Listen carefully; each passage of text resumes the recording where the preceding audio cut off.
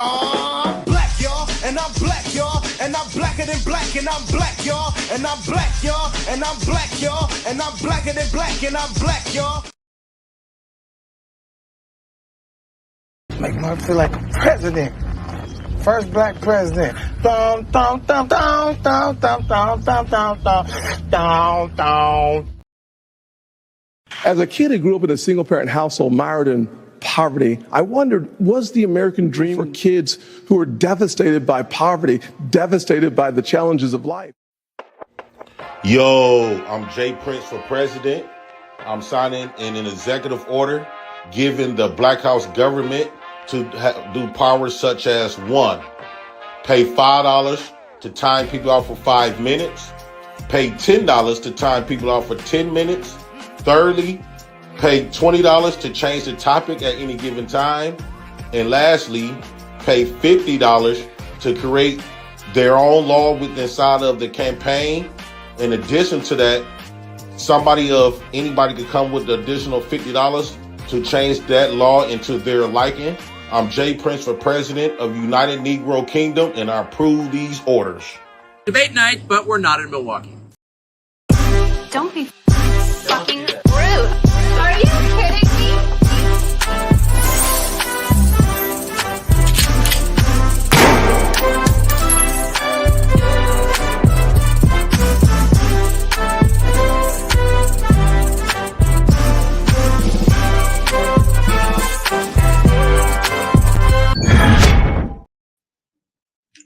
What's going on, Black House?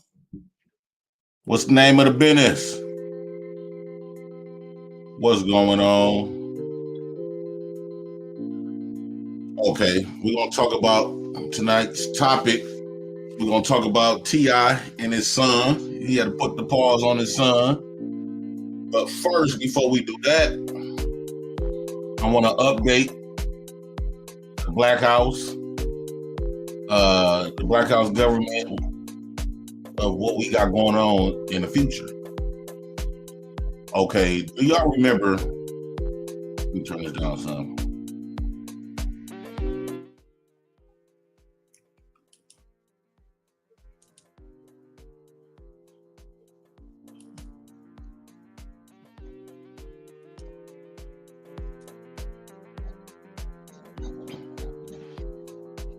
Okay, let me see some. Let me see something before we get into that. Before we get into that, let me get my special shout outs. My special shout outs.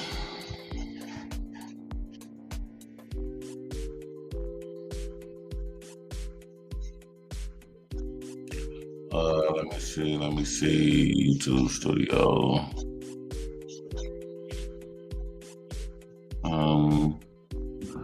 Let me see. Hold on.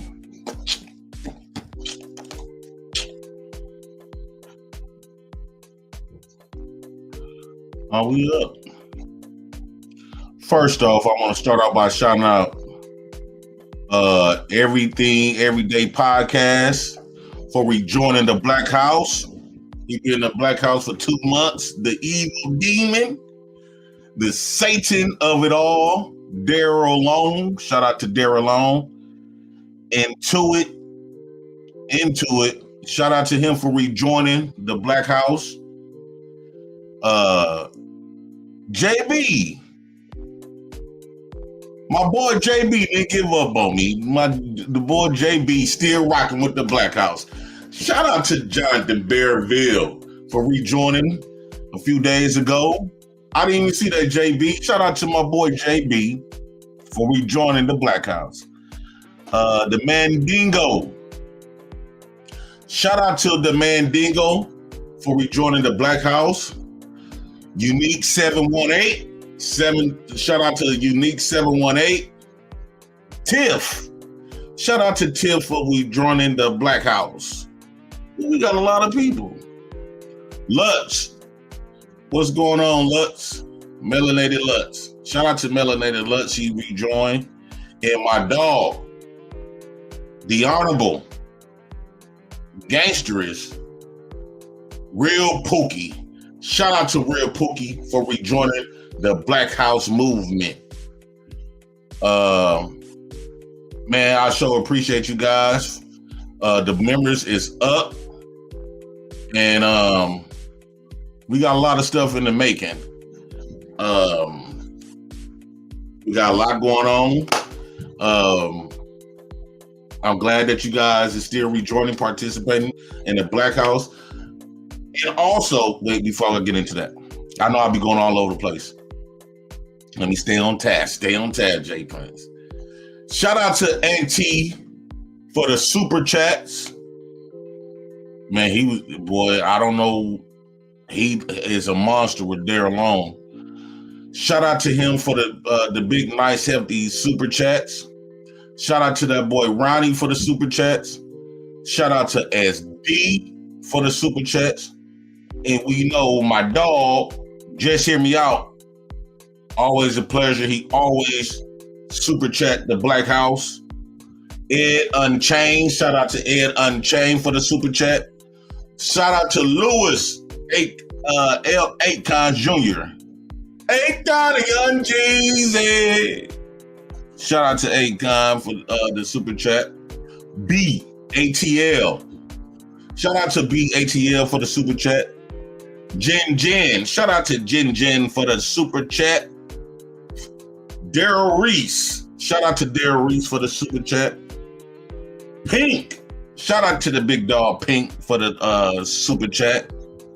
MC Heavy Tits. He's still supporting the Black House. Shout out to MC Heavy Titties for the Heavy Tits for the super chat. No Chaser. Shout out to No Chaser for the super chats. J Hub. Shout out to J Hub for the super chat. Tony Golden. Shout out to Tony Golden for the super chat. Keep It Funky IRL. Shout out to Keep It Funky IRL for the super chat. And that boy Rilla. Shout out to Rilla for the super chats.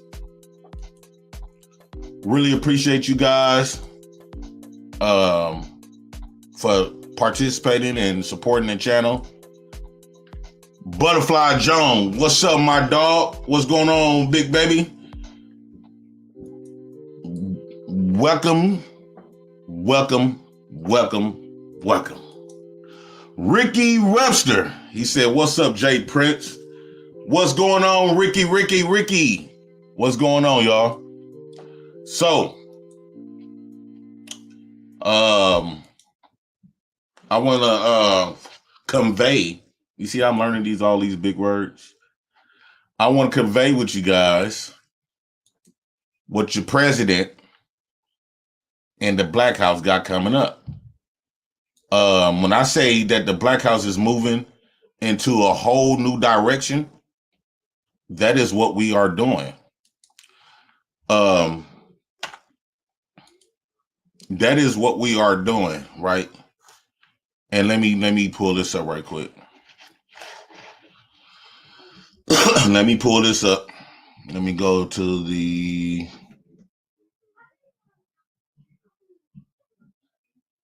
trying to go to the channel.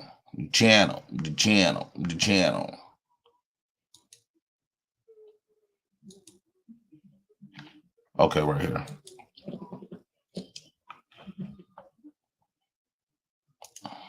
Okay, let me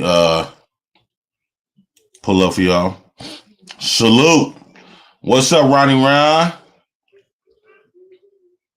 Oh, that's Jab Gar. He playing salute to the governor. What's up, Jab? He said, what's up, Jay Prince? What's going on, dog? The Crown Mr. Prince, Mr. President JP, sir. What's up, Crown Prince? What's happening, big baby? That's another one always coming over here, rocking with your boy. Ricky Webster, JP, you aren't doing any shows with your lady no more. I know. However, this is what I'm trying to tell y'all of the new Black House movement. Since I'm the lady's choice, and I know how to go out there and get my ladies to come over here with me to have a good time. The direction, and this is gonna get into my show. We'll get into what I was talking about. The direction that the Black House has got going on, right? I'm gonna be doing like instead of these sit down panels. I have participated in doing something like that for the past 2 to 3 years. Most 9 times out of 10, we talking about women. Shout out to the people who still want to continue on those conversations. If I do have a conversation about women, it's going to be something like in real life, right? Like we're going to be having conversations like real life. It's going to be women here with me, kissing on me, feeding me grapes, stuff like that. Because I love women. At the end of the day, I didn't put like this. If y'all was to tell me that Jay Prince, your channel will blow up, all you had to do is continue to talk bad about Black women. I will be honest with you. My heart wouldn't be in it. And the reason why my heart would not be in it, because I've been doing it for so long. And I didn't come on here to talk about Black women just to talk about Black women. When I came on here, I expressed the experiences that I have lived with Black women.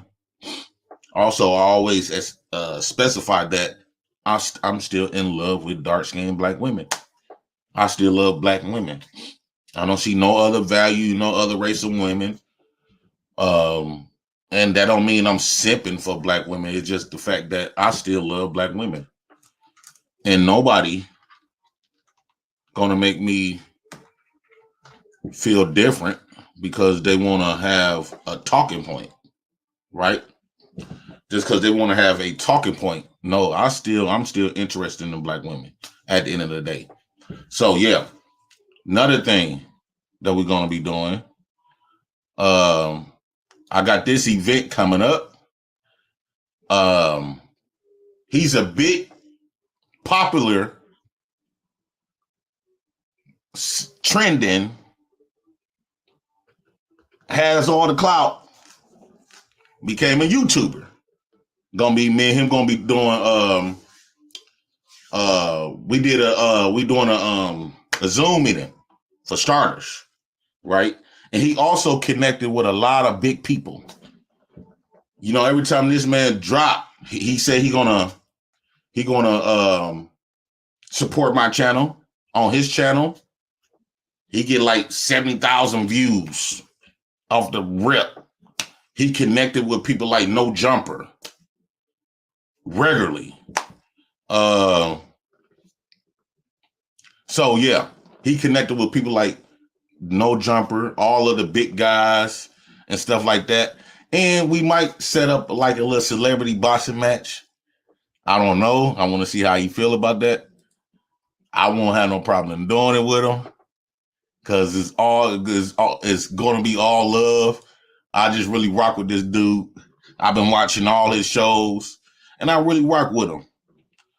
Shout out to my boy, Crip motherfucking Mac. Crip Mac. We're supposed to be doing a dialogue, a Zoom meeting. And I'm trying to do different shit, right? If everybody else can grab their shit that they want to start doing and come up to be great, well, goddamn it, I should be able to too, right? I should blossom too, because actually, to be honest with y'all, I enjoy doing stuff like this. I mean, don't get me wrong. We done did the panel stuff and we still gonna be doing the panel stuff. But I am trying to rebrand and possibly start a new channel. And so I could so I can have more greens, my stuff, because I notice as I'm getting bigger and bigger, and when I'm talking to the people that's trying to do like my documentaries, because I'm going to be doing like I'm gonna give you a little secret. I'm going to be doing like documentary shows of my life. They're gonna come in like 10-minute sequence or 5-minute sequence, and it's gonna be like a real life documentary. I got enough stories. I had enough experience. I had enough trauma. I'm capitalizing off my trauma that I had lived and experienced. So that is some of the stuff that we're going to be doing, that I'm going to be doing in the Black House. That's what we're going to be doing. We're going to be rocking with people like the boy Crip Mac. Me and Crip Mac locked in now. We is locked in. So shout out my dog, Big Crip Mac. Make sure y'all go subscribe to his channel. He a cool dude. And I actually like Crip Mac, man. Crip Mac is a real nigga, dog.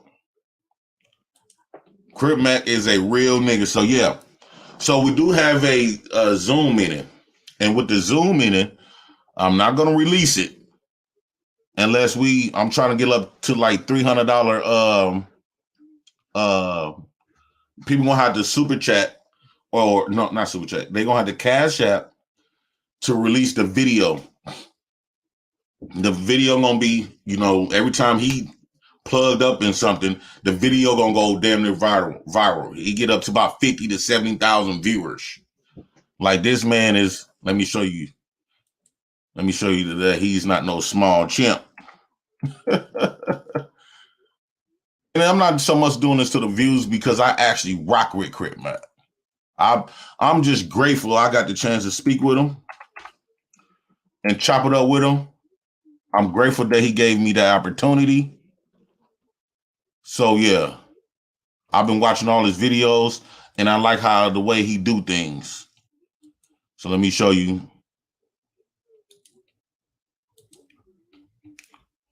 Crip Mac.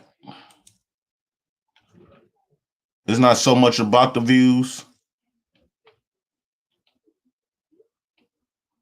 166, 23, 78.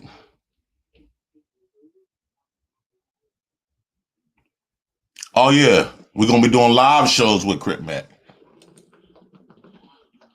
All of that's coming up in the making as well. We're gonna be doing live shows with your boy Crip Mac. I still got the Honorable Judge O'Brown on deck. So I'm trying to get into that types of stuff. And like when we not having like regular, oh yeah, we got 10 Toes Down coming up. That's another big time YouTube star. He another big one. So y'all make sure y'all go subscribe to his channel too as well. 10 Toes Down. So I'm trying to connect. When I told you that I'm trying to let the people from the Peep sector, they want to ride with me. But like I say, I no longer want to deal with fake supporters. I do not want to have no supporters that trying to play two sides of the fence. People that play two sides of the fence, you really can't trust them. A lot of people saying, well, I love both of y'all. And I'm not saying people to choose sides, but the other side been telling people. I found out the other side been telling people to not fuck with me. And I don't know what it is. So I'm trying to get into a new sector with some brand new people doing having brand new topics, brand new different content. We're not gonna be sitting around here just talking about reacting to other people's shit, talking about arguing back and forth about the same conversation that we done had for 10 years. At some point, you outgrow it. You become healed of it.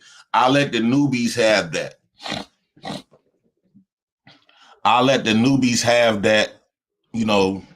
the talks about women all day, back and forth, arguing about nothing. Especially like it's too many guys for me, right? When we talk about, and I'm getting into the topic, when we get into like conversations about women and relationships and having children, I don't feel as though people that don't have that, for the most case, shouldn't be that damn adamant about these conversations. How could you really take advice from men or women who never experienced a relationship with a woman or a man? That's like, especially when people be talking about people, kids, or talking about kids. How you gonna get advice from people that don't have children on how to raise kids when you got kids and they don't?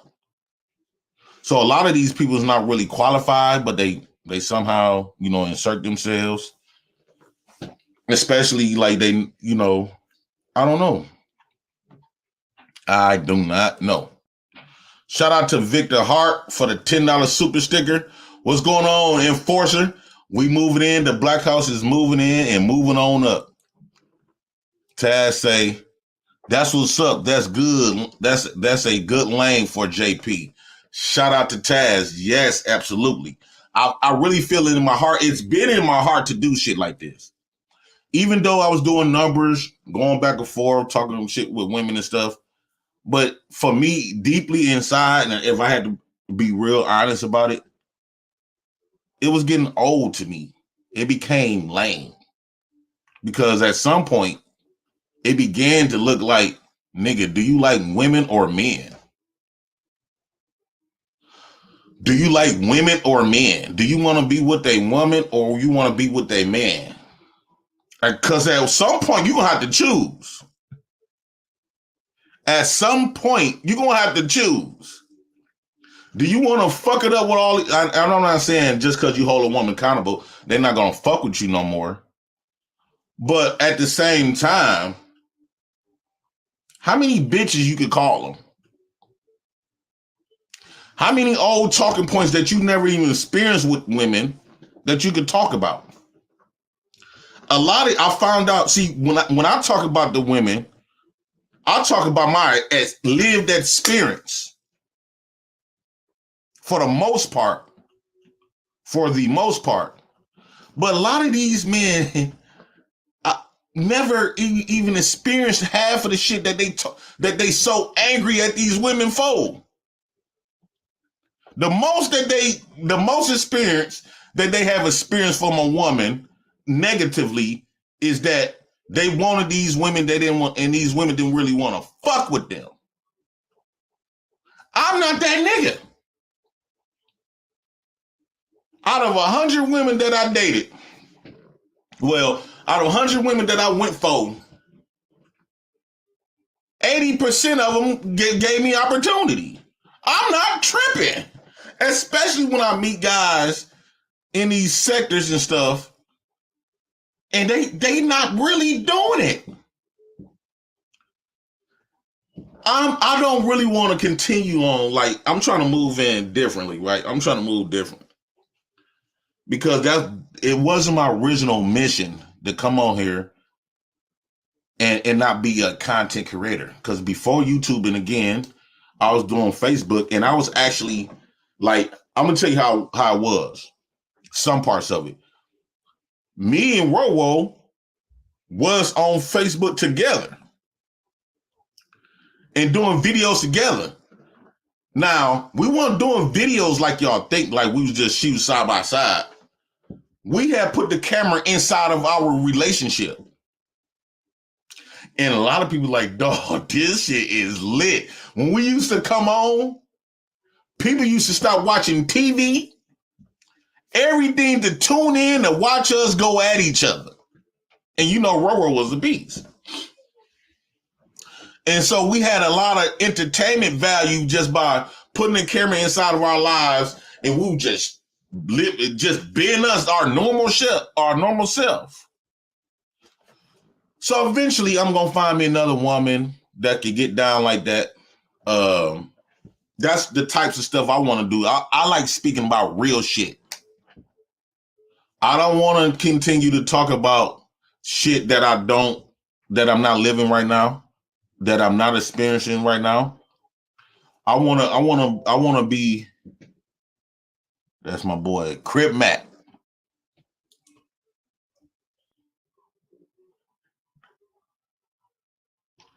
Okay, bet.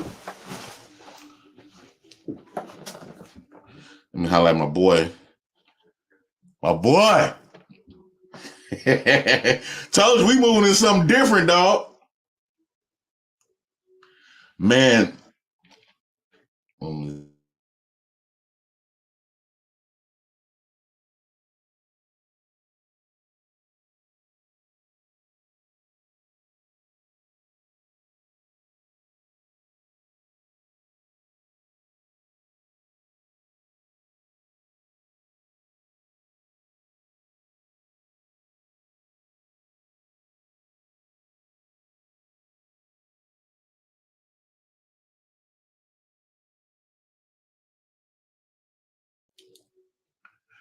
See, I got some. We locked in, dog. We is locked in. I just found out a lot of my videos that I did with Daryl Brooks. Who else? Melanie King, all these types of people. That shit can still go on World Star. I've been on World Star before. So we're gonna be putting shit like that on World Star. I got editors now. We finna a lot of this stuff that I have done, all of this good product that I have put out there.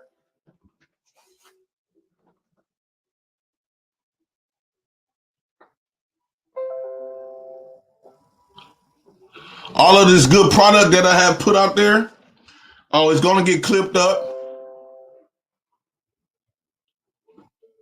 Hold on, this is my boy Crip.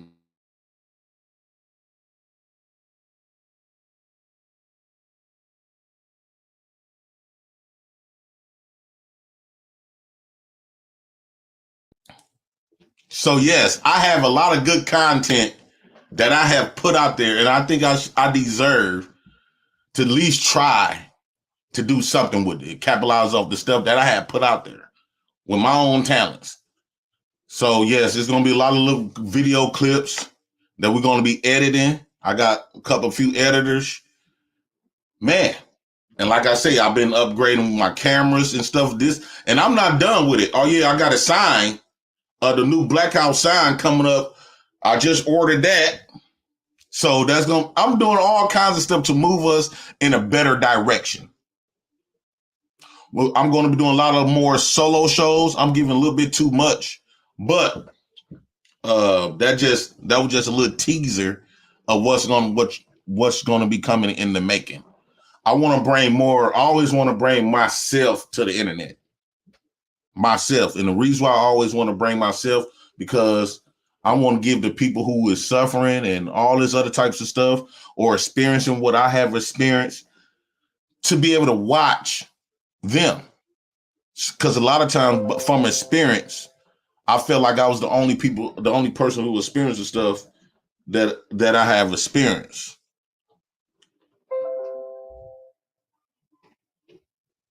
All right, bet. That's good. I'm gonna holler at you sometime. I would say about Friday. I'm gonna holler at you Friday. So y'all can, I want everybody to be great, successful. The people with their channels and stuff, hopefully y'all be great in making and stuff. I just feel like myself, I kind of like outgrew these back and forth panels, beefing with women all the time. Don't get me wrong, I'm still gonna talk my shit if they piss me off. But for the most part, I'm trying to bring in something new and more and becoming more of a content creator. Because I realized that YouTube ain't playing. YouTube ain't playing. And guess who ain't playing no more? The same thing that they did to Tommy Sotomayor and other people. These women. At the while, they get to start flagging your shows. And that's what really, why you think Tommy Sotomayor has so many channels? Sugar Bum say, oh my God, I just looked him up. Yes, that's my dog. Me and that nigga locked in. It may be, just maybe, since he got a real strong connection with No Jumper, maybe No Jumper might do a possible live with me a couple of times. I don't know. Price is right, he might do it. I don't know. So I'm trying to move in that type of direction. Yes, that's the direction. That's me. That's my lane. I want to stay in my own lane. I don't want to dip and drive in nobody else's lane. Y'all can have the other stuff. Do y'all. You got my 2 thumbs up. 2 of them. Y'all go do y'all. I feel more relieved that I'm with the connections that I am building, and I'm trying to, and again, the direction that the Black House is going, I feel more better at that. I think that's more of me. Because I'm going to be honest with you, y'all. When I was going on people panels and stuff like that, I used to first off, I had to force myself to go. I could tell, and this is another thing before I get into the topic. You could tell when your heart is not in something. And this is for people with channels. You can tell when your heart when you outgrow something, right? When you have to force yourself to do something. Or every time it's time for you to go do a panel or go on people panels, you drag to do it. At one point, I was excited to do it. But then once the heavy beef started happening, where people trying to affect each other in real life and stuff, it became unfun. And not only that, the fake supporters too, right? But I didn't really care about a lot of those fake supporters because a lot of times I never paid attention to the chat. But when that type of stuff, everybody, I don't like everybody available to me, right? And here's why. If you're going to be a star, this is why I didn't agree with the bounties. If you're going to be a star, and a lot of people say the chat matters. Yes, the chat matters. But you got to understand that people look at us like a movie theater, like the movies, right? The movies don't give a fuck about what the fans talking about. They not talk shows. What's those reality TV shows? They not finna let the chat play in what they got going on. Don't give a fuck how much money they could make.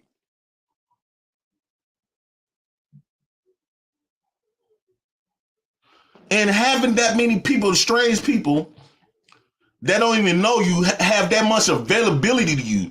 Once everybody can be available to you, you become not that exclusive. If you pay attention to all of the big time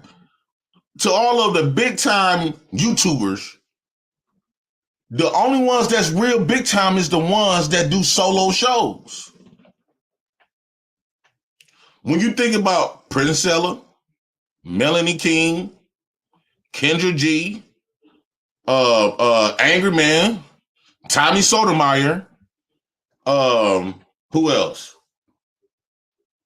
Who else big? 10 Toes Down. Who else? All of these people that had big platforms, even Crip Mac, they usually be by themselves. Even me, when I was on Facebook, they didn't have TLA.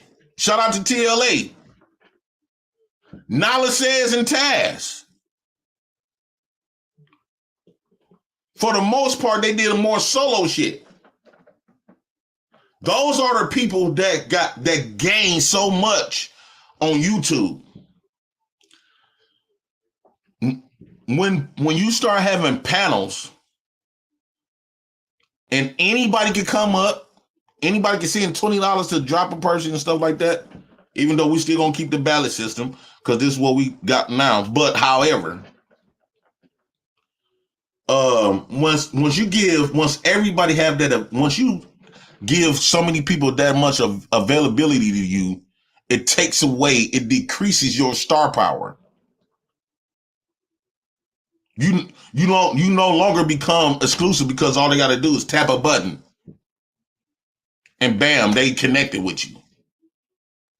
So I want to become like that part, like for the people that was available to me back then, yeah. But moving forward, I'm not going to make myself that available to people. Except for the people that have been rocking with me, my supporters and stuff like that, as far as like the people that's on the panels and stuff. But primarily, I don't want to be that available. So that's another thing, what the Black House is going moving. Now the Black House is the Black House. The only time people will have availability to me is when we own the Black House. And that's like from a certain period of time.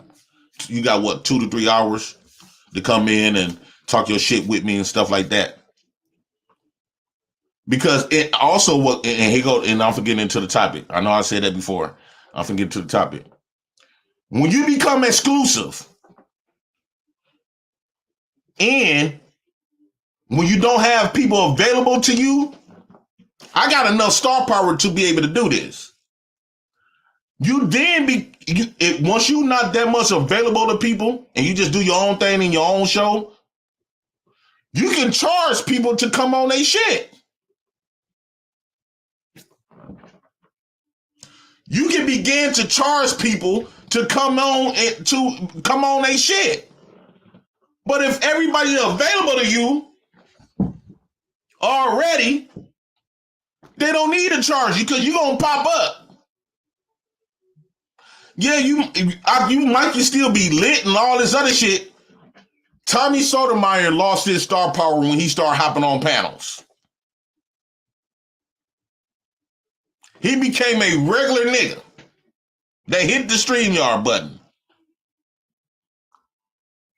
Now people don't even watch him really like that no more. Oh, not going all out their way. Just think about it. If we would have had connections with Tupac, anytime I want to be close to Tupac or Biggie Smalls or Jay-Z or Jeezy, all I got to do is tap on a button. I'm right by, and I'm communicate with them. If you're going to be a celebrity, you have to move like a celebrity. And it's a difference between celebrities and podcasters. And I like to consider myself like somebody people would love to watch and pay to watch and just be me. I come on just me and my lane. I mean, my own lane. That's how I blew up on Facebook. I didn't bring people up on my live. Every blue moon, I'll bring somebody up. Then once I be talking to them, I see my numbers be dropping. But then I let them go. My numbers go right back up. My viewers go right back up. So I got a lot of stuff to work on in the back. And again, we still gonna keep the Black House at night. And we're gonna do that. But I got other stuff in the making as well. So that's the movement. That's the new Black House movement that we're going for. We're gonna blow up. We're gonna represent. I'm never turning my back on the Black House. The Black House have got me so far, and it's still been supporting me. And I can never forget them. I'm always gonna push them forward. The Black House is always gonna be in my heart, always. So this the Black House still. So let's get into the topic. T.I. fights his son. My thing is, what's the problem with it? Why is everybody so messed up about T.I. fighting his son? Let me pull up the clip.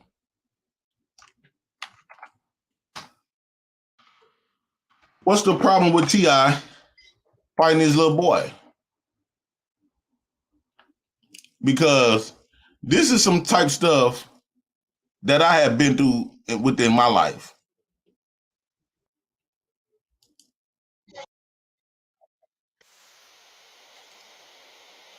Hold on.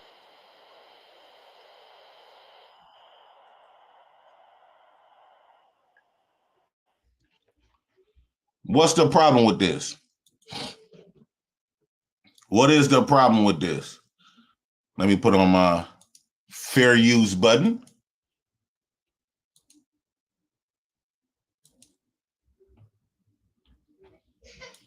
I'm putting this, hold on.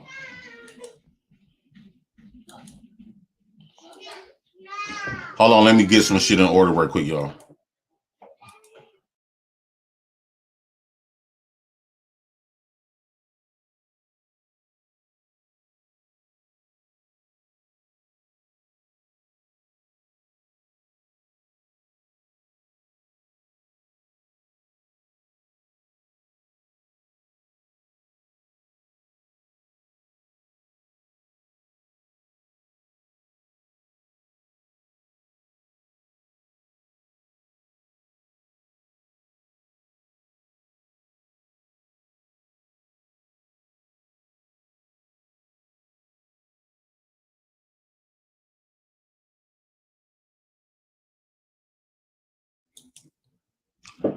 So let's get into the topic. T.I. fights his son. Here you go, right here. Embarrassing yourself. What did you talking about?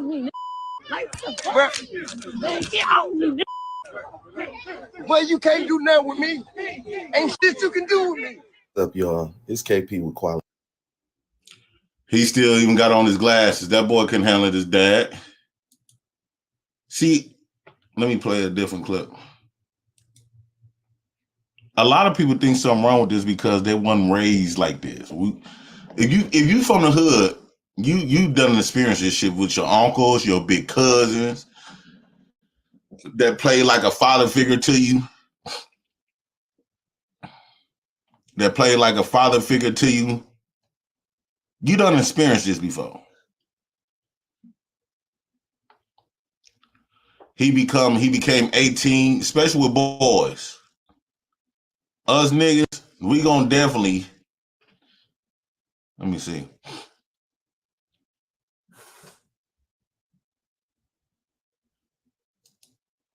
We definitely gonna try out and test the waters. That's what people just try to tell us what to do. It's a Storm Show. What is up, Storm Chasers? We finally have the Okay. Here we go. Damn.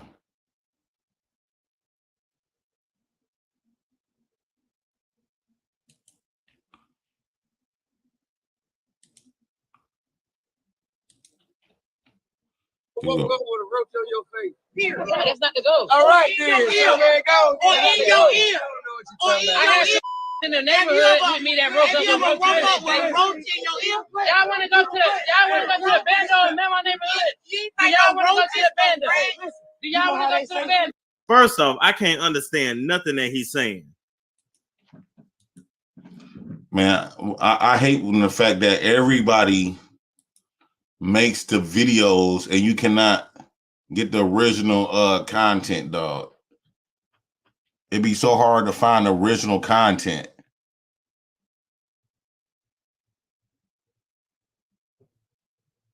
Hopefully this is, let me see. Embarrassing yourself. What's up, y'all? It's KP. He grew up in a non-gay. I think y'all gonna get a good laugh out of this one. Got to give credit and shout out to Live Bites for this video. Have you ever woke up with a roach on your face? Here. No, that's not the go. All right, then. So, man, go. Or in your ear. I don't know what you're talking about. I got in the neighborhood with me that broke up with roach in your ear. Y'all want to go to the bando in my neighborhood? The reason why he asked him, have you ever woke up with a roach in your ear? And it sounds like King is trying to be a nigga that he wasn't raised like because his daddy was like that. I got a little cousin that's just like this dude, right? His daddy was a gangster. That's the one that used to whoop my ass coming up too. He was like a father figure because my daddy wasn't there. And, it was my auntie's son, but when I was like 10, he was like 18, 19 already. So as I started getting older, he got older. So he played like the father figure. He was the one who got the chance to whoop our ass when we fuck up bad. And he used to whoop my ass with like 2x4s. I remember when I knocked out my teacher, my gym teacher, and my auntie called her son, which is him, to whoop my ass. And that's when he got the 2x4. And then when we did the move with Potawatomi, because you knew back then, this is how we got into it. This when I finally stood up to him. At this point, I was like 17. I stood up to my big cousin. I stood up to him when back then this one I was like 17, so that was a lot of years ago, like about 32 years ago. Potawatomi Bingo Casino. Back then you could open up a bank account, right? He put me on the move. Open up a bank account, wait till you get the checks in the mail, and you take the check down to Potawatomi Bingo and do it up to like $700. Because you want to do up to $700. That way they don't hit you with a felony. So we wrote a check out for $700. And my auntie he tried to take 5. I said, what you mean? No, he tried to take half. I said, what you mean? I got to pay this shit back. And he was talking about me. He was getting into it at this point. And my auntie say, you gonna give him half? I said, I ain't giving his ass shit. I got to pay this back. And then me and him got into it. He was a big dude and all this other type of stuff. Actually, he the cousin that I say that reminds me of Anton. So he try to play me and take my shit. Nigga, I ain't finna pay you half, nigga. This shit is on my name.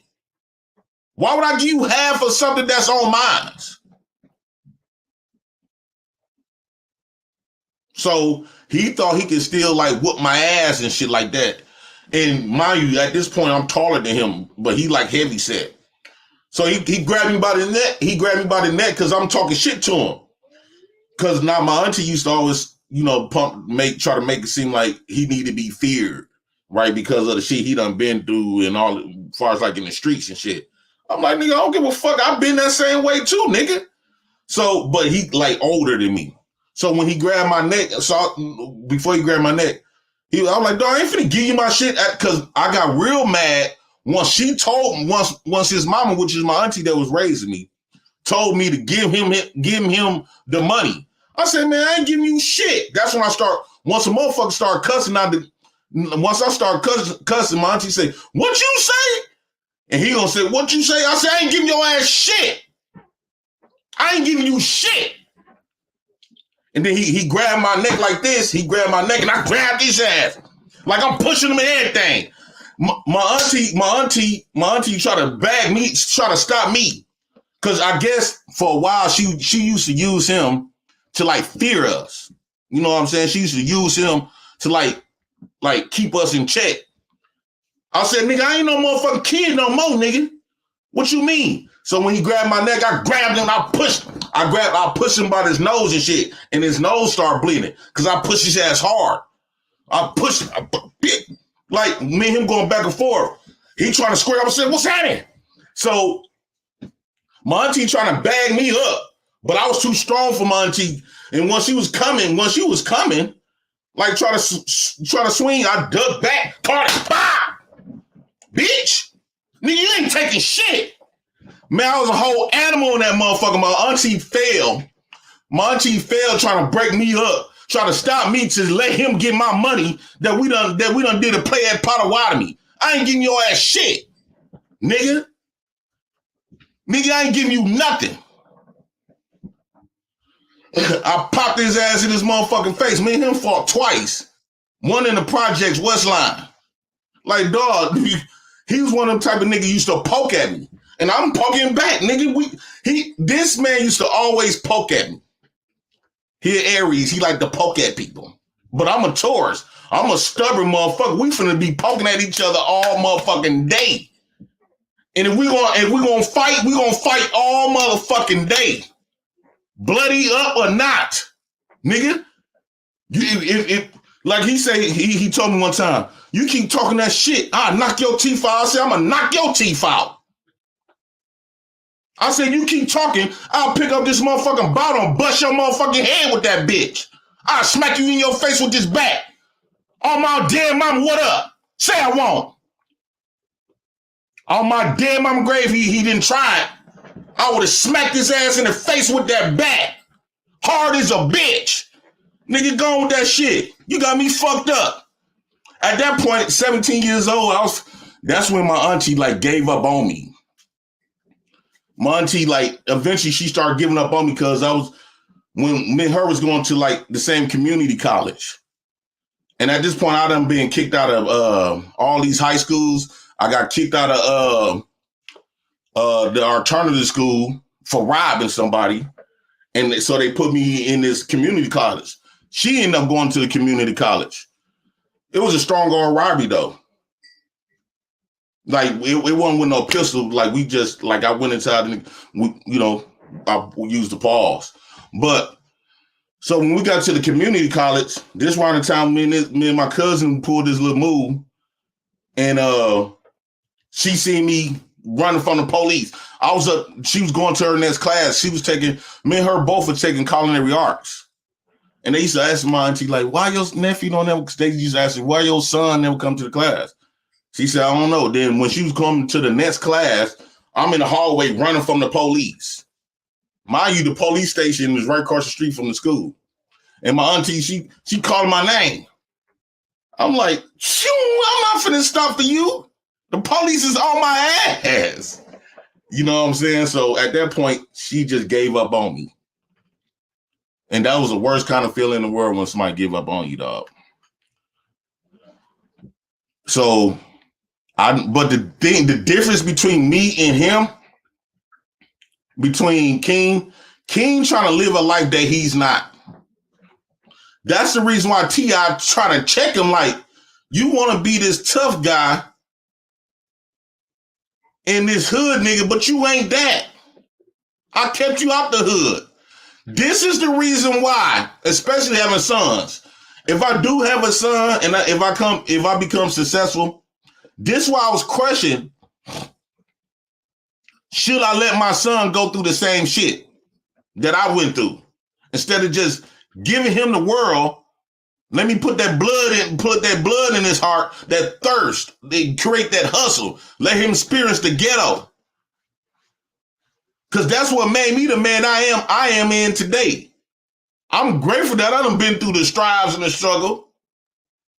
Now you got people that T.I. son never been through this shit at all.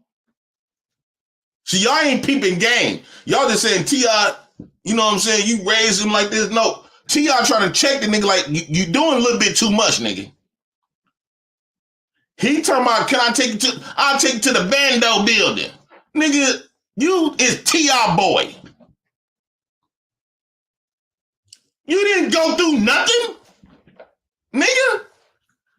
The rough shit that you don't probably did go through is some shit that you inserted yourself in, trying to be down, trying to fit in. King is one of the type, and I'm not dissing his son, but we gotta keep it all the way gangster though. He never been through the shit that like I've been through and other niggas done been through. Nigga, you T.I. son. T.I. was still married to your mama. You had your mother and your father. Yeah, T.I., he's still kind of ghetto, so of course you're gonna pick up some of his ghetto ways. But nigga, we ain't gonna respect you as a nigga that come from the gutter. You didn't come from the gutter. I woke up with roaches and rats.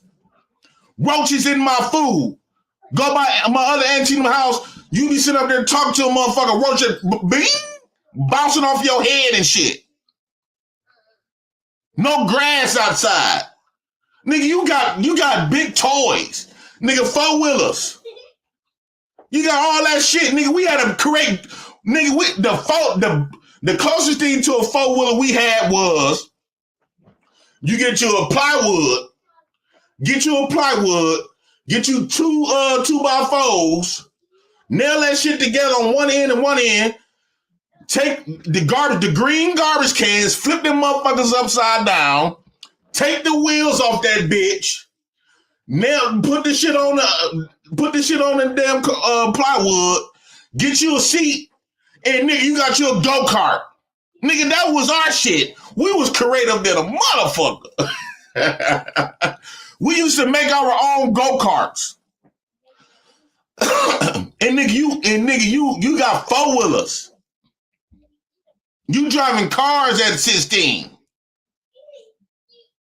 Nigga, I wish we would have had a motherfucker.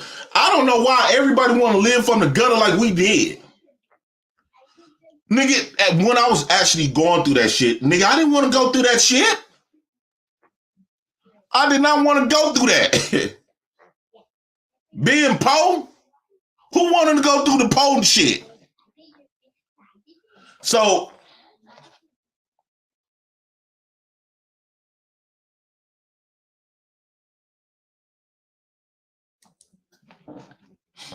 this what this shit is all about.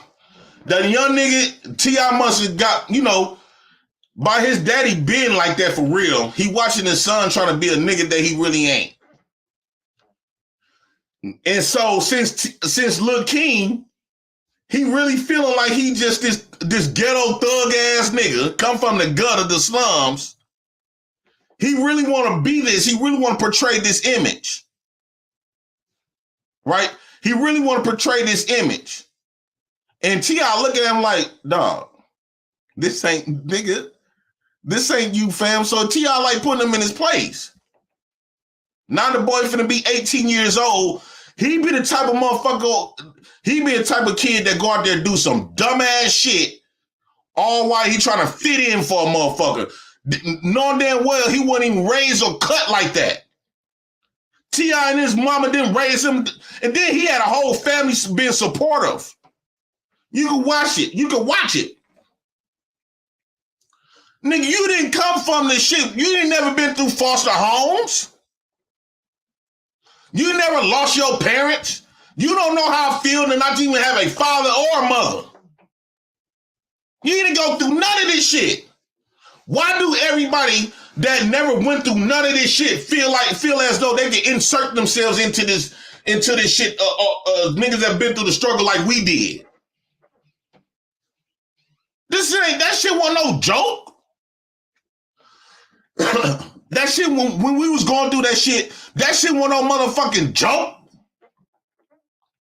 My mama crying to us, her kids every day because we didn't know we was gonna get evicted. The lights got shut off. Arguing over hard pieces of bread. Man, my brother fist fighting over the last piece of bread, so I was gonna put some syrup on that bitch. My mouth all watering in my fucking sleep because you know how you sleep and you just saying, okay, you've been thinking about this piece of syrup bread for a long fucking time. And then you go on that motherfucker, you done hid the bread. This motherfucker, the bread is hard as a motherfucker though. We done hid the bread. So I done hid the bread. I'm the only one know where these two pieces of bread back. The bread at. It was the butt bread in the bread that was in the bun, like right close to the butt bread. So I was gonna put some syrup on one and syrup on the other one. Man, I get up to go for that bread. My brother done beat me to that shit. I already knew it was him. I busted in the door. Man, Jermaine, man, why you eat my last motherfucking pieces of bread, dog? He was like, so nigga, why the fuck you hiding it? Cause I put that shit up for me. Man, we get the fist fighting like a motherfucker. I was so motherfucking mad I was crying. I was so fucking mad I was crying. Cause I had my mouth taste to put some syrup on that bitch. Cause I knew we was gonna be hungry. This motherfucker he took both of them bitches. Dog, I could have hurted my brother that day. So this is T.I.'s son trying to be a nigga that he ain't. Do y'all want to go to the bando? Do y'all want to go to the bando? To make him look better, he know not true. Silver spoon, I ain't never ate with that a day in my life. So T.I. said, nigga, you was born with a silver fucking spoon. Nigga, you was born with a platinum spoon, nigga. The fuck is wrong with you? Dog, you was born with a platinum spoon. Why do everybody that get rich want to perpetrate of living from the slums? Nigga, we come from the slums and you want to be the slums. Like, why would you want to do that? I wish I would have had a platinum spoon. How many times your daddy done win platinum?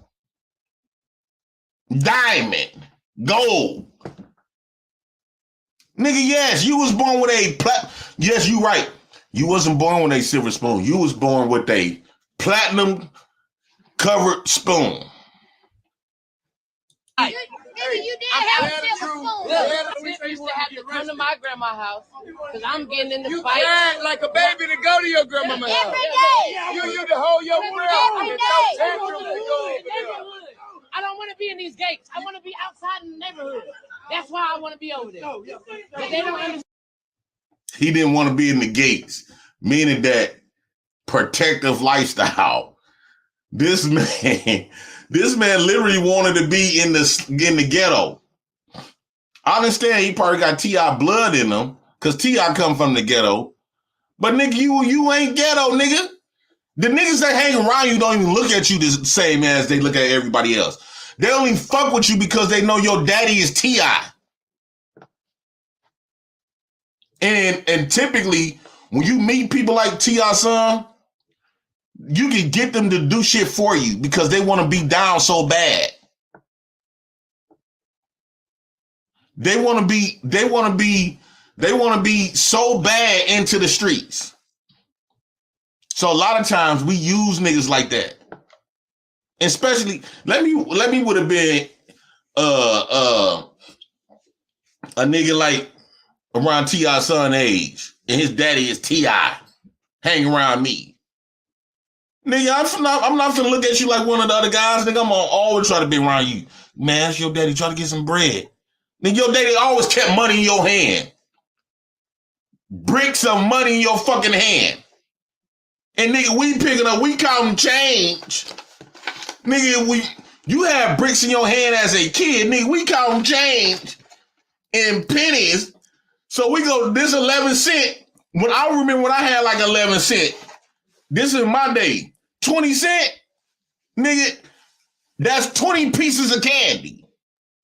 And I was so geeked about those 20 pieces of candy. I couldn't wait to get up. I was so anxious. You know how when you get some new clothes for school, every first of the month, because we had to wait until every first to get some new clothes, brand new clothes. And you know how, like, me and my brothers and them, though, we were so... we'll all try on our new clothes and shit. My brother and them end up falling asleep in that shit. Mama whooped his ass good, too. But we walk around the house like, yeah, I can't wait till school start. School in the morning. We can't wait to school in the morning. Which one you wearing, Jermaine? I'm wearing these. I'm wearing my old shit. Knowing damn well I'm lying like a motherfucker. I was so excited. I couldn't wait to go to school. Plus, it was this girl up in class that had a crush on me and shit. I couldn't wait to show on my new clothes. And then mama finally got me a haircut. Like when I was a kid, I didn't really give a fuck about haircuts and stuff. But she got me a haircut. I had some new clothes, some new shoes. Get to the motherfucking school. I couldn't wait to try them on. I couldn't wait. I used to fantasize, ooh. I used to be like, ooh, Soon I hit the class, I'm gonna walk slow as a motherfucker, so everybody can see my new clothes. I'm gonna be walking. You walk around the school slow as a motherfucker. You want everybody to see every crease, every stitch of your new outfit.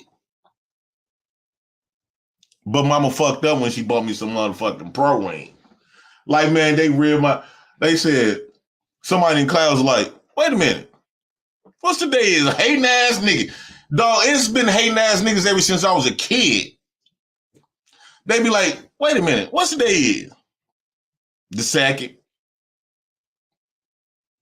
The second, right? What was yesterday? The first. Since when we seen Jay Prince with some new clothes on? Your mama them getting that first of the month check, nigga. Your mama getting them first of the month check. Like, dog, oh my God, just kill my whole fucking dream right in front of the bitch that I used to have a liking for. Like, why would you do this? It's always some hating ass scrubs.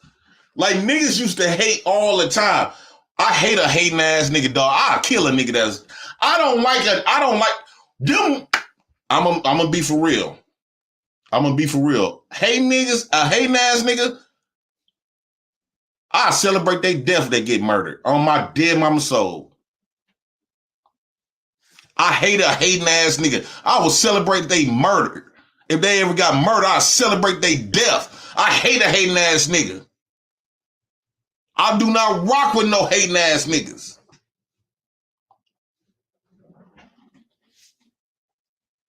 I do not like, you can't trust a jealous ass nigga, boy. A hating ass nigga, though. Woo. Especially when it comes to some chicks. We all know how niggas be playing it, though, right? You know how niggas, they don't say nothing to you all day long, right? Soon as you get around a chick and they feeling like this chick is liking on you, here come they ass want to start ribbing and shit or talking. It's like that in my adult life now. I could be sitting up there chilling. And if a woman, like somebody peeping at this woman checking me out, I'm not even paying attention to her. I'm minding my own business. I'm not even paying attention to her. I'm just being me, talking my shit, living, enjoying life, glad to be alive, doing my thing. And a woman checking me out, she laughing every time she giggling every time I speak.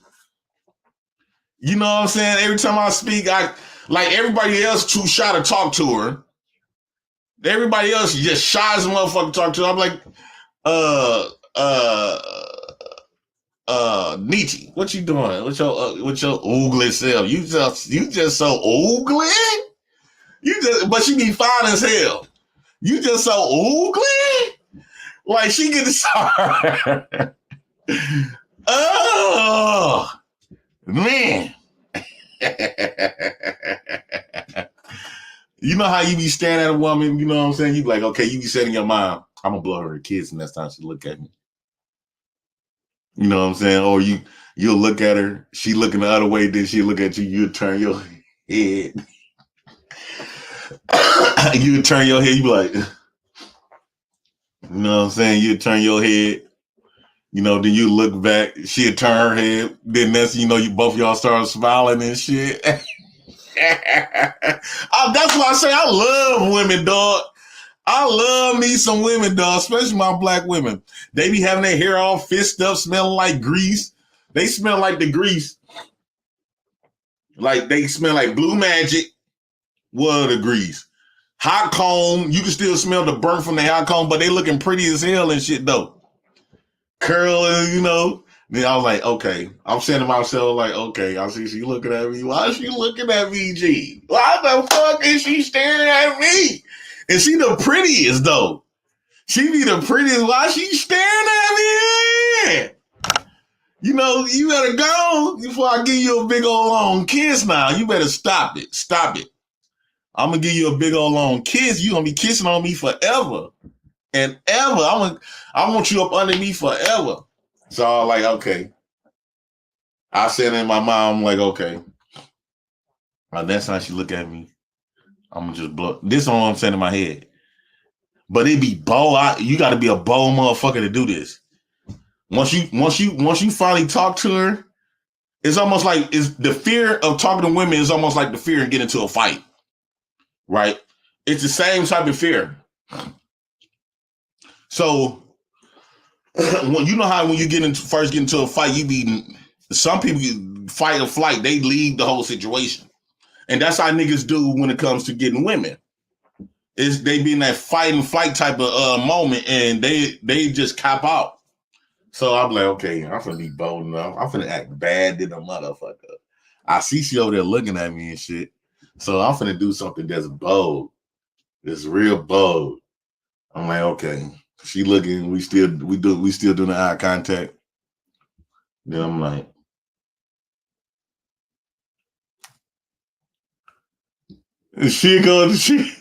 hey, look, but this will really get your dick hard though. After you blow her the kiss, you be like, she'll blow right back at you. Oh, now,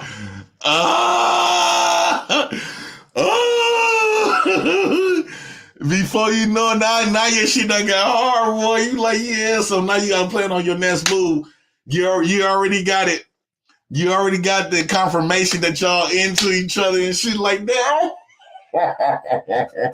So, okay, what's my next move? Okay, let me see. So you doing more like y'all ain't doing no conversation. It's just all eye contact shit. Like it's all in y'all body language shit. No talking at all. So I get up, acting like I don't see her. She stands up, acting like she don't see me. And then that's, we find each other standing next to each other. And then like either that or like when we walking down the hallways, I'm looking this way. I see her walking up towards, like coming my way. She see me walking her way. And I turn my head, but I put my hand out like this, down low though, where close to her pussy at. And then she put her hands down low where my dick at. So that's, we give each other a 5, real soft and gentle. And I grab her stuff, she'll grab my shit. Oh, and that's, I'm pulling her back like, come here. You don't got to say none at the point. You don't got to talk. You know how many pussy I done got? How many times I done rubbed on a woman's pussy, not even saying a word. One time, nigga, and then I'm get back into the video.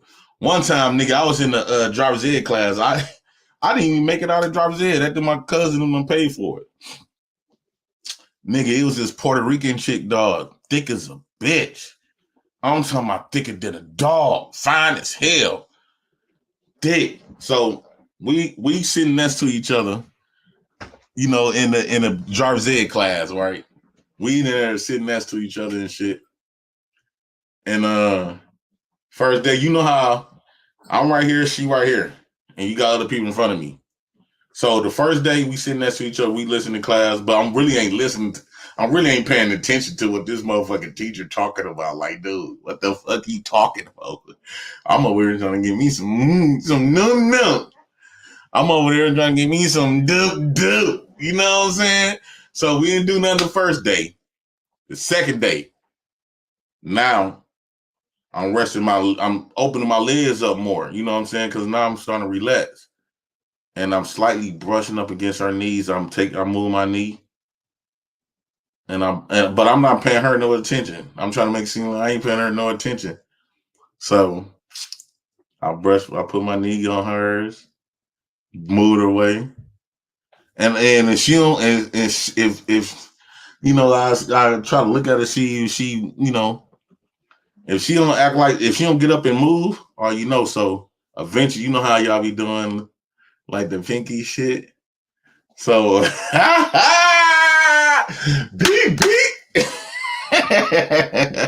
So I'm over there. Now I done rest my knees on hers. Now we just, your eyes get geeked because now you done touch this woman with your knees. So you waiting to see if she gonna slap you or something. And she don't do nothing. She just rests her knees on yours. So now your hand was just hanging and shit, right? So you taking your pinky and you like this her pinky right here. Here go yours. You doing this?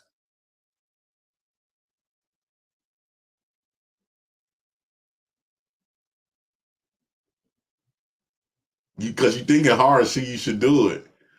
See you should touch it or not. And then you just do like this. And if she do like this, if she do it back, next thing you know, you get the whole hands in there. And now I'm not even still looking at her like now we done locked our hands together. Then before you know it, a couple minutes done went by. Now you rubbing on her hands. She rubbing on yours. And you know what I'm saying? Now she slide your hands on, she was sliding my hands on her thighs. And she put my hands on her thighs like this. And she just let it sit there. So I'm just, while the teacher trying to teach her to drive an egg, dog. The teacher trying to teach her to drive an egg. So I'm sitting up here getting freaky as a motherfucker. He teaching him to drive his egg, and I'm up here with my pants and he's rubbing on this woman's legs. So she put my hand, she set my hand on her thighs. So we just sitting up there, you know, not knowing what we're gonna do next.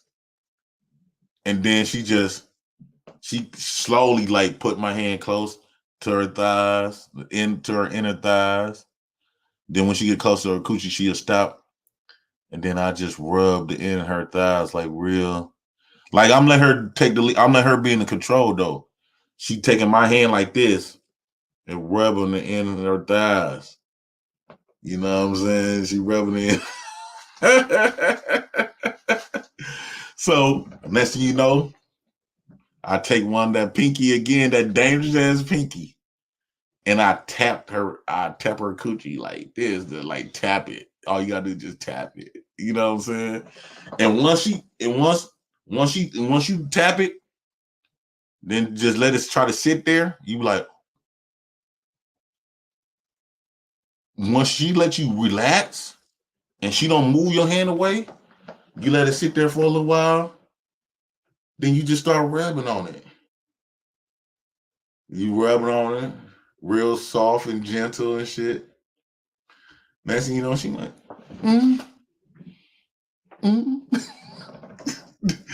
The driver's ed teacher, dog, was so fucking funny.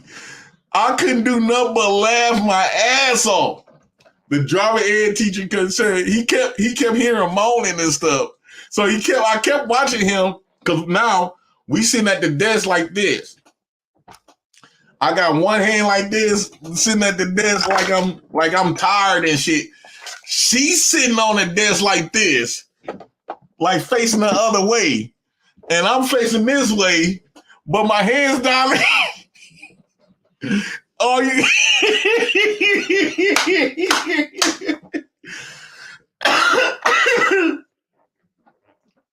I'm sitting up there, man, getting it in, though. But she kept moaning and shit. She like, Now, it went from me being in her on top of her pants, then she put my hands inside of her pants. Because now her shit is getting soaked. You know what I'm saying? So, I'm up there going town rapping on that shit. You know what I'm saying? The driver's ed teacher just had enough of that noise. I guess it was irking his nerves. He probably wanted to fuck that day. So, because the way she was moaning, it sounded so... The way she was moaning...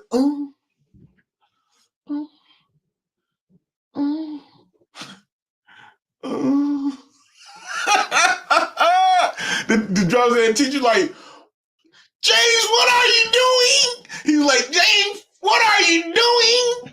Oh, man, she hurry up, flick my hand. I'm like, man, I ain't did nothing.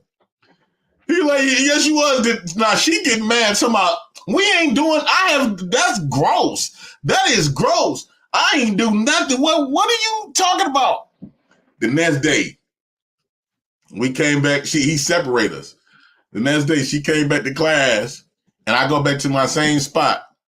She tried to come back to her same spot, but now, this day, she came in with her thighs and shit out, like a small-ass dress. like a small ass dress dog on my damn on grade. I'm up there like, oh shit. She came and then she had on some boy shorts, right? She had on some toy coys. I seen her panties. You know what I'm saying? She was strapped in a dog. Man, on my mama, she was doggy strapped.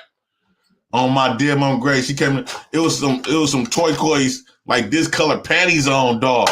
I seen that shit on my dear mama grade. So I'm like, you know what I'm saying? I'm just sitting in the same spot. I ain't even trying to look at her.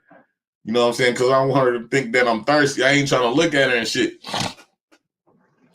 Man, the moment she got ready to sit down, the teacher,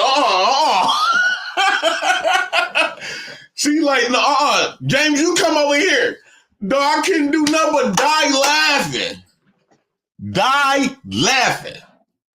Oh man. Oh, that type of atmosphere always happened to me in school all the time. So when niggas be sitting up here talking about what they ain't gonna do with no woman and shit, a woman make you feel so goddamn good, dog. Especially, see, when you got women that fucks with you, it's a different ball game, fam. See, the niggas that really got this drama with women, they really didn't have women to fuck with them like that. They didn't experience just this shit that I was 16 years old. We was both 16 at the time. Just this time, nigga, I got another story, nigga. When I had a bitch, she was fine, thicker than a dog on my damn mama. Great. Dog, my uncles was hating. I got me, my cousins, both of my cousins, Trail. Who else? I gave? I took it to the hood. On my damn mama grade, fine, thicker than a dog. Light skin, long hair, natural, ponytail. Big booty, titties perky, with the fat nipples, nigga, on my damn mama grave. Nigga, I took it to the candy shop, dog. I took it to the candy shop, the old man, cause she used to tell me, this when I was like 18, 19 at the time, I had a car and everything. She used to tell me, I was like, man, when I first met her, I met her at the gas station. I had a 78 canary yellow Bonneville. The shocks was bad, so the front used to bounce. But that motherfucker was clean with the peanut butter top photo. You know what I'm saying? So I met her at the gas station on 35th and Silver Spring. And I pulled up on her. I said, damn. I pulled up on her. I said, what up, big baby? What up, baby? What up, baby? What up, baby? Anyway, I ain't say all that. So I came out, hollered at her, said, man, get in. So she got in. Dog, we was like this for at least a good month or two. On my mama. After I knocked her down, I was like, damn. I broke down to her. I was like, shit, baby, I live in my car. You know what I'm saying? We both broke. I got a car, you got a pussy. Shit, you can make, I know a lot of people that'll pay for that. You know what I'm saying? You got the pussy. If I could sell my dick to some bitches, I'll sell it. But you got niggas that want to buy that. I got a car, so we gonna always make some money. And she was down with it. Every time I ask her, I make sure I ask her, like, what we gonna do today? She like, babe, I'm gonna make you some money. On my dad, so I didn't know she was for real at first. So I took her out to this candy store on Titonia and Hampton. It used to be a candy store there on Titonia and Hampton in Milwaukee.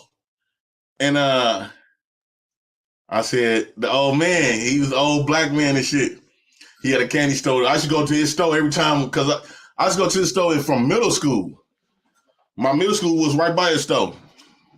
Nigga. Took it to the candy store. Oh man, I said, oh man, what you want? You like what you see? He said, yeah, this nigga cheating like he was a newborn baby and shit, dog. Old ass nigga, dog. Cheating. So I said, I gave him the prices. You know what I'm saying? 50 for head, 100 to fuck. So he's like, he thought I was just playing. I was like, yeah, turn around, baby. So to make him feel comfortable, I was like, baby, pull up your dress. She pulled up her dress. big ass booty, got the camel toe popping, smelling good, everything, light skinned it. Like she was like a lighter brown complected with the long black dog, fine as hell on my dead mama grave, fine as hell. She pull up her dress. She pulled up all slow. You can tell he getting excited than a motherfucker. I was like, dog, it's 50 for some head, 100 to fuck. He said, okay, he went in his cash register. It is funny because he knew me since I was in middle school. I went to Edison. I went to Thomas Edison middle school, ghetto school too. Fights every day. Police up there. Nigga got stumped out. I got jumped in that bitch too. Got my arm broke. I got my arm broke on that one. My sister them seen me on the bus rolling past. They seen niggas jumping me and shit for my starter jacket. Green Bay Packers. Anyway, he went to his cash register and nigga, he pull out the 50.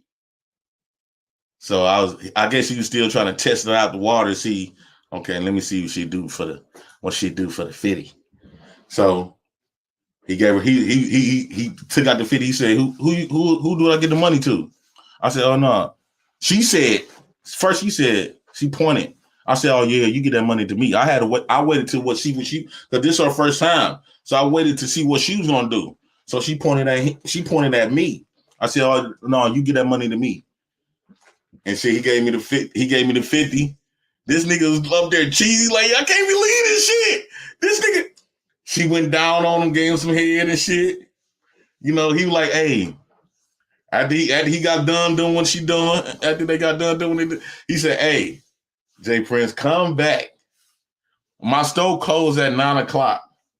Come back here. I'm gonna rent us a hotel. I'm gonna get us a hotel, and I'm gonna pay you $500. $500 to keep her over a fucking night. I said, nigga, where the fuck I'm gonna sleep? I'm gonna sleep in my car. He said, with the $500, you could get you a room. I said, okay, ding, dub, bet. I was like, baby, you down with that? You like, she was like, I'm down with whatever you down with. Whatever, I'm doing what you tell me to do. Whatever you want me to do, you do. We gonna do it. Oh man, I never had one with that compliance. And she was fine. I probably had a baby by her because I was tearing them walls in. I was beating them walls. Dog, I'm driving down 20. My cousin, nigga. This I took it. This how my cousin Trail. This how my cousin Trail got in with the mess with me and the bitch, right? My cousin Trail was like, man, you got that money? I said, man, I ain't got it yet. I'm gonna get it though. He said, man, fuck that, man. I want my motherfucking money. Now, my cousin, he worked at the same, we both was working at Burger King. We both was working at Burger King. I think I had just got fired or something. So he was still working there, and he lived across the street from there. Now, Burger King South 27 is on the south side of Milwaukee. So I was like, okay, I done made some cash off the bitch. Right? I had owed him like $75 because he was trying to re-up. And I owed him like $75 over some weed, you know what I'm saying? So I said, okay. After I bust another move with her, you know what I'm saying? Now I got your money. I said, I called his ass back, right? I called his ass back. I'm like, nigga, where you at? He said, don't where you at me, nigga. You got my bread? I said, yeah, nigga, motherfucker, I got your bread. Where the fuck you at? He said, I'm at the job. Pull up. I said, all right, nigga, all right. I hung up. I said, nigga, I'm finna pull up in the nigga. I'm finna pull up on style on this nigga. Now, mind you, it's hot outside, nigga. It's hot outside, right? So I'm in the Bunnyville. My cousin, he'll tell you the same thing. I'm on the deep north side. I could take 27th Street all the way down. Everybody outside. Milwaukee full of niggas. South 27th Street, that's 27. Everybody outside on buses and everything. I already had 12s in my trunk. So the bitch, I said, nigga, I'm finna pull up on this nigga on style. Like, nigga, you better go on that little ass. Come holler me down for that little ass money, nigga. I'm finna pull up on style on your bitch ass. So I'm driving down 27th Street, right? She bent over because she had on a skirt, no panties on. I got all my windows down, nigga, subbing. So you know everybody looking when I'm pulling up. At the red, I'm trying to stop by every fucking red light, nigga. I'm sitting up there driving like this. Dun-dum, dun-dum, dun-dum, dun-dum, dun-dum, dun-dum, dun-dum. Whamming. I'm talking about my shit was quaking, nigga. Nigga, my shit was quaking, so you know I'm drawing attention. Everybody looking in the car see this bad bitch giving me head all the way from North Milwaukee to South Milwaukee, nigga. She giving me head. Dog, everybody just pointing at my car and shit. I'm stopping at red light. Now I'm swerving and shit. I'm swerving. I'm acting a donkey. Dog, I'm acting a donkey in that motherfucking dog. So, acting a plumb donkey, nigga. I'm swerving like everybody like, yeah, nigga. They're like, look at it. I'm sitting up there stopping at every red light. Nigga, and you know, when I stop at the red light, nigga, if I'm on that type of time, my shit, I swerve in the turning lane, right? I'm in the turning lane sideways like this and shit. Everybody on the bus stop, everybody outside was just looking at me. Just looking at me. They was like, dog, look at this. She didn't pull her face up. They were like, damn, this bitch is bad. So the light turned green. I'm up there. I'm shooting in front of cars and shit. Shooting in front of cars from the turning lane. Boom, boom, boom, boom, boom, boom, boom. Like, dog. I pulled up on Cuz at Burger King. Our guy was out there. I said, go tell Cuz to pull up. Because my guy, he came in that was working with us. He came in, he was outside smoking a cigarette on his break. I pulled up, I said, what trail at?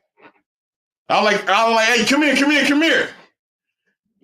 He came to the car, he just bust out laughing. Oh my damn, I bust out laughing. I said, what trail at? Tell that nigga I'm outside with his bread. My cousin Trey, he came out stomping. He didn't know what the fuck's going on. He came out mad. You know what I'm saying? He pulled up in the car. He's like, oh, while she giving me head, right? She giving me head. He like, oh, Jane.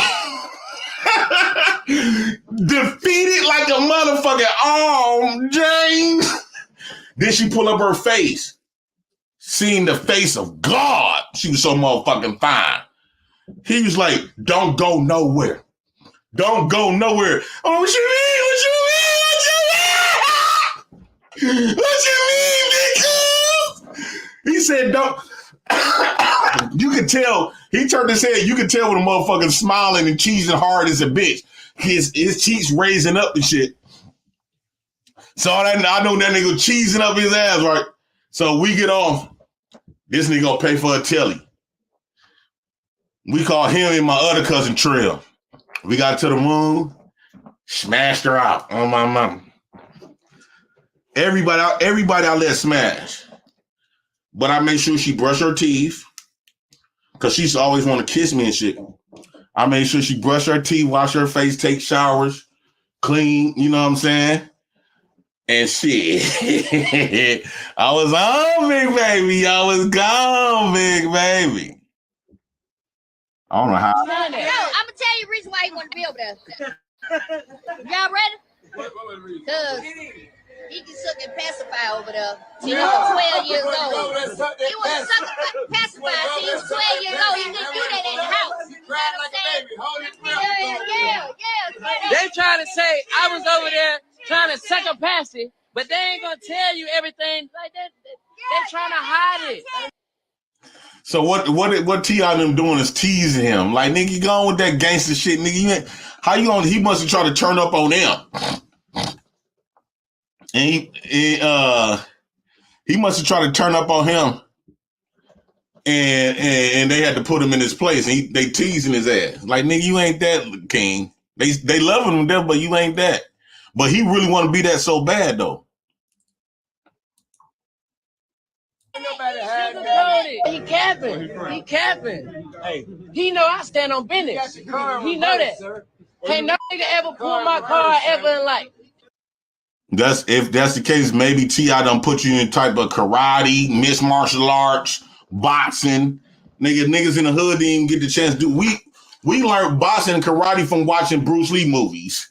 I remember, dog, every time we watch a Bruce Lee movie, every time we finna get in a fight, we all used to do this.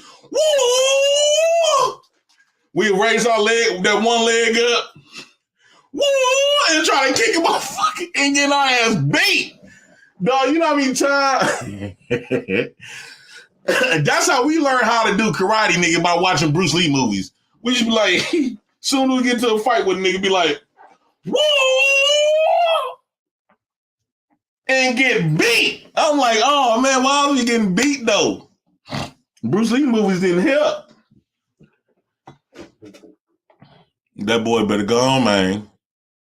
I stand on business. You drop me somewhere, I stand on business. You drop me in your hood, I stand on business. I don't feel like you stand on business. Yeah. I've been stood on business. I've been stood on business. You want to hide it for the world, I'm going to put it out there for them to see. I want to put up nowhere. You ain't had me put up nowhere. Like, you ain't had me behind the mansion. See, I knew what it was. T.I. said, nigga, I had you put up, nigga, in the whole fucking mansion. What the fuck is wrong with you? Pipe your punk ass now. I was outside doing what I wanted to do. You was behind that till you right. No, I got too much to drink. I drunk too much. Let's go. Get mad because we say the South ain't the suburbs. Then he want to talk about some other shit. Like just being sick. Just being sick. No, I'm being real. You lying. You up here flagging. You're capping. You capping. I know. And let's be clear. Now he got the serious face. Let's be clear. He trying to talk bad because he really, this like a test for him. So he want to act gangster. Like, dog, go and pipe down, dog. Nigga, real motherfuckers that thugs, niggas that come from the slums don't got to act like this to prove nothing.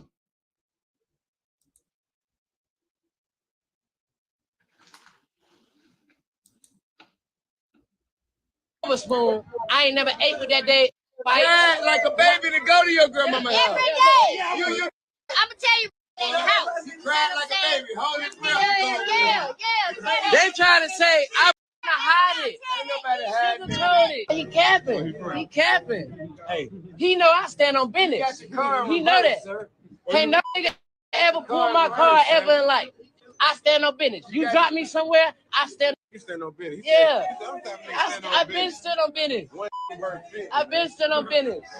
You want to hide it for the world, I'm going to put it out there for them to see. I want to put up nowhere. You ain't had me put up nowhere. Like, you ain't had me behind the mansion. I was outside doing what I wanted to do. You was behind that till you right. No, I got too much to drink. I drunk too much. Let's go. He mad. Get mad because we say the South ain't the suburbs. Then he want to talk about some other shit. Like just being sick. No, I'm being real. You lying. You up here flagging. You're capping. You capping.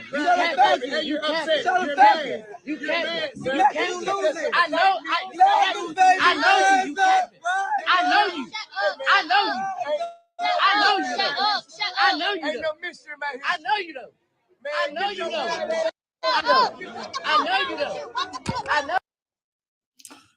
Mama had to smack him up. That's what really pissed him off because his feelings is hurt hard, heavy.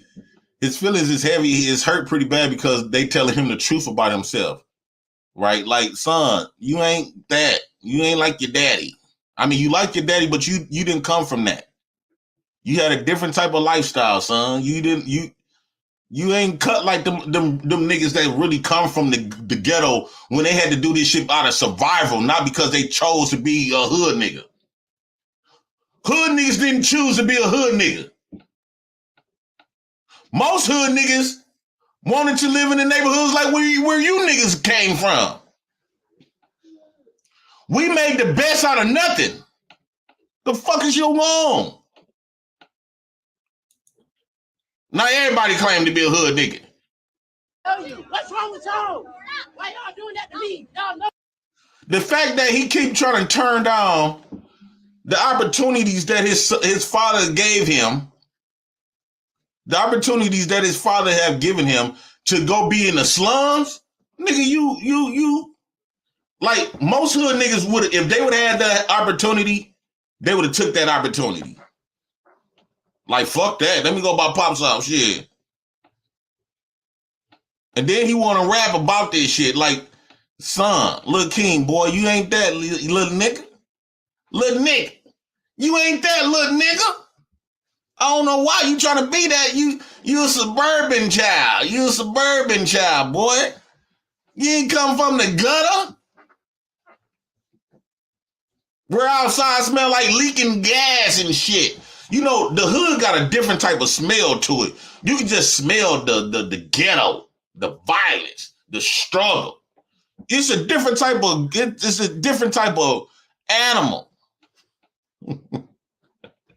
Pink said he wanted to be Nunu. You know my big brother named Nunu. My big brother. You know I stand Big brother. You know I stand on business. Why you even letting somebody play with me like that? Why you letting somebody play with me like that? Why you letting him play with me like that? Why you letting him play with me like that? No, ain't no joking. Ain't no joking. What do you mean? You are embarrassing yourself. You embarrassing yourself. You are embarrassing yourself. You are embarrassing yourself. What is she talking about? Get out me, man, get out me. Well, you can't do nothing with me. Ain't shit you can do with me. Yo, dog, I barely can. Hey, T.I. didn't do nothing wrong. T.I. didn't do nothing wrong. He was hurt. The boy was hurt because he realized that your mom and daddy know the truth of you, nigga. You can't tell them shit like they know, nigga. They raise you, boy. You trying to be gangster. T.I. bogus you bogus, dog, for telling your son the truth, because he really want to be that. He hated the fact, I guarantee you, T.I., your son hated the fact that he had a rich dad like he did. He wish he had a dad like we had. A ghetto dad wasn't probably there.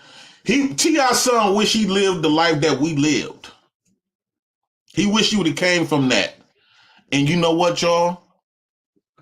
It's a lot of people wished that they came from the slums and didn't have shit. They wish they had the stories that we had. They literally wish that they have the stories that we sit up here and share with y'all. Let me drop the link. Sometimes you got to check your son. Because your son, now he turning 18, he getting beside himself. He thinking he grown. He want to fight Pops. And Pops had to let him know, boy, you can't do shit with me, boy. My family would have knocked him out, though. I'm telling you what God love. They would have knocked him out.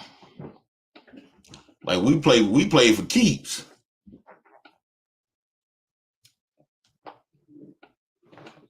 You better knew how to fight like a motherfucker. You better knew how to fight. Because they was going to knock you out.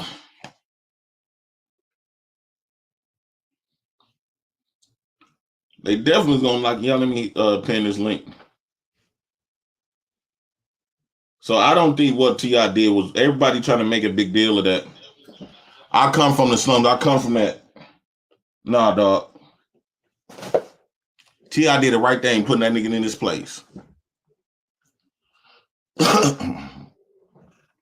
Marie say, King wish he had a present father. No, he wish he had a father one there so he could share the same stories that that most hood niggas share. His son is not. What do you say? EC say his son is not built for the streets. Absolutely not. And then he light skinned too.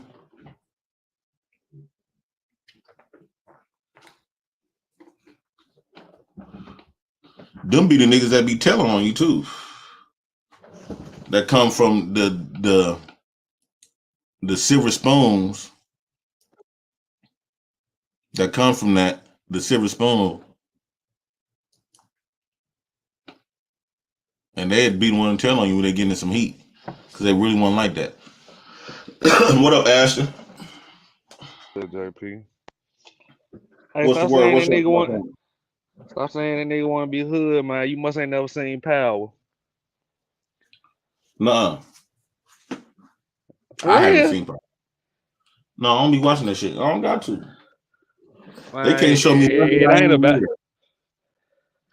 real shit. Like, open your mind, JP. Like some new semantics type shit.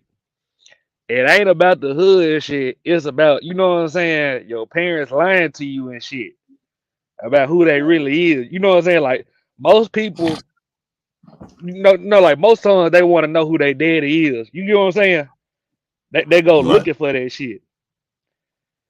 When you be in the middle on that, like you want to know who your daddy is. You know what I'm saying? And they be lying to you like, oh, they do this, they do that. You find out, so you know what I'm saying? Yeah. That nigga don't want to be hood. You know what I'm saying? Me personally, what made me jump out the porch, it was, you know what I'm saying, like motherfucker thinking it went like that. It wasn't no nigga just want to be hood type shit. I ain't gonna lie to you like that. I ain't gonna cap like that. No, it was niggas that want to be hood though. RHS $5. I think they ran a play not long ago around all this. King drops a track to Grandmama's crib, not T.I. Mom, the white grandmama in a TV show.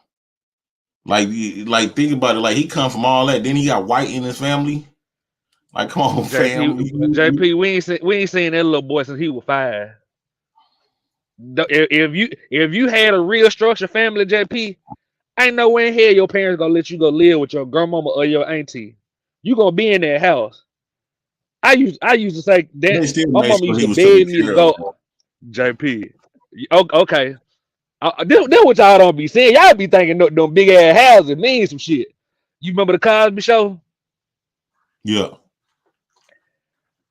What Theo them have other than a big ass house? What did they actually have? The fact that they had a big house, nigga, that was our dream, nigga. That's why niggas used to sell dope and drugs. I'm gonna get out the hood, get my mama a big house. That was all our goal. JP, we ain't talking about you buying the house. I'm talking about what the kids have in that big ass house. They couldn't go no damn where. They ain't have no car. So y'all just sitting in the house. Don't nobody want to hear no damn lessons and speeches every goddamn day, JP. How you hate that shit? Got no money, but gotta hear a lecture every goddamn day. Nigga, just drop me in the hood, give me that sack. Fuck all the bullshit. Hey, Chris the Rebel say, JP, you doing light skin and slander? No, dog, I don't want no smoke, fam, with the light skin neck. I ain't never told on nobody and stood on business. Like in the ghetto, dog. Don't get me wrong. There was some light skinned niggas that got down though, got busy because they had to. Because a lot of niggas thought they was soft. A lot of niggas thought light skinned they was soft. And I ain't gonna lie, I used to think that too. We know y'all did get your black ass whooped. But nah, real shit, JP. It ain't about the hood. Just okay. Me personally, I'm gonna put it on myself. What made me jump out the point every day? My mom and dad. Oh, you don't know how good you got it. You got 6 different pairs of shoes. You got workout shoes. You got cleaning shoes. Nigga, it ain't my fault. Y'all had sisters. You get what I'm saying? Hey, Ashley, what you saying? You saying you was king? Nah, I wasn't king. I stood on business. What you mean you stood on business? I still don't be in the goddamn it. If you don't know The what fact that that means, you I'm ain't gonna got tell no you. brand new shoes, Man, you know, if well, like this, but the only time the only time that I had a lot of shoes is when my drug dealer big cousin and them used to give me passed down.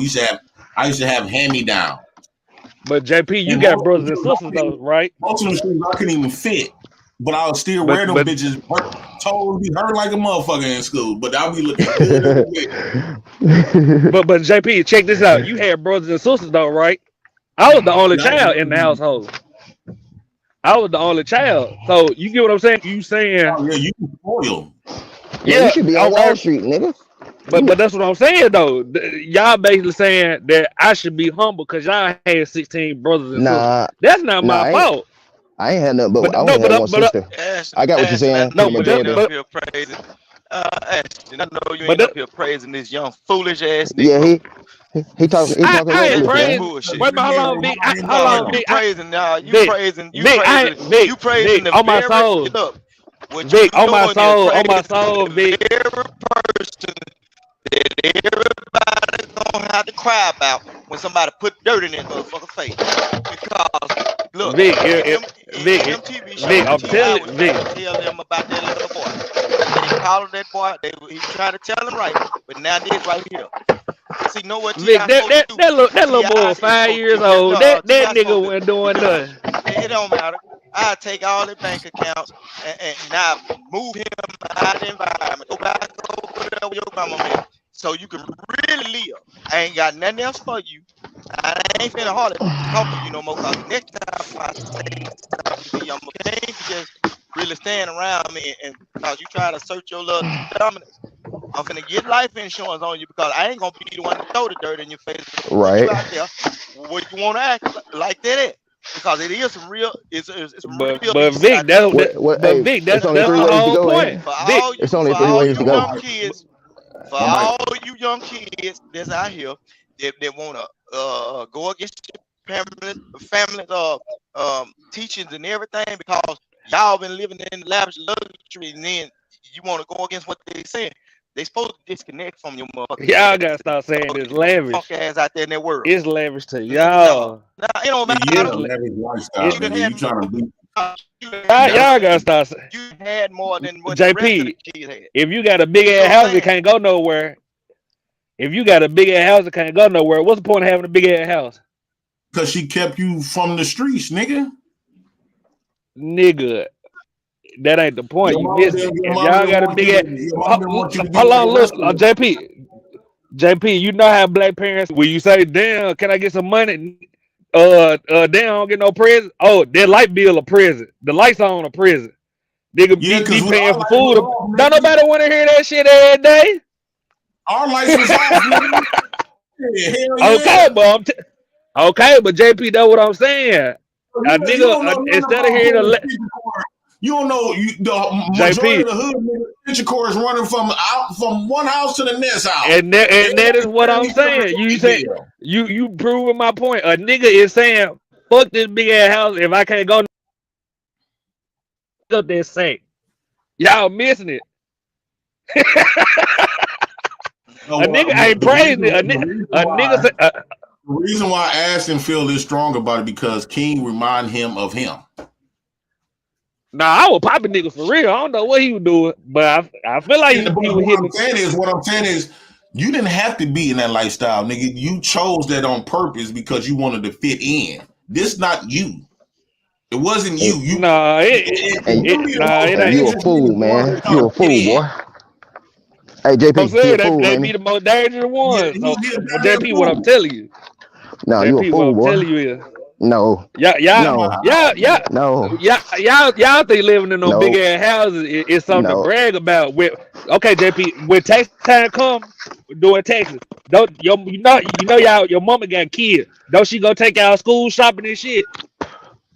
My mama used to have everybody else file us because she didn't have no job. Okay, but this is what I'm saying. She was on welfare, so she couldn't file us. So what she would do is always motherfuckers they know to file us. But okay, JP, this is what I'm saying. My mama, they get a cut. JP, this is what I'm saying. the fact you actually knew about that shit, nigga. Oh, they make too much money. We ain't getting nothing, and I got to see y'all. We got to see y'all getting clothes and going to going to rainbows and shit. Get a little outfit. Hold on. But yeah, Ashley, I ain't heard you give a valid defense yet on why you wanted to jump off the porch though. All that material shit, man. Nigga, that shit don't mean. What you had to? What you mean you had to? All right. Listen to me. When a nigga ain't got nothing in that big ass house, they want to go get money some other type of way. Cause clearly this big ass house ain't doing it. Hell no. Listen, no. All right, listen to me. Put down the Cadillac converter. Hold on. Give me an age frame that you talking about. Cause I know you ain't still in that same mind. Your mind. No, I jumped out the porch at like 15, 16. That ain't what I'm saying though. That's not what I'm saying. Listen to me. So listen to me. You telling me at 15, 16, what is it that you had to have that was so that damn important outside of fucking food, electricity, whatever the fuck I wanted? I needed a car. Bro. I needed new clothes, nigga. I needed white diamonds. I needed princess. Everything I wanted, and I got it. But didn't the women? I didn't jump out the porch. How long, RJ? I ain't jump out the porch. I did a backflip off that bitch. Yeah, I but then the women, everything. But you had women. Fuck them bitches. I ain't need no bitches. I thought they was buying new cars. Nigga, that was at 20 and 30. Nigga, I'm talking about at 15 and 16. What bitches you know buying shit? Not just be glad you alive. Buying shit at 15 and 16.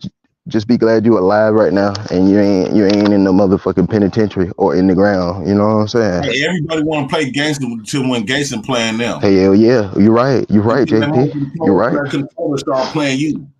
You know what I'm saying? When you time, when you facing time and you in that joint with niggas that's really like that really come from that. I know my charges though, JP. The real you gonna show.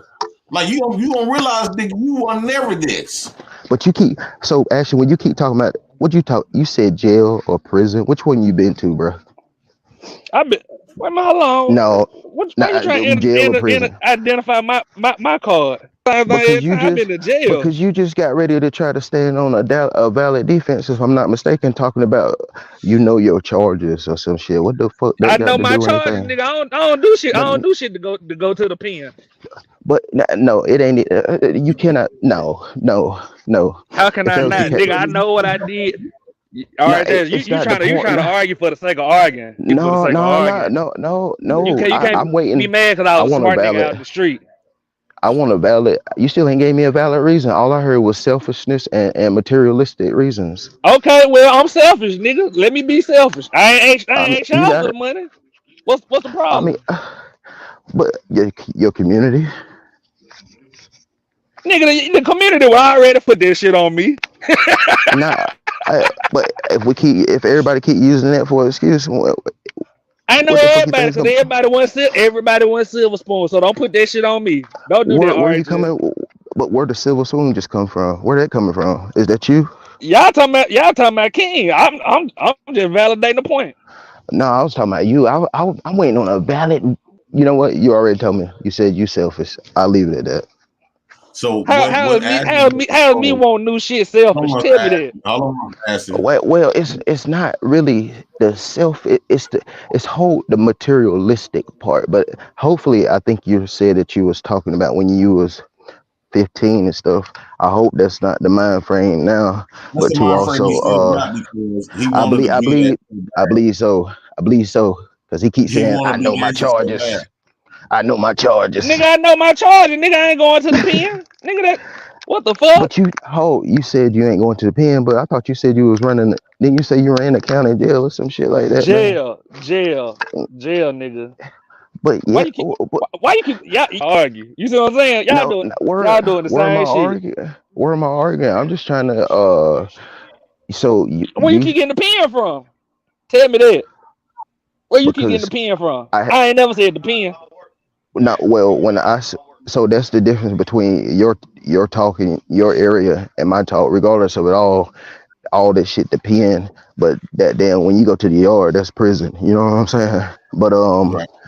you keep referring to jail. So I don't know about in your area, but jail. I ain't said shit about no jail.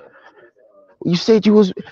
I literally just said a while ago. JP, have I said I've something heard. about jail tonight? No, I ain't say that. That's not what I said. I said I've heard you say that you was No, running. cause this would be a good No, night hold for it on, to man. happen. Hold. Then I've heard you say since I've been listening. There was several times I heard you say something about you was a shot caller, basically, in the It was a jailhouse. shot In the caller. jailhouse, a real Oh shot man. caller ain't gonna be up in that motherfucker, bro. You follow So me? so where they be at? Where they be at, RHS? Tell me. Where what be at? Fuck Where the all that shot shit. callers Fuck. be at? Nah, I don't give a damn about it, bro, because it's the No, streets. The streets ain't worth a damn. you want to prove a point. Tell me where they be at. Nah, no, the only You're real point, there is no point to prove. I just want to know. Nah, behind I the was bench trying to when know they send you. where That's your the real mind shot frame. caller. True indeed. That's the real shot caller. My main whole point was Nah, trying to Vic, see don't where nigga. your mind frame is, or where you are in your mind frame, They gonna because be where your thug at. you said 15, 16, but a lot of We talking about a kid at kid ages, nigga. We grown now. but So how you keep everything you comparing? keep Why you keep trying to compare and mix the two? not We because is at the grown as same hell time, now. every time that you keep speaking off to something subcategory or category to specifics to King, it seems as is today it is in play. As me and JP said about 5 minutes ago, we might think that you still have this mind frame right now. Yeah. Right. You A follow lot me? of Talking about times a the kids kid that that's around the age want to that be I was down, doing it. they never Jay, lose their mindset. hey, So finish it, JP. so Ashton, you basically telling off on yourself, man. You was one of those kids that come from a prominent neighborhood, prominent parent. You was the only child. Your mama had a big house, even though you probably didn't get the shoes and stuff like you wanted, but at the same time, you got the shit that you needed where the other kids didn't. Okay, And you I try to want be more. down. What's wrong You with try to that? be down. You try to be down. And it's and guys like you more scary than the niggas that actually come from the hood, because the trying to be's is always going to appear to be more dangerous because they're going to go above and beyond. Right. To Hey, try to JP, hold get on. Hey, look, it in. JP, check this out, right? Gunshots go off. You got to watch him because he might shoot your ass. You know what I'm saying? Yeah. You damn right I'll pop your ass. Don't get me nervous. Nah, Yeah. Don't get me nervous. nervous. I'll pop your ass. Hell yeah. A real mover ain't gonna be nervous because he already know that time expected any time. It ain't no light switch with this shit, So you bro. been telling me you don't duck when you hear gunshots, my brother? That what you been saying? Man, Tell me. so now I'm You gonna don't tell you duck. that damn. Hey, look, I don't. Nah, tell on yourself. You, Go on, tell on yourself. You been telling if I me hear that you gun, don't if I hear duck when you hear gunshots, gunshots. if I hear gunshots, cause somebody killing some meat, you know what I'm saying, and I mean something to eat. That damn. Exactly. I So how ain't you with the gonna tell me gunplay, about my life and you stealing Cadillac converters? bro. What Sugar the fuck? Bomb just Hey, said look. So something. hold Let me on, Jay. read Let this. me say this. Go ahead. So stealing Cadillac converters. So get deeper with it, man. Is that what you really think I do, bro? Brother, I don't know what you do, but you clearly don't know what I do. Cause I'm a grown ass man now, nigga. We Yeah, talking about but kids. I can. So I'm talking. Nigga, I why are can you putting raise. that in my I life can. today? I can raise. I can. I. Kid, I'm man. not. That I'm man not. I'm 19 not the years old. one. Vic, a I 19, don't. Hold Vic, on. a Hold on. Listen. 19-year-old is Hold a on. Hold on. kid. So look. Hold on. A You're 19 speaking. year old can receive a life sentence. Hold on, Vic. Let me get this. And he's still a kid. Let's be Oh, real. They talking bruh. about women are 25 and a kid now. Let's be real, man. Out of school, nigga So don't know nothing. so Ashton, I can literally light up my backyard and really stunt and show off, but I ain't that type of dude. So I'm wondering. I'm not really worried about what you're doing. I hope you're moving in the righteous, because it's easy to speak some things, but sometimes it's like the white folks. When crack hit the black neighborhood, they didn't give a fuck. When the pills hit their front door, you see how they reacted. So what I'm saying off of that is basically, I can raise my phone up and light my backyard up, man, and really just set it off, but I ain't that type. So I'm curious to know I from mean, your statement. What you hold on? What you just hold do on? it, Hold sir. on. If you What gonna you talk just about it, do it. nah. I If want you you gonna because I talk want about you it, do it, sir. because I want you to do the same. Cause That's what I'm you saying. talking about it, and you ain't showing that. So just go ahead and do it. Cause this your third time bringing it up. When third time bringing what up? We talking about a kid. No, it's You your keep talking third about time this bringing up. backyard. No, it's your third time bringing up Cadillac converters, bro. I'm talking about. Keep talking about King. How y'all get this on my life? Nah, bro. Do you? So How you get jail? How you get me going to jail from King? Where? Tell Hey, me hold that. on. Where you? No, where your mind? Where your mind frame at, man? Because what I'm speaking on is you. This is not the first time you said something about Cadillac converters. So to me, in a way, I could let you slide with it and giggles and stuff, but now I'm asking you, is that what you really think I got going on? Is stealing Cadillac converters? But didn't I just let you and JP slide when y'all said that y'all think I'm No, scary and was just doing for fun? You don't that's think I not the let you slide, point. brother? Come on, That's not the yes, point, that is the bro. point. That's If I no.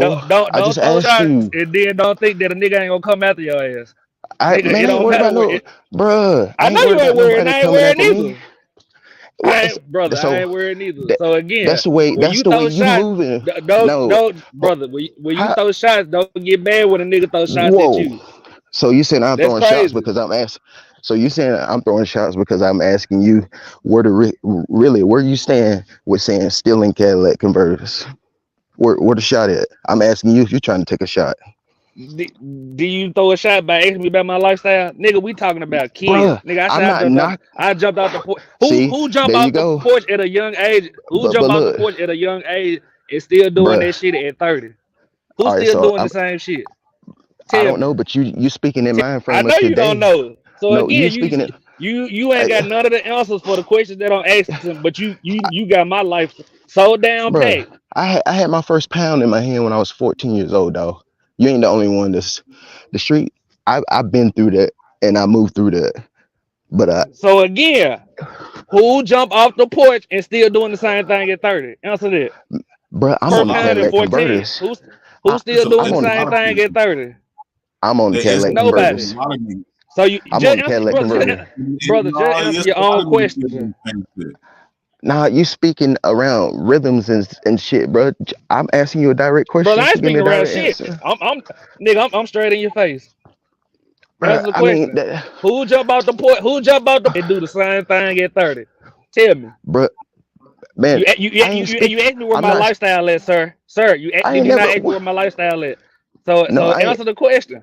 when I'm did I answering your ask question you? with a question. No, JP, did the nigga not I'm on Cadillac, did the nigga not did the I'm nigga on not ask Cadillac me about my converters. mindset? I'm on Cadillac So, sir, converters, bruh. please, I'm on Cadillac converters. who jump out kid and doing the same thing as an adult? Tell me. I don't worry about, If I you only got worry your about first pound myself, at bruh. 14, okay, But so that's if you got your irrelevant. first I want pound to at know about, 14, how many pounds you got in your hand right now? bruh. What the fuck, man? How Why many would you pounds even do you got ask? in your hand right now, sir? Why would Thank you even you. ask Why me would some I shit ask like that? that? Thank you, sir. Why would I Because ask that shit on the internet? You right. you ain't no You real right. you ain't no real motherfucker. Yeah, why would you even ask Alright. some shit like that, bruh? But Alright. Alright. Don't check your ass hold can't on, bounce now.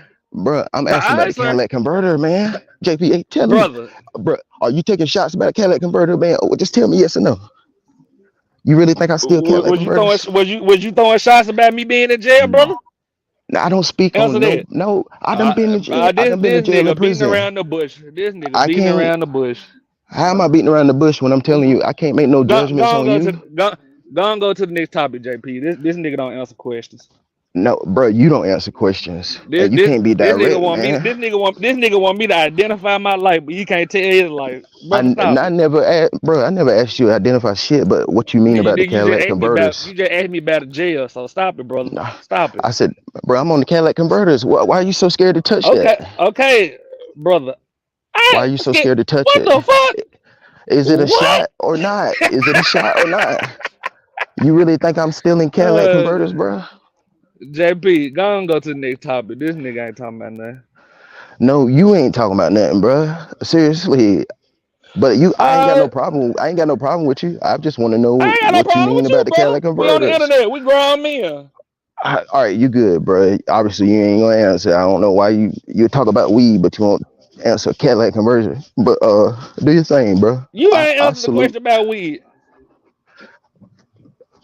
I asked man. You you got it. if you had a piece, You how got it, many pounds you got today? How many pounds you got in your hand right now?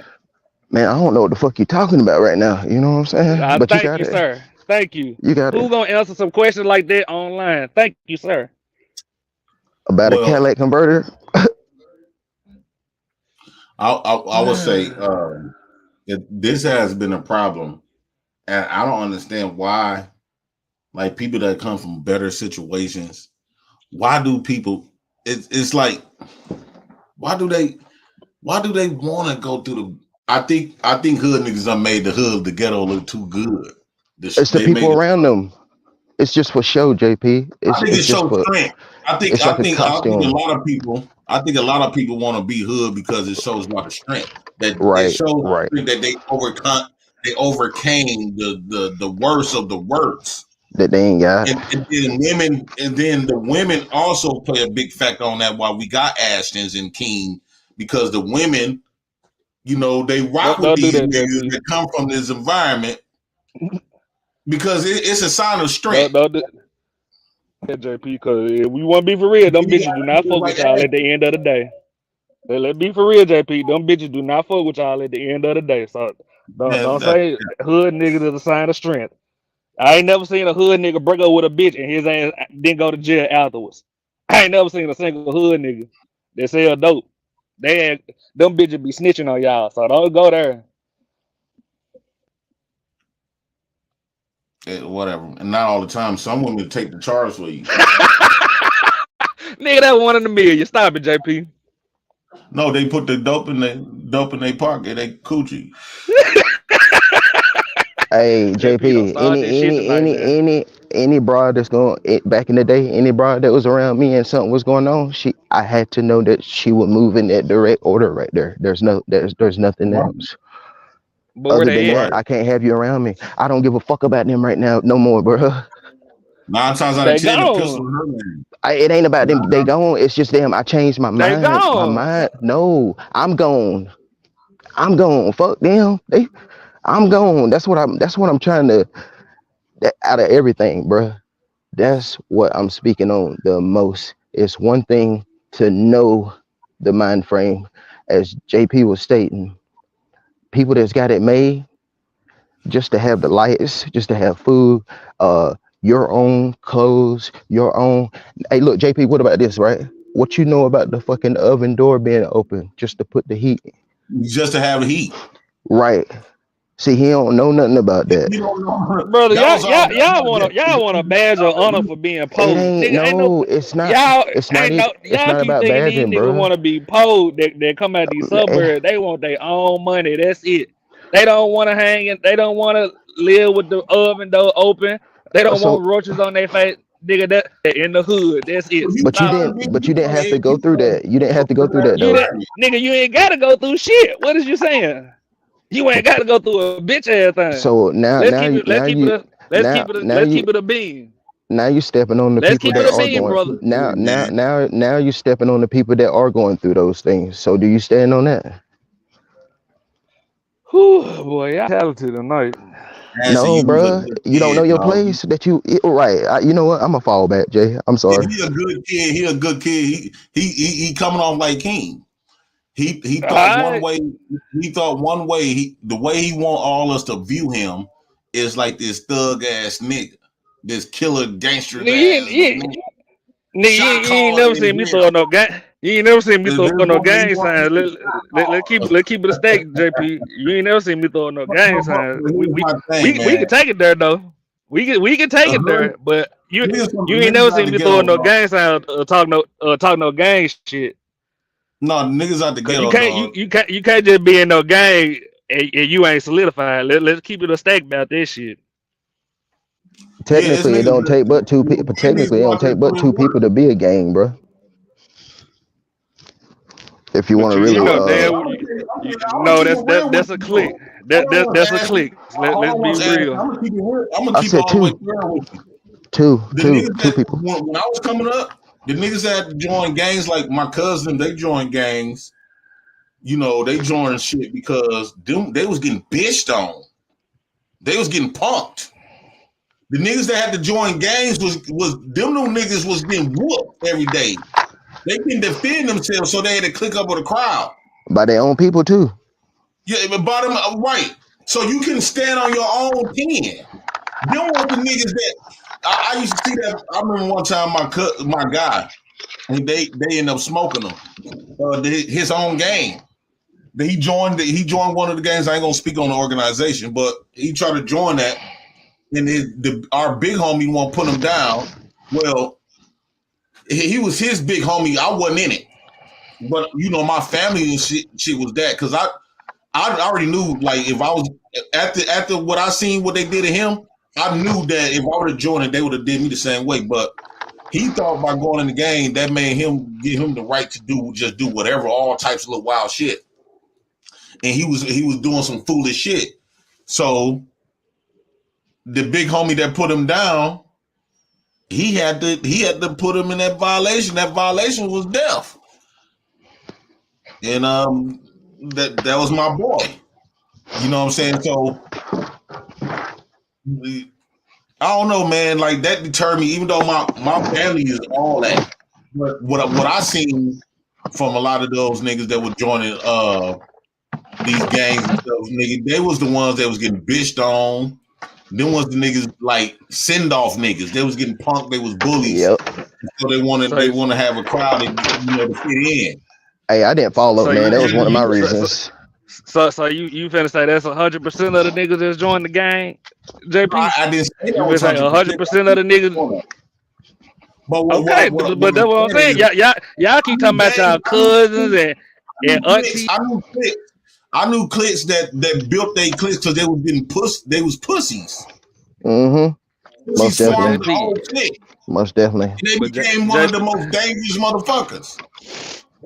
But JP, you missing the You point. can tell Y'all the keep difference. talking about y'all. You can tell niggas that's really like that and was really standing on their chin compared to the ones that really wasn't. The ones that wasn't like that and just became that, them the ones that you got, them the dangerous motherfuckers. Them the ones like they always got a point to prove. You can't say two words with them because they fighting the motherfuckers who they used to get bullied on, who used to bully them in a way. Niggas that confidence about themselves, like a lot of niggas like me, I could smile like I'm gonna keep it real, right? When you be around me and be around my cousins, man, a lot of them niggas fake too. I'm gonna keep it thrown on the gangster with them. A lot of them niggas is fake gangsters, right? Them the niggas that they follow the crowd. Whatever the crowd do, they do. You know what I'm saying? They can't even joke because they gotta always look like me, mug. I said, nigga, I ain't finna walk around this bitch like I'm just 21 Savage or 24/7, like 21. I'm like, nigga, I'm being me. I laugh. I used to play. I used to like have fun. What the bill? But I was surrounded by a lot of fake niggas, right? And a lot of people thought that I was soft, and they didn't know that my cousin, who they used to look at like to be these real killers, they didn't know. Me and my brothers and them taught them how to be gangsters. Like we taught them how to be thugs. We put them in battle testing them, whooping them every day, whooping them. JP, you doing it? I was one of the dangerous ones, but you wouldn't tell because I be myself. My personality was loving. My personality was I used to like to laugh, have fun. And, you know, people thought I was L7 at first until they pushed them buttons. Then they found out this was a different fucking animal. JP, you doing it? You see how they did King? You keep talking about your cousins and your aunties and your mama, or we talking about the person that's in front of you? No, I'm trying to give you an example. Right. Yeah, I know you give me an example, but let's be real. That's not. But JP, this is what I'm saying. That's not 100% of the people. That's all I'm saying. Yeah. No, it's a lot of people. It's a lot of the people, bro. You don't never find the truth out. You don't never find the truth out until shit hit the fan. But all right, 87% of the people. Is you gonna take that with the last couple of percentage? You just gonna guess? I'm not taking it. Period. I'm a I zero know it you out and not. don't have I nothing know. to do with I it, know bro. you not. I know you not. I don't want So nothing to do with again, it. that is what I'm saying. Hey, look at them boys down there in That is Atlanta. exactly what I'm That saying. tell you right there. Look at them boys in Atlanta. Dummies. See, y'all, Fucking dummies. y'all going example. Y'all keep doing this example dummies and shit. Because we maybe we don't want to see you be an example. At least that's my part. I don't Nigga, want to I'm see a nothing. grown ass man. I'm a grown ass man. Bruh, you know how I many just grown told ass you, men break down when them people come up, when them people show up, bro? You gonna say, Jay, you not a brother. thug because your cousins were what? Did you just hear me? I taught my cousin how to be like rowdy. I get what you saying, JP. like dog. Man, y'all It just don't. don't know. It don't matter. It don't like JP. Like the one thing everybody think is because you're in the hood. There's killers all over the place, bro. The suburbs, the gated communities, So what the all fuck that shit, is y'all bro. arguing about the suburbs No, for? nah. I'm not. Hold. This the first. This the Y'all first just time you proving heard. y'all just No, proving my no. point. This the first time you You heard ain't me got say no point because anything. I've been proving it. No, it's just why you look. No, if you're proving your A point, then the only nigga is not trying to be hood, RHS. That is what I'm telling you. A nigga man, it is don't. not. They trying to get out their So what is? environment to Tell go me get something else. what is hood exactly? They is not trying to. They is not trying to. What, They is not trying what's to hood? please you. Get your validation.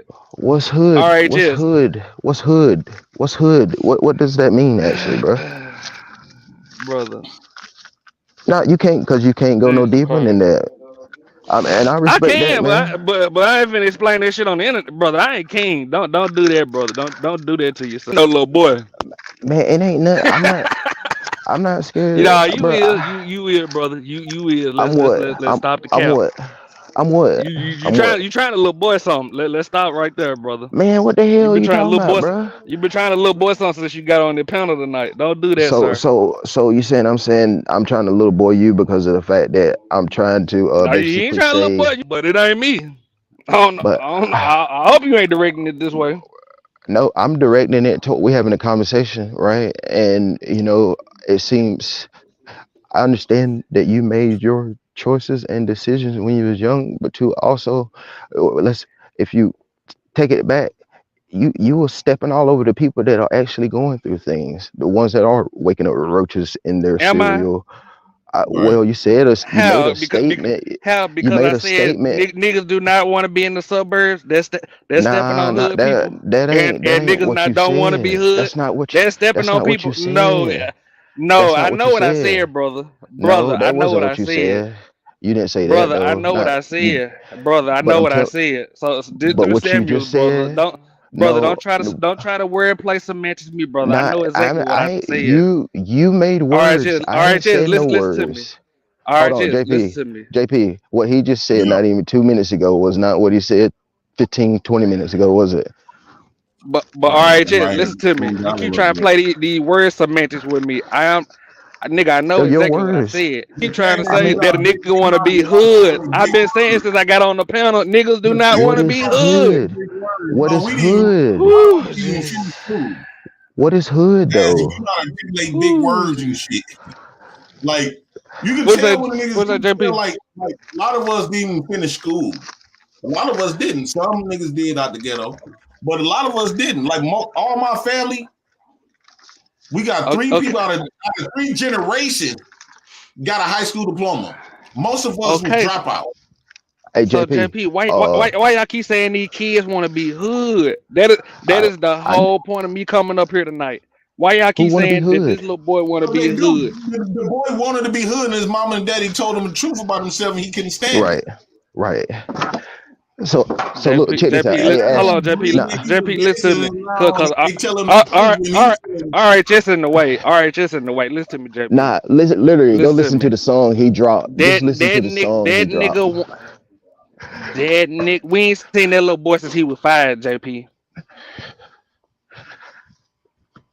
That we "You ain't finna nigga make living it conditions were seem like. like he really felt like that." No, No, I ain't finna make it seem like he really about that life. But what I'm saying is that nigga is not just no suburban kid, and we don't know what happened. That's his all I'm daddy is saying. P.I. Nigga is successful. What He was that born with a mean? purple spoon. Who hood? They JP. talking about T.I. son. T.I. won't really hood. JP. Son is not that. Exactly. His daddy, I got a little cousin, right? I got a little cousin. Let me say this. I got a little cousin who act just like King. Since his daddy was thoroughbred like that, he come from the ghetto, because that was the dude that helped raise me after my mama died. It was my auntie's son, oldest boy. Now, his son is like 20, he just turned like 21, 22. He trying to tell all his friends like he come from like he was homeless, his mom and daddy wasn't in his life. He just this killer. He'd do whatever. He done fucked around, got himself into some bullshit. And so he got mad at me the other day because I told him the truth. I said, dog, you ain't that. Your daddy was that, dog. You ain't that. So now he talking about killing me and all this other type of stuff. I said, look, he broke into my house though and took one of my guns. I said, first off, you think because you broke into my house and you just G my shit, nigga, you know, if I was there, I would have off you and took off your mask and cried like a baby because it was my little cousin that I helped raise since he was a fucking baby. Dog, look at? He got mad at me because I said, dog, I don't look at you like no gangster. You ain't no hood, dog. You been spoiled your whole fucking life. Everybody spoiled you. Hell, I did. I should pick you up. You know, you was a spoiled brat. Why you want to be this gangster so bad? Like, you want me to be? I asked him. I said, how do you want me to be you? Because you keep getting mad because I'm saying I don't look at you like that. I don't care what you try your hard. He trying his hardest to go do shit so we can look at him like he this gangster ass nigga. I said, dog, that's not you.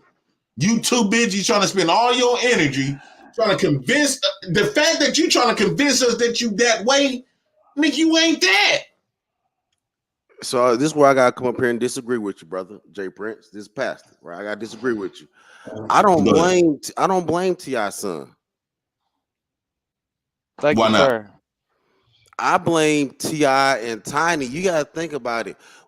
If they raised him with that mentality on some hood stuff, but then want to tell him that he's not a hood child. See, thank you, sir. It's hard. I said, thank you, sir. It's hard to really blame a child for how they behave as a young adult as a man. The reality of it is we're coming from a baseline. And you can take a man out the hood, but can't take a hood out the man. So T.I. might have been in the suburbs, might have been in a big house, but he had a very hood situation going on. Still in the hood mentality. Exactly. He was transporting guns, having his wife take charges for guns he transported. But he was like that. He didn't have his son in that situation, even though he was. Yes, he did, JP. When he went to jail, where was them kids, JP? And stop telling. Hold on, JP. And stop telling people that you won't do a show with me, bitch. You just inboxed me the other day talking about you got your laptop and you ready to do a show. Bitch, stop playing like you ain't been trying to work with me, bitch ass nigga, hoe ass, backdoor ass shit, bro. I've been saying fuck you for months, weak ass bitch. But you can go ahead and finish, Pastor. So what I'm saying is, you sit here. So what if he didn't have his child in the middle of the block? He had his child in the middle of the block mentally. You don't think that son saw his father in his behavior, his mother and her behavior? Wasn't they running like some little sex ring where they were like hooking up with chicks and shit? Like, you can't say, thank you, Pastor, tell me that this child didn't see this behavior. This is a hood behavior. His behavior with what he learned matches the hood, not the suburbs he lived in. So T.I.'s son is right to say, yeah, I grew up in the hood, because mentally there is no difference in where he grew up at and where they had him at. There's no difference. But thank you, Pastor. Thank you, Pastor. No, ain't no thank you. It's the pastor, right?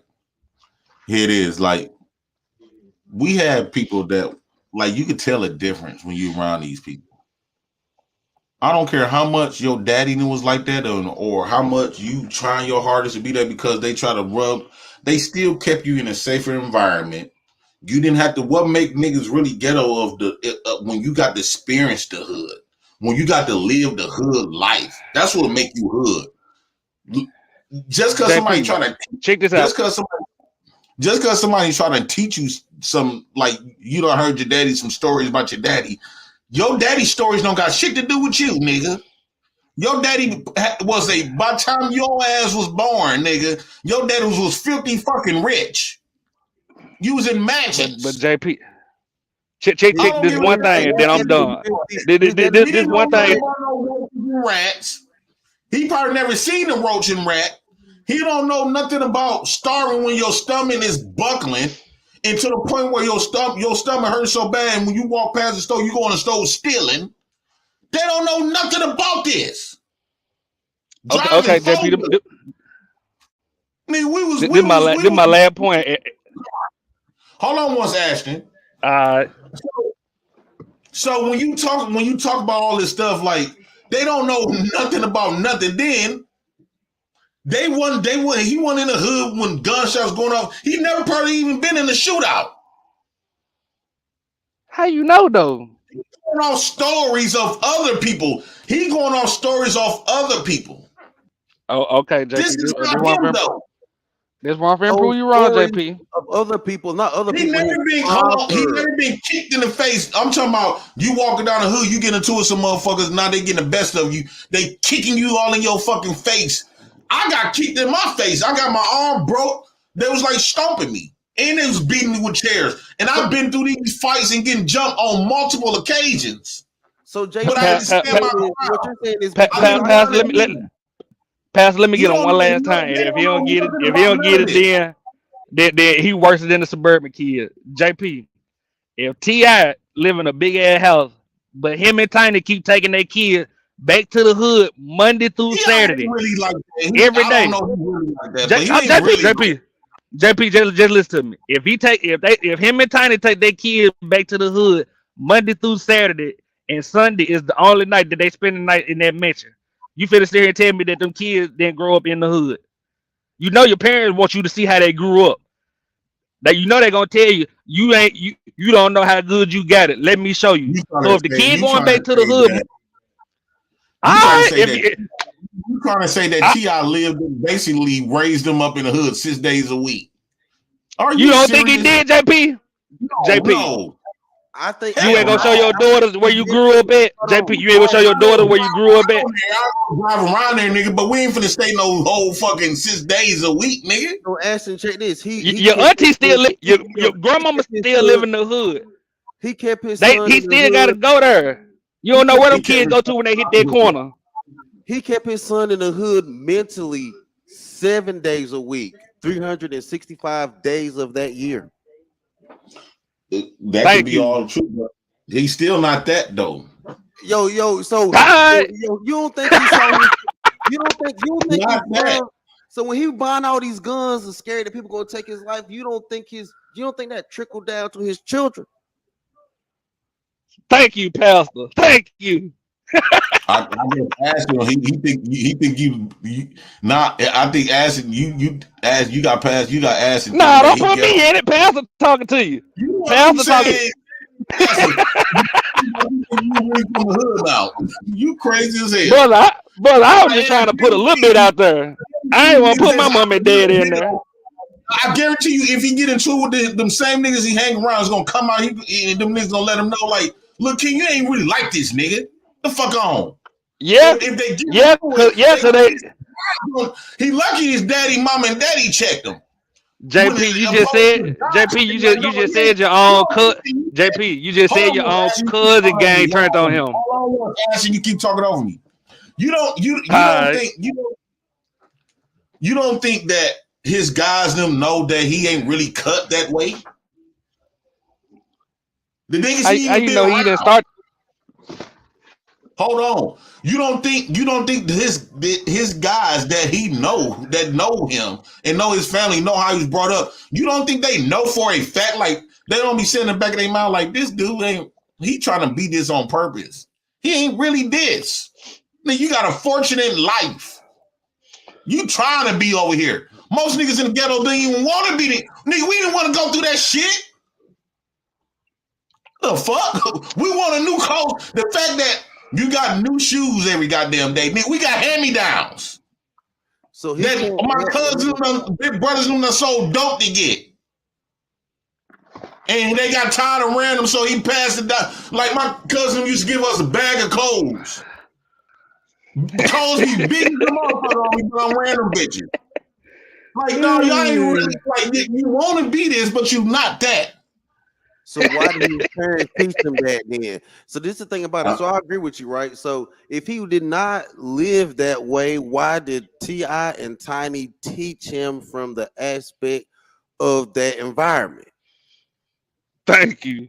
I don't know why y'all be playing in our I face. don't really believe that. We can't really stamp that. That You can't stamp that he ain't no you can't stamp that he ain't no suburban kid neither. Stupid. You really believe that T.I. really gonna teach his boys to be foolish? Obviously. Yep. No, get the hell out of here. Clearly, if he's showing that guy, nigga, who show out in public like that against their parents? I don't think King was even fucking born. If he was, he probably like 2 or 3. Man, he had his son on in little videos and shit. Come on, man. Videos. He had his son doing like TV shows. Had his son trying to be a rapper, even though he grew up in the suburbs. When his son said he wanted to be a rapper, did T.I. stop his son from being a rapper and say, "No, you can't be a rapper. You need to go to. You gonna be a doctor. You gonna be a doctor. You gonna be a doctor." He ain't say that shit at all. Okay, Pastor, how many rappers that we got that really ain't cut like that? Ice Cube went to college. What college mean? Hold on, they ain't really like those that we have don't even really like that. No, there are a lot of gangs. There are some gangster people that grew up in bad environments that still go to college. It's not going to say that people that come from the hood mobility and go to college. That's not what we're saying. That's not what we're saying. What I am saying is T.I. was supposed to take his kid completely out the hood and then give them better opportunities like college, like the chance to be a lawyer or a doctor or engineer. No, he gave his son. Even though he tried to teach his son to be ghetto, he probably talked that ghetto shit around his son, but in real life, he took him. He was in the suburbs. He took his T.I. actions removed him from the ghetto. He might still talk some ghetto shit or whatever, but they actions really like. He could think his son is ghetto. That's why T.I. had to tell him like his daddy had like the boy. Stop trying to act like you one of these rough ass niggas, dog. That ain't how you was brought up. And his mama telling him. Well, this not JP, I know Saint Marble gonna go against his mama and daddy in public about being hood if they not from the hood. Let's keep it up all the way 100 about that, JP. Like y'all playing like that little boy retarded. That nigga is not slow at all. The nigga probably didn't have no roaches in his cereal. Okay, let me tell you the difference then. If my mama them tell me that I'm not hood, I'm not gonna get mad. I might think it's a compliment. Exactly. Because I hated to be classified as this ghetto child. When I was growing up, I used to be hated to be classified as this ghetto, and the teacher used to say that I was the bad crowd. I didn't want to be classified as that. The only motherfuckers that gonna get mad when you tell them they're not hood, instead of taking that as a compliment, you want to take that as an offense, is the niggas that's not hood. Point blank simple. Okay. You trying your hardest to be hood? Guess what, Mr. Postman? You ain't hood. JP, you can tell me I'm not hood and I ain't gonna get mad. Real ghetto niggas that come from that, they laugh that shit off. They like shit. But Jay Prince, think about it. You say you don't want to be classified as that, but King do. He want to be classified as that because he want to get that. Because shit. he ain't that. That's something what he inspired to be. Exactly. That's why. That's fact. That's why T.I. trying to tell him like, hey, you can't aspire. Look at the word y'all are using. You said aspire. How can you aspire? How can you aspire? How can you aspire to have roaches in your cereal? No, but let me I tell like you. what No, let me tell you why. said. Let me tell you why. I've he been said. surprised Go that. ahead, go. Because remember, you got to keep it in mind. He doesn't have street cred. He not like T.I. He not like Who's Gucci Man. who? He not like Who? Boosie. How you know that nigga ain't got no street cred, Governor? Come on now, come on, Ashley. You know When your Governor, I ain't gonna, Governor, you know I ain't gonna fake it with you. I don't. That nigga, He got free credit from his daddy. Governor. Come on, nah, come on, now. This one, nah, JP, JP, just cause a nigga T.I. his daddy, that's a whole lot of reason for niggas to punk his ass when his daddy ain't around. That is definitely a reason. Let's keep it a bean that niggas is jealous. That is 1,000 reasons for a nigga to punk that nigga just cause his daddy T.I. But you already actually, you already know what your street cred is all about. He ain't gonna have that street cred, bro. The game's different now. It's not the same anymore. Man, he a little light But skinned nigga that been on TV that everybody in Atlanta think got money. If he don't protect his Governor, neck, we ain't seen that boy since he was 5 years old, Governor. Yeah, but when you're 5 years old, you still have bodyguards though, right? Right or wrong? Nigga, at 5, when no bodyguards around at that damn game? Come on, Governor. You think it was a bodyguard? It was one behind him. It was. There was a bodyguard behind him. Watch the video again. There was a guy Did he protect King? Did he break up the fight? Come on. That was T.I. bodyguard. Come on, that Governor. The daddy just put him in the head like nigga, get your ass on, like rough him up a little bit. That's T.I. That's T.I. bodyguard. JP, why you keep playing these words semantics? Pastor, you hear this shit, Pastor? Pastor, I know you hear this shit. Nah, you ain't Pastor. You can't do nothing with me. That headlock, that hood shit, beating him up, hood shit. That's what he been raised around his entire life. They showed you exactly. And you just did exactly that. Exactly what it is. That he been raised around his entire life, and you tell me he aspiring to be something and he's not. How Man, can that you boy tell is that fair. kid that?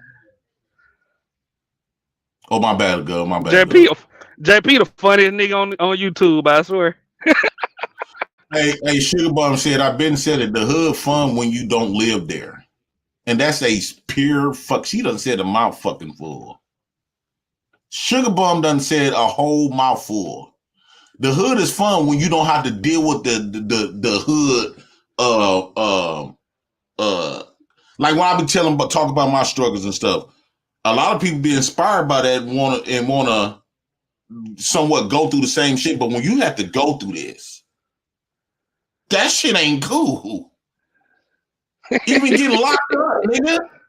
Yeah, I made it out. Yeah, I can look back and say, okay, I've been there all them damn times of getting locked the fuck up. Yeah, but when they slapped them cuffs on your bitch ass, nigga, JP, and once you get booked, and now you got to do this little time or whatever, that shit ain't fucking fun at all. Some people done lost their mind in that bitch.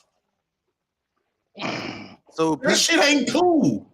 So people can be inspired by your story of persevering through jail. Cool, right? But ain't nobody aspired to be you in that damn cell. So how would they be? So the people. So you There's were a lot of niggas aspired. who was in jail, went to jail before and experienced jail. No, hell no. JP ain't trying to hear that shit. Please get his ass, Pastor, because he don't get it. He think I'm playing. Movie says JP 100 exactly. Sorry to say, but King, them the type of niggas who get played and robbed. Yes, and they be send off because they want to be this so bad, so they coming in stupid. They stupid. Play stupid games, win stupid prizes. King need to cut the shit. Now he charging $10,000 for an interview. JP, you done got robbed before the state. Let's keep it a state, JP. You have got robbed before too. It ain't just a suburban kid. I got robbed multiple. Yeah, but it's the goofy way. It's the goofy way about it though. You know what I'm saying? So I already told you. What's up, JP? What's up, everybody? What's up, Gov? What's up, bitch ass man? Ashton? No, I'm just saying. What's up, Ashton? Don't speak to me, hoe ass nigga. Anyway, so let me tell y'all, because there's different sides to this shit. So I feel Ashton, we don't know where that little nigga spent most of his time. Yes, we have a house in the suburbs, but during the week, you don't know if I'm going over to grandma's house over in the hood while mom at work, you know, like straight after school, because I had that kind of situation. I I mean, I'm from the heart of the hood anyway, but I had to go on the north side, and they was into some other shit. So I mean, I was just cool with them niggas, but I already told y'all the story about my nephew grew up in the suburbs. Nigga, I watched you. Hey, somebody need to mute their mic, bro. That shit is loud. All right, Chester, might be you, bro. But yeah, it might be my bad, bro. Hey, mute. Hey, will you mute me? I walked away from my phone, JP. All right, you say I appreciate it. Yeah. Yeah, so I already told y'all the story. My nephew grew up in the suburbs, good life. That's my brother, you know, son, my sister. It was just a blessing when I moved out the hood. I had to go live with them up in the suburbs. Like, nigga, I'm watching you grow up. I know for a fact you spent 0.009% of your time in the hood, nigga. I know this for a fact. I already told y'all this nigga got robbed. He tried to go buy a dirty gun, and when he got robbed, they made him use his Cash App. Like, here, nigga, we keeping this motherfucking gun. 2, give me your fucking phone. I'm about to Cash App myself a band, nigga. Like, you gotta be the goofiest motherfucker on the planet to get robbed. Right. Had him use your Cash App. And that's crazy. Well, my little cousin went to my house and stole my gun because I let him live there because motherfuckers was putting his ass out. At this point, he was like 19 years old. Yeah, Everywhere he go with the family, people try to put him, like, let him live there. So I let his ass live there while I'm at work. And at the time, I just had my daughter. He went in the house, broke in my house. He knew I wasn't there, so he kicked the door in, him and his guys. Kicked the door in and stole my gun, my AR-15, right? And now, them niggas took the gun from him. Bitch ass nigga. Wow. See, that's exactly what the fuck we talking about. Bitch. I said, you got the whole gun took from you. You at least I would have. At least I'm like, okay, at least little cuz out here safe. Nigga, them niggas took my shit from you. You old bitch ass nigga. But you them street niggas, like you be my them shit. Street niggas, they not your friend. But you bypassing the fact that as adults, we got children in environments where, first of all, they're stealing guns, and first of all, as an adult, you didn't have that motherfucker locked up and secured. Thank you, Pastor. I trust my family. That's so let me say one thing. So all right, y'all, I'm gone. Shut up. Anywho, I'm gone, y'all. That's my cue.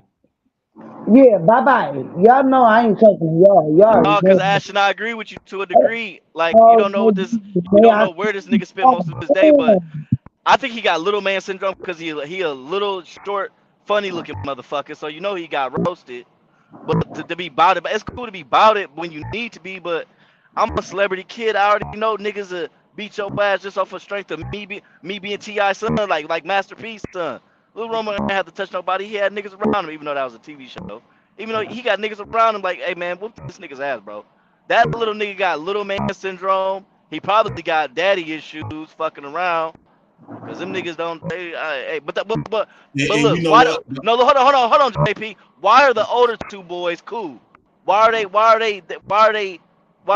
good? I ain't gonna say good boys. But why are they just cool, down to earth, normal? I ain't gonna say normal, but they borderline normal. Ain't King is the baby?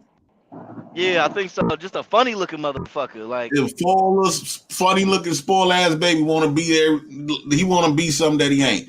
And you know why my little cousin, he did that, right? See, he didn't know my stories. Like, I'm older. Like, I'm like damn near around that time I was like 36. So he thinking just because I done calmed down and changed my life around, he never seen like the stories of me. He never knew about how I really got down when I was around his age. He never understood none of that. So that's the only reason why he tested that water. Yeah. And then I couldn't picture myself. I knew him like, that's just like you got a nephew or something. You used to baby this boy. You used to watch him since he was born and watch this baby. And then he lived with y'all. So you grew up damn near with him. Right? And so when he did that, I went over there and I was about to put my hands on him. But when I see him, I still see him as that little child, like this little cuz that we done helped raise. Yeah. So I couldn't really fuck him up like I really wanted to. Like, I think if I was in my 20s still, when I was wild like that, I probably would have put the pause on him. Right. But I said, no, this look good. God took your AR because you wasn't responsible with it, my nigga. Man, Put it in somebody's hand. And so that don't even make sense. All right, Jess. I couldn't So you sleep mean in he the took hood it? without him. So he took it from me and gave it to these irresponsible ass little kids that's probably about to go buckshot some shit. And they I get, literally no, just and they seen got taken. I And they got literally taken just from seen him a too. video JP, of little niggas. didn't the No, girl no, get no, taken no, no, from no. him Listen, too? listen. You Didn't the cut girl get taken action from him off, too? Jose Pasa. You cut action off. But I'm saying some real shit. I just seen a video of these little niggas in Milwaukee. I just told this story the other day.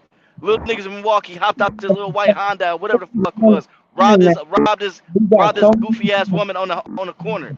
Fuck They you. point guns, they Liar. pointing guns everywhere, and they hop back in the car and pull it off. Uncle man, you're a liar. Like you got all these friends, but you on the internet 24/7. Get the fuck out of here. Now we Man, was bitch, I'm at talking work. Shut up. real Stupid shit. ass bitch. I don't lie about shit. Respect I'm the most. because you. I don't respect shit, nigga. You Just are like these young lying. niggas, I ain't respecting Why shit. would you ever Don't ever know- call me a fucking liar. What the fuck is wrong with you? Fuck out of Nobody here. call you out. I gotta call you out. You the fuck. Nah, don't call me no fucking liar, nigga. You I ain't are. gotta lie about shit. 1,000 friends. Motherfuckers. My friend did this. My friend did that. I ain't never lie. I ain't never lie to nobody. What the fuck I gotta lie to y'all for?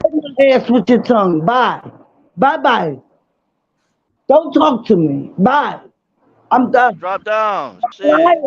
You hopped up here calling motherfuckers liars, bitch. I ain't in the mood for that shit, bitch. We up here having a good ass conversation, and of course a fucking female gonna hop up here and derail the conversation. You see how she just hopped up here trying to make it about her?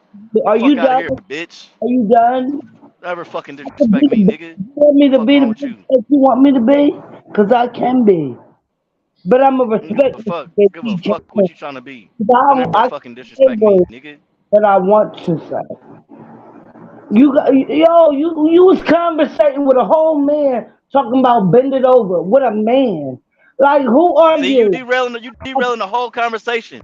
What the fuck is wrong with y'all bitches? Okay. Every time a bitch get on this panel, y'all just derail the shit. We talking about some real shit. I can pull it out. You a fraud.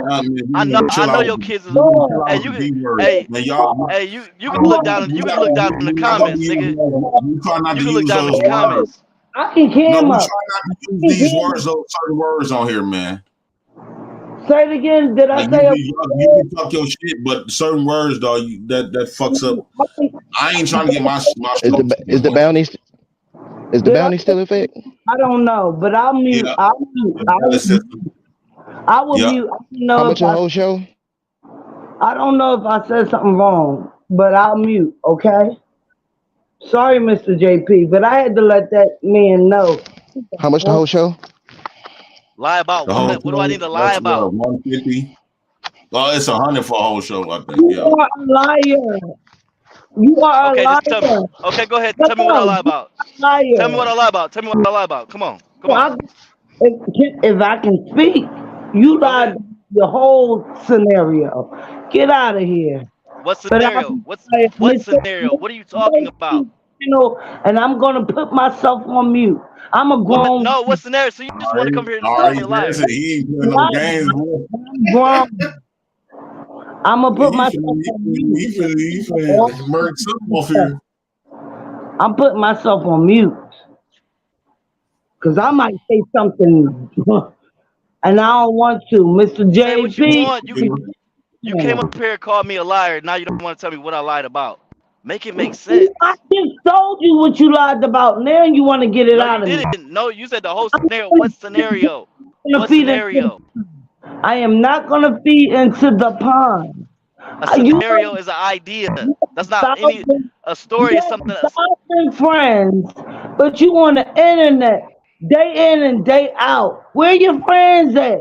Go be with your friends. I'm at work. What are you talking about? That's the only time y'all see me is when I'm at work. What are you talking about? I'm at work. What are you talking about? That's the only time y'all see me. No, it's not the only time we see you. You got the game all twisted.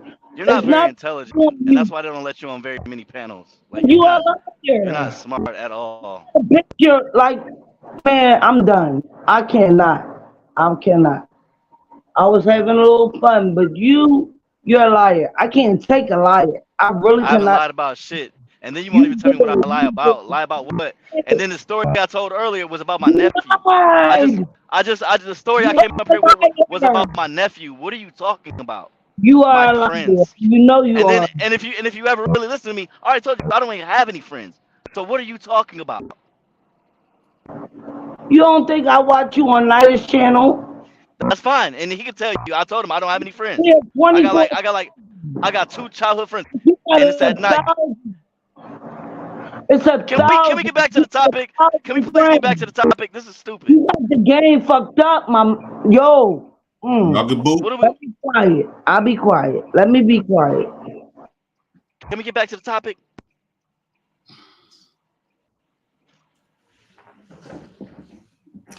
Yeah, so I did.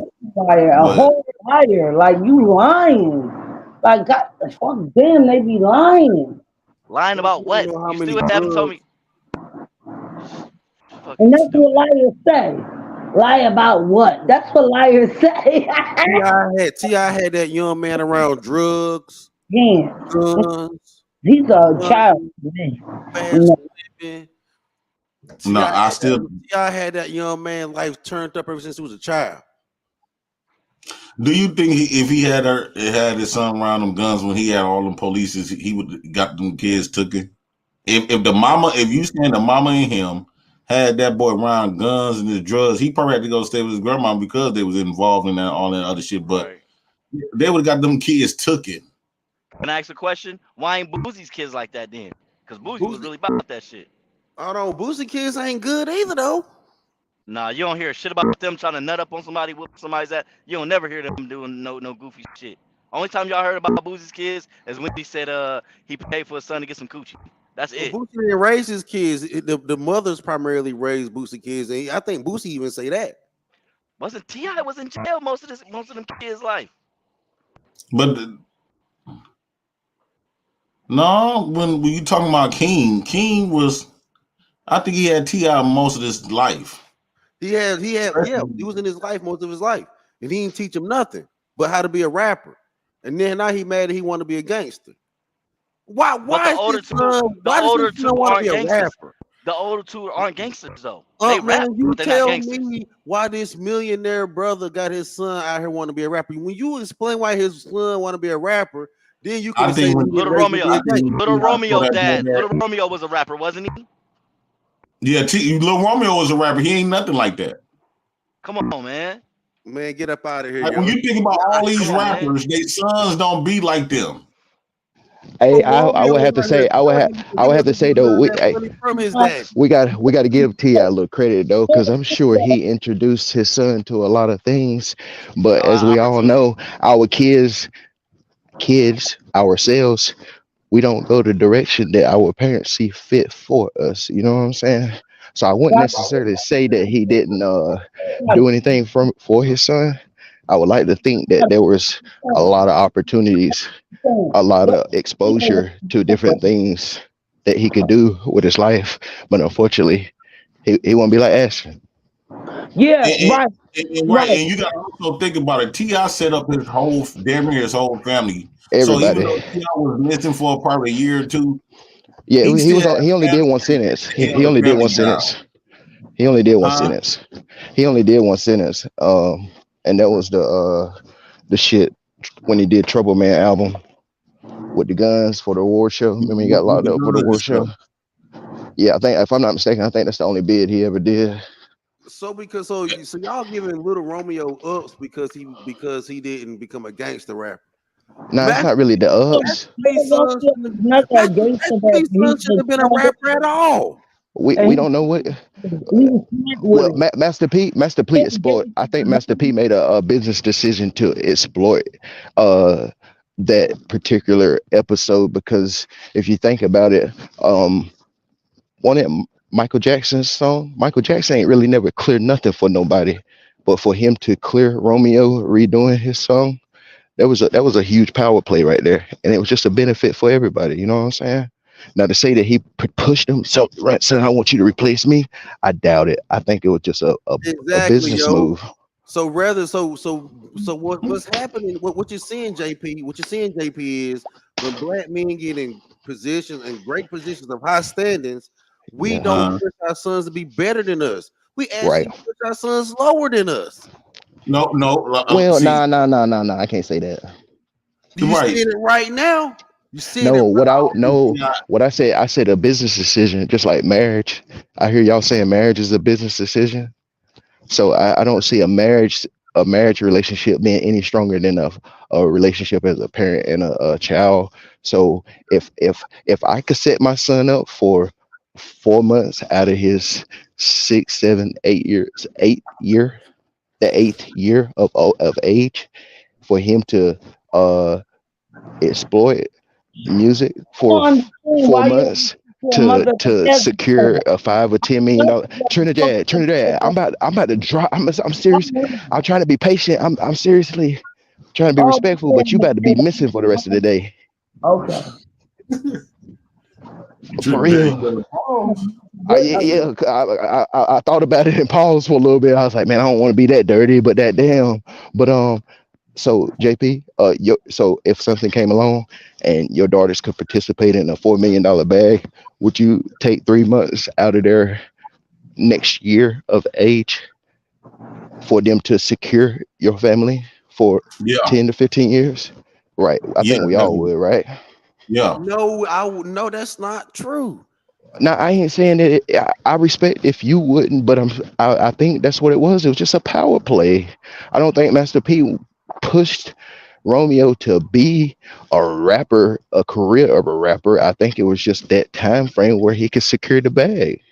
So exploit your see. That's what's happening. Well, so it's when I don't think it's exploit the kid, exploit the music. And call it what it is. Man, look at this boy. His name should be Dylan. He look like his name should be Dylan or something. Hey, so my man said he wouldn't do it. Hell nah. I would be, even though if I had a Dylan looking kid look, let's take it off the music. Take it off the music and put it on. If I had a Dylan looking kid like that, I'm gonna push him to be a dot. With me being a big time rapper, made all this money, I'm gonna push him to be like something like a doctor, a computer, like a lawyer, a computer geek. That Dylan looking boy to be a rapper. Now I don't think T.I. is pushing him to be a rapper though. Yes, he did. Yes, he did. Wait. So tell me what exactly you're saying that he did push him to be a rapper. Did he say, "Son, I want you to be a rapper"? Or putting his son in all those reality shows and having his son in the limelight. But that's a play though. Yeah, that was to be a rapper. But that's all a play. The Family Hustle is all a play to make the bag. I don't think it was solely to make a music career for the kids, was it? Or I don't watch none of that stuff, but I'm aware of it. But I'm just asking. I tend to think that it's a power play for the family and not so much as, son, you're gonna be the hottest thing out there. I want you to be this. You get my drift? Man, nah, he made his son a rapper. Now he mad his son. Now he mad that his son is doing some rapper shit. That's all it boiled down to. We're gonna look, he dropped. You can't get in a position like that, have all that money, move out in the suburbs like y'all say, right? Provide all this protection for his kid, right? And then your son end up reduced to being a rapper. Hell no. But we can't. But you have to go back to the whole thing. Parents tend to have a route for their kids, but we don't always follow that. You know what I'm saying? Especially when we get of age. So up to 12, Trinidad. But me and I'm trying to understand my man, and I'm about to fall back anyway. So I'm coming from the female perspective. All right, well, let me. You know, y'all. Don't give a fuck what you guys say. But let us. We can't really hear you anyway. So let us finish this out. So the 12. So the ages up to 12 to 15. You start losing control on what they're gonna do. You know what I'm saying? They don't have to go to school no more when they're 16, right? You never, if you are really Nah, foster that's your truancy. kids, you never truly lose control of what your kids do. But when you start teaching them nothing but hood That's stuff, powerful. That's so powerful, man. no, if T.I. would have raised his son better than what he was raised in, that little boy would have no interest in that lifestyle. All I right, so hold on. believe that it's the parents' fault. When you say raise, so how do you know the personal aspects around the raising besides the TV? I gotta say that little nigga don't even look like T.I. because all his other sons look like him. He just look like Did he get his teeth? Did he get his teeth replaced, or is that his real teeth? I ain't never seen him, but the shit he got right now, he had teeth put in. That part I don't know. This man look just like Kid and Play. Yeah, exactly. Like, come on, what type of games looking Kid and Play right here? Nah, type in Powder. He was like Powder with dreads, yo. Man, y'all are like, tripping, come on, what motherfucker in the street gonna take him serious enough as a gangster? Nobody. And JP, that's my point. He's already short. He's funny looking. Right. I know they be roasting him, so he's trying to overcompensate with that hood, characteristic. He got a lot to live up that to. is. He got a lot to Any live street up to. nigga, any street nigga that's about to knock you the fuck out, they just They gonna gonna do try. it. Fuck all, They gonna try. fuck all that talking. Fuck, we Yep. not, bro. I'm not about to do all this talking. I'm gonna warn you once, maybe warn you twice. You know what? I'm about to knock you the fuck out. I made up in my not all this. Oh damn, that's loud as hell.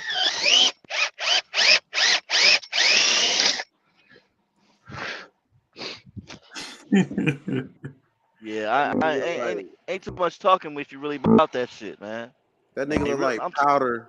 I remember that movie Powder. That nigga like Powder with dreads, yo. I mean, that's just ridiculous. The nigga that can control electricity. Yeah. Yeah, that was my movie. Nigga like that nigga with dreads. But the thing about it is, man, his daddy raised him that way. His daddy know that boy don't look like he know his son about 5'4", 135 pounds. He know his son don't need to be out here being no rapper.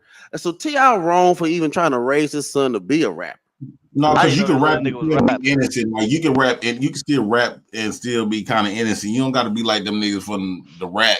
You know what I'm saying? But like, come on, like he know his son ain't that. Like that's why T.I. had to tell him, like, boy, you ain't me, nigga. You ain't him. That little nigga was a rapper. Butterfly say, is T.I. gay? We don't know what that nigga had a little sex ring going on with his girl, and we don't know what the nigga was doing. And that's neither here nor there. But what I'm saying is he wasn't doing right by his children, as far as teaching. That's real. I don't know why. I don't know. Like, why is he be hiding behind Tiny too? He always hiding behind her. He always hiding behind his wife. When he got caught with them guns, who he tried to put that charge on? When he got caught with that little sex ring that got niggas questioning his sexuality, who did he hide that shit behind? Man, T.I., man, come on, man. T.I. wasn't teaching that young man nothing but the same bullshit he was doing. And then they gonna get mad when his son turn up just like him.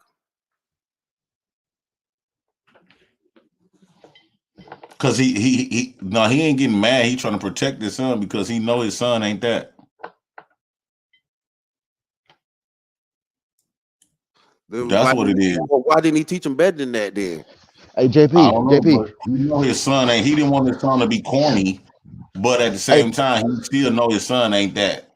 Hey, JP, pull up T.I. like they hit a state trooper not too long ago, a few hours ago. Can you pull that shit up? It's on YouTube? Yeah, let me pull it up. Yeah. The state trooper, a black dude, he's sitting there just chilling, merging. All of a sudden, you seen a fucking, I think it was a Rolls Royce. That's you'll see it. I said, God, the motherfucker nice. They tried to say he was drinking and everything, but evidently it just happened. It just happened. I think a few hours ago in a Rolls Royce, what? a brand new Rolls Royce. Oh hell! In a brand new Rolls Royce. Yeah, that bitch was nice too. But if JP can find it, I just seen it not too long ago. The VIN numbers weren't coming back because he said he had just got the car today. Yeah, that'll happen. And the paperwork was still in flow. If this nigga But go it to was jail for DUI, oh my god. they let him go. But they tried to say he was You'll see. They tried to swerve him down. He was drinking. I was like, man. And the cop said literally the opposite of what T.I. said when he pulled him over when his corporal showed up. But that shit was so fun. I was like, damn, dude, you lying like a motherfucker. He didn't say that. So you trying to be like your son now, huh? Yeah, you think you a street nigga now.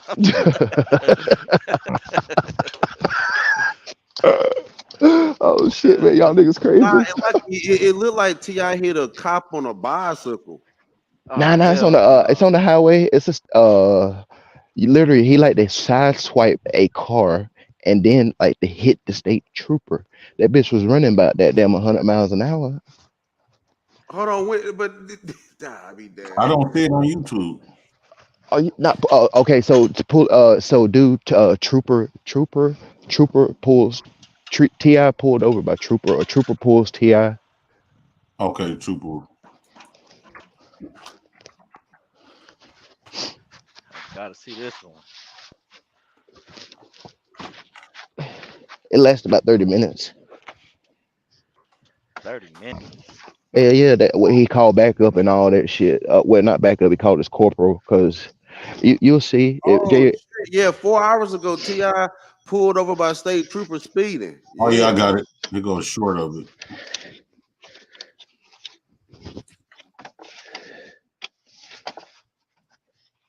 Let me see. Y'all make sure y'all hit the like button, hit the super chat, get the cash apps, get the channel supported, man. Y'all make sure y'all support the channel.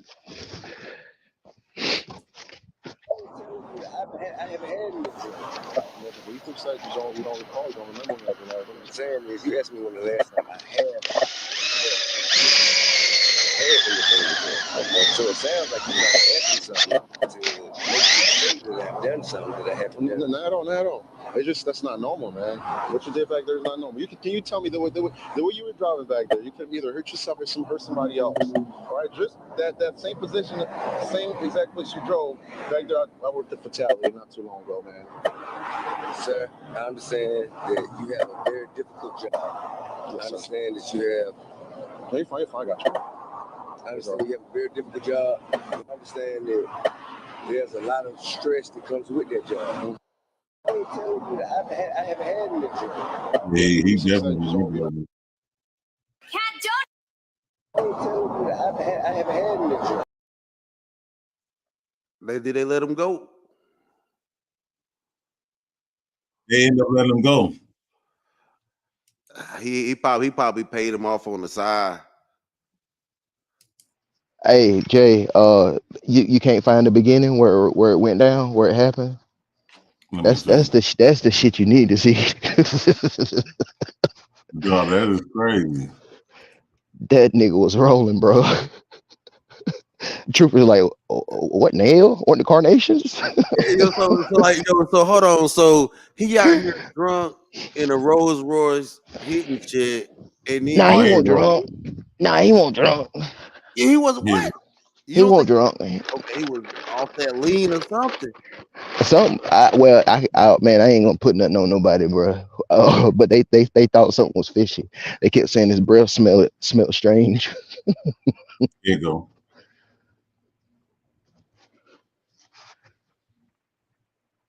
Watch that SUV in a minute.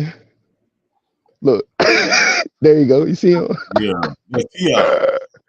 That nigga was rolling.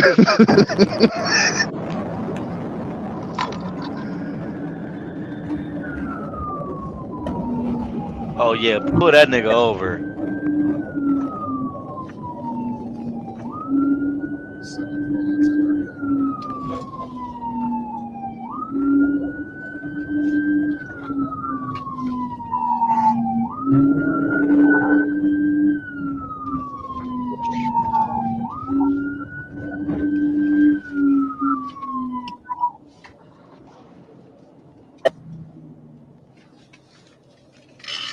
Hey, move your car up some more. Move your car up some more. Move your car up some more. Yeah, I'll be at the entrance ramp to 85 northbound from 75 southbound with a Range Rover. There's no 28s on the ground.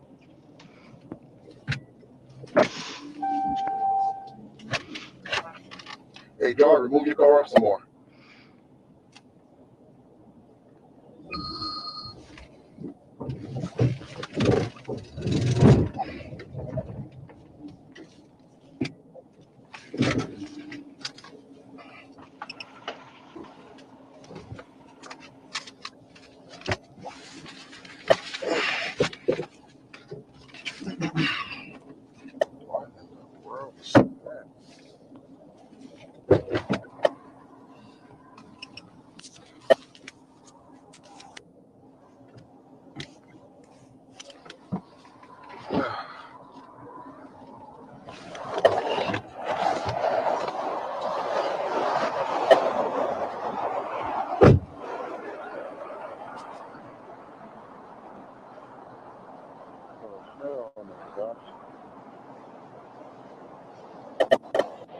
Step out the car. Oh, step out the car for me, please, sir. Can you step out the car for me, please?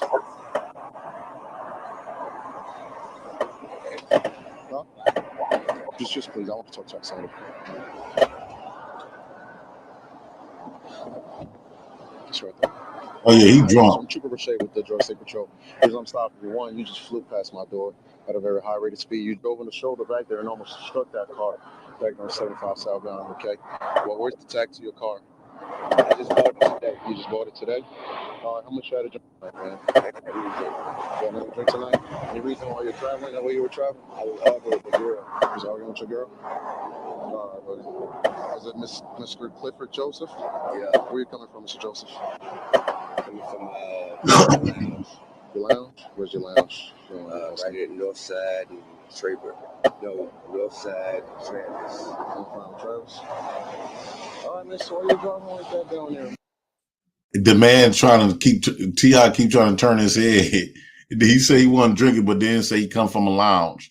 He keep trying to turn his head so he won't let the cop smell his breath and blow that shit off. Yeah. He know he was drunk like him. I seen how he just missed. I seen how he got out the car. That nigga was drunk than a dog. Mm-hmm. Man, she was getting on my nerves. She was. I apologize. She was getting under my skin. Okay. When was the last time you consumed any alcoholic beverage? Well, how long ago would you say? Today. I can't even recall. You can't remember? All right, so your mom going through a few evaluations. I ain't doing That's an admittance of guilt right there. All right, so you're driving in that manner. Yeah. Okay, your eye seems bloodshot in water. Nah, well he Yeah. Okay. he basically talking about he don't like the time he drunk. I ain't telling you that I haven't had any drink. Never. But you said you don't recall. You don't remember when you had your last. What I'm saying is, you asked me when the last time I have had something to drink. I'm telling you, I haven't had anything to drink. Okay. So it sounds like you're trying to ask me something to make me say that I've done something that I haven't done. Not at all. That's not normal, man. What you did back there is not normal. Can you tell me the way you were driving back there? You couldn't either hit yourself or somebody else. Right? That same position, same exact place you drove back there. I worked at Fatality not too long ago, man. Sir, I understand that you have a very difficult job. I understand that you have. No, you're fine, I got you. I understand you have a very difficult job. I understand that there's a lot. Yeah, why are you looking all around? I don't want to add to it. Yeah. You good, man. I needed a hard look. I want to add to it. I want to make your job no more difficult than it has to be. I don't want to be a burden on you. No, you're not a burden on me, man. Nah, you're not. Nah, there's another state trooper got somebody pulled over right beside them. Me and my old lady were arguing. You go ask her. She would tell you. We were arguing. And they were arguing with his bra. Damn. I was trying to get home as fast as I could to get out the car. Where's home for you? Now he blaming it on. I told you he keep blaming Titan. Hey, did you hear what I said? You did say that. You did say that.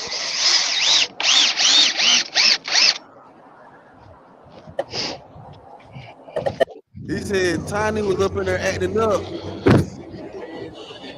So, a gentleman who owns the car lot, he said he can send me the VIN. He says the VIN is also in the door jamb of the door. Okay. Okay, so I'm gonna get it right there. Okay, no problem. Sorry, man. I'm here to bother you a little bit. This is the worst feeling. I've been pulled over many times. This be the worst feeling. Oh, I got it right there. If it's not there, I got it.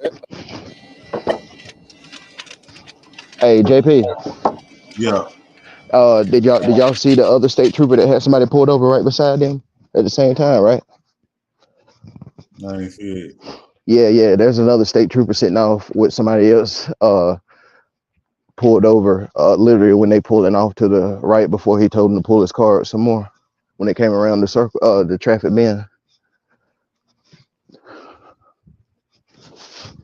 Oh yeah, I see it. That was a hot spot. So but you know what? This dude taking it real easy on T.I. Like he let T.I. walk up behind him, all kinds of stuff. I think he recognized T.I. Yeah, right. Exactly. Relaxed. It wouldn't have been one of us. we would have been on the news.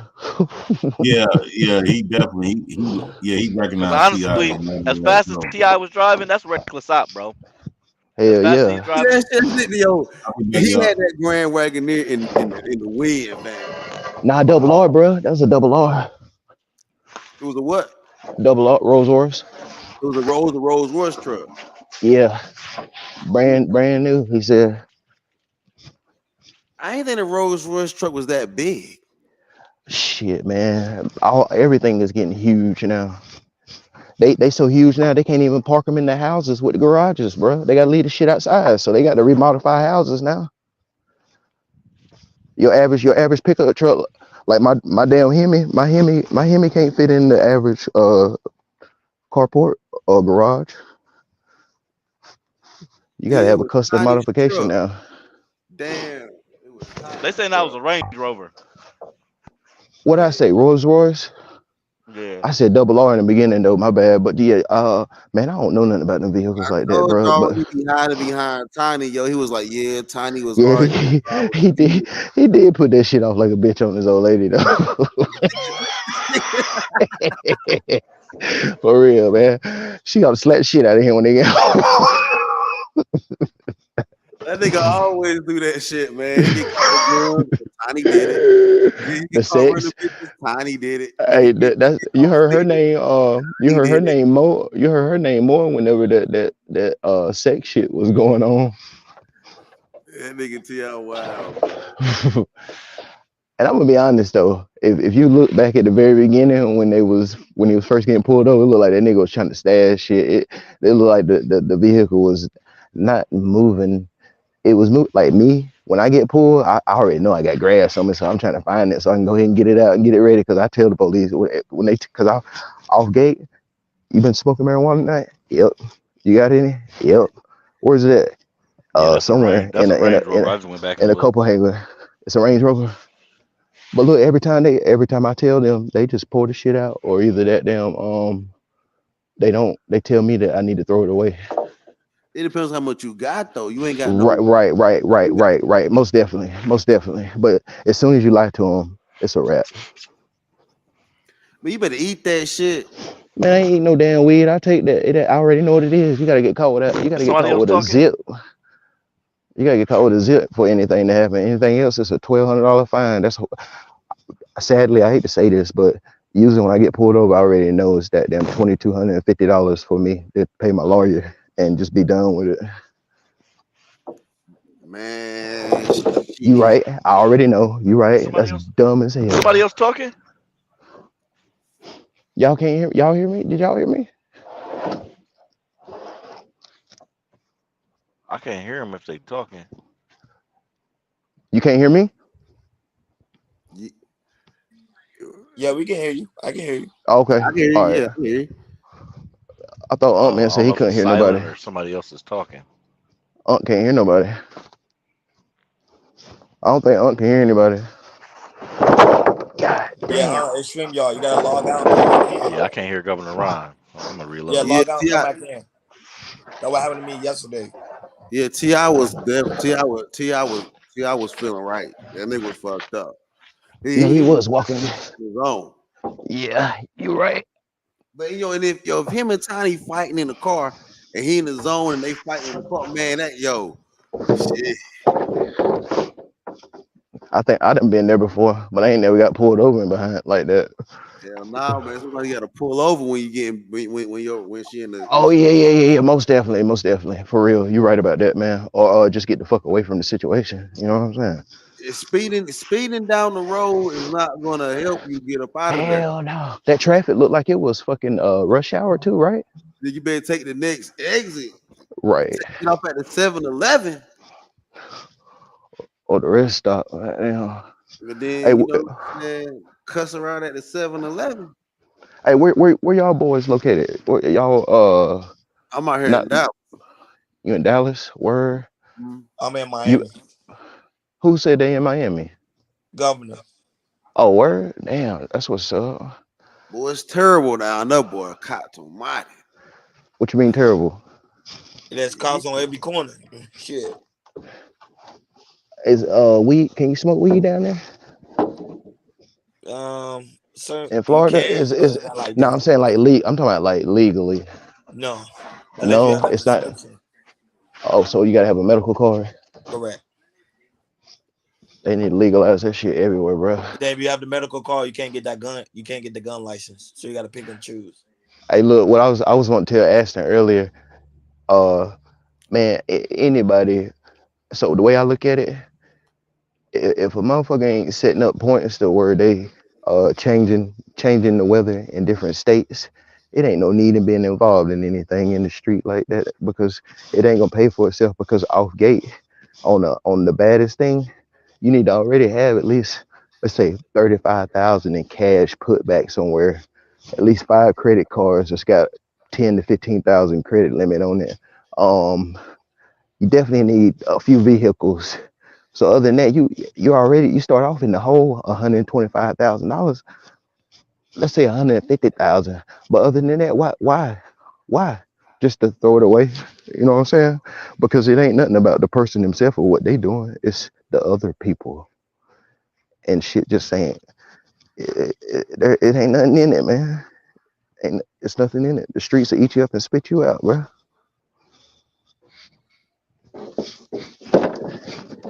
All I was saying, I pulled up to say is that young man wasn't taught any better, and that's the reason why he's behaving the way that he's behaving now. Yeah, I have to agree with you when you say it the way you said it, just like that, off gate. It's just like a puppy or dog. You know, you can have any kind of breed of an animal, but the owner, the way they raise them, that's who makes it a nice animal or a vicious animal. And I think that goes along with humans too. Just like you said, your environment you produce, you are the product of your environment. And that's who I got me. I'm got me a little show in the morning, so I'll holler at y'all, man. It was good having a conversation with y'all. Y'all stay up. All right, now you too. Most Damn, where definitely. JP go? He about to go do something. Trinidad clocked out. Yeah, Trinidad clocked out. Well, hey, look, I was about to light her ass up a little while ago. I was about to send her away for the rest of the day, but I didn't want to be like that. Oh yeah, Who be else doing on here? Trinidad like that, man. Well, I got all respect. That's why I just fell back a little bit because it's not that I'm new. I don't normally come up, but when I'm out working and shit, I will. Cause I think I've been listening to y'all for like at least two. Or Jay Prince, I picked him up off of Fight Club. Out of everybody that was on there, I could relate to a lot of things that he was saying. So that's basically the boat I jumped on. So all the conversations that y'all have produced, what y'all have, all the content and stuff, it has went a long way with me and much appreciation as well. Especially back right in the beginning, which was almost, I guess, two years ago. I think Fight Club was probably right around 200, 300 maybe on the live viewers or whatnot. But the man, those some funny characters, bro. Especially the way the whole shit went down in the beginning of JP's stuff. You know what I'm saying? I wasn't. I was. It wasn't that I was upset. I thought it was really fucked up.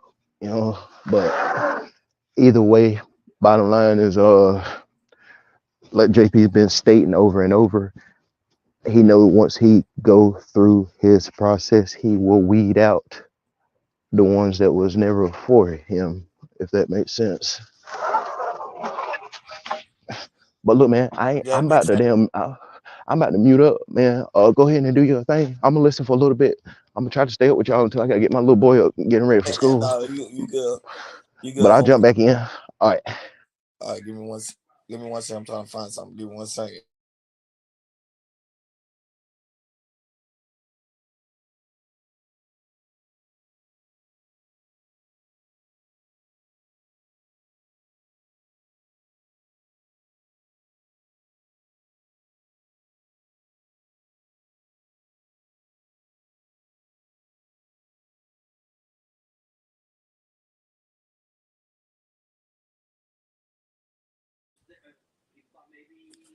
Yeah, but shout out to the 92 people watching, guys. Make sure y'all hit that like button. Make sure y'all support the platform like y'all normally do, and also make sure y'all come in, y'all vibe, y'all come relax, have a good time in the chat.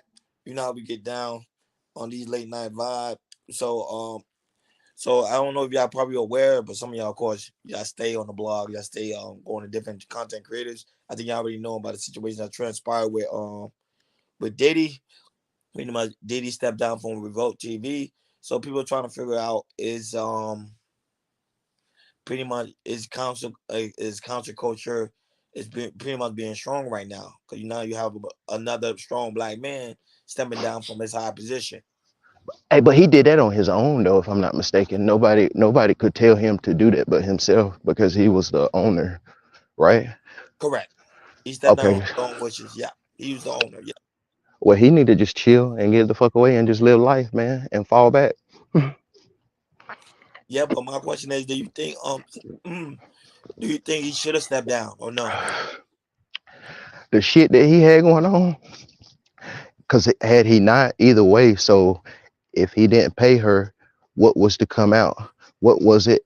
Was there more that he didn't want to come out? You know what I'm saying? So it's kind of like it's a whirlwind, because she already put out so much, but I promise you, nobody ever put out the whole deck. You know what I'm saying? So there was probably some more shit that she didn't mention or whatever the case is, and it's probably stuff that he knew she didn't mention and he didn't want. So it's it's, bro, that dude ain't right, bro. He need to get some help, man. For real. For real. For real. If that shit true, what she said, bro, that dude's sick, man. That shit.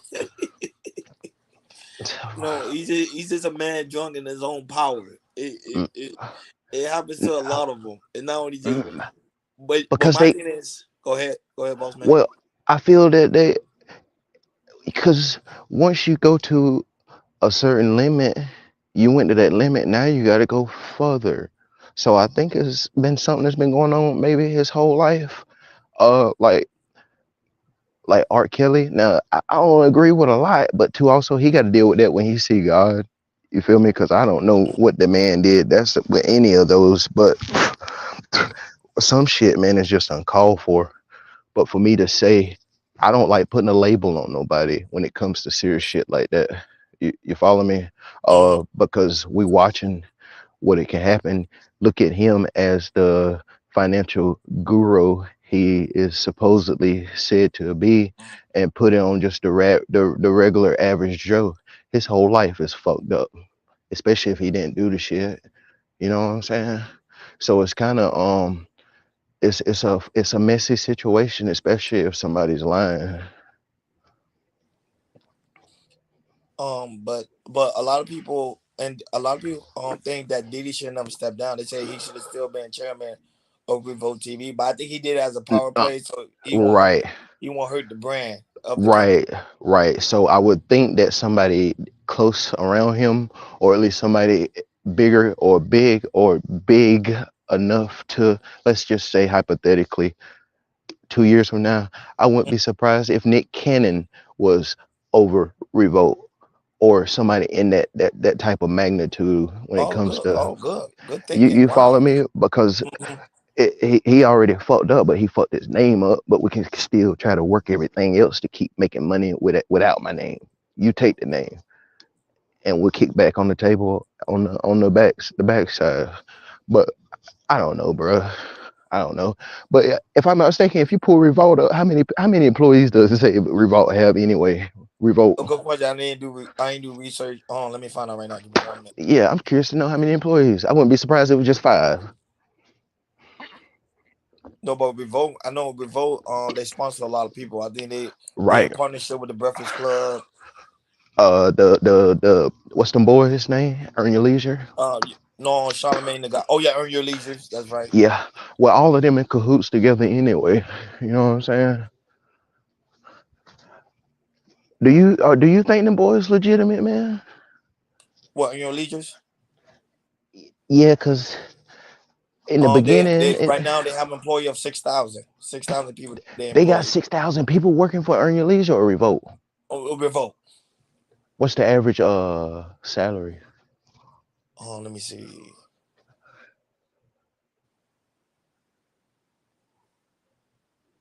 Or median? I guess it would be median salary, right? Yeah, median salary.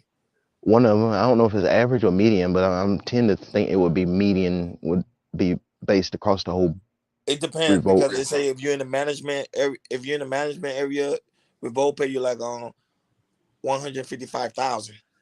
Damn. But that's Damn, if that's you're a in the lot of higher up. money, man. Yeah, So if how you're many higher up, so how many in corporate and how many people under the ladder? let me see. Let me see. You know what? I don't think I ever seen where they building it. They got a building, an office, or I think it's in New York. yeah, I think I know it's in New York. I'm just curious to know if it's a whole complex, office suite, or what kind of setup they. Well, he with iHeart, everybody, all the motherfuckers tied in together, bro. That's the Yeah, that's what I'm craziest saying. They tied part. in. So that's why you That's have to why. step down. They all That's tied why in. you hear certain artists shit being played all over the place, and some artists is not because they're not part of the program, so to say.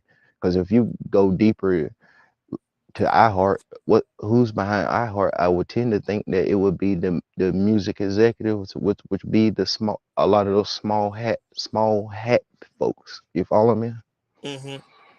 So you already I know in order to know get he to that teamed up with table. iHeart, Earn Your Leisures. Earn Your Leisure, them boys, I think them boys legit. But a lot of people think they're scammers, but I don't think they're scammers. I think they're really legit. I think it's more loans to the people that they bring up. Now I can say in the beginning they was more or less like the average us. The last few months I've seen, because in the beginning I was watching them when they didn't really have like a few hundred live. Whenever they go live, they didn't have but a few hundred people. It wasn't 1,000 yet, but two also, it's like I seen them. They hit a certain peak. When I seen that they was starting to meet up and hang around, all those other white guys that be with like Meek Mill. What's that one? So when that started happening, that's when I was like, I kind of fell back because the white dude said, yeah, I just asked him about his glasses and I took his glasses and I put them on and I left. He didn't know where I went and I seen him 2 months later and I gave him his glasses back. This was a white man talking about Ian. Is it Ian Dunlap? Mm-hmm. Yeah, they was telling a story and it was just strange because a motherfucker I don't know, they come up to me and pull my glasses off and salute me about my glasses and they put them on and disappear for 2 months. That's kind of weird, right?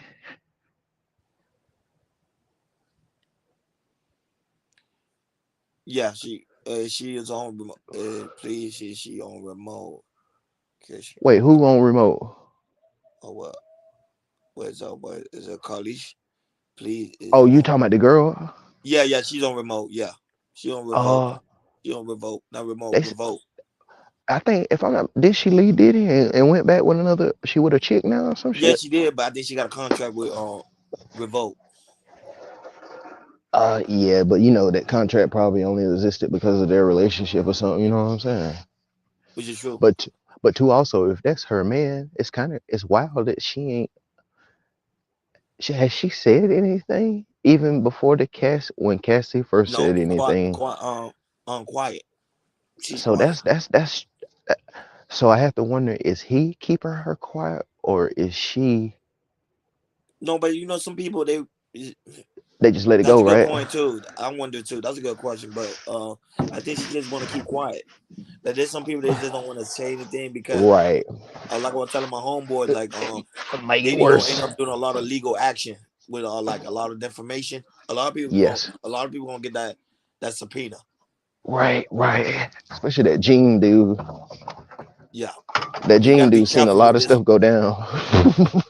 I'm saying a lot of people, even bloggers and stuff like that, a lot of them gonna end up going to court. Because remember, Diddy studied law. He knows the law.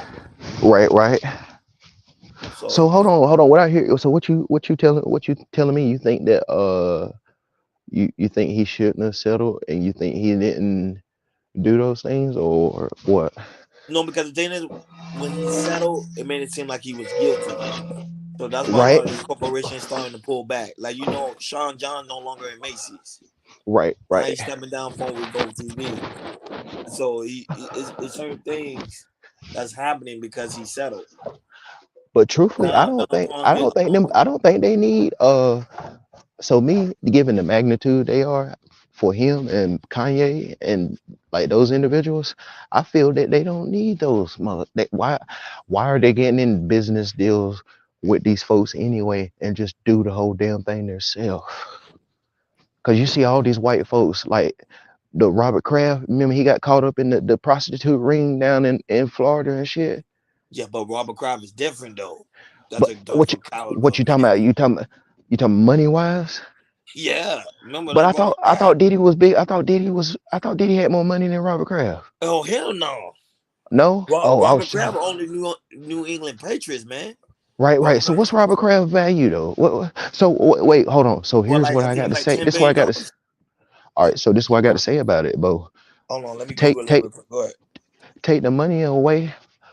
Why the white man don't get hit like the black man? That's what a lot of people saying, but the white man's all getting hit though. They getting hit. I think recently one of them got caught. Robert Kraft net worth as of right now is $11.1 billion. And what is Diddy? Just 1 billion? I think Diddy's 1 billion. I think. Okay. Well, a lot of that shit's tied up in so many different assets and stuff. Maybe I don't know. So when it comes to the bottom dollar, I know it. Yeah, $1 billion. You got it. It is right now. As of right now, it's $1 billion. 1 billion. Okay. Yeah. So safe to say that he's probably in cash to be able to touch. He probably can touch that damn $1 billion, boy. That's probably a couple $100 million he could touch if he needed to quick, right? Yeah, that's why he get cash. That's why he paid her out. He got the money. Well, his assets, that is. That billion though, it take 999 million to make that billion. That's a lot of hundreds millions. You know what I'm saying? Yeah, but remember, you gotta keep it in mind too. Remember, he gave a lot of artists back their publishing rights, so he loses. But it won't worth nothing from the beginning, if I'm not mistaken. It won't no revenue coming in. Yeah, it's true too. It might have popped back in the days when those tracks pop, but right now I don't think they streaming no revenue. And if I'm not mistaken, with them getting that back, they also could not talk about anything around him or his family or the businesses or Sony or what's his? There's a record label above him. It's a Jewish guy, a old Jewish dude that I remember Puffy would always be with. And I know you're talking about. You know what I'm talking about? Yeah, I know you're talking about. I think Andre Harrell was the one that kind of put that part into play. Yeah, put him on. Yeah. Right. So if we can figure out that dude right there, then man, this might be his whipping. This might be the whipping out in public, like they did my man from basketball and they did Kanye. You worth all this money and you doing this shit. We about to strip your money. We about to strip you. We can't do it back in the slave days, so we're gonna do it publicly and show, because it's crazy how motherfuckers can just take money from you like that. When I get a check over $5,000, I gotta let that bitch sit sometime. You feel me? Mm-hmm. No, but the thing is, the way they're doing it, they not taking his money, they're just pulling back. So well, how you think? Go ahead. No, so if Cassie got paid off, Cassie had to get a check, but to also the state, the government, the courthouse. Yeah, taxes. Mm-hmm. Even the courthouse, the restitution, all that shit. Mm-hmm. Everybody got paid within the judicial system. Correct. Right. So she got paid. So I would imagine that was cash money. Nothing. Well, it could have been a check or something. He said the name. He said Clyde Davis. Clyde Davis. That's it. Yep. And that's Whitney Houston's Clyde, I think Clyde Davis and Whitney Houston was real close, right? Didn't Yes. right? And what is Clyde? Is he a music exec? Yeah, he's a music exec. For who? For what company? What is it? Is it I think it Alester Records. Who? Let me see. Is that I the name never of the heard record? of that. I never heard of that. I highlighted. You see it? Hold on, I ain't even down. I gotta get to my phone. Oh, you showing this stuff right now? Let me see. I don't see it. Wait, Clyde Davis from Arista. Oh yeah, Arista. Yeah. Who dropped that? Daryl. Appreciate that. Was that Darrell or Daryl Allen? Damn, bro. I don't know, man. It's a crazy situation, man. Like I said, especially if somebody's lying.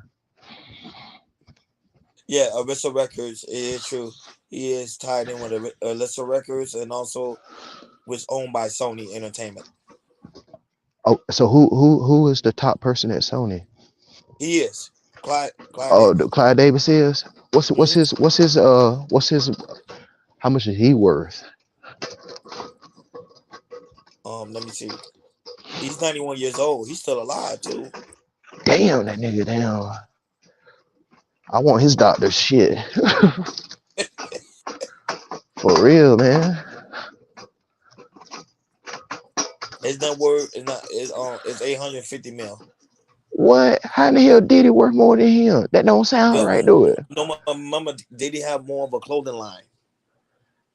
But still, though, that Clyde Davis been around ever since the Beatles or some shit, right?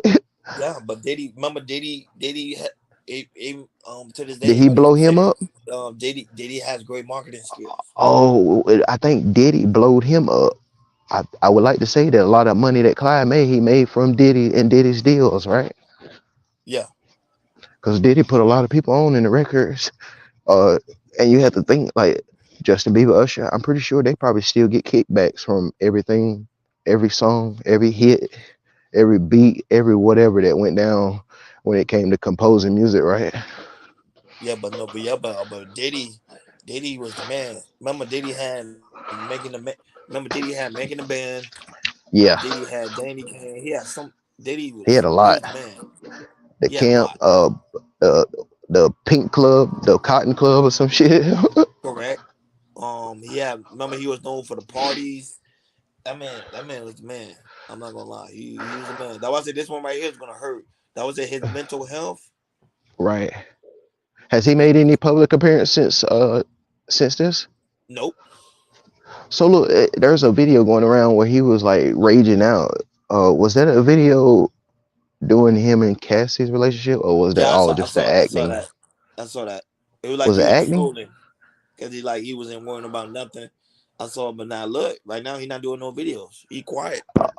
And there was another video I seen where he came out of the hallway dancing in a fucking robe, singing the song. He was singing one of those triumph songs, like when you just go through like a war or something, and you came out of it. So I don't know if that video was related to the Cassie. I think it was something back in the days. I don't really be keeping up with his stuff, but I did see it on some blogger, I don't know who, I don't know exactly. It just, I seen it on my timeline or something, bro. Mm-hmm. Yeah, I don't know. Good. That shit wild, bro. Well, yeah, that's just crazy. Like this type of stuff that you lose. Hold on though, man. I got to say this though. What the fuck he doing sitting in the corner jacking off while he got motherfuckers banging his old lady? But that's allegedly. No one knows. And Gene Deal said butt plugs. But let's keep it real. Most of the time, you gotta understand something. Most of the time, these men get so much sex that to the point that they just get tired. It's not pleasing anymore. Right. They don't went too far, or they don't. I don't. So like from what I be hearing, a lot of folks say is like when you get so many, you done so much and went through so much. The normal shit ain't normal no more. It ain't doing nothing for you. So now you got to go do. I get. Now you got to go experiment with shit. You know what I'm saying? Yeah, like swingers and stuff. Like Right. that's why I say some of the stuff, like what they say about Will Smith and stuff. That's why I say I kind of can believe it, because it's in fact they get tired because they sleep with so many women, and they just Right. they gotta try something new. Man, it's so I know these doctors, right? It's a man and a woman, they doctors, and truth be told, that them the man get off. the man like to see his old lady that them get pounded, right? Correct. Yeah. So in my They will mind, pay you. yeah, I know, right? So, so I ain't gonna, I'm gonna just leave it right there. But in my mind, I wonder, I'm like, damn, do they really love each other? Cause I can't do Really the that. love. It's not really. It's the. Of course, there's love there, but it's just the fantasy of say I want to see my wife get banged by another man, and I just want to watch. Man, I can't I won't be able to roll like that. You know what I'm saying? It might be. I don't mean nothing disrespectful, but it's a possibility. So it could be a murder scene up in that bitch. You know what I'm saying? Especially if I'm married. That's just how deep I'm saying to me as far as marriage. To let another man touch my wife? Hell no. Let alone that damn she fucking around or something. I wouldn't take it to the extreme like that, but you never know what could happen. But it's it's just I can't grasp the whole. How is that possible? How could But it's each the same other thing. love It's the each same other? thing. Like if you're watching corn, like some people they watch corn, and they watch other man banging another woman, and they Wait, they be hold on. You touching said the same themselves. thing as watching porn? Yeah, corn. Wait, Yeah. wait. You said corn? Wait, you said Yeah, corn we or say porn? corn instead of saying porn. Yeah, you gotta say corn. What's corn? No, it's porn, but you Oh, can't say damn, my porn. You gotta bad. say What? Wait, you can't say that on YouTube, bro? No, For real? they put you. Yeah, they put you. Man, Yeah. that pisses me off, man. As much as NIGGER can be said and shit. You know what I'm saying? Yeah. It's crazy, right? Yep. Yeah, because I had to train myself to stop using that word, right? Because it just, as I gotten older, bro, that's why I say brother a lot, or bro, or right, something to pick a person up. You know what I'm saying? And I just find it, I don't know, man. It's just fucked up, man. Especially when you tie it all back to the music industry.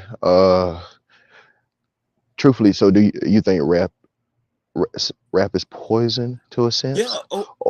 Yeah. Yes. Now I kind of understand what they meant in the in the 80s when they were trying to stop NWA.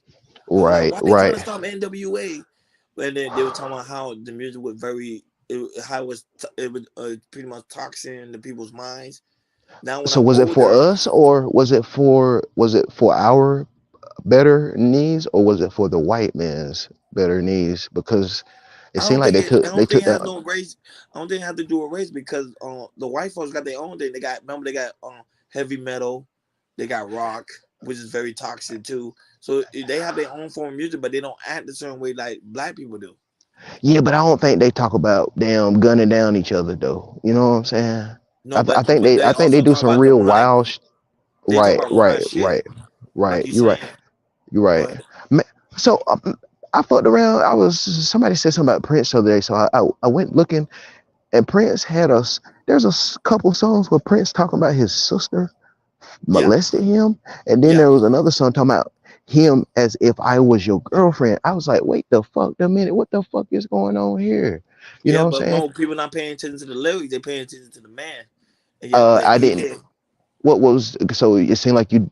What was the lyric saying on both of those songs? I understand the I don't part about remember. his. I'm being honest. I don't remember too much of Prince music, but I Oh, so was remember that when I saw old? the documentary, they were saying like how his music had a lot of like twisted words in it, and a lot of people didn't pay like attention to it. So I guess so to say it was a lot of metaphors in there that he was transitioning Correct. on, were reflecting onto his life and childhood, Yeah, what he went but through. they say he was. But they say he was bisexual though. Yeah, I kind of always thought that. Especially that movie. What was that movie? Purple Rain. Purple Rain, yeah, which is a Yeah, him. classic music What's movie. so that the other guy, the darker skinned guy, who was that? Somebody was a singer too. Which one? What from the Purple Rain? His homeboy in Purple Rain. Yeah, I think he was I think he was one of his I think he was band one of the members. people that worked behind the scenes. Okay. Well, Yeah, I think he was part of his he team. came off kind of. I always thought he was fruity, but that's the only thing I ever seen him in. But I never really gave him that title because of the movie. You know what I'm saying? I didn't know if it was a But a lot of role. people say in the industry, a lot of people are bisexual. Hell yeah, they are, because I would like to say that a lot of those individuals had to experience some dark trauma, and that's why they're able to reach down so deep within themselves to attract the masses of the mass. You follow me? Mm-hmm. But I don't know I can't really sit there and say that for all of them, but it seems like. Well, on KGY, his name was Morris Day. That was his name. Oh, Morris that Day. was Morris Day. That was fucking Morris Day in the movie. I'm asking KGY. KGY, Oh, that was okay. Morris Day. He said Morris Day. That was yeah, because they was closed, so I don't know. Damn, I did not know that was Morris Day. That was. I always thought Morris Day was a damn group. Shit. But I'm asking him now. KGY, that's Morris Day. Was he an artist or was he behind the scenes on KGY? I wasn't sure. I know he was. Oh, you talking about the movie? His ritual in the movie is on Morris Day. Okay. Wait. He said what now? His rival in the movie is Morris Day. Oh damn! See, I don't even remember. Wait a minute. Weren't they riding around like old? Wasn't it based like in the 50s, 60s or something like that? Yeah, I gotta watch that movie again. Now you. Yeah, I'm gonna have to too. I remember a bunch of old school cars like the Plymouths and I think Oldsmobile and shit like that they was riding around there with the white wall Coopers and shit. Yeah, them things was nice though. Yes, they were. Yes, they were. If you still have that, man, them things worth millions. Hell yeah, you right about that. Them things was nice. You know that one, the back to the Future on cars, man. Them things, man. Don't say, man, them people that have them cars, boy, they sit on something. Yeah, no, but a lot of people say in the music industry, there's a lot of sexual things going on. I don't know how true it is, but that's it. I would have to think. I've always thought that there was some crazy. So some people would say like Illuminati and stuff like that, right? Yeah, but they say that's not even real. People that say it, they say. Well, I'm gonna tell you the only reason why I think it's real, right? And there's one thing that happened that made me. I said, yeah, these motherfuckers got to be real. The way when young Dolph died, the way he died, and how that whole day went down, that was literally being broadcast all over the platforms. The way, that whole situation is still. I'm still upside down on that shit, bro. Cause I ain't never seen the police treat a murder scene the way that they did that particular scene. How did they treat it? Cause Man, they was moving him around. They had no gloves on. There was a lot of shit that you never seen Dolph come out on the road. I didn't never see any blood. I never saw a lot of. I was like, damn, why the police? Why they touching him?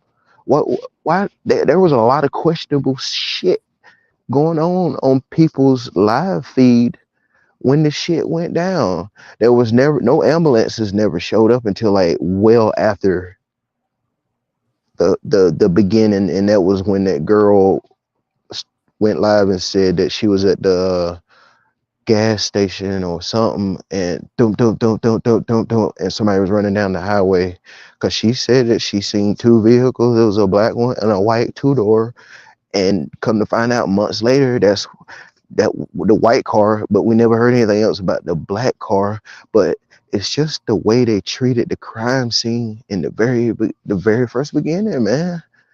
Like, if you go back and look at that shit, bro, a lot of that shit is questionable. Like, no gloves, just regular officers moving him around. They taking his jewelry off and shit. You have to look real good down towards the ground and the floor because his body was on the on the on the lowest level of a commercial business, right? So normally when you walk in, you got a double door, or you might have a door that's locked or whatever, but it's a lot of glass typically in the front when you're dealing with commercial properties. But this is my thing. This is my thing. Let's say if I go with your theory, your Illuminati is real, then what's the whole purpose of taking away your own? Your own is making But you money. no, so you got to go Dolph is making deeper. you Do you money. know but you got to know who Dolph was. Do you know who Dolph grandmother was? No, I did not. No. Big Mama Thornton. Big Mama Thornton was one of the first black people to actually. A lot of Elvis's songs were stole from her. I heard So about it. Somebody stole. Yeah, I heard about that. right. So But it stole Dolph, from her. ever since he was a teenager, that was his whole. He was always after getting his grandma's shit back to his family. So now you have to play in the politics, the politics, the everybody that's part of the Memphis, when it comes to your mayor, your zoning, your Dolph owned a lot of properties. Supposedly Dolph owned a lot of properties that was in the interest of the state to get their hands on, so they could destruct. You know what I'm saying? So it's that's my only. It's just weird. And the whole pyramid with the Bass Pro Shop. Now I'm a huge outdoorsman, but I've never been able to figure out why they need that big ass pyramid for Bass Pro Shop in downtown Memphis like that. And it's damn near built and set up just like the Eye. So when you go back to the Eye, you then gotta translate and go over to the Eastern Stars, if you're familiar with those, the Masons.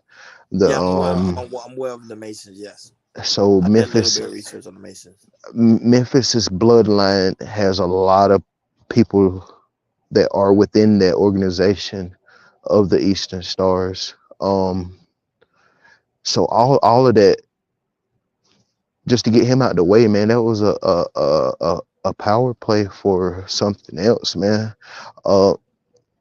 As far as the other record label, I never even, if they did have anything, we already knew that because they tried to do something several times.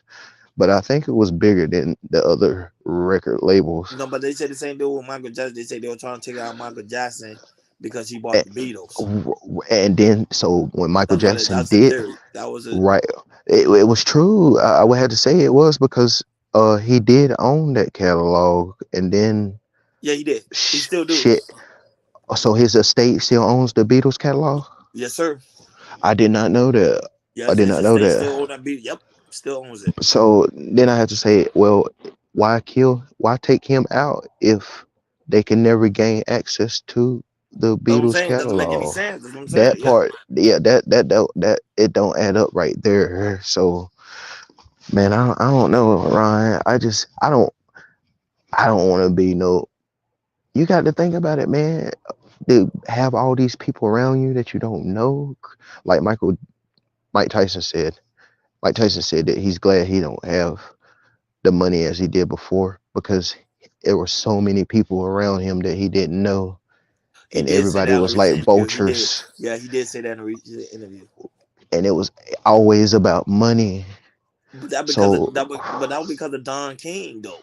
Don King remember, you already know about Don King. Like, you know how he was like all I knew was he was a promoter. So did he have some? What was his early? Was he a hustler? Was he street involved? What? I don't know his whole. No, he was just always a promoter. He was in the streets. He was in the streets. Tyson was, but he was just in. He was just a great promoter. So now I have to wonder. So what did Don King do before Tyson? Good point. I don't know. I didn't really do history on. Right. See, I don't know that right there, but I guarantee you that when I do find that information or come across it, I would think that it would bring his character out for sure. You know what I'm saying? Because I believe who you are, you're still the same person, no matter how much money you come in. You just get deeper, or you can only get deeper. So it could be more positive or more negative. So, or I guess what I say is, if you're already, so if you're moving righteous in the most right way with the righteous movements, everything would have to play out righteous unless it's brought to you by the creator, because I would tend to believe the creator already know, he already know our before, our beginning, and our expiration. So That's a fact. if all of that is known, then it's like a book, so to say. So I tend to look at everybody as the book, the names in the Bible. Now, I'm not big on the Bible because I have a lot of questions, but one thing I can say, the Bible's, Delaware Island 79 say Don King is an old school gangster. so he was really about that life back in the days, like Frank Lucas type shit. Sam, No, I don't. He said old school gangster. It depends on. No, he said yeah. Don King running has numbers. body. Wow. He had He be what doing his homework. Wow. I didn't even know that, but he said he had, but Don King had bodies. he got bodies. Really? He's a taker. Yep. So I guess that will, but to also, he couldn't bring but so many people around Tyson, right? So there would have to be other doors open from other people outside of him when Yeah, it but he was comes to also the another good vultures. marketer. Don King, he could market you any Who all day. did he market after Mike? I only know I only know of him, period, because of Mike Tyson. I don't know nothing else No, but about him. Holyfield too. Remember he marketed Holyfield. I would have to say because they all was in the same era, right? Tyson Correct. and Holyfield. Same So era. that's the only way I can lean to say. Sherry Berry said Don King was tied with the mafia. Wow. What, you know what? Now I think Well, he was somebody just mob put a tied. light. Okay. I think so, with the Gambinos out of Chicago, if I'm not mistaken. I could be wrong, but when she said that, I got a light bulb went on, and I think it was Wow, the you were tied in with mob ties. That's wait. crazy. Now I gotta We do talking about research. mob ties? She talking about No, mob not ties that. and Like no, cause the okay. mafia. So Yeah, it cause the would be mob. the Chicago Gambinos, right? Yeah. that that Right, that that right. that that that that Yeah, not the right, label. right, right. Not the label. Hey, But look, we talking about back in the days. hey, But look, that's when you another. tied to the mafia, that's big. Right. I can't tell you though. I don't think I would want to get in business with mob ties though. I don't think I want to. I don't think I would do any business with them for real. You can just call me. We can say hey, but we ain't talking no business. I don't want no problems for real. Because the way when he did that shit with Youngboy, I said, oh man, that's fucked up. But how can Yeah, you mob react? tie. Yeah, that's why I Can you told lay him people down? Charleston White can't go to Houston. Charleston White cannot go to Houston because they You think waiting it's for him. on like that though? You think it's Yeah, on they like waiting that? for him. Yeah, they waiting for him. He cannot go to Houston.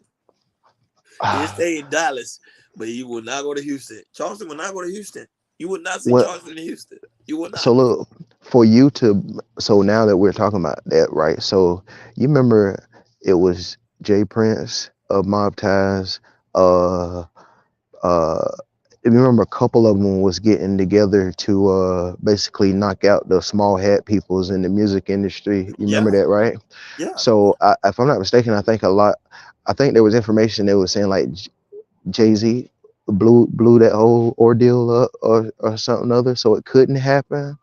I don't know for a fact, but I find that, so look at Biggie, look at Tupac, look at Puffy and everybody that was around Puffy.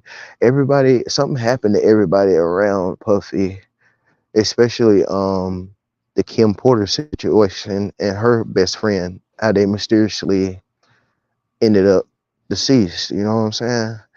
So no matter how much money you got, your money can't buy out what the power of our creator has in store.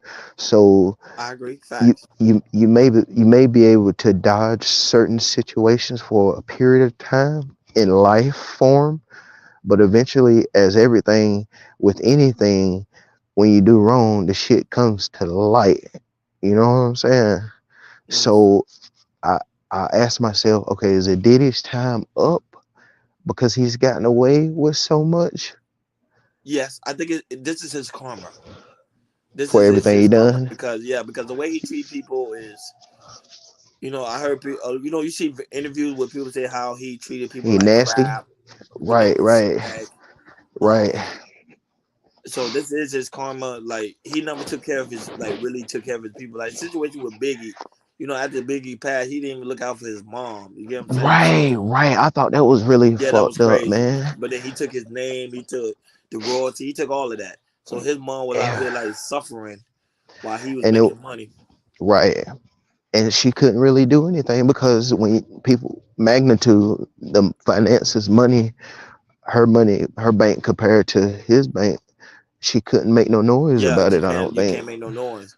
Cause Diddy got them strong lawyers, so you ain't gonna Right. go in there talking about I'm taking over. Yeah, man, that's pretty fucked up, man. I can't do people like that, man. If we moving together, we moving together all the way. We rocking till the motherfucker fall apart. You know what I'm saying? Yeah, no. Bad business. Darrell Reed, he said, he said, why would he go? Why would he go to Jay Prince territory? Because Charleston said he don't care. He said he could walk in there in Houston, they're not gonna touch him. But I he don't hasn't think they been to will, Houston man. yet, huh? Oh, he had been to Houston? Nah, hell no. I don't think they would I don't think they would mess with him, man. I think that Charleston is kind of like a hot, so he ain't hot as far like, say El Chapo was hot and then he got popped, right? Mm-hmm. So I feel that nobody hadn't touched Charleston because Charleston already, I'm gonna call the law on you. I'm gonna lock your ass up, whatever the case is, right? So motherfuckers already know if they bring that smoke to them, they gotta deal with the government too. You know what I'm saying? If they don't, cause you get my drift. Why Yeah, why would you wanna so you knock say a man? you think Charleston's a federal or one of the feds? Nah, it ain't that, but I feel that he is so hot in topics right now and hot within the court system because he is in, I don't know if he still is, but he was in the programs of youth when it comes to the juvenile court system. So we can't ignore that. So he's already hot off of that. So I feel like if a motherfucker try to smoke him or anything, I feel that there's gonna be cameras around, so they're gonna be caught off gate. So they might as well be ready to deal with the heat. And the heat is the boys is coming. You know what I'm saying? Mm-hmm. And nowadays there's so many cameras, you can't you shit can't be done like back in the 90s to today because of the availability of CCTV, so to say, or any recorded device. Everything is being recorded, even when motherfucker can be, their car can be on fire and they trying to get out. Motherfuckers pull out their phone and record it instead of helping them now. Yeah, You yep, feel? yep. So, with that being said, man, just know if you touch them, you might well be ready to go ahead and do your time. That's the way I feel. So I wouldn't even want to. I wouldn't even want to put myself in that situation, have to deal with it, and even dealing with it to that. Forget the time. Think about the money you got to spend to try to get out of this shit, or at least cop out to what you did. You know what I'm saying? Because that's a bill already waiting for you. It's just a matter of when you want to light the candle. Good morning, Miss Berry White. Good morning. Hey, look, man, go ahead. I'm about to mute up though, man, and finish doing what I'm doing. But I'll jump back on the convo here in a little bit if whatever happens. Yeah, I got you. All right, bro. Good morning to everybody that's tuning in to the Blackout Late Night Vibe. Just make sure y'all hit that like button. Make sure y'all dance. Make sure y'all subscribe if you haven't subscribed already, and make sure y'all support the platform. As you can see, Jay Prince is putting your money into good work. He's just not just using it, but he's putting your money into good work. You see he updating the background, updating his house. He's doing a lot of good things. So y'all continue to support the Blackout. Let the Black House stay strong. We got upcoming interviews coming up, so that's gonna be dope. So y'all just stay tuned. Just make sure y'all subscribe to the channel so y'all can see on pretty much the new events that's coming on. So pretty much for you guys walking in, of course the main topic is we were talking about T.I. and his son King. The altercations that transpired over there in Atlanta Falcons game last Sunday, and we was just pretty much doing a reaction to it. Then after that, second topic, we were talking about pretty much the music industry. Of course, P. Diddy stepping down as chairman of Revolt TV. So he pretty much stepping down just for the time being because the simple fact is of whatever's going on with the steam that's happening right now. Cameras are installed in neighborhoods on dust to dawn lights. Yeah, but salute to you guys. Give me 1 second. I'm finna get this other topic rolling up. Give me 1 second.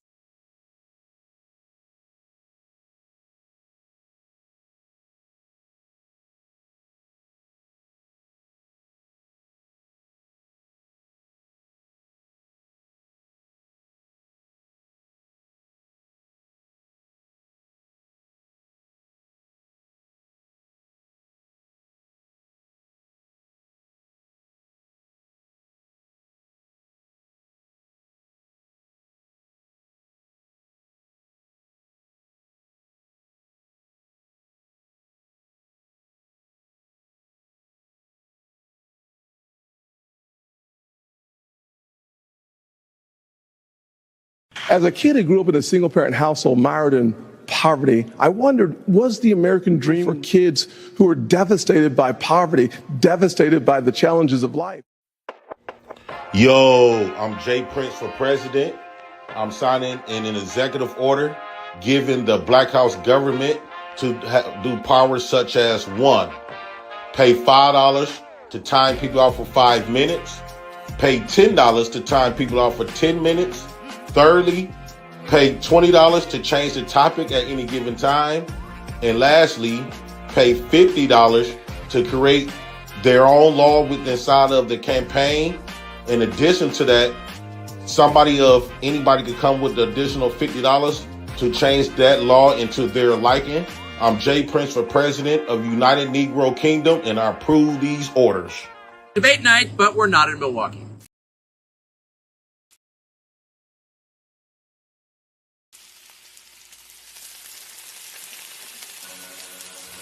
From the courtroom to the grill, Judge O'Brown JJB barbecue sauce. Man, the last time me and my girl was barbecuing and we got us a bottle of that JJB barbecue sauce, I licked my fingers and I dare her to lick her. Judge O'Brown ought to be ashamed of himself for bringing all this smoke to the barbecue. I'm Jay Prince for president, and I approve this message. You gonna finish that? Yeah, shout out to Jay Prince, man. He be having some dope commercials. He doing this thing, man. Shout out to him. Y'all forgive me. I'm trying to download this video. Give me 1 second. I'm trying to download this video, and it's taking a minute. So, I think this one is actually really good because we have Jadakiss pretty much speaking on investment and ownership with the 85 South show, and I think it's really good for us, for the people that's saying this is why this is the good thing I like about hip hop. Like, it seems like a lot of these men out there done rapping, now they talking about like for us to invest, for us to go out there and then do stuff within the community. To me, I don't understand why they don't do that in the beginning when they first start their career, but it's like later on they realize that, hey, to make this money pretty much overflow, you gotta start investing. So I'm just waiting for this video to download, and then we'll chop it up. Yeah, Barry White, I'm with you too. Jadakiss is the man. I think that's a deep brother.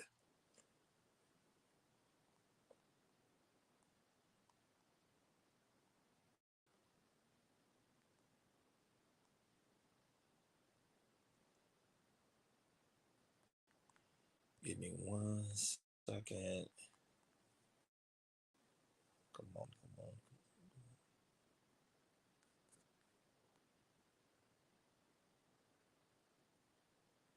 Jadakiss emotional, nothing about business money. Barry White, that's true. Like, most of them don't know nothing about business when they start. That's true. I think when they hang around a lot of powerful people, that's when they realize that, okay, this is the real money. Real money is the one that pretty much can sustain you, because rap is only temporary, but this one right here is like long lasting. Hey, what up, Kev? What up, Kev? 504. Good morning. Hey, what's up, Gov? How you doing, man? Hey, Doing well, man. President-elect, how you make y'all? Just checking in on y'all. Yeah, somebody, you just answered the question. I was listening to you just saying, you don't know why they started that a while ago. One thing, black folks start making money. We just didn't know what to do with it, back in the 90s. So once you make it, then you got to learn how to harvest it. A lot of a lot of black people that start to do well, and it's only been a short period of time. I'm a 70s baby, but to come up on those kind of financial levels to open up businesses and buying homes, they didn't really have that opportunity like that, as far as the money is concerned. But one thing we had to do is we had to learn out, the scamming shit, with how they was trying to scam us out of our money. So I'm glad that it's unfortunate that only the athletes and the entertainers and the rappers are the ones who coming out with this. I have family members that's been in a real estate game and shit like that forever, and will never put you on, will never try to tell you how to come up, and I think that's sad. At least they're putting it out there where you can do it, try to show everybody. But why you think that? Why is that an issue? Why you think that's an issue that they won't teach us how to to make money? All right, for me, dog, my opinion different is anecdotal, but I've always seen too many black folks get up there, and I have family members that did that. Get there, get their education, get the prize, never look back. You can even listen to people talk about, I've heard people say, Kevin, you right on some things. My parents say they left the South and they never looked back. Who came back to help Harriet Tubman? Nobody. Who actually passed on the way? The only reason why we was able to make it so far is because we was able to pass information. Who got the next job, or who hiring, or who gonna treat you right, shit like that. So I think when people, got going for the bag mentality and going for self, and I arrived, and then they'll turn back and scam black folks. They don't scam white folks. So when they get to that kind of stuff there, it's different. I think people that who come from the ground up, less education and stuff, we tend to keep it a little more real, man. I want everybody to do well.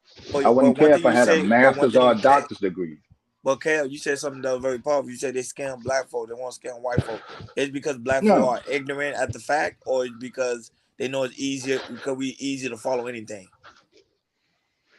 I think it's I think black folks trust black folks more than other people, for one. So when we elect black folks in the office, we expect even old JP right here to do right by his own people to some degree. But look how many damn corrupt politicians you have that are black, and look who they scamming, black folks. I'm in New Orleans.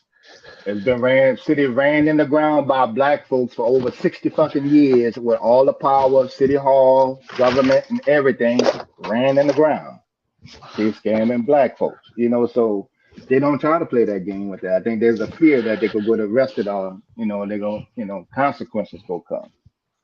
Again, like the scam with the rental assistance and stuff like that. Once they're gonna scam you, they run it on their own people.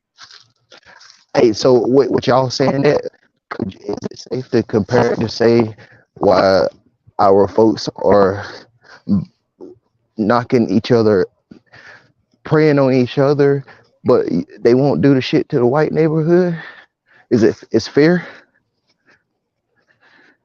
Do I think it's fair? I think it's reality. No. I said, is it damn, did I say fair? Not fair. I said, is it fear? I think so. Yeah, I thought you said fair. You said fear. Yeah, because it ain't no rappers. Consequences. Right, because there ain't no rappers talking about let's go George. So what's my man Trayvon Martin? What's the guy George Floyd? Right, or you don't hear any rap songs about knocking off the white man, the blue people, right? Nobody's rap, rap. Well, I mean, there ain't no music. Lot. Back in the days, they'd have put it out there. Now it's just whoever got the least amount of clothes and thought and hood and culture, stuff like that, and drill music. So there's no message in rap like that no more. There's no more Jada Kisses and stuff like that. You're right about that. Right, because I guarantee you, Public Enemy would have put it out there. They'd have had this picture all in the video. Right, Boogie Down right. Production would have done that. Hell, Yep. even on the West Coast, them niggas would have called it out. But now, these dudes just going for the bag instead of any type of substance. So there's this guy, older gentleman, not too far from where I stay more in the country. Supposedly he built this house and he built this produce stand, right? So he built this produce stand off on the backside of his property out by a highway. So while he was in the beginning, I stopped by there. I said, I like working with my hands. I said, I'm a learning experience. I said, you building your store here, I'm willing to come work with you free to learn the whole process when it comes to laying brick. You know what he Right. told me? Hmm. Yeah, you can do like I did. Just get the book, sign up for the class. I was like, man, what?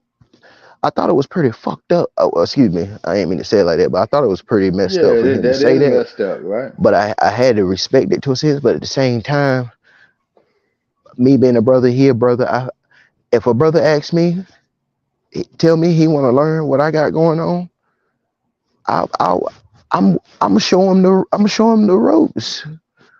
Mm-hmm. And it's up Yeah, to I him to would too. get deeper into it to get that whole niche to a better understanding than what I have, but to just get a basically one-on-one understanding, I would set him up for it. I wouldn't take it away from him and not give him the opportunity. I rather Right, at least him turn doing them in the that than right them. directions to get Right, at least with right. whatever trade school or whatever brother that you learn from, if you want to be an Yep, apprentice, anything yep. like that. Apprenticeship gets you in the door real fast. I'd rather see him bringing harm to the community. I would rather do that to see him prosper and prosper other individuals.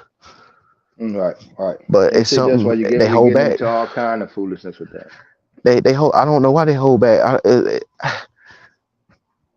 That's a good damn I give you question, another man. story, man. Look, my aunt is a CPA, top leading accountant for one of the top Fortune 500 companies, right? Right, Youngest of my mom's sister, youngest of my mom's siblings, right? My mom's the oldest. My mom worked, she had to clean houses, put all the kids through school. She runs this, she's an accountant. She sets up 401k plans, stuff, retirement and everything like that. It just so happened to be one day that as I was an adult, I'm listening to her in the living room in the family meeting talk about how much she got it set on the side for her son and college and stuff like that and retirement, right? right. And my thing was what's caught the family off guard. I was like, okay, well, your sister don't have no retirement and she cleaning houses for a living and babysitting autistic adults because she couldn't go to school, but she helped y'all get through school. She don't have one. You never thought to help her set up hers? That's Right? crazy. In her mind, no. You know who did? I did, and one of my mama's employers did, who house she cleaned for 10 years. We set her retirement up. Wow. And then, right. So, and same thing, and then we can go a little deeper with it. And if we go into politics, just in New Orleans alone, because that's pretty much what I know, every damn corrupt politician that went to jail, got convicted, Oliver Thomas, Gil Pratt, I can name all of them names because I go down there to the city hall. Even Ray Nagin went with the Katrina shit, who went to jail, got convicted of 19 counts out of 21 counts of federal fucking fraud.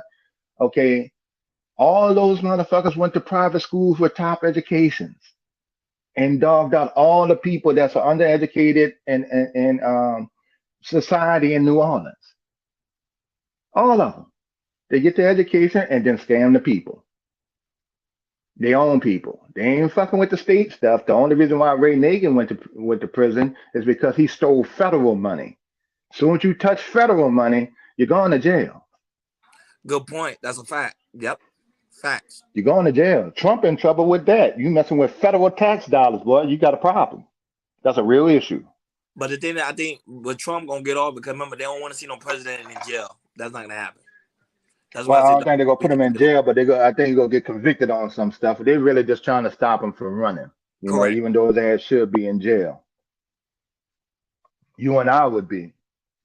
So I always hold the black people a little more accountable because it's just disappointing. You know, where we get the point that now we go run game on our own people like that. You know, I mean, if you make it successful, you don't have to.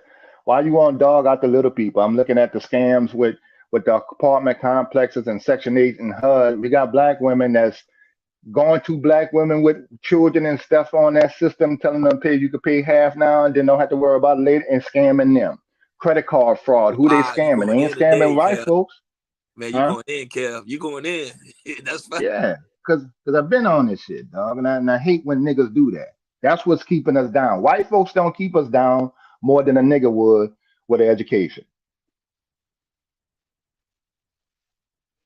What's more impactful? I already know what white folks game is. All we got to figure out how they getting over on us. Now we understand what the whole, you know, with the buying homes and shit. We was charged. They was charging us more money. We couldn't. They had things written in by the owners of old houses: do not sell to black people. Certain areas we couldn't get in to maximize our money. We know what they doing once we figure that out. But once these niggas figure it out, they do the same shit. Because they have no loyalty to their own people. We the only group of people that don't have absolutely no fucking loyalty to their own. Hispanics go fight for each other. Ocasio-Cortez, she fighting for the immigrants. That's her people. They ain't got one black person in Congress that ever brought up reparations. Why? And that's our problem. We'll bring up everything else. But I'm listening, man. Y'all can chop it up. But that's how I feel about it, I'm dog. letting you go in. You cooking. Yeah. I can stay on that, man. I can go example by example. You know, so when I hear some of these dudes on YouTube talking about, well, we ain't talking about rappers and entertainers. Well, who else fucking putting the knowledge out there of what to do? Now these dudes buying land. That's good. You know, I'm looking at people on the East Coast like, oh, get the bag. I'll make over 100,000. Okay, if you make over 100,000, let's say you make 200,000. You in New York and you stay in a condo. What the fuck do you own? You don't own shit. Money comes and goes. The hustle come and goes. Niggas get fired. People get laid off. Dynamics of the country change. That can come and go. Yeah, like but example, you don't own shit. Like remember during the pandemic, they were telling a lot of people like go for tech jobs. Now you can't really find that too many tech jobs. They're getting laid off. Right. They got oversaturated. So then a lot of people that were like they had high hopes. They went to school, try to be tech workers. They can't even find jobs. Right. Yeah, with the whole IT thing, right. So you got to move, you know, we just got to maneuver to the work to some degree, but that going for the bag shit just killing us. And then we do it. The first thing we do, you know what? The rappers stop really throwing the shit in our face. They got more than we got. They really trying to, you know, like Slim Thug and them say, Slim Thug and say, man, I own 40 damn houses. Don't sell your masters. Keep your masters. Leave it to your kids. You know, stuff like that. Moneybag Yo. His old lady brought him 26 acres of land for his birthday. That's different. I saw it. Very different. That was smart. Right. Master P on the Cali. He owned the Calio project now. Yep. He also got a center in there where they got a little small grocery store for the elderly people. You don't mess with the elderly people down here at all. That's gonna get you knocked off real quick. You know, so just that common respect. They ain't doing that. Who else is doing that? By the masses. So now it's time to get something. And so once some of the old hustlers that went to jail, right, got out, did their thing, they realized that ain't gonna work that long. Old Benzino and some of them dudes in New York, they got to find a new hustle. So if the new hustle is rental property, then well, damn, there it is. And you put it out there. But people not doing that no more, man. Me personally, I think the younger generation has very little of anything to offer black folks at all. They're stuck in this gender war shit.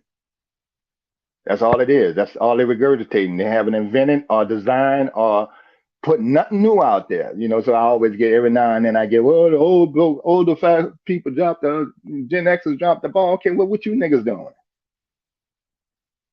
I only see older Gen Xers trying to put people on. So that's my thoughts on the black community and stuff like that. When you start dogging your own people, I got a problem with you, man. I don't give a fuck who you are. I don't give a shit if you black or not. I go down there and I go down there and I'll ask the politicians who running for office, what you gonna do for black people? And as simple as that question as that is, with New Orleans being 80% black, with only one restaurant in the tourist area, which is the French Quarter, only one black restaurant in the whole fucking thing. So when I ask that, they get caught off. What you mean? What I'm gonna do for black people? Well, the city 80% black. What you gonna do? We don't have no business ownership down here. Can we get some loans from the city? Have some people get started, some daycares or something like that? And it catches them completely off guard. But the problem is, with the thing with black folk, the thing is we don't put enough money in the bank. That's the problem. Or we have money in the bank, we immediately use it. Like they say black people don't even save a lot of money in their savings account. True, we behind on that. The country is behind on it. Don't forget, the country is like what 70 or 80% in debt. People can't go 2 weeks without a check. You can't miss 2-3 checks. That is correct. Yes. Right, or you will be homeless, not broke, homeless. But that's an issue for our community because if we don't have money, we get the worst of that. How do you expect us to go ahead, cab and go buy land or go making some form of investment when we barely even have money in our savings? Not even $500. That's true. Now that's a different round because we only talking about people with money that was talking about buying land and property and stuff like that. All right, true. Now I'm from a city where the average income is under 30,000. Net with average income in New Orleans about 35,000. But I hear people on YouTube talking about you got to be 100,000 to be even relevant. Okay, well, let's say I came from the bottom up. They got ways to do that, right? One, you can live below your means. That's one. Two, I think black dudes, we should take on an idea of that, you know, when you're getting out there on your young black men and stuff like that, when you're getting out on your own, get your roommate, man. Live in with your cousin. Rent $900 right now. In New Orleans, it was $550. But the thing is, Cal, they say women don't like a man that live with his relatives. You got to get your own place.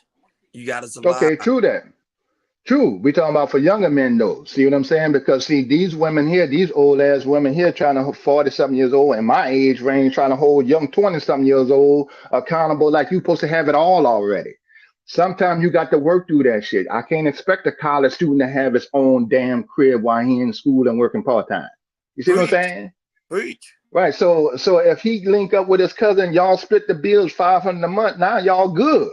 Now you can work on your finances instead of trying to get out there, get a crib or move in with a woman and you taking care of a whole family. You're gonna stay broke at a young age like that. You got to build yourself first. Go ahead on and split the rent, split the bills. If you go move on your own crib. It's kind of hard to move in on your own now because the rent's so high. But you can have your own things. Every other culture and every other people in major cities, they got roommates. I seen a lady on YouTube say she paid $500 a month to $1,000 a month for a room in New York, not an apartment, just for the room. But so you can't, you can work with it like that. Get your little 2 jobs, get your money up. Pay your car off. Get a used car. Nigga don't need a new car at a young age. Get a certified used car. And and then try to stack whatever money you can, whatever range you in. Try to make an extra $10,000 or more the following year. Man, Kev, before we start having children. Man, you giving out free game here, man. Appreciate I done lived this shit, dog. I done lived it. I done been through all the hard times. I'm telling you from trial and error a lot of this, And like me right now, I could get on YouTube right now, man. I told somebody last year, and I work in the filming industry. I worked on the show Queen Sugar, and you go see, and the last movie I did was Big George Foreman. You go see me escorting George Foreman. I'm one of the guards in the back. I've been doing that for a while, right? No. Right. You go see, right. And so I come out there and I tell people, listen, man, if y'all want to get in the filming industry, you want to do this, you go to the website, stuff like that. They need people. They need black folks, especially when they're filming down in the South. You know, so I try to put it out there so people can learn. So, but with the filming industry thing, you know, I had to tell them, I said, look, there's always different avenue. And a lot of these people that we looking up to, thinking that they're rich in the filming industry, they're not. That's why they was on the picket line during the strike with the filming industry. That's why Tyler Perry literally came out and said that they only pay their actors $60,000 to do the acting in that. Wow. You see what happened with my boy, right? So they're not really doing it like that, but we following them like they are. So, but you got to manage, learning money management is our biggest thing. You know, we just can cut down on stuff because we the biggest spenders. We spend more than white people in Mexico, everybody. We the biggest spenders to the economy by volume of people. So the money there. When Jordan But you're came out, right. they had a line full of I think niggas what's his name? Was it Terrence Howard? He said on the recent interview. Right, Terrence Howard made 12,000. Right, 12,000. When I heard, I was like, "What in the world?" And I'm, mama, that movie made millions of dollars. Right, but you know what he said? He had to pay the rent. He had to pay the rent. You know, he needed the 12. You got to think about his other movie. They're not making that deep kind of. They're not Denzel and Will Smith and Morgan Freeman and James Earl Jones. Those dudes, you got to pay top dollar for them because they generated that. But Denzel wasn't making no money before all that time. Then nigga was living with roommates. When it was doing She's Gotta Have It and Devil in a Blue Dress, shit like that. You ain't getting that kind of money. Even for Friday, the comedian, he got 10,000 for that. But he needed the money. Said So figuring out what we it's 1,200 and it's in the hood. The average rent in New Orleans. I don't know. You said I highlighted. Right. Well, the rent in New Orleans before Katrina was $550. I was paying me. I was paying $550 for a 2-bedroom townhouse, 2 bathrooms. Wow. And I was a UPS driver. Right. After Katrina, now it's up to about $800-900 now for a 1-bedroom, which is still considerably low compared to other major cities. Now, when you step outside of New Orleans, and see, people don't like to talk their own personal business. I don't mind because if I can tell you what I'm doing, then you'll know. Money don't move me like that. I've seen money come and go. I've seen enough money to make a nigga cry and shit on himself, turn himself in. So that doesn't matter to me, but like my house right now is a 3-bedroom, 2-bathroom house with a backyard. To rent it, it's $1,100 a month. To buy it, it's about $600 with a mortgage. That's not bad. That's it. But Right. you know that same house, if you get in Miami, that will cost you at least 400 grand.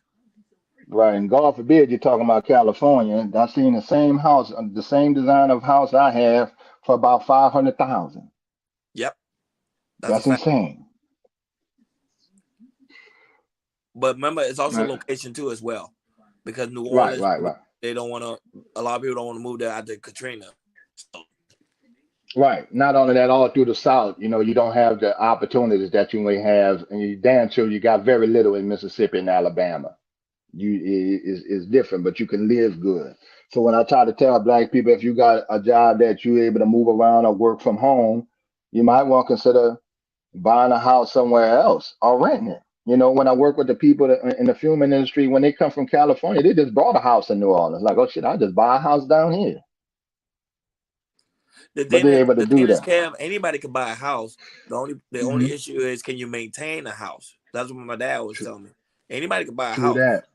You can have the down payment for a house. Anybody can have the down payment. 20 G's. People are like, oh, I get that for my 401k. But that's another story. A lot of people don't even have a 401k. But I'm just saying, if you have a 401k, some people say I can pull from my 401k and go ahead and invest in a home. But the thing is, can you maintain the roofing? Can you maintain the plumbing? Because now yard work, is no landlord. Right. Now, see, I had a friend of mine, successful girl. She brought a house, very successful girl. To the point, and she brought a nice house, nice yard, and everything. Even after signing the house and move in, she didn't even think that she would have to pay to cut the grass. Really? She didn't know that? Yeah, she didn't factor that in because she never really got out there. Well, you got to, and they were like, well, damn, Karen, the grass cutting costs damn near $80 every other Yeah. week. I'm like, yeah, shit. Yeah, they knocked the grass, man. The dude that cut grass around my neighborhood, I cut my own, that nigga make over 100,000. Most of it cash. Yep. And it depends on the state. Because some states, if you don't cut that grass, you get a fine. Right. My city does that. Mhm. Yeah, my city does it too. Miami doesn't play. Right. The roofing, when I had to redo the roof on the house, it was damn near 15,000. And you need that up front. There were no loans and shit. I was like, oh damn, the roof. Right. I had to get the dirt and re-level the house. You know, you had to go spread the loose dirt around, keep it from sinking, stuff like that. So yeah, it's maintenance come with that. A home is not a necessarily asset to you. If you get a home and then in 10 years, let's say the property value goes up, and I'm only estimating, bro. I'm not a guru at this shit. I'm just, throwing it out there. Let's say your home value go up $10,000. You got it for 180 is up to 190. You spent more than 10,000 keeping it up over a period of 5 to 10 years. He said he just spent 10 G's on rewiring. Oh yeah, see that plumbing. They got people with septic tanks and shit like that. All that costs. And if you're not able to physically do it yourself, you go come out of pocket. Yeah. So that's what I'm saying. It's just that was the whole idea of going ahead and get a home. You can get a home, but this thing is they don't tell you can you maintain it. That's why right now a lot of people are going into foreclosure. That's why it's gonna be a house crash real soon. Right. Yeah, we got to do our numbers. That's the one thing. You got to do your numbers. A lot of people, American society, and I'm just not picking on Black American society, don't do their numbers in general. You got to factor in what I'm taking in, how much stuff go cost, and I can tell you what mine is. I can live off of $700 a month. $700 pays all my bills, all of them. That's good. Right. But I paid my house off. I brought a used Toyota 2010 Avalon with under 100,000 miles because I did not want another car note. Right. And I don't have those. I don't have that overhead. So now I can go out here and pursue another career in the fuming industry and make $30,000, $40,000 and still be good. I could still save 20 out the 40. But Kel, you know what I realized too? We don't live for ourselves. We live for people. If people say you need a Rolls Royce, we go ahead and go get it. They say you need a Mercedes, you need to go ahead and get the Mercedes. But we don't really do it ourselves, knowing that, look, you save so much money just by, mind you guys, this is a free game. We literally giving out free game that you can literally get a cheap car and still have more money in the bank. Right. Now, and if you got a wife or old lady, a girlfriend and the thing, if I had a wife, she can have the newer car. I can drive the older car. I don't have to worry about her breaking down with the kids. And that's just 101 for me. So that's fine. But we just got to do our numbers, man, and then put it together. But your dad was right on that. Your finances, and then try to generate some money that will keep coming in. We don't think of retirement like talking about. Yeah. Usually that come by the way of if you have a good job that offer it. I've seen some older cats who worked all their life, did welding and stuff like that. The business, the business change or move out of the state, and these dudes stuck with no retirement. Yeah, I believe that's that. why one of the reasons. I believe that, Alan. Black people do. We do keep ourselves from progressing. We do. We don't help each other out. That's why I pay attention to like when Kel be talking. PhD would be talking, or even Hank in the basement when they be talking about like real estate and stuff like that. I always pay attention because they're giving us free game that people are paying a lot of money for, and they're giving us for free. Right. That's like Nidus broke down on this show one time. He said that he built houses.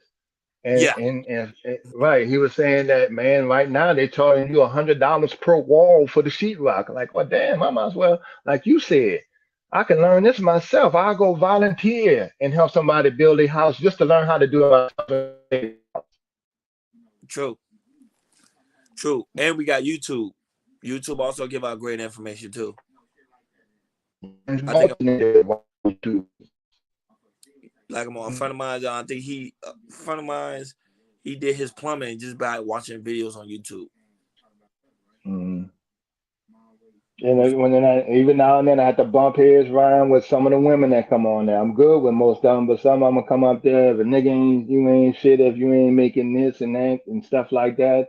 And the men too, talking about, you had Obsidian talking about leading with your wallet and all that. Shit, Zion on a Pelicans basketball team led with his wallet, with the Instagram model. Now you're stuck. You don't leave with your wallet, man. And people talking about what they go accept, what they ain't go accept. The basics haven't changed. And I told somebody, if I make 60, 70,000, which is good money in New Orleans, Yeah, that's and good. my wife made 30,000. I don't look at her like she made 30,000 part time. I'm looking at it like we got 100,000 coming in the household now. What can we do with that? Right, with the money coming in. Right, if both of us working and they like, and people get to this thing like the man pay all the bills. Who does that? Society is a two-income household for most of Americans in the country, but we got to be on one nigga pay all the bills. So if that's fine. Right. Oh, I get the question like, well, Mr. Kev, you raised an 11-year-old daughter. What if you put your daughter through Xavier and all that? She become a doctor and stuff. You don't mind if she date a dude that makes 60,000 and she make 120? No. As long as you're a good man and treat her right and they're on a path on their own and they're happy, that's fine with me. And I hope to raise my daughter to be able to work with a man, not criticize him for what he have and what he don't have. His ethics is more what you're looking for and stuff like that. And they'll call that struggle love or dating down. No, they got jobs. If you get an education, you go and they have a good job, you still just got a job. It's your job. You take that money home into your household and work with that. And if I made 60 and my old lady made 20, I could do better than somebody making 200. I guarantee you. Because my spending habits, my spending habits. How money works. That's the thing. You understand how money works. A lot of us young cats, we don't understand how money works because we pretty much going by what we see on TV, our homeboys, and what society's telling us. But you understand it because you've been through the trenches. You've been through hardship. Right. And I've seen them niggas come and go. Name one wealthy damn gang member. All them niggas broke. All of them. Except a few rappers are the ones that made it, very few. I can name about 4 or 5 in New Orleans. You know what I mean? If you take out Cash Money and Master P, 4 or 5, that's okay now. They ain't got the limelight on them, but they did okay. But they took some hella fire licks. Good morning, Happy. Happy, turn your camera off. I think your camera's on. I don't know. Yeah. No, but you said some you said some powerful thing this morning, Kel. I ain't gonna lie, man. I might have to watch the replay. I'm not even gonna lie to you. Nobody all watch the replay. I'm like, but you said some good information. Well, yeah, when you chime in, I'm gonna chime in when you talking about money, finances, property, stuff like that, because there's something to be learned from that. It's always a learning process. You sure you ain't part of bad chasers? You sure you ain't part of bad chasers? Who? I don't fuck with Antonio. Bad chasers. I don't even want. Yeah, I listen. If I come to y'all channel, I go to Nigel's channel, I mess around with Bob's channel, and just for everyday conversation stuff. When they get to that bashing the women and shit like that, and hold the women accountable, nigga. And I can go to the whole manosphere there. I was here when them niggas started that shit. Way, when time it started, I was in there. Wait, man, that dumb shit there, man. Are you serious?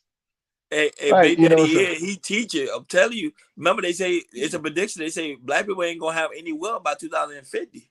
So if we don't pay attention and listen to Kev and people that been in the game, I'm telling you, we gonna be in trouble because y'all gonna be gone. Yeah. Oh yeah, it's the last of that. I was telling dude that we the last of our kind, man. These dudes ain't got no unity. I'm saying, and trying to help each other. The only one we're gonna be me, Jay Prince. This is gonna be our generation not gonna be in trouble because we don't want we the next one up. See, that's why I want Jay Prince to get his food truck.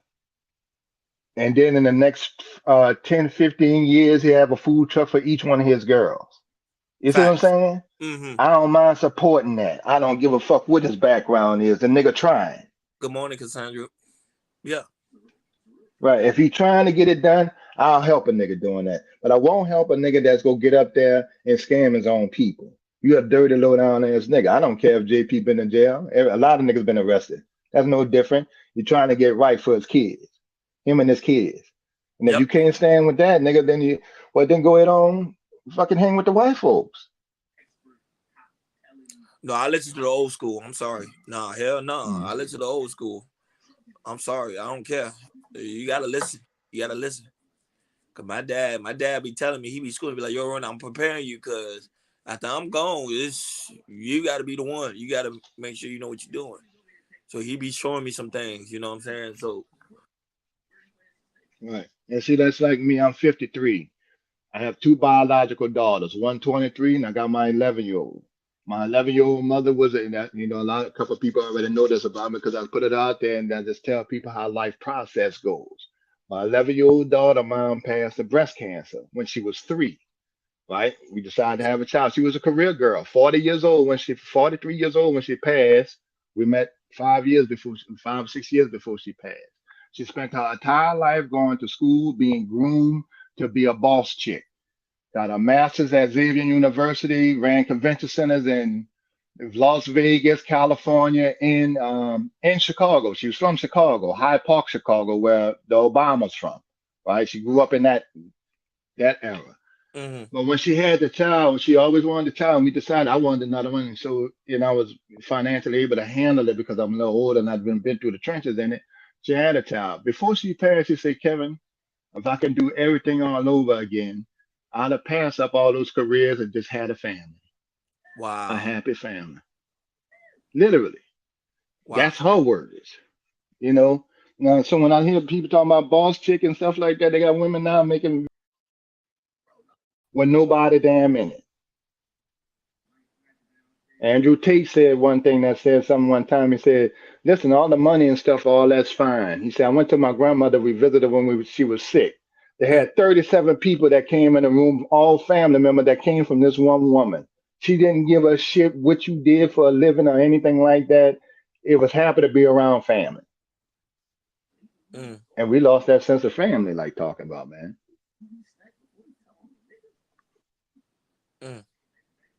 That going for the bag mentality is an isolated thing. That's good if you make it. That's cool. But not everybody's gonna be making the bag, Kev. You know that's reality. Not everybody gonna be making 100,000. It's just no. We're gonna still have to survive, and you can still thrive without making 100,000. 100,000 don't guarantee you shit. That is correct. That's a fact. That's a all fact. Right. Let's say like. Good morning, Happy. They're gonna have it. Let Happy get in. Good morning. Good morning. Go ahead, Happy. You can time in. Kev going deep, man. I ain't gonna lie. No, I'm not. You know what? I was just listening. I just don't like to be so far behind because that's why I like to be, a lot of the times I just be up here in the background just listening, But good morning, everybody. Salute to the chat. Salute to everybody on the panel. Good morning, everyone. Good morning. Good morning. How you doing, baby? I'm not ready to chime in, but no, I agree. All right. Let's just say right now, and I just told it. I just was telling them how much I made with the filming industry, right? And I'm kind of limited because I have a CDL trucking license, but I have to raise my child, so I can't go over the road. So I had to find another way to make income, right? Just life process change. If my daughter mama was still alive, I can easily hit the road and make 80,000, 90,000, easily. But I had to adjust my thing. So let's say I'm talking to a friend of mine now, right, from Alabama, and we're talking, and she wants to move to New Orleans, and that's different, but that's a whole nother thing. But even if we made a plan, she may work at something like a Dollar General out there in Alabama, right? Not a lot of business out there thriving like that where you're gonna make a hell of $5 money. Okay, well, they got about 7 of them down here that's gonna hire you and start you off with $18, $19 an hour. That's fine. And she's like, oh, that's good. And I'm like, such and such. You don't have to worry about bills. I paid the house off. All the bills is light bill, water bill, right? If I can get out there and make 40 or 60 and she bringing in 30, we got no bills. We're ahead of the game. We're far ahead. because we don't have no bills. The only bills would be the car insurance. So most of the money we make, we keep it and take it in. So we could come up with a plan. Okay, all right, you make this, I make this. Okay, we should be stacking about 20, 30,000 a year then. And we could still take 2 vacations and put my kids that's already in a good school. That's a good start. That's damn near living a dream. So if you keep compounding that and putting it together, then we doing good. Another 4 or 5 years, we on another level with retirement in place. But people don't look at it like that. Oh no, you said something. You said something that what Dave Ramsey always preach about. Make sure you pay off your house, and then if you pay off your house, you're gonna pretty much be well off. Like you said, that you only got small minor bills. That's it. Right, and I'm a Dave Ramsey fan. See, that's why I do it. I'm a Dave Ramsey fan. Then I also learned how to do the stock game. Once I learned how they flip the money in the stock game and the game that these politicians running with that shit, it's the same shit as a street game. It's not that much different. That's why when I sin, and I got to get Jay Prince straight. Now when I support my YouTube content creators like Jay Prince, and I got to come and Jay, I send them a share of stock. That's good. Right. You could do that through Cash App. I'll send it for his kids. Here, dog, whatever I send you, put that on the side for your children. I'm gonna build a little portfolio for like I got for my granddaughter and my daughter. And $5, $10 donations every now and then, that should build up. And I'm gonna make a video going through the stocks and why I picked those in case you want to add money to it. But you can do it like that. Right. I just made one. I think I sent Nvidia stock to Nidus, right? And then I made a video showing why I picked Nvidia stock, the dividends coming for Nvidia stock. And this is for my own grandchild, so they can have someone to get older. At 50 years old, life ain't done, but you got to look out for the next generation, especially if you got kids. I want them to be straight. I want Jay Prince kids, girls to be straight, so we ain't got to run into the same bullshit that we run into with the hood shit all the time, and lack of knowledge. Oh, somebody asked you a question, Kev. I highlight down there, you can see it say Philly Boy DC. What advantage is to paying your house off at Kev 504? Oh, that's Philly. I know Philly. Yeah. Philly Boy. The advantage I had is one, I knew I was gonna have to change. Now you do get tax breaks for paying the mortgage, but the advantage is here. I cut off the overhead. Once my daughter mom passed, I knew hard times was gonna come because I couldn't go over the road. So I took a bulk of my money and said, look, I'm gonna just pay off the house note, pay off the house, right? Which was, and pay off the house, right? That's $700 worth, that $600-700 that I don't have to think about, worrying about every 1st or 5th of the month. For me, it worked. Now, if I was working at UPS and making $100,000 delivery, I need a tax write-off now because I'm in a different tax bracket. And so I maneuvered it for me because it works good for me. I didn't want no more bills. That's like if I take Pretty right here, like, okay, Pretty, you got a car. Okay, what first thing we're gonna do, babe? Our biggest bill is your car. We go get together and we go pay off your car note, right? That way we ain't got to worry about it for the next 10 years, but other than regular maintenance. But America live in debt a lot. Yeah. We have a debt addiction. We love debt. Right. The country is based on how much debt that we have. You remember when in the 2008 crisis and stuff like that, when after all the stimulus and all that, everybody being broke, white folks getting kicked out of their house, 1 in every 5 middle-class white people got kicked out of their house because they lived above their means with balloon rate interest rates on their home loan. Correct. 1 in every 5, right, in the top areas. So when you think about that, I'm like, okay, well, I ain't trying to get kicked out of the house. You got to have a roof over your head. Something comfortable. You can make your house your own sanctuary. Another question, Kev from B. Sammy. What's good, B. Sammy? Kev 504. What's the best way to build wealth using the stock market? Option or pure trading? Well, I'm an option trader. I'm a trader, and I'm a swing trader. Now, the option trading I do, the best way to build wealth is to buy stocks that's going to pay you dividends.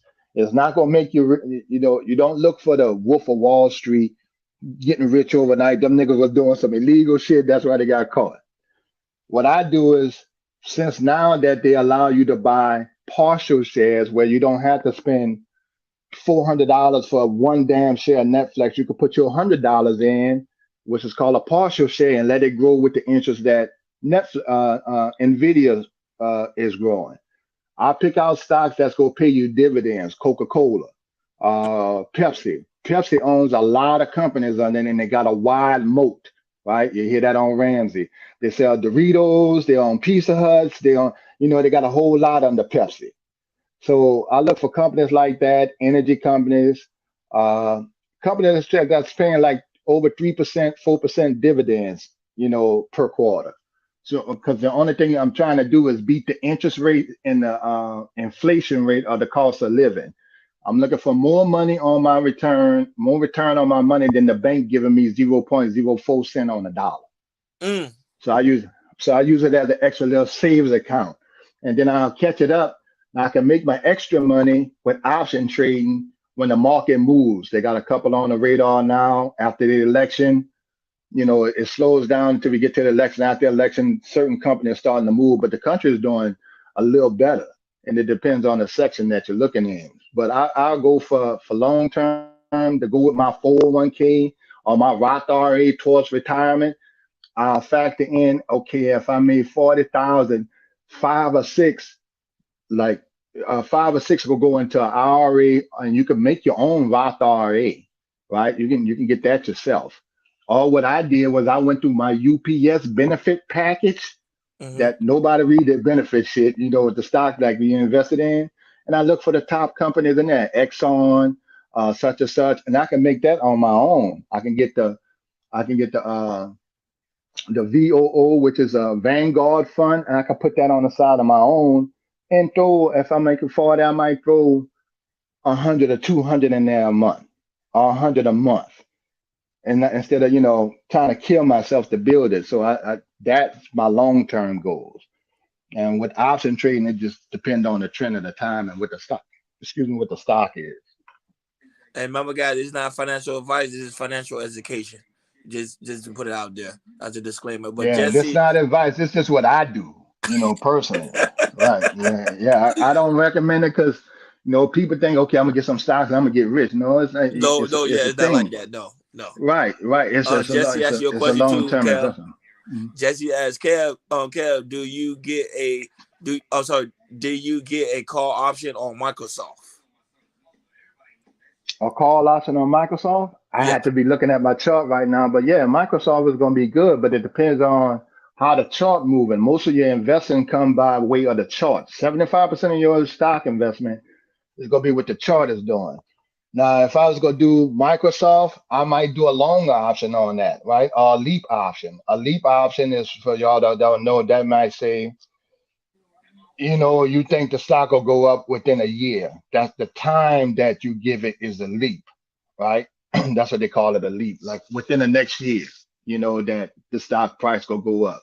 I give you a prime example. When Netflix split, they divided the company and split. They had what they call a stock split, meaning it was going to offer more shares.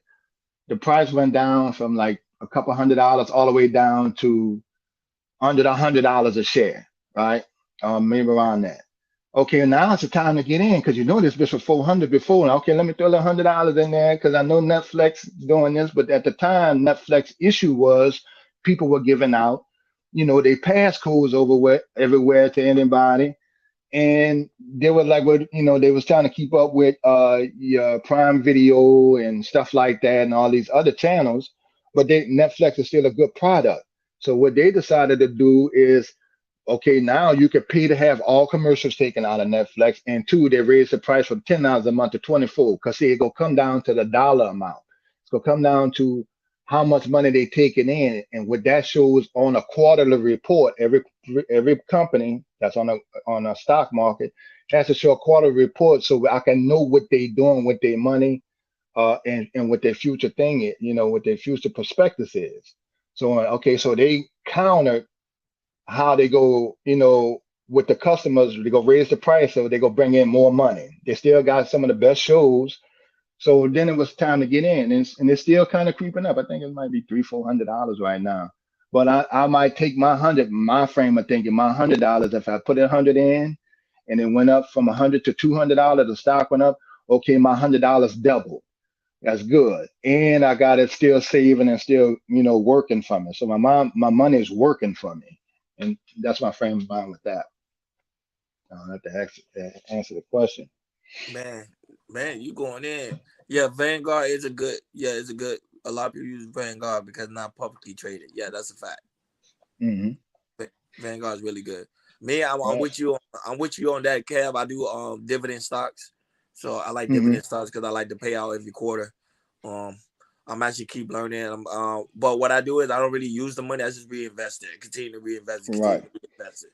Right. For those that don't know what he's saying, is that dividends meaning you can buy a stock. You have two choices. You can let the stock roll over, the dividends roll over, and accumulate more shares. So when Governor Ryan get older, he can say, okay, well, I built up a lot of shares on these dividends and stuff like that. Now I'm older now. I don't have to wait till I'm 65. I can start dropping dividends down every 3 months and have a check coming in, just like Paris Hilton them. She get what, 12 million every 3 months from the Hilton conglomerate or the corporations. But even if I can generate some money coming in every 3 months, by the time I get older, I can add that to my retirement. Now we're living a little better. 401k, retirement, all bills paid was the goal. So those dividends, you can either let it roll over. Like, let's say they pay you $5 worth of dividends in 3 months. Okay, you say, well, take that 5 and go ahead on and add it back and then accumulate some more shares. Or you could say when you build up, you can say, okay, well, your dividends on this one particular stock might be $200 every 3 months, along with your other stocks, and then you could just take it down. The one thing about stocks is when I was doing Hurricane Katrina in 2005, I'm working at UPS. I'm a UPS driver, out in New Orleans East, right? So I had about $30,000-40,000 in my 401k, right? Just dumping money because down, rent cheap. I'm like, all right, good job. Now I can get myself established financially. The problem with my 401k is when the Katrina hit and all jobs are gone, all homes are gone, everything's lost, but I'm in another state. I'm in Texas.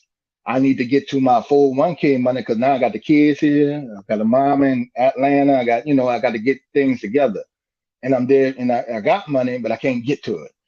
So I cashed in some of my 401k. It took 30,000 out. That put me in a different tax bracket, right? And I got penalized because I took it out before I was 65 years old. Yeah, you took it out early, yes. Yeah, and I'm like, God damn, so I'm like, well, damn, I got taxed and penalized on my own money that I put in there. But it's a good thing that I had it. That's when I listened to Susie Orman and them and stuff like that. And then I started moving to a Roth IRA. The difference between a Roth IRA, if I put 40,000 in and it gained interest, I can always touch my 40,000 like it's a bank, 46, whatever your money is at the time. I just happen to have about 30,000 in that time. I can touch that money. It's already pre-tax. I just can't touch the interest it made. That goes towards my 65% retirement. So that's a better way to invest because I wanted to be able to touch my money, especially during the hardship thing. The hardship didn't help me much because I was making good money and it threw me in a different tax bracket. Like I said, that's trial and error though, man. I took a hit on that, man. If I'd have did it the other way, I'd have had another like 8, 9, I might have paid like 7,000 in taxes just on that shit, on money that I made.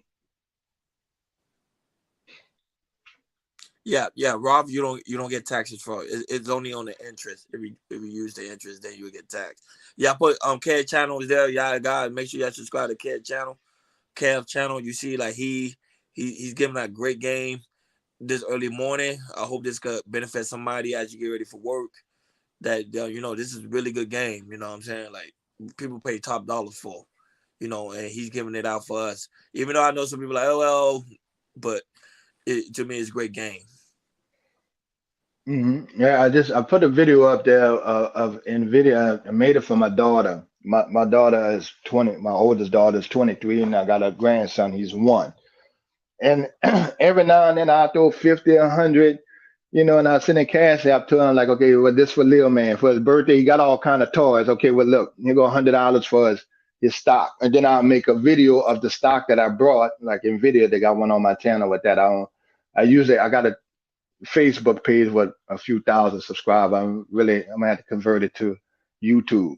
And I broke down all the increments of why I picked this particular stock. I think it's gonna be the AI area, artificial intelligence. NVIDIA makes some of the best graphics cards, things like that. And I just go through, and then I, throw in a little CNBC and some of the analysts and reports and stuff like that. How they making their money is the biggest thing. And you already could tell that because everything I will have that NVIDIA chip in it, one way or another. So and it's going to even affect the self-driving cars. You're going to have that chip in it. I tell people, like, people might complain about like Walmart, self-checkout and all that kind of stuff. But when you go to Walmart or McDonald's and stuff and punch your own order in or ring up your own bag, groceries and shit like that, the name of that device that you swiping your card through is called Verifone. Verifone pay 4% dividends. Yes. Look at the label. It's right there. Okay, I'll look right. into that. Yes. So in my investment mind, I look at stuff like that. I'm like, God damn, these people making some good money off this shit. Now, how many people gonna use that card coming through that? When I worked as a waiter in the French Quarter, we used a swipe card to swipe your card at a restaurant. The employees, the waiter has to pay 50 cents, and the facility had to pay 50 cents to Verifone just to use the card. That's their cut. They're getting like $1 and something every time, and they can raise their rates when they want. Next thing in my investment frame of mind, when you go down the interstate, you see the billboards up there. It's out of CBS, Lamar, and stuff like that. But when they got digital billboards, well, that's something different. Lamar is that company that make the digital billboards and manufacture them. So instead of putting one advertising up, they could put 20, 30 up there and make their money back. Money moves around you every day of your life. I think DC Philly board DC AI is going forward on 401k versus IRA. I think that's for Philly, the thing with you already got that solid job already, and if you already started with your 401k, don't take it out, leave it in there. If your 401, if your job is matching your 401k 3 or 4%, just put 3 or 4% in it, just so you go just double your 3 or 4%. You don't have to go 10%. You could do a little 401k and then do your own Roth IRA on the side. You can have more than one. So if they matching it, it's like they doubling your money for investing in the company and stuff like that. So I wouldn't anything above whatever they offer me, I wouldn't put in because then I can't touch it. But I would know that if I made 40,000 and I want to invest 5% of my money, well, 3% out that 5 will go to the 3% my 401k give me, and then I could do something else with the other. It just come down to writing your numbers down. He said, "I lost dealing with drug companies. Yeah, them drug companies, they're not doing too well. I think after the pandemic, they starting to sink. A lot of drug companies. And then don't forget, you just had Biden lower the cost of some of your premium prescriptions. Yeah. Right, so that comes in handy. Pfizer was doing good. Pfizer and Merck are probably 2 of your biggest drug companies, and a lot of people, I don't know if they're staying away. I think, right now, I think street drugs might have pharmaceutical companies now, to a degree. I mean, they're already, more marijuana smokers than tobacco cigarette smokers now. And that's why you're starting to see the attack ads on marijuana now, things like that. Doing good. Disney ain't doing good either. Like, I had to pull away from Disney as well. When I found out Disney wasn't doing well, I pulled away from them. But yeah, Disney had a lot of scandals, even though they paid good dividends. They had the scandals with the trafficking, the kid trafficking thing. They also had the scandal, and they're going back and forth with Ron DeSantis over, Yeah, the LBT and property. history Yeah. and all of that kind of shit. But overall, I just like it if it's dropping. That's cool for me because they dividends. Sometimes when the company stock goes down, dropping is not necessarily bad, y'all. It just means the stock is down. Sometimes when some companies, when the stock is down, they pay you more dividends. Well, to the And to the investors, to the make stockholders. it more attractive so you can invest more, right? Right. So you can stay in there, hang in there with them, and so on and so forth. You know, and don't forget now, Disney has a nice little moat too. Not only does Disney own ESPN and Pixar, who made Toy Story, they also got their theme parks, and whatever little trinkets that they sell coming out of Disney. So even if it's down now, it's not out. That's a different thing. You know. Okay. If a company doesn't close, you still like I'm watching ChargePoint now, right? ChargePoint is the company that make all the you start to see electronic car charging stations. They got ChargePoint, Beam, and another company that's really pulling the market. And they got the Obama stimulus money because the way things going now, their stock dropped from $50 all the way to $2, right? It's under $1 now. Right, but when I look at the reports on ChargePoint, they still building hundreds and thousands of charging stations. What they haven't figured out exactly how to go charge people for charging their cars, but they're getting it all the way across. It's down here in the South now. It started in Cali. When we got electric charging cars down here in rural ass Mississippi and shit and Louisiana, and we usually behind. So I just keep up with them and I'll set an alert. Let me know when ChargePoint stocks get up to $3 because that will give me an indication that it's on an upswing. The alert comes to my phone.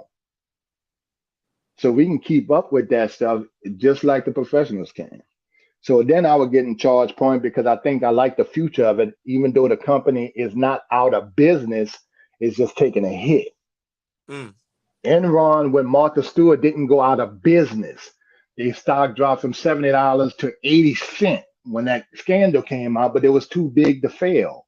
So they got bailed out. And now the stock back up to where it was before and then some. And during this season, this downtime, do you see any stock that pretty much stay at a consistent flow that you could think of, like just one? Well, like a consistency. Like Nvidia is a consistent flow with a like a nice little 5% upswing as you go along. So that's why I kind of chose that for my kid, even though it's a pricey stock. But that energy stocks, like down here we have Entergy. I know they got Duke Energy and stuff like that. Depends on where you're at. Energy companies change, but the ones that's been around for a while, like here's Energy, it's like $100, but they also pay dividends. So even if it just goes sideways between $100 or $90, I'm still getting 4% dividends every quarter either way. And I'm just you can look for some slow growth. Now, you just want to think in the times that we in as far as stock when you're thinking about the future, solar panel, wind farm, stuff like that, oil companies in their own type of sector. And then you also have the banking stocks. I did good with banking stocks option trading because when one bank down, all of them seem to be down. And then when they come up, they come up. It depends on regulations. When Trump got in office, he threw out all that predatory lending shit and when Obama had people who pled guilty in Bank of America, JP Morgan Chase, and all the top banks pled guilty for charging blacks, minorities, and blacks more high interest rates on car, student, and home loans. That was the common practice of America doing us that. Always was. And then when he had them plead guilty in 2012, Trump got in and threw that shit back out. So now we're back to predatory lending. So I keep up with politics for those kind of situations. So when I tell people that, hold on, man, these people been messing over us. When they say America was built off of black folks, it's not just the slavery shit. It's all the shit that they did after too that kept us locked in. I'll give you another example. When my mom was young, when I was younger, my mom was getting insurance. You had the white man come into your house in black neighborhoods selling insurance. It was Universal, United Health, and Universal Health, and stuff like that. My mom and them was paying $30 a damn month for insurance for her, and and then something for us and stuff like that. And then they'll go across the track to the white side. That same $30 she was paying, they was charging the white folks $5 for policies that paid out more. My mom was gonna get $30,000 if something happened to one of her kids, paying $30 a month. They paying $5 and was gonna get $100,000 if something happened. That's how America was built. That's how America's wealth was built. That's how the banks got built, off of our ass. And it's always been that way. So now when the brothers come out with the brothers coming out buying property, stuff like that, and and affordable housing, TI just did the affordable housing open up in Georgia and stuff like that. Now we can do this shit on our own, so we can get back to being self-independent on some shit once we find out they hustle.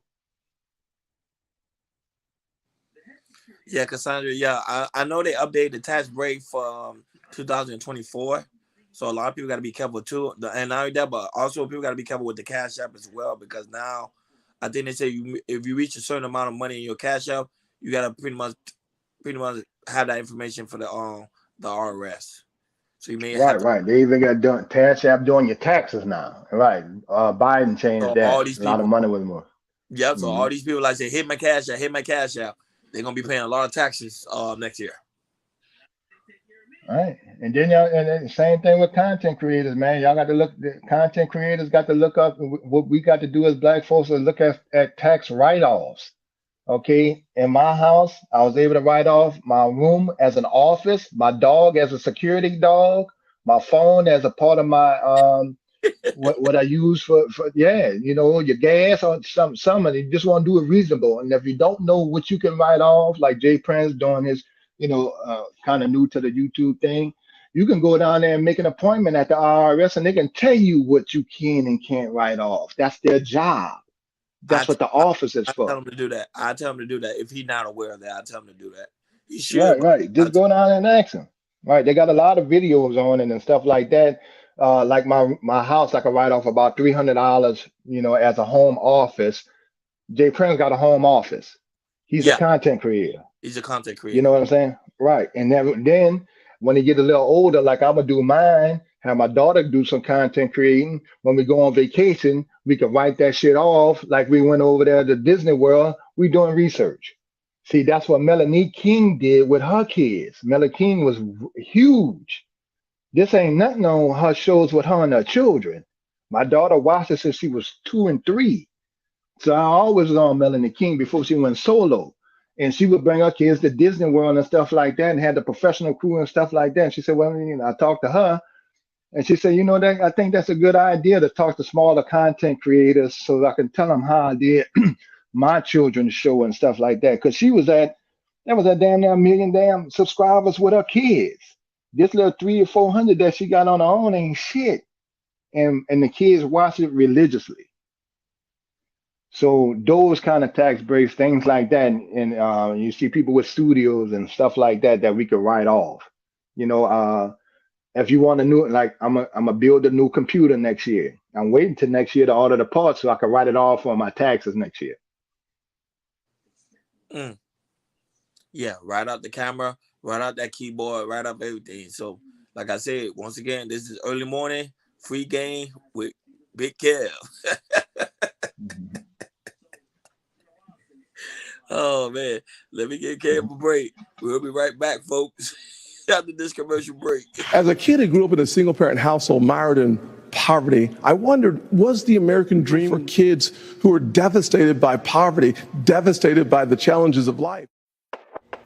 Yo, I'm Jay Prince for president. I'm signing in an executive order giving the Black House government to do powers such as 1, pay $5 to time people out for 5 minutes, pay $10 to time people out for 10 minutes. Thirdly, pay $20 to change the topic at any given time.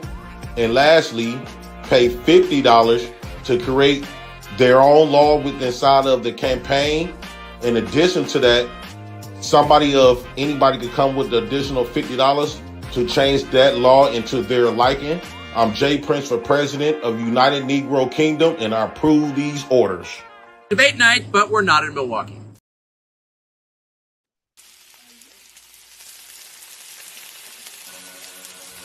From the courtroom to the grill, Judge O'Brown JJB barbecue sauce. Man, the last time me and my girl was barbecuing and we got us a bottle of that JJB barbecue sauce, I licked my fingers and I dare her to lick her. Judge O'Brown ought to be ashamed of himself for bringing all this smoke to the barbecue. I'm Jay Prince for President, and I approve this message. You gonna finish that?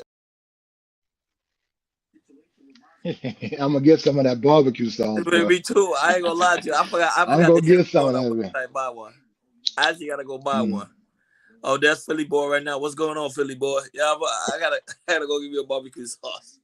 Hey, Mr. Kev make a lot of sense, man. Like he's got a lot of great points. Like, what's happening with you, Philly boy? Good to talk to you, man. hey, good spill, Mr. Kev. Yeah, you know, we get on, we start talking about this kind of stuff, you know, and get it straight.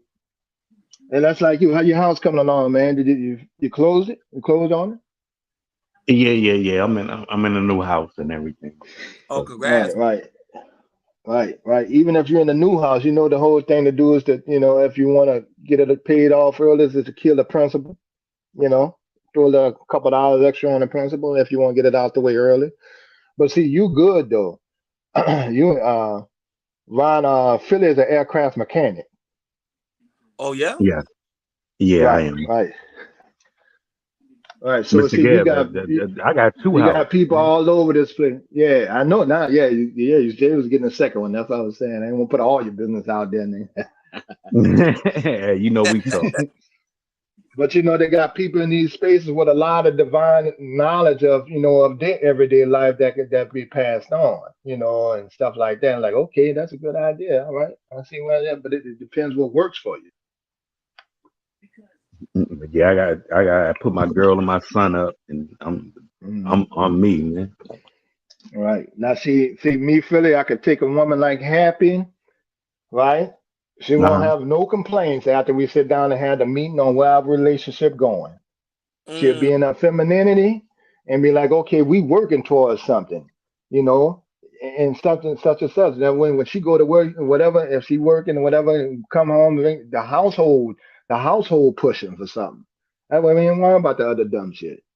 I be trying to understand it, Mr. Kev. Like people be selfish though. Like,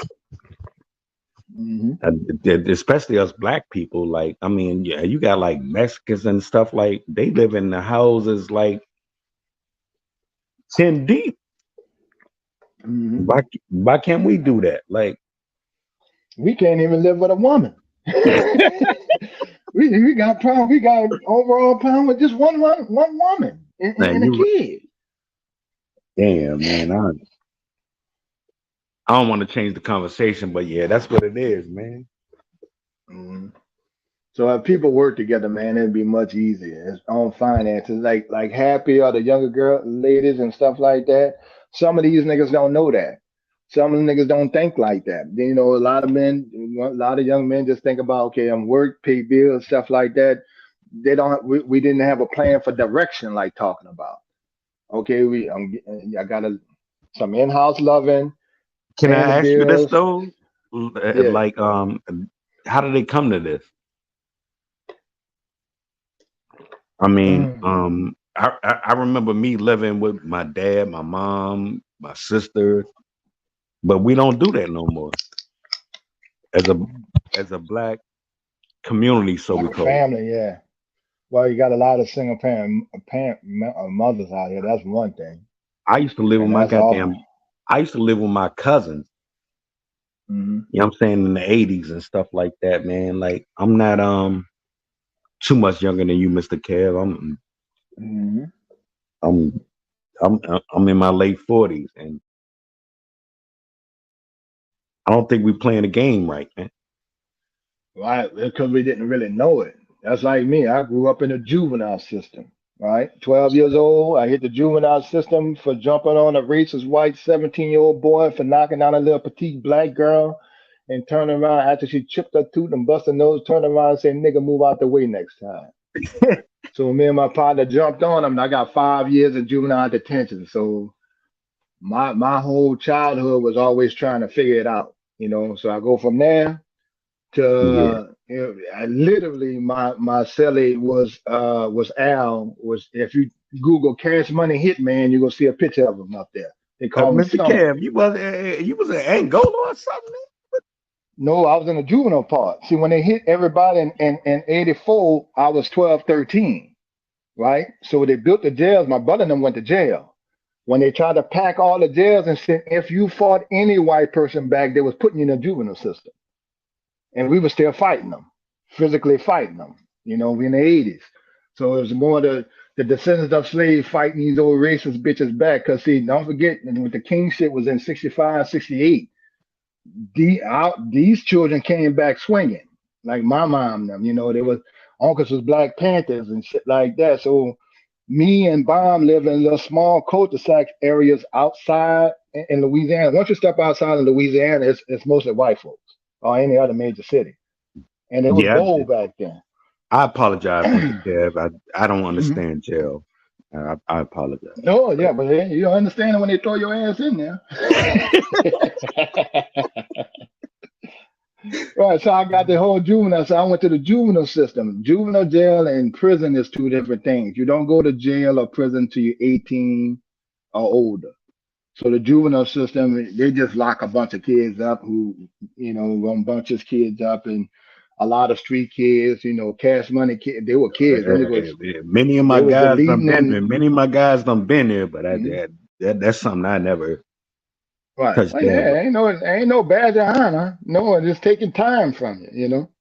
Yeah. Life would have been quite different if I didn't go. You know, it's not like I was volunteering, getting out there on the street hustling. Well, then I would be a man enough to go ahead and take my lick, like some of my partners did. But this is a fist fight with racist white folks. Yeah, salute to you, man. Like you made your way, and you make it out here, and you trying to teach us what we need to goddamn know as fucking the Black community. You know what I mean? Right. And I had help. I had a big brother, and I had help from women. I don't know why these niggas don't think women are helpful, but if you had to go, once I got out, I was able to stay with my mom. There was also, I dated a girl who always worked me. My ex-girlfriend, dog, I wound up getting in a group home at 17, right? Because I was in more of a locked up facility. I got in a group home. It was like, well, you go get a trade school. I'm like, well, fuck, I want to go to high school. I didn't even get to go to school, right? So I went my junior, senior year behind on everything. So and I asked the dude, go ahead, what'd you say? I don't mean to cut you off, but answer me this: do you recommend college for our people? Yeah, I do. College and trade school, yeah. I definitely understand. And like, if I got a son, right, and if he don't make it, he's a great basketball player right now. He's being saluted and everything. But if he don't make it, we ain't paying for no goddamn college, man. I've been through it. He can pay for it on his own. Yeah, right. I give you a prime example. One of my best friends, and I say these dudes' name because I know him and I've been around him. I coach Little League with him and shit like that. I coach Little League football with the Honey Badger daddy. His name is Tyrann Matthews, right? Oh, that's a goddamn beast. Tyrann Matthews? Right. Yeah, well, me and his dad worked at UPS together. And we just always band together, man. He raised like 5 or 6 kids and stuff like that. I raised. Is he still in the league? Tyrann Matthews was a goddamn dog. He played for the Saints. Yeah, he played for us. Yeah, down here in New Orleans again. Okay. Man, he's a fucking dog, but I mean, everybody don't have those opportunities. Like I played college basketball. Let me say this before I forget. Now the thing with Tyrann, I talked to him and we was talking about his son. Right? You remember Tyrann when he was playing the football player, his son, when he was playing for LSU, he got in trouble with the marijuana thing, right? Okay. They wanted to kick him out. They kicked him out. The nigga was cutting up so bad they kicked him out of LSU. Told him he couldn't play football. Now kicked him off the campus, and it wasn't a school fault. The coach actually called him saying, "What's going on? He just tripping." They gave him plenty of chances. All right. Now, what his daddy did, like you were saying with your son, he was going to transfer to a Division A school, a smaller level school, and go play. His daddy said, "Nah, nigga, you ain't going to transfer school. You go sit your ass in that stand. I sent you to school to be an engineer. Fuck football. You're not changing shit." Because he was fucking up. Okay. Until he got his shit together. Nah, nigga, I sent you there for this. I put you in private school for an education. If you fucking up football, nigga, you just gonna be stuck out. And then you had Dion and them come in, talk to him like that. We don't believe in babying them kids, nigga. Here's your opportunity. Right. Now I right. work with you, I can help you out, but I sent you to LSU to get your engineering degree. I'm not gonna let you bail out, go play for another school just because you want to play ball now. Or you're embarrassed because of some marijuana shit you had no business doing. Right. And I wasn't big like that. I was a Division II type of nigga. You know what I mean? And I get it. But But see, some people get the big head. Look at Angela Reese for LSU girls basketball team. Kicked off the team. She first game back. Yeah, I want to ask you, what's your thoughts about that? Her getting kicked off the team. I think she gonna be all right. Is she coming back? They announced that is she coming back? I initially I thought she had got pregnant out here or something. That was my the GPA was too low. I think you Is had to that have what it was?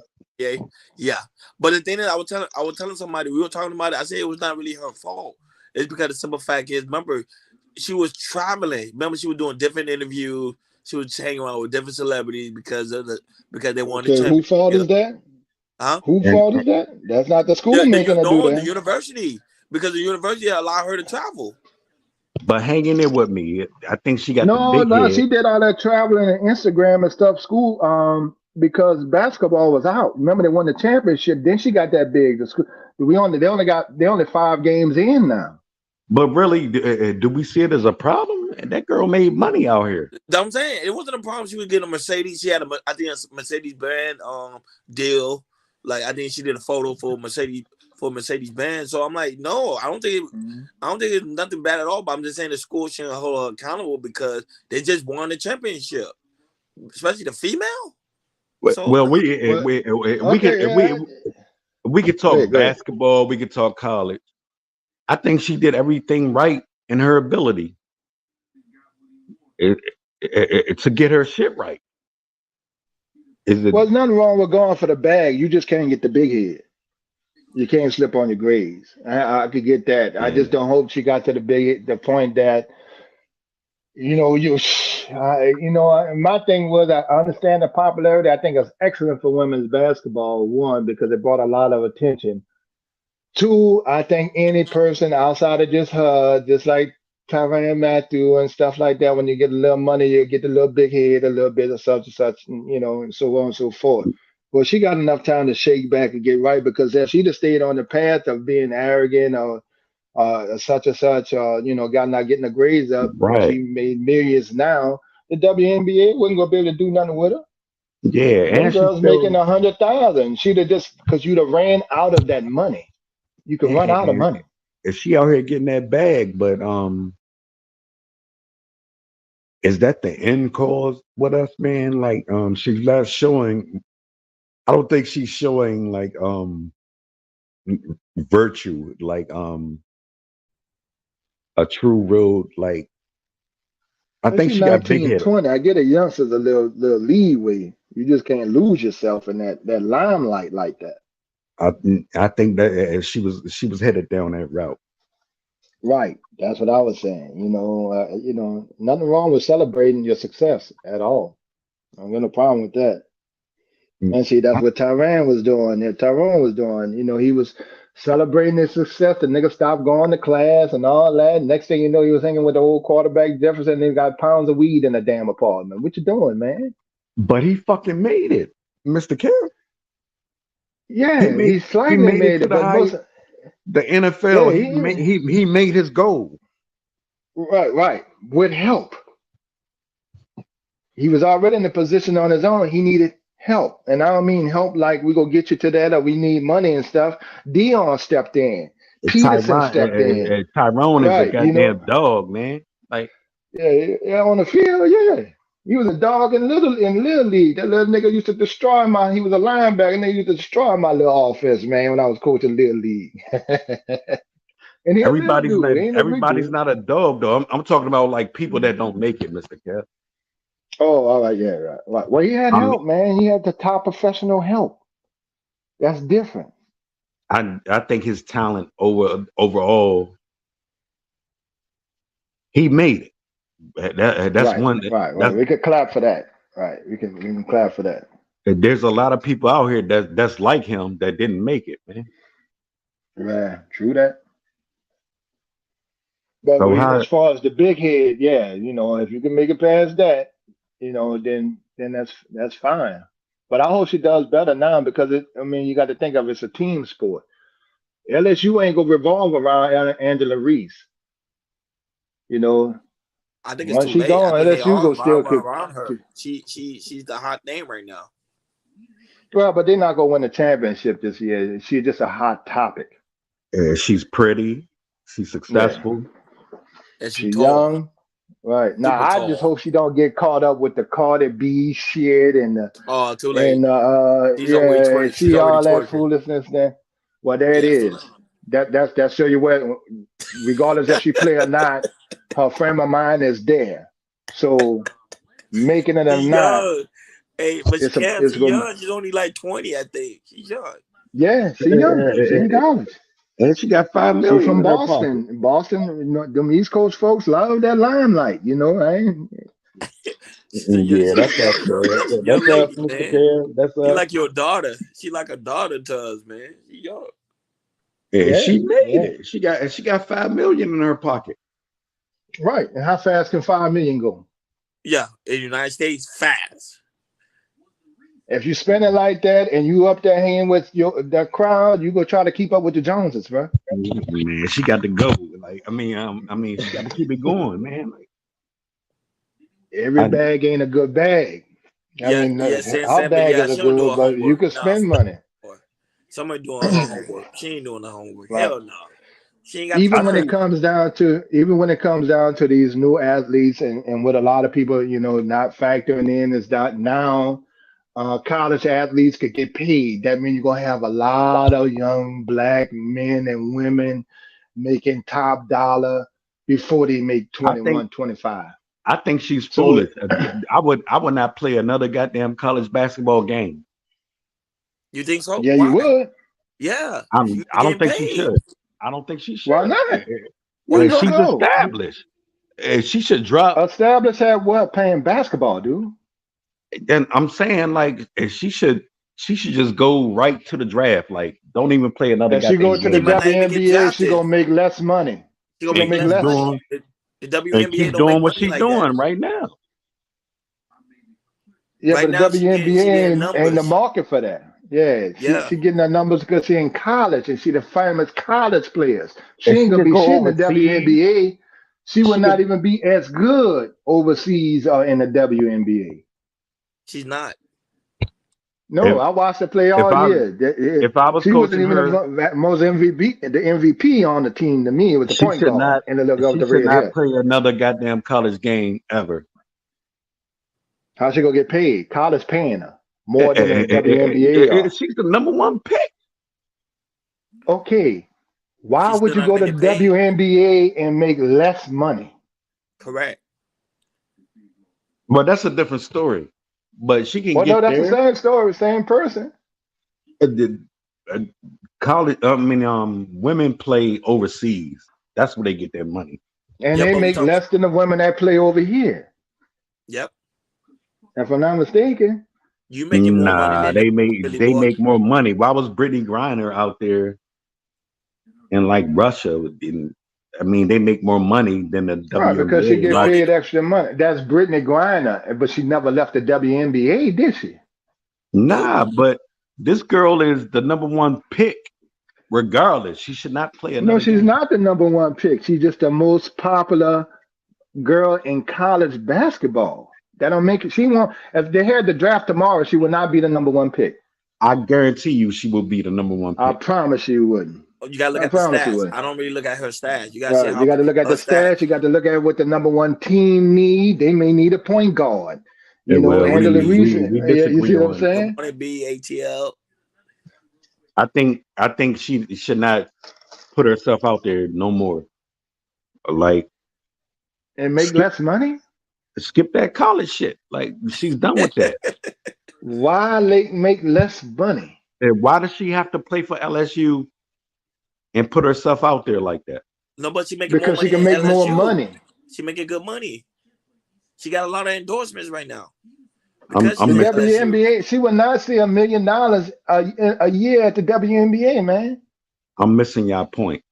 This girl made $5 million off of a NIL deal, right? Am I lying? Am I correct? She does not have to play college basketball any goddamn more. Okay, $5 so million, $5 if she million in the United plays college, States. don't forget college still pay her. The alumnus still give her a check from LSU. I can't agree with that, Mr. Karen. Yeah, we'll see. We'll see how it unfolds. Because I remember they asked her about going to WNBA. She said, "No, I make more money in college." She 21. Oh well, she about to get drafted anyway because she BATL said she got to wait till she's 22 she to go can start to the WNBA. She don't have to pick up a ball ever again. And she can start a podcast, and she's hot. No, but the thing is, to do a podcast, you got to have like personality. I don't think she has that personality yet. Oh, I don't understand that from her, but she just look good. Don't get me wrong, she look good. She look good. Don't get me wrong, she look good, and she got the image. But will people really watch her podcast? Think about it. and she fucking made it, man. And she don't Yeah, need that's college. good. She She don't made a need lot of college. money. She should not wear that uniform ever again. Oh, she wearing it for a reason. That's to her benefit. Yeah, you know her endorsement probably say, "Hey, you got to put on that uniform because we only paying you because you got that uniform more." So it depends on her. Right, you going through LSU. LSU promoted her too. Put her out there. Yeah. They did. Okay. Now, look, but now, Philly, see, you're a basketball man. I watched her play for the last 2 years, and I watched her play at the other team. She played on Right. 2 other teams before she came here. Okay. She's a good basketball player. What's her Not average? exceptional. What's her average point? What's her average points a game? Because I don't really did research on her. I'm not sure. I don't quote it all point, but it's not nothing she's a big miraculous. difference. She's a big difference. I think she. You ain't watch her play. Yeah, I watched her play. You got to watch her play, I didn't dog. watch her play. I watched her. I watched her play. She's good, but she's a good. She's a little better than the average WNBA players. Because I've seen some games where they did school the shit out of her. South Carolina girls will win the championship this year. Yeah, I saw they Oh outballed. yeah. Yeah, Right don't about forget that. they went undefeated. They just lost 1 game. I mean, Shit, they got Don Stelly as a coach. Yeah, no shit. Oh shit, that's a good coach. Yeah. But I just go ahead on milk LSU, man. She making money. She could still do Instagram and stuff like that. Get some more endorsements and go ahead. I think that the WNBA is not like the NBA. I'm gonna change the NBA, conversation you made up, it when you y'all. go to the NBA. Hey, can I ask y'all a question? Go ahead.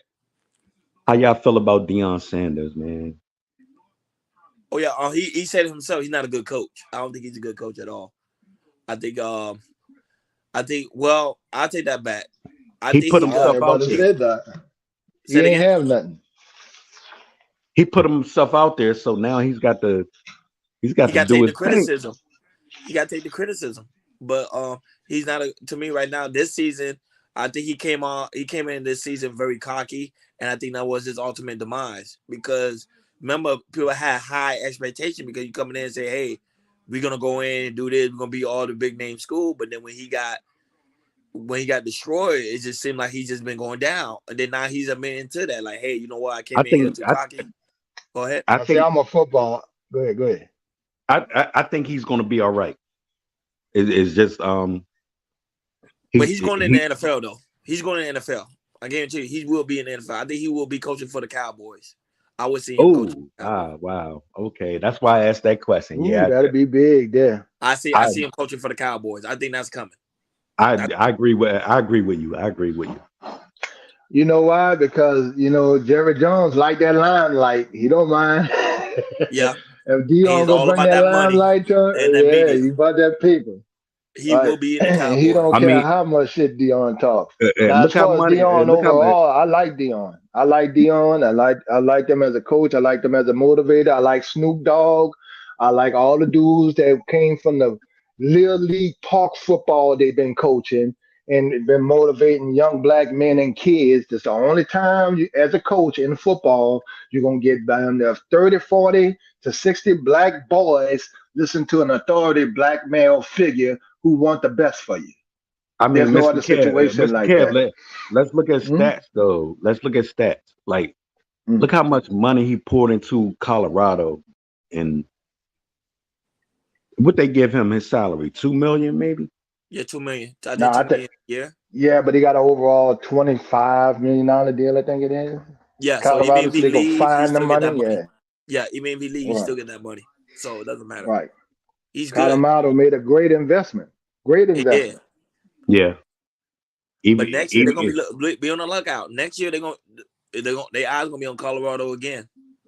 Well, my thing is he's losing college recruits. Is that fair to him? I don't think so. I don't think so. Nah. People It's wanna go Dion. over there and Nigga, play for him. everybody. Right. You got people that come on these panels. I am son play for Dion. Who the fuck don't want to play for that? I'm just saying, who don't want to play for Dion? My son played basketball, but fuck it, man. If I know Dion, you go to Colorado. I'm saying, it's just gonna be harder because now everybody gonna try to go to Colorado, and then the other school gonna get upset. I think that's what's going on with Michigan right now. Michigan, they have a hard time recruiting people, so they're doing a lot Even of with a fraud winning things record, undefeated. Yeah. Yeah. I think they're gonna win it all this year. I was telling somebody I think they're gonna win it all because they're playing for Harbaugh. That's why. Yeah, they got a good team. When you beat Ohio State, you got a good team. Your rival team. I think it's gonna come down to. I like Washington. Washington play Oregon. Washington beat Oregon before, and they got to play them again in the championship. Washington playing good. You damn sure got to watch out for. You got to watch out for Georgia and Penn State playing good.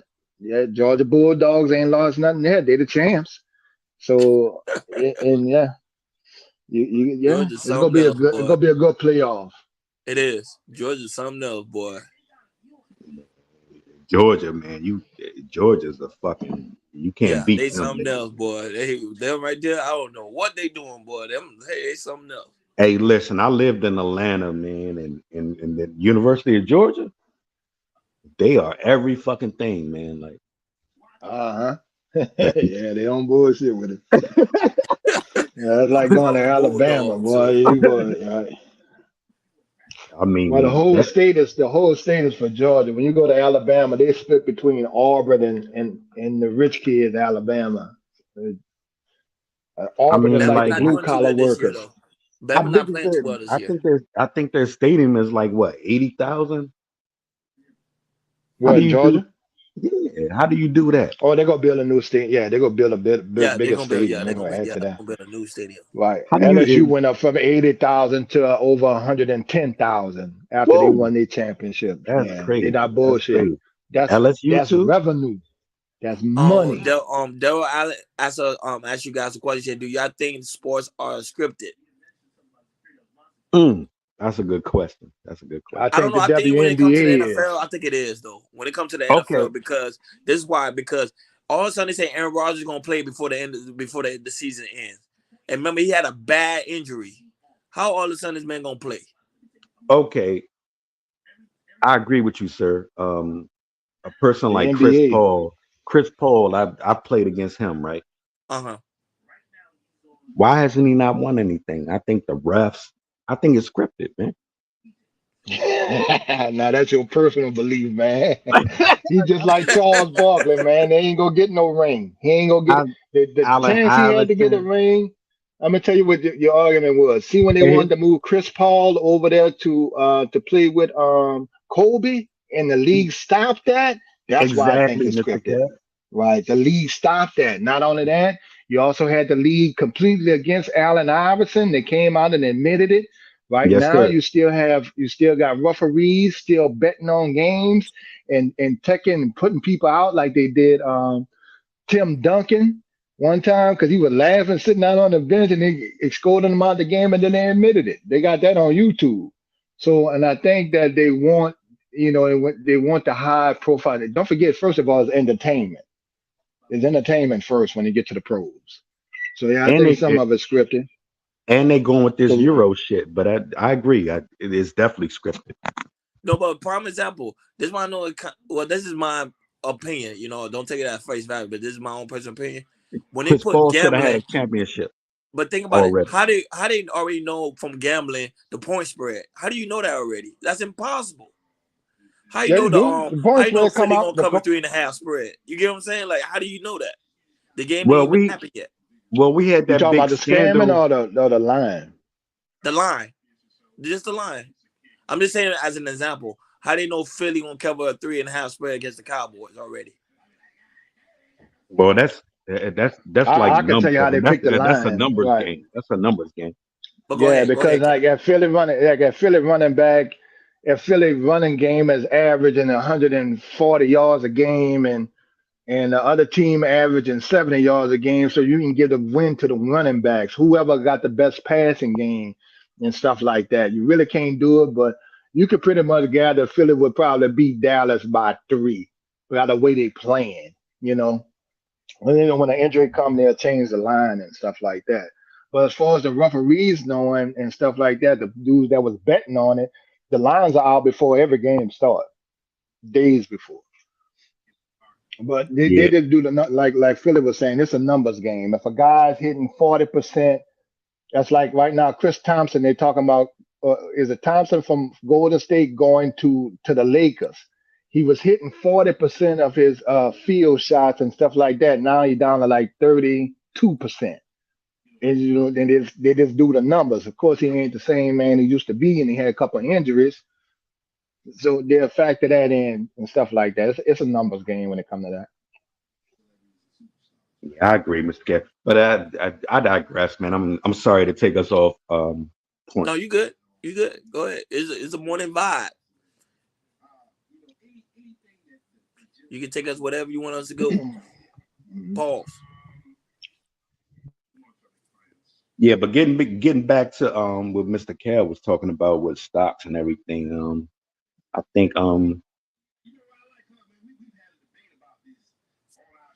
think we as people don't understand money, man. We don't understand when you leave this world or whatever. Like you got to leave something behind, man. And it's disturbing Yeah, that. you can't take it with you, Philly. You're right. Now it's disturbing. Like my parents didn't leave me shit.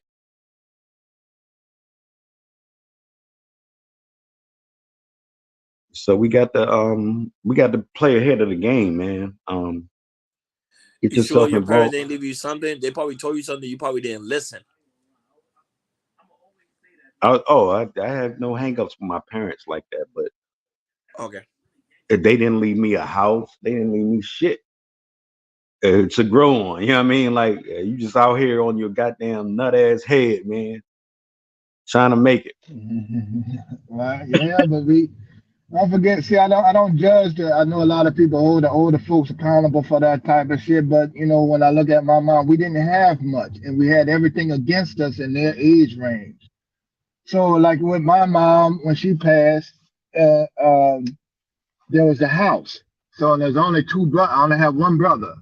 All right. So I just paid my brother. Just paid the house. Just paid my brother portion of the house off, and that gave me an advantage with that house that I didn't have to buy a full damn house.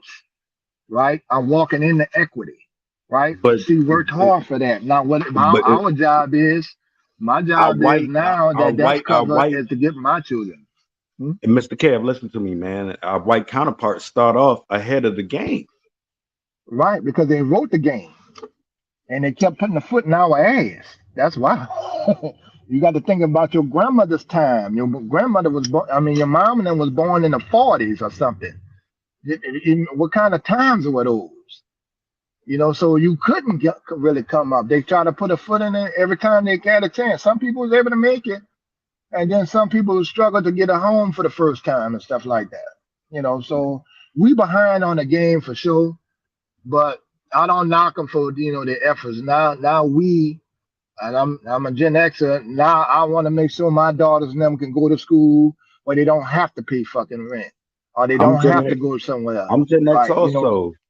Right, where they could drive a car at their junior year in high school, like some of the other kids did. And when they get out in the world at a young age, they don't have to worry about a mortgage or rent to pay. That's a hell of an advantage. How do we start out behind the game when we've been here? And then you got fucking immigrants over here ahead of us. Yeah, that's a whole hell of a different situation. We went through some of that though, man. You couldn't, certain things you just couldn't do. You couldn't get And loans and I'm stuff asking a like question that. because I don't understand. They're bringing these immigrants over here that's ahead of my people. Like, I don't like that shit at all. Yeah, I don't like that shit Biden doing either. They I go mean, skip all I over. See, that's how American society goes. There's not, and I had this debate with somebody, and I watched it on one of the shows. There's nothing in legislation for black people whatsoever. I mean, I may be confused. Maybe I don't The understand civil the whole rights is story. for everybody, right? Affirmative action was for everybody. And so when other people came in, like I have an Asian friend, a friend of mine whom family owned little small grocery stores. She wound up telling me, she said, Kevin, the thing about the African American community, they have no idea how many doors they opened up for other people. Her parents and family get to ride on the Affirmative Action Act, and shit like that. Everybody benefited but us, right? That's And when you get to that's a good thing you go ahead. said, Mr. Kev. Like, why do we always take it on the front end and we didn't get nothing on the back end? Like, come on, man. Right. Because we don't put nothing in our damn name that's supposed to be for black people. Everything voting rights was for black folks when we fought for it, but everybody kept coming in on the shit with minority status. I That's mean, why what's the affirmative action that helped white women hip get hop established. rap is a $1 billion industry. Take like affirmative action didn't do shit for niggas in the South. We don't have no Fortune 500 companies where you go force a black person in there. It's the South. It's only two major cities, Miami, or three, Miami, Atlanta, and New Orleans. Well, I Where you beg go to get differ. your, I think so you couldn't even get hired. That didn't even do shit for us. I beg to differ. I think affirmative action helped us. I could be wrong. My understanding is affirmative action I put think it us helped in. some get in college. Okay. Yeah, that's a different argument, Mr. Kev. But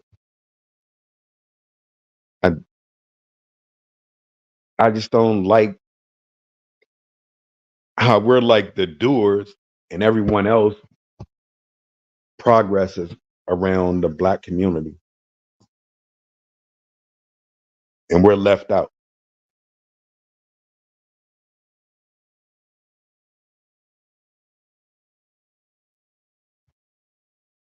And look at what Puff going through, man. Look at what it's crazy.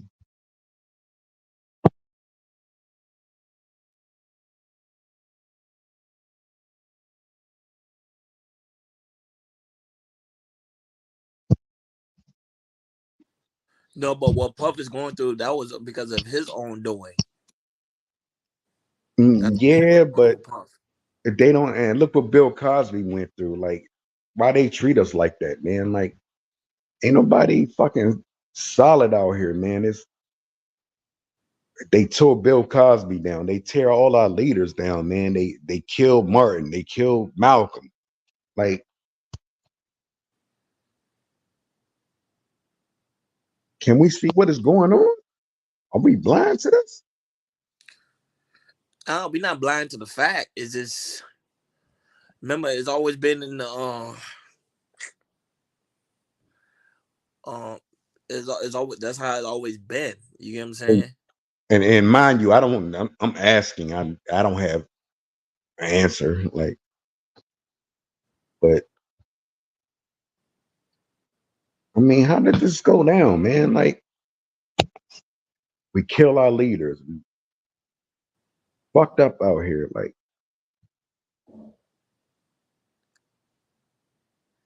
bro, that's just how life is, bro. It's just always been, because remember, with the same issue we may have over here, other countries are going through facing the same thing. It's just not being seen because we don't live in those countries. right. I understand that. Like, I know, like, Korea, like they always go in. Yeah, they go in. You like pretty much worship a different religion. They lock you up, or sometimes they hang you. You get what I'm saying? So exactly. I you may understand say what we you're have it saying. bad here, but other places have it worse.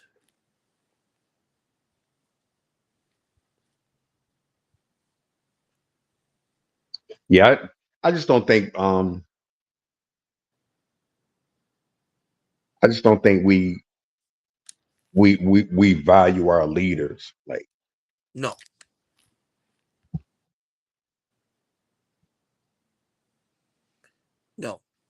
It's like every Obama. black leader The we thing had, we is, took.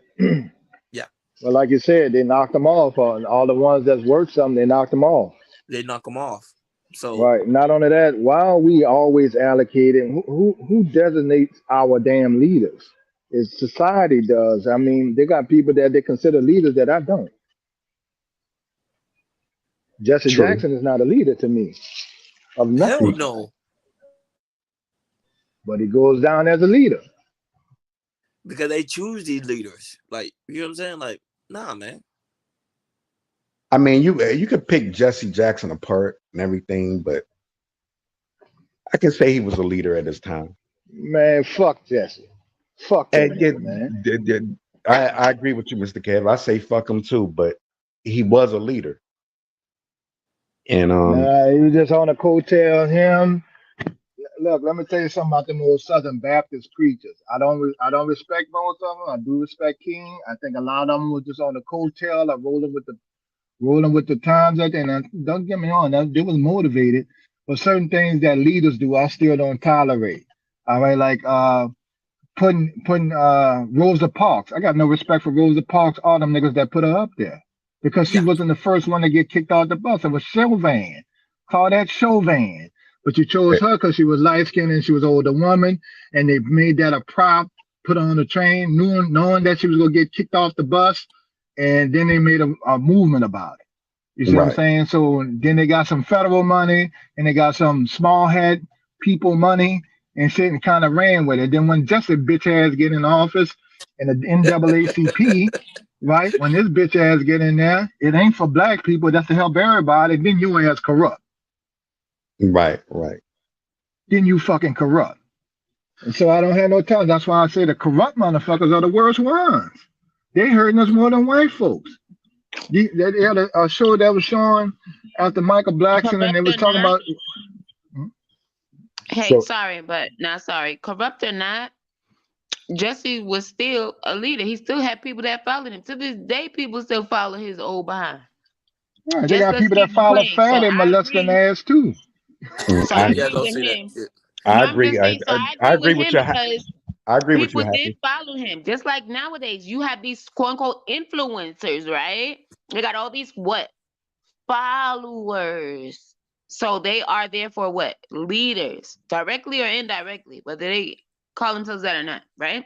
That's I what they're agree with deemed. you, That's what they're Happy. called, I right? agree. You know? Yeah, so I that agree is a with good that man point. when he says that, yeah, Jesse was still a leader, whether we Yeah, like he it or not. was. Just a low We know down. he was crooked, but you know, it is what it is. Mm-hmm. And that's why I said, man, that these leaders, let's say he was a black leader, to keep it all the way there, a self-proclaimed black leader, and then and why does society of America always tell us who our damn leader are? That's They a tell us good who our question. leaders are.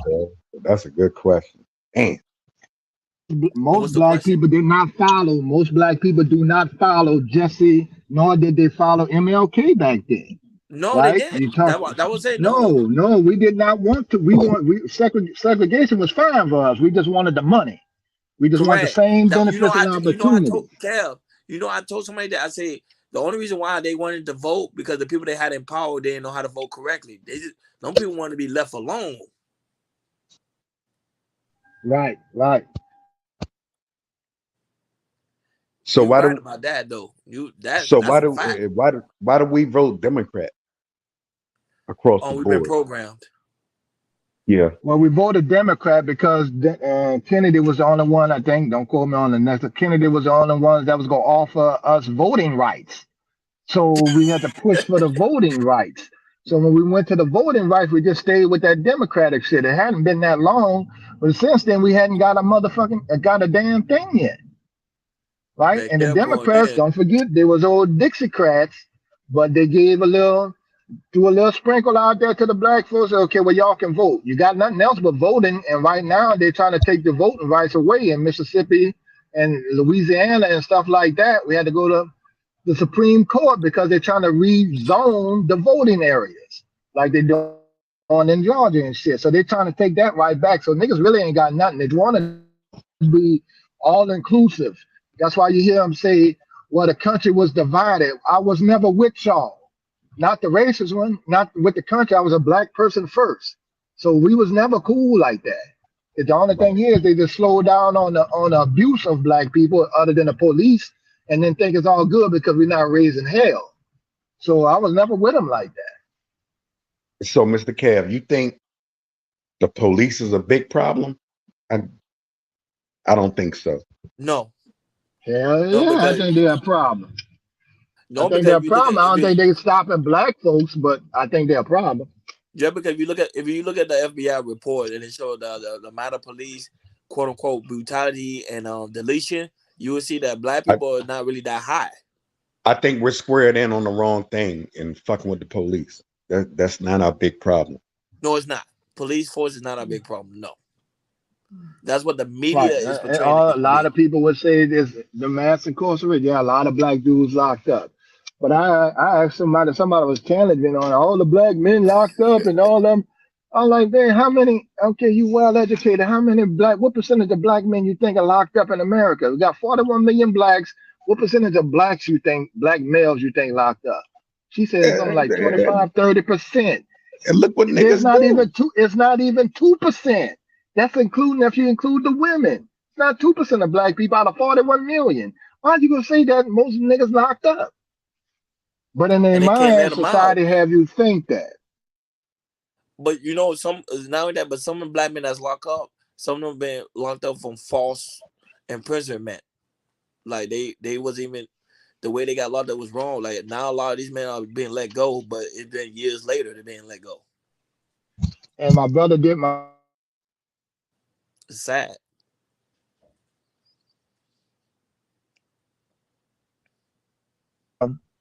Conviction of a violent crime. He had done.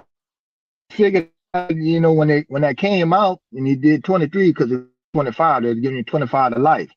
When he found out that he wrote a letter shit, and then in Louisiana he got out. Louisiana gave anybody else locked up without a violent crime 2 or 3 years to do it, and then they cut the shit off. Now you get stuck.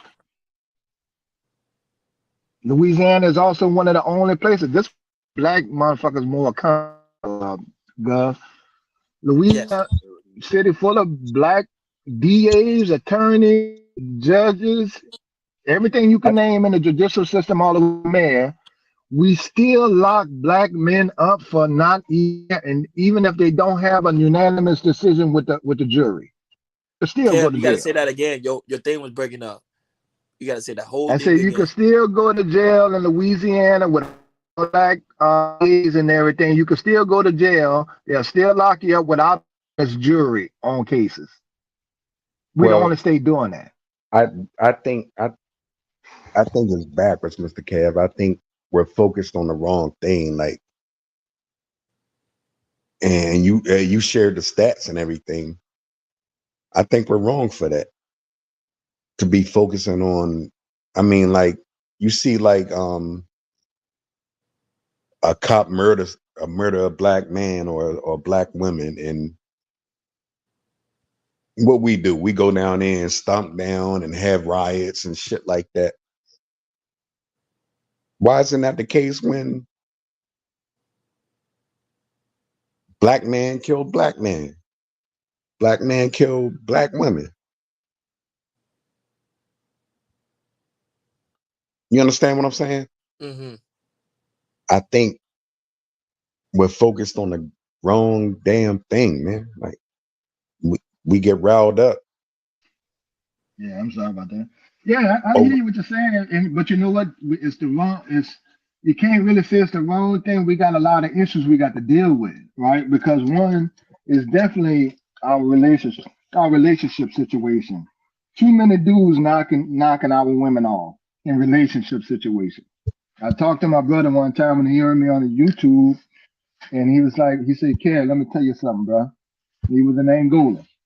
He said half the niggas in prison in there for doing something to the old lady. Half them niggas not in there for hustling. They in there for deleting the old lady and stuff like that. I'm like, no shit. I'm like, yeah. He said most of the motherfuckers in there for that kind of shit. I'm like, okay, well that's a bigger issue than I thought it was. Yeah, so that's something that got to be addressed too. Yeah, I didn't understand that. Dang, you make a great point. That's different. Yeah, that is. That's real different. Right. That's a whole respect thing. That's why I really can't. That's why I feel you don't really see me get mad with the women. I listen. I don't hate to say nothing. I listen to Ball and X, and I listen to Fantastic and them and stuff like that. And it was like, fantastic. Like we got to hold the women. The first time we hold the women accountable and stuff like that. Man, if a woman got a child or two on her own and single, she already being held accountable. Society holds her accountable. Why I'm gonna come in here and kick her in the ass too? That lady got it hard. I'm 50 with an 11-year-old. I wouldn't be able to do this shit without a little financial foundation with nothing, no nigga, and I got more than one. What accountability you want her to have, man? You want her to come on YouTube and say, y'all, I'm sorry for destroying the black community, and not tell a nigga nothing? The dude that made the kids? That's ridiculous to me. That's why I don't get in that. The woman lives in her accountability. You niggas get to roam around and do what you want. If you're on child support, get another hustle, nigga. Damn. Yeah, that's a whole different conversation, man. You free. Literally right now, let's say I date someone. They don't have to work. I can go hit the road, right? And make enough for the whole household. They can't do that. They can't go out and do like men can do. If they like, I'm locked down and I'm a man with a few means. And I can't really get out there and do what I want. So how you want a woman to be productive and the nigga then stuck her out with the kids? So it is a pat on the back when they do make it with their kids. I ain't mad at them on that. But I don't just sit up there and blame the women. Even if they did choose a nigga, they chose a nigga because the nigga still got to step up. I don't give a fuck if you're a pook or not. So holding them accountable is silly to me when they live with it. They got to raise a kid. They got to bring the kid to school. They got to feed it 3 times a day. Or not, they're going to put your ass in jail. That's why I don't really get into the gender war things. But not only that, but child support is not even that much. Because the average, they say the average man, how much he pay for child support, not even like close to $200. Right. And for the average black man, when I talked to Taz, who did the research, he says not even 50, Kevin. Well, it's not even 50? A month. No. When it comes to black men, niggas ain't making that kind of money. They looking at these niggas looking at, and I'm going about with Taz saying I can believe it. I thought it was like 100. Like, yeah, you're probably right, man. These niggas ain't making that kind of women talking about they nigga, I got an $8 benefit check, child support check. What am I supposed to do with that? And I had to bring the nigga to court to get the $8. You know, that kind of dumb shit. Yeah, I kind of believe. You know what? I don't disagree with you. I believe you on that one. But That's them niggas do crazy. the same thing the women do. They say women live through what they see on entertainment. Y'all living through Dr. Dre. Dr. Dre paid 26, whatever money he paid to his wife. She was with him for 20-something years. You don't got Dre money. What are you bitching for? Dre not bitching, but you bitching. If I was with a woman and I was with her in my mid-20s and I made it to 50 and I'm successful, she can have half. She put up with all my shit. She can have half. I wouldn't even bitch about it. But we work together with that. It's different when you work together. Now, if I'm coming in, I'm newly wealthy and stuff like that. Okay, well, you ain't do nothing to help with this. That's different. That's different. Hell nah. I can't wait till Taz get here. I'm gonna ask you that question. Nah, 'cause Yeah, they do tell him I'll say it too. I don't quote people that because I asked him, I said, well, what is it, Taz? What is it? He said, Kevin, it's not even. I said, because I was busy. I said, nigga ain't paying $100 a month. He said, Kev, with black men, I said, I don't know what it is with black men. He said, with black men is like $50, under $50, a damn at 30. I'm like, damn. Well, no, it depends on the Damn, state. nigga. It probably depends on the Right, state. true that. Because if it's probably the state of Florida, it's probably gonna cost you a little bit more. Oh, that's Taz right Right. here. All Taz that, right here. yeah. He right here. There you go. Hey, what's going on, Goat? Did I call it right, Goat? Did I say it right? Because What that's up, been though? sticking What with up, me. though? What'd you say What's now? happening with you? Did I call it right when you correct me on that? We was talking about the amount of money that black men pay in child support overall. And I think I was mentioning something on the show one time, like 100, 200 you used to be able to do that. I said, when I asked you, I said, what do black men pay? You said, man, it ain't like about $50-something a month, Kev, overall for child Yeah, that's support. facts. That's facts. Right. That's I'm like, average. well, god damn, That's the nigga, that's not average. even an Yeah. argument for black men no more. Stop that shit. Well, I feel bad because I can't even use that as an argument no more. No, it's not. It's not. They living vicariously through black celebrity, like they claim black male celebrity, like they say the women doing. They paying that. Them niggas make that kind of money. We not. And if the average salary of a black man is what 40,000 to 45,000, then just take off your percentage of that if that's the average, and you still come down with a decent point. Them niggas not paying that. No, but it probably per child though. Let's say you have a lot of children, then it might be a little bit more, right, Chaz? I Or think no? the first child get the most. The first child Yeah, might get the most, then it goes. Yeah, it'll Good. start going down, after we get past that first child. Because it is kind of based on percentages in each state. But yeah, once you get past that first child, everything changes. The calculations and whatnot change. And Then that's why one kid Because can your end up child support becomes it takes away from your income. You paying a bill. So now if you made 40 and you pay 5, well, they go just calculate you on the 35 for the second child instead of the 40. Yeah. But then how do these guys pay so much then? Some of these guys then. It's Them like niggas ain't paying that much, man. Well, no. If you make a lot, you're gonna pay a lot. You know what I'm saying? That's just the bottom line. If you make a lot, you're gonna pay a lot. Because keep in mind, your kid's supposed to live your lifestyle. That's the whole premise of child support. So if you making good money, you're gonna be pissed off because your child's gonna make good money, nigga, off you. You know what I'm saying? I think that's the part of the system that people don't like. But that's the bottom line. You know what I'm saying? If you have a child with somebody, that child is supposed to be entitled to whatever life you're living.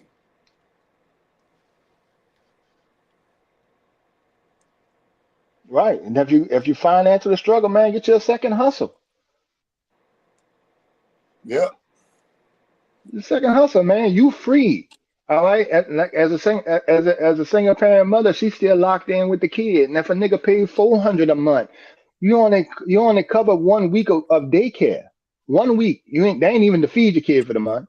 But niggas be worrying about what the woman doing and what they spending the money on. Okay, well, ain't nothing you can do about that. You just got to take pride that you putting it in for your kid. Go spend time with your child and go ahead on and be a happy parent or a happy father. It costs for that. If you want to do the numbers, how much does a kid eat in a month? How much is daycare? Yeah, it They took got women that say, okay, well, look, you me. just pay the daycare then. Niggas don't even want to just pay the daycare. Nigga, I got to work. You can pay daycare, please. It took me to have my son to understand that shit, bro. There's no amount of money that bro. You can't cover that with just an amount. Like every month is a different amount you're gonna need to cover, nigga. You know what I'm saying? One month you might get by with 6,000. The next month you might need 14,000. Like it's children, you know what I'm saying? So it's just, you know what I'm saying? I don't think it's nothing just cut and dry. And look, Gov, that's before you even get into the teenage round when they start really costing with, keeping up with the latest trends and stuff like that. My daughter 12.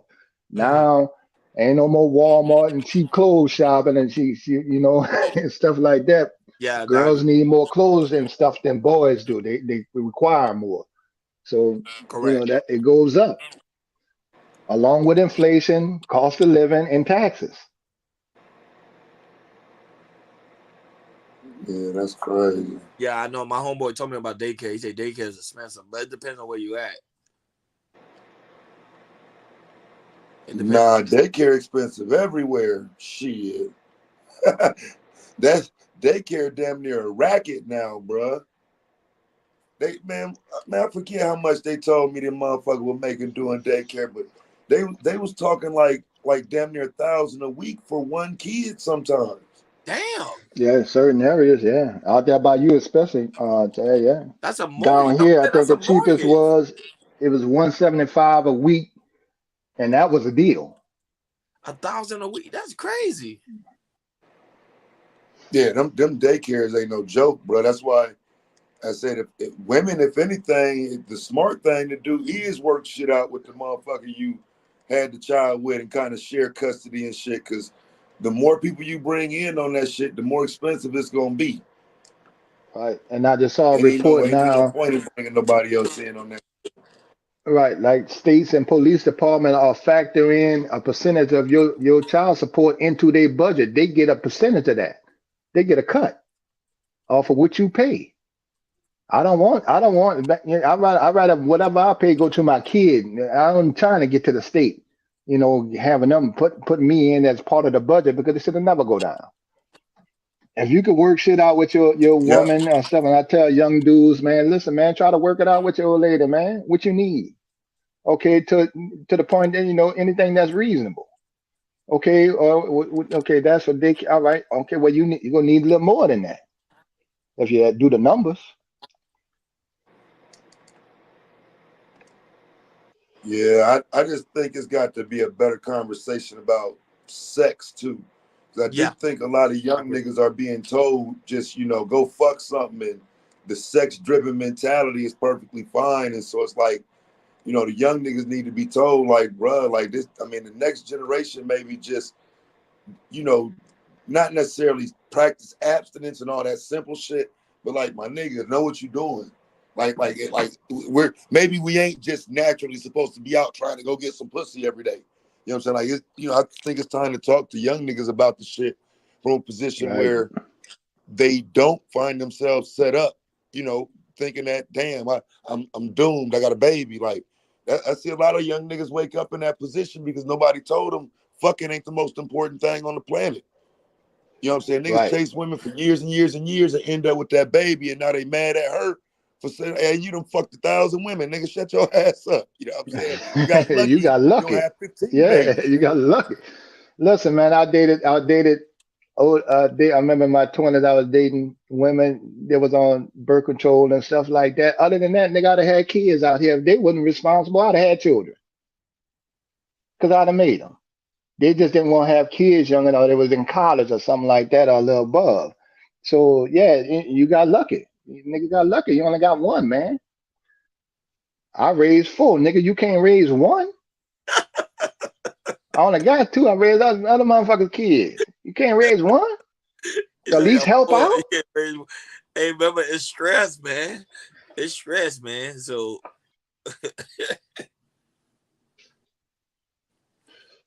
that shit crazy. Now, hey, I'm talking daycare like $1,200 a month. Man, I want to tell my girls to stay home. Shit, me. Right. Right. If you can do that, that'd be good. Cause remember that's $1,200 a month. Yeah. Time 12 a year. Nah, man, you good, baby. Stay home. I give you the money. You can stay home. Right. That's why a lot of middle class white guys, the women didn't work and stayed home because it wasn't financially feasible for them. When you talk about, and that's why they do the homeschooling thing too. And you know, I get it, but we got to work on that, man.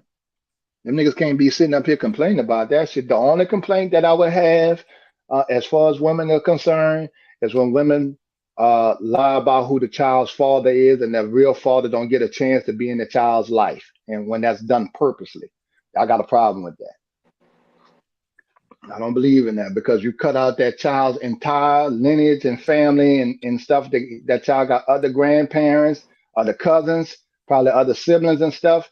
You don't cut them off and put it on another man like, okay, this is a better man. This is what I'd rather deal with than the nigga that I had a baby for, and lie about that kind of shit. That's just low down to me. Right? That child, like, people like, well, you love her. Well, I'm gonna raise her anyway. That's somebody else's child. That man has a right to know who his fucking daddy is. Child has a right to know who the parents are.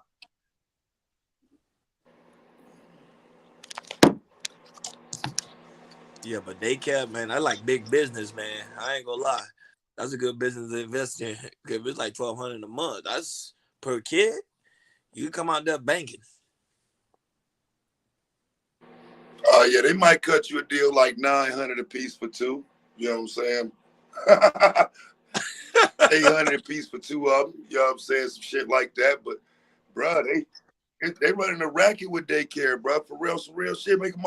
I thought about the shit like, damn, dog. If I wasn't a felon and shit like that, I'd get my shit up in order over this motherfucker. We'll turn this bitch into the whole back of the house. Turn it to a daycare. They making that type of money, bro. You got to jump through a lot of steps to do that shit, bro. But you know what I'm saying? I love kids, so it wouldn't be no hard thing to do. But it's a lot of steps you got to go through to get certified in that shit. Right. Oh, and then you have to have so many employees per kid. I didn't know you had felon in your record. I thought you got that cleaned up. No. It might not go transfer on to daycare though. You know, that might still be might be an issue, depending on whatever the charge was. If not, put it in your old lady name. That's what I want to say. Just put in your old lady's name. Right. Like, hey man, do the daycare, go to school. Yeah, put it in your mama name.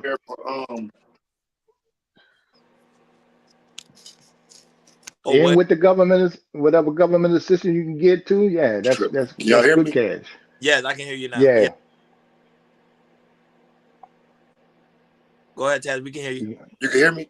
Oh, no. Yeah. The welfare, the people that's on welfare pays for their daycare, and I don't even think a lot of people understand how much they're making off of it when the system paying it. Because when the system paying it, motherfuckers paying top dollar, they charge maybe $1,200 per child. So the welfare system paying the daycares, and they running up a grip just off the systemic part of it, right? Where we're talking about welfare, you know what I'm saying? So they're paying daycares, good money. Mm-hmm. Right. And that's a quick one of the quickest way to come up is when is taking advantage or getting government money coming in for your business. You can't beat that. Yeah, you locked in. You know what I'm saying? Ain't even no concern. All you got to do is do your job right, fam. You know what I'm saying? They bring in damn near 100 bands a month sometimes. You know what I'm saying? You got 20, 30 kids running around the daycare. Shit. Mm-hmm. Man, that's good. But I don't know. That's too many kids, so I won't be able to do it. But that's a good. Yeah, but you don't have to do it. You can hire people to do it. Yeah, you just gotta open that motherfucker up or whatever. But you know what I'm saying? That they just bring in people and have them working for minimum wage and all that shit. You know what I'm saying? It's the business owner benefits the most. You know. That's a good hustle. Like I told somebody, man, you ain't got to be a doctor to open a clinic or hospital. All you got to do is hire one to work in there for you. Yep. Man, you should have told that to that black kid who keeps getting arrested and trying to be a doctor. He could have did that. Yeah. I need Taz did a Oh, story yeah, about him, the one with the I forgot glasses. about little homie down there in Miami. Man, that little Yeah, nigga, that crazy he got nut. caught. He got caught twice. Twice. What he got caught doing? Open up That a hospital. But that motherfucker was saying he was a gynecologist, bro. He done did appointments and all type of shit. Damn. No, he did. Damn. Hey, Kev, you gotta watch. Taz did a story on it, man. That thing was funny. I'm Man. gonna have to check it out. I missed that one. That Okay. motherfucker said he was a gynecologist, brother. The feds ran up in there on that nigga, bro. Yeah, Kev, the nigga had an office and everything at fucking 17. Had an Ain't office in that a a fucking strip mall. Mm-hmm. Yeah, That's and people crazy. will go see it. And he was prescribing prescription and everything. It was crazy. He did that thing to the T. Ain't that some shit? That he remind me of that. What was that one with the white boy flying on planes and shit with no pilot and shit? He flying the plane, flying the damn airplane and shit. Yeah, that shit make you wonder about them young niggas. But you talking about that old story, the older story, the white dude? Yeah. Really? Him. A story like that? Yeah, he was. I can't think he of was his name. They artist. made a movie about him called Catch Me If You Yeah. Can.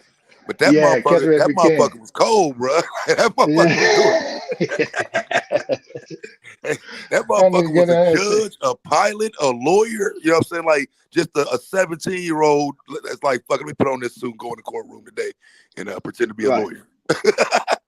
Hey, they let him in there without checking his ID. Yeah. Bro, This nigga was representing clients and everything. Bro, that motherfucker played so many different parts in life. But that motherfucker played pilot, lawyer. I think he did a dentist job. He was just a white boy. Like today, I'm gonna just go be who knows a damn I forget the thing that worked with the animals, veterinarian. You know what I'm saying? And then he just pop up and go apply for a job as a vet and get the job type shit. 17 years old though. Like, you know what I'm saying? That's just crazy that because even Dr. Lovejoy, the little young black dude, the premise of my video was this nigga could have did any motherfucking thing. If you can pretend to be a doctor, nigga, and open up an office and all this shit, bro, you can do any much. There's no limits on the shit you could have did in life, bro. You're sitting your dumb ass in prison and you could have done anything. Yeah, that little nigga could have did anything. The news network said it. They said he could have went to school. He would have been a great doctor because he literally played it to the T. That's crazy. He could have done anything, bro. Because like I say, if you able to even pull off the act of pretending to be a gynecologist, nigga. Yeah. You know what I'm saying? Like I think they said he was in operation for like 8 months. Like with patience. Yeah. Yeah, you have a lot of potential, bro. Like, you know what I'm saying? That's the only thing you can say is like, you seen your ass in prison, but damn, you had a lot of potential, bro. Like, fuck. And then he did it again. He came out and did it again.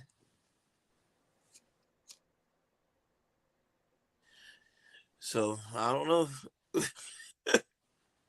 That's wild as hell, but like I say, I do think it's difficult these days because so many young niggas feel like you can just throw on any hat and play that role. And you know what I mean? Niggas reject training a lot of times. They reject the notion of having to go through the steps it takes to get somewhere. And so, yeah, if it's just that easy for some shit, they can just waltz into a place and do whatever the hell they want to do, but you got to sustain it. And I think that's where the 17-year-old that's doing that shit, he's going to always falter somehow because he doesn't have a life experience. You know what I'm saying? You know, you get a 30-year-old black man in a position where he's pretending to be a pilot and he know how to fly planes. That nigga gonna continue to fly planes. He ain't finna try to do another thing in his motherfucking life. He gonna do that shit until they catch him. You know what I'm saying? But these other motherfuckers, these kids, bro, they tried anything. I say you go into a goddamn train and say, I'm the conductor for today. Like, nah. Wow. But I don't know. But I think sometimes, I don't know. Some people like, hey, I don't want to wait. I want to be in school for 16 years of my life. I want to just get it in right now. So, because to be a doctor, you got to be in school for a very long time.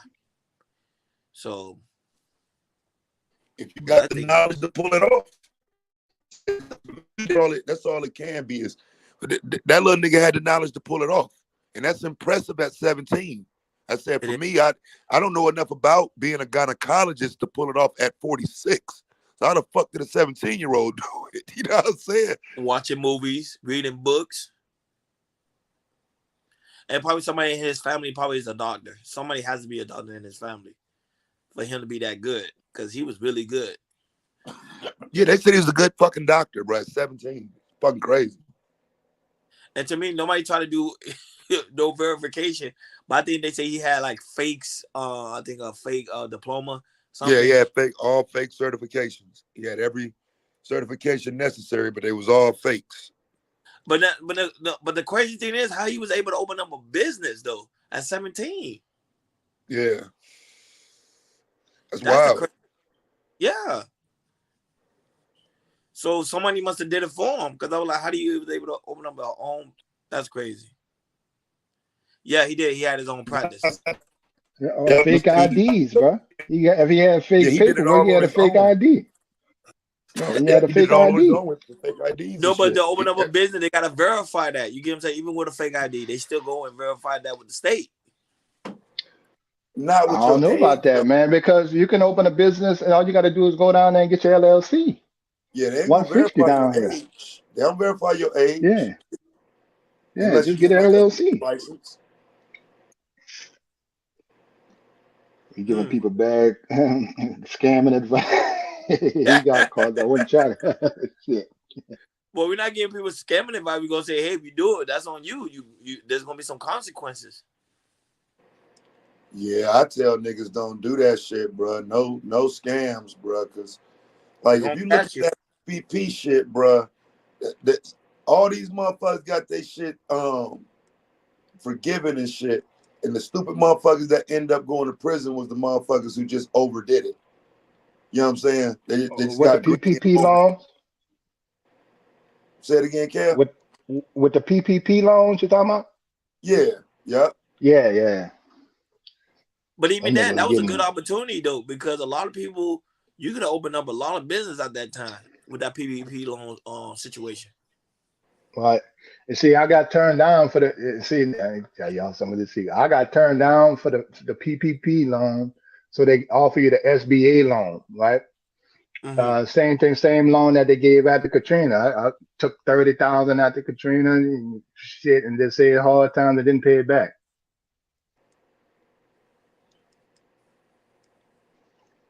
Yeah, them niggas was doing all that shit. Them niggas getting SBA loans, PPP loans, got motherfuckers all in other states tapping in to you know what I'm saying, get PPP loans in different states. Niggas was doing too much with that shit, bro.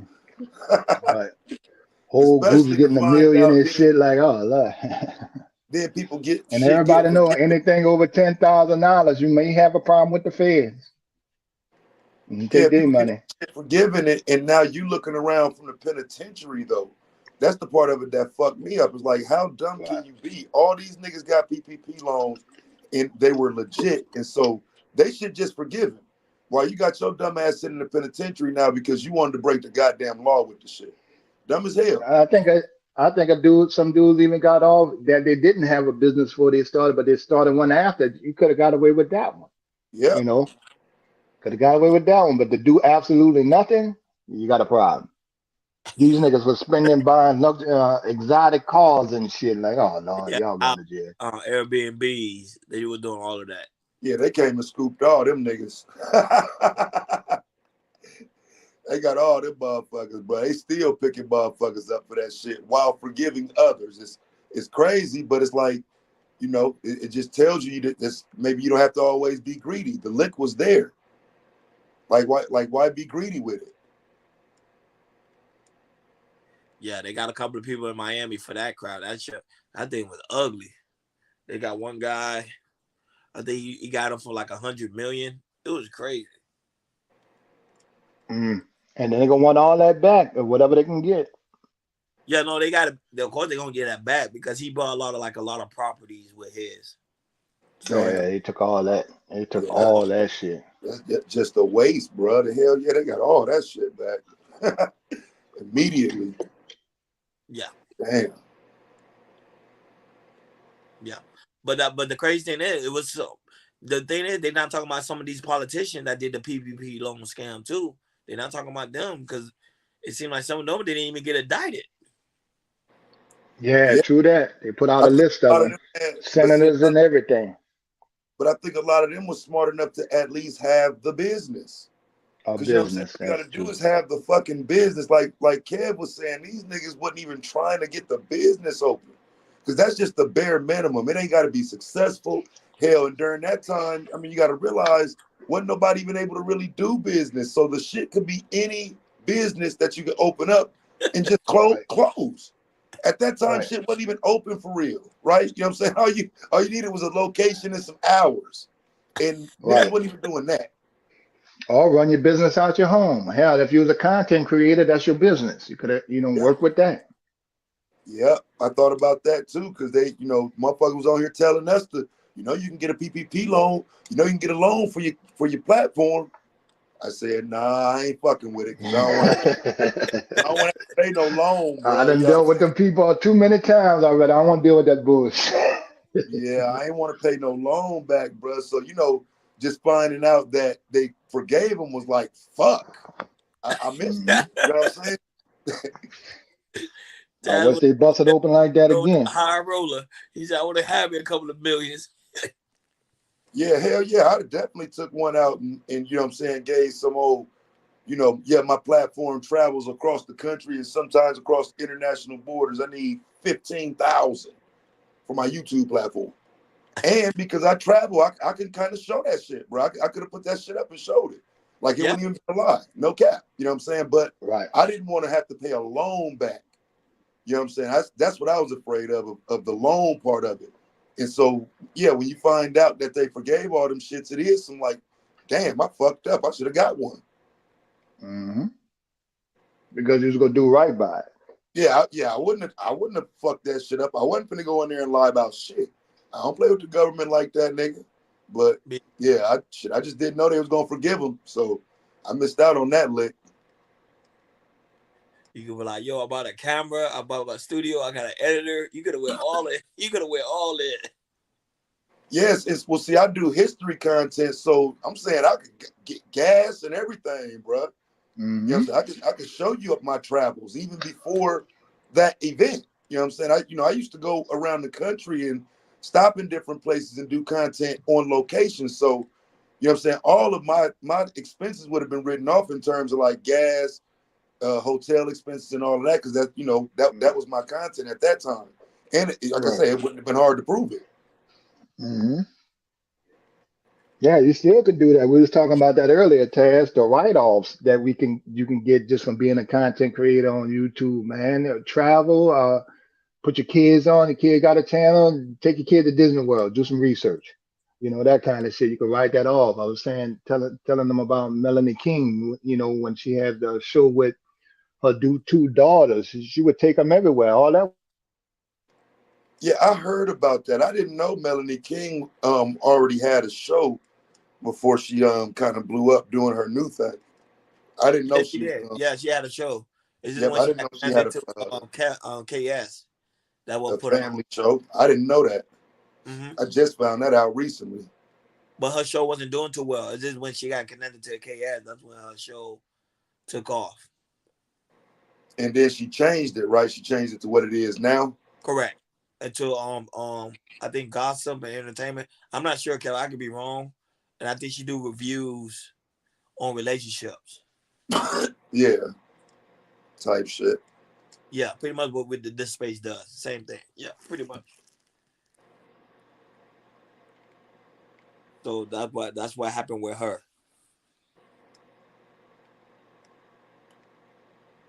And Yeah, she was another one that just kind of popped up in the sector out the blue because 3 years ago, nobody knew the hell she was in this sector. No. Nobody knew who she was. It's just because of the connection with Kevin Samuel brought her into the space. Because nobody knew who she was. No. So, and now that we were talking about that, and also we were talking about I don't know, you heard about P. Diddy stepping down for Revolt TV. Nah, I didn't hear about that one yet. Yeah, he stepped down as chairman of Revolt TV because of the simple fact of what's going on between him and all these sexual allegations. Yeah, I'm actually not surprised at it, but it's one of them things. Like, to me, it makes you look more and more guilty. And I think the people that support Revolt TV and whatnot financially, they probably wanted him to take some type of action like that. Like, bruh, you finna fuck the money up. You're gonna have to step down. Like, you started this business, it's good, everything's great, you'll be fine, but you got to go, nigga. You about to fuck this whole shit up, bro. Like, you got to get the fuck out of here. Yeah, but do you kind of believe this is his karma?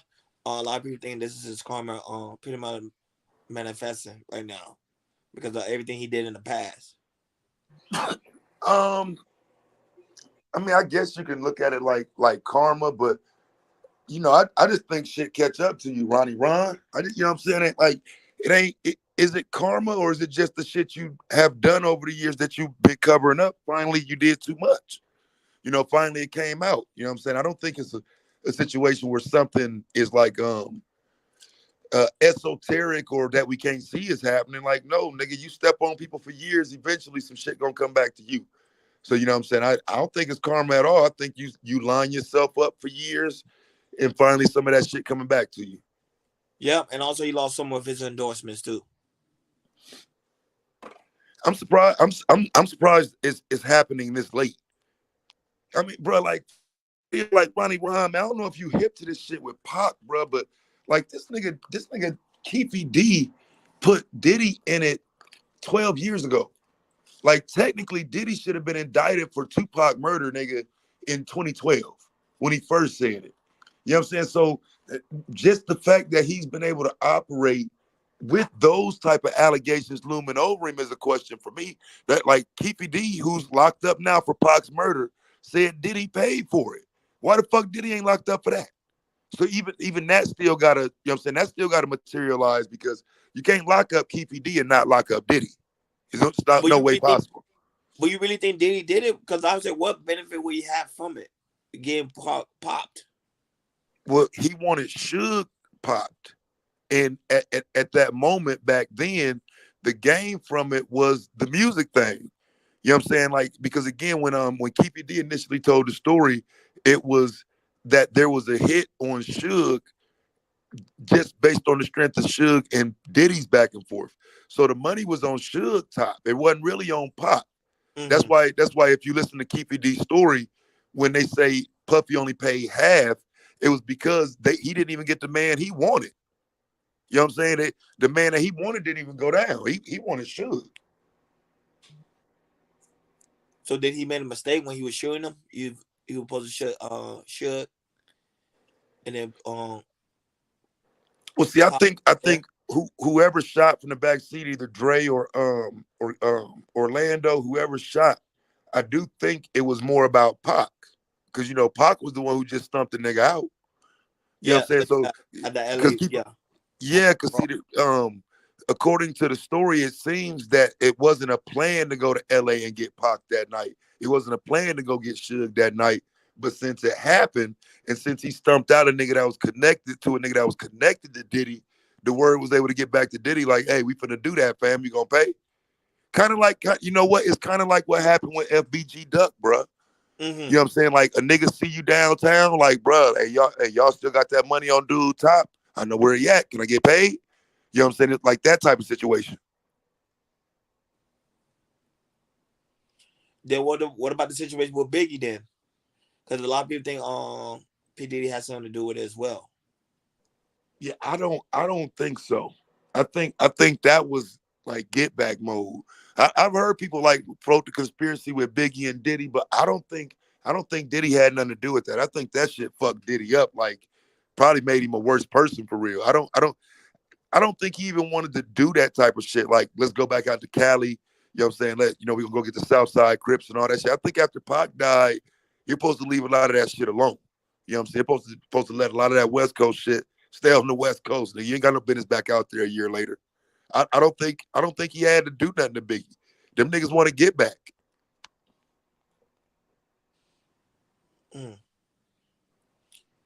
I think Biggie State will sue. People still make a lot of money off his likeness. Yeah, I know. Yeah, that is a fact though. Diddy did make a lot of money off Biggie likeness. Oh hell yeah, but he owned it. You know what I'm saying? That's the part of it that's fucked up. You know what I'm saying? In terms of business, we want people to do quote unquote the right thing, but like with Pac, you know what I'm saying? He died before he could renegotiate his contract and get a lot of better deals out of who he became. Because in the moment where he signed them contracts with Death Row, he was locked up. He wasn't nobody. You know what I'm saying? He never got that chance to renegotiate his contracts and put his family in a better position. So, you know what I'm saying? It's kind of fucked up because a lot of even Biggie, you know what I'm saying? He working off an early deal, just now really blooming, getting his money together and whatnot. You can't really say he was old until after he died.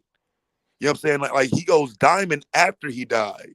So, you know what I'm saying? It's fucked up because contractually that is Diddy's money. But Diddy's supposed to do the right thing and get that family some money. Just period. You know what I'm saying? Yeah. That's on face value. Yeah, I agree. But he didn't look out for his mom at all. I think that was messed up. He didn't even look out for his family. Yeah, that Biggie situation always gonna be questionable to me though, because again, like you got a nigga like Puffy, who at that time he wasn't really popping like that. He got on, he put Biggie on, they was on their way up, and for the most part, Biggie was not even acknowledging the Pac beef. Like you listen to his lyrics, he made a few references and whatnot, but he wasn't really acknowledging that shit. They was trying to get away from that shit. And so I don't understand why Biggie played into some of that shit with Puffy, because again, it would have to have been Puffy. Biggie had the car accident and shit. Like he was supposed to sit down for a minute. You know what I'm saying? But he kept grinding and shit. And of course, that's supposed to be a good thing. But in this case, you know, I do think they was on a collision course with death. Like going back out there to the West Coast after all that shit was up, like he should have waited. Yeah, I heard Biggie Diddy stole the image from the real Notorious Big and gave it. Notorious B1. Yeah. A little nigga he was a little nigga out the South, man. Yeah, that shit fucked me up when I seen that shit. I saw that shit like 2 years ago, bro. Like a nigga that was rapping to the Juicy beat sounding just like Biggie.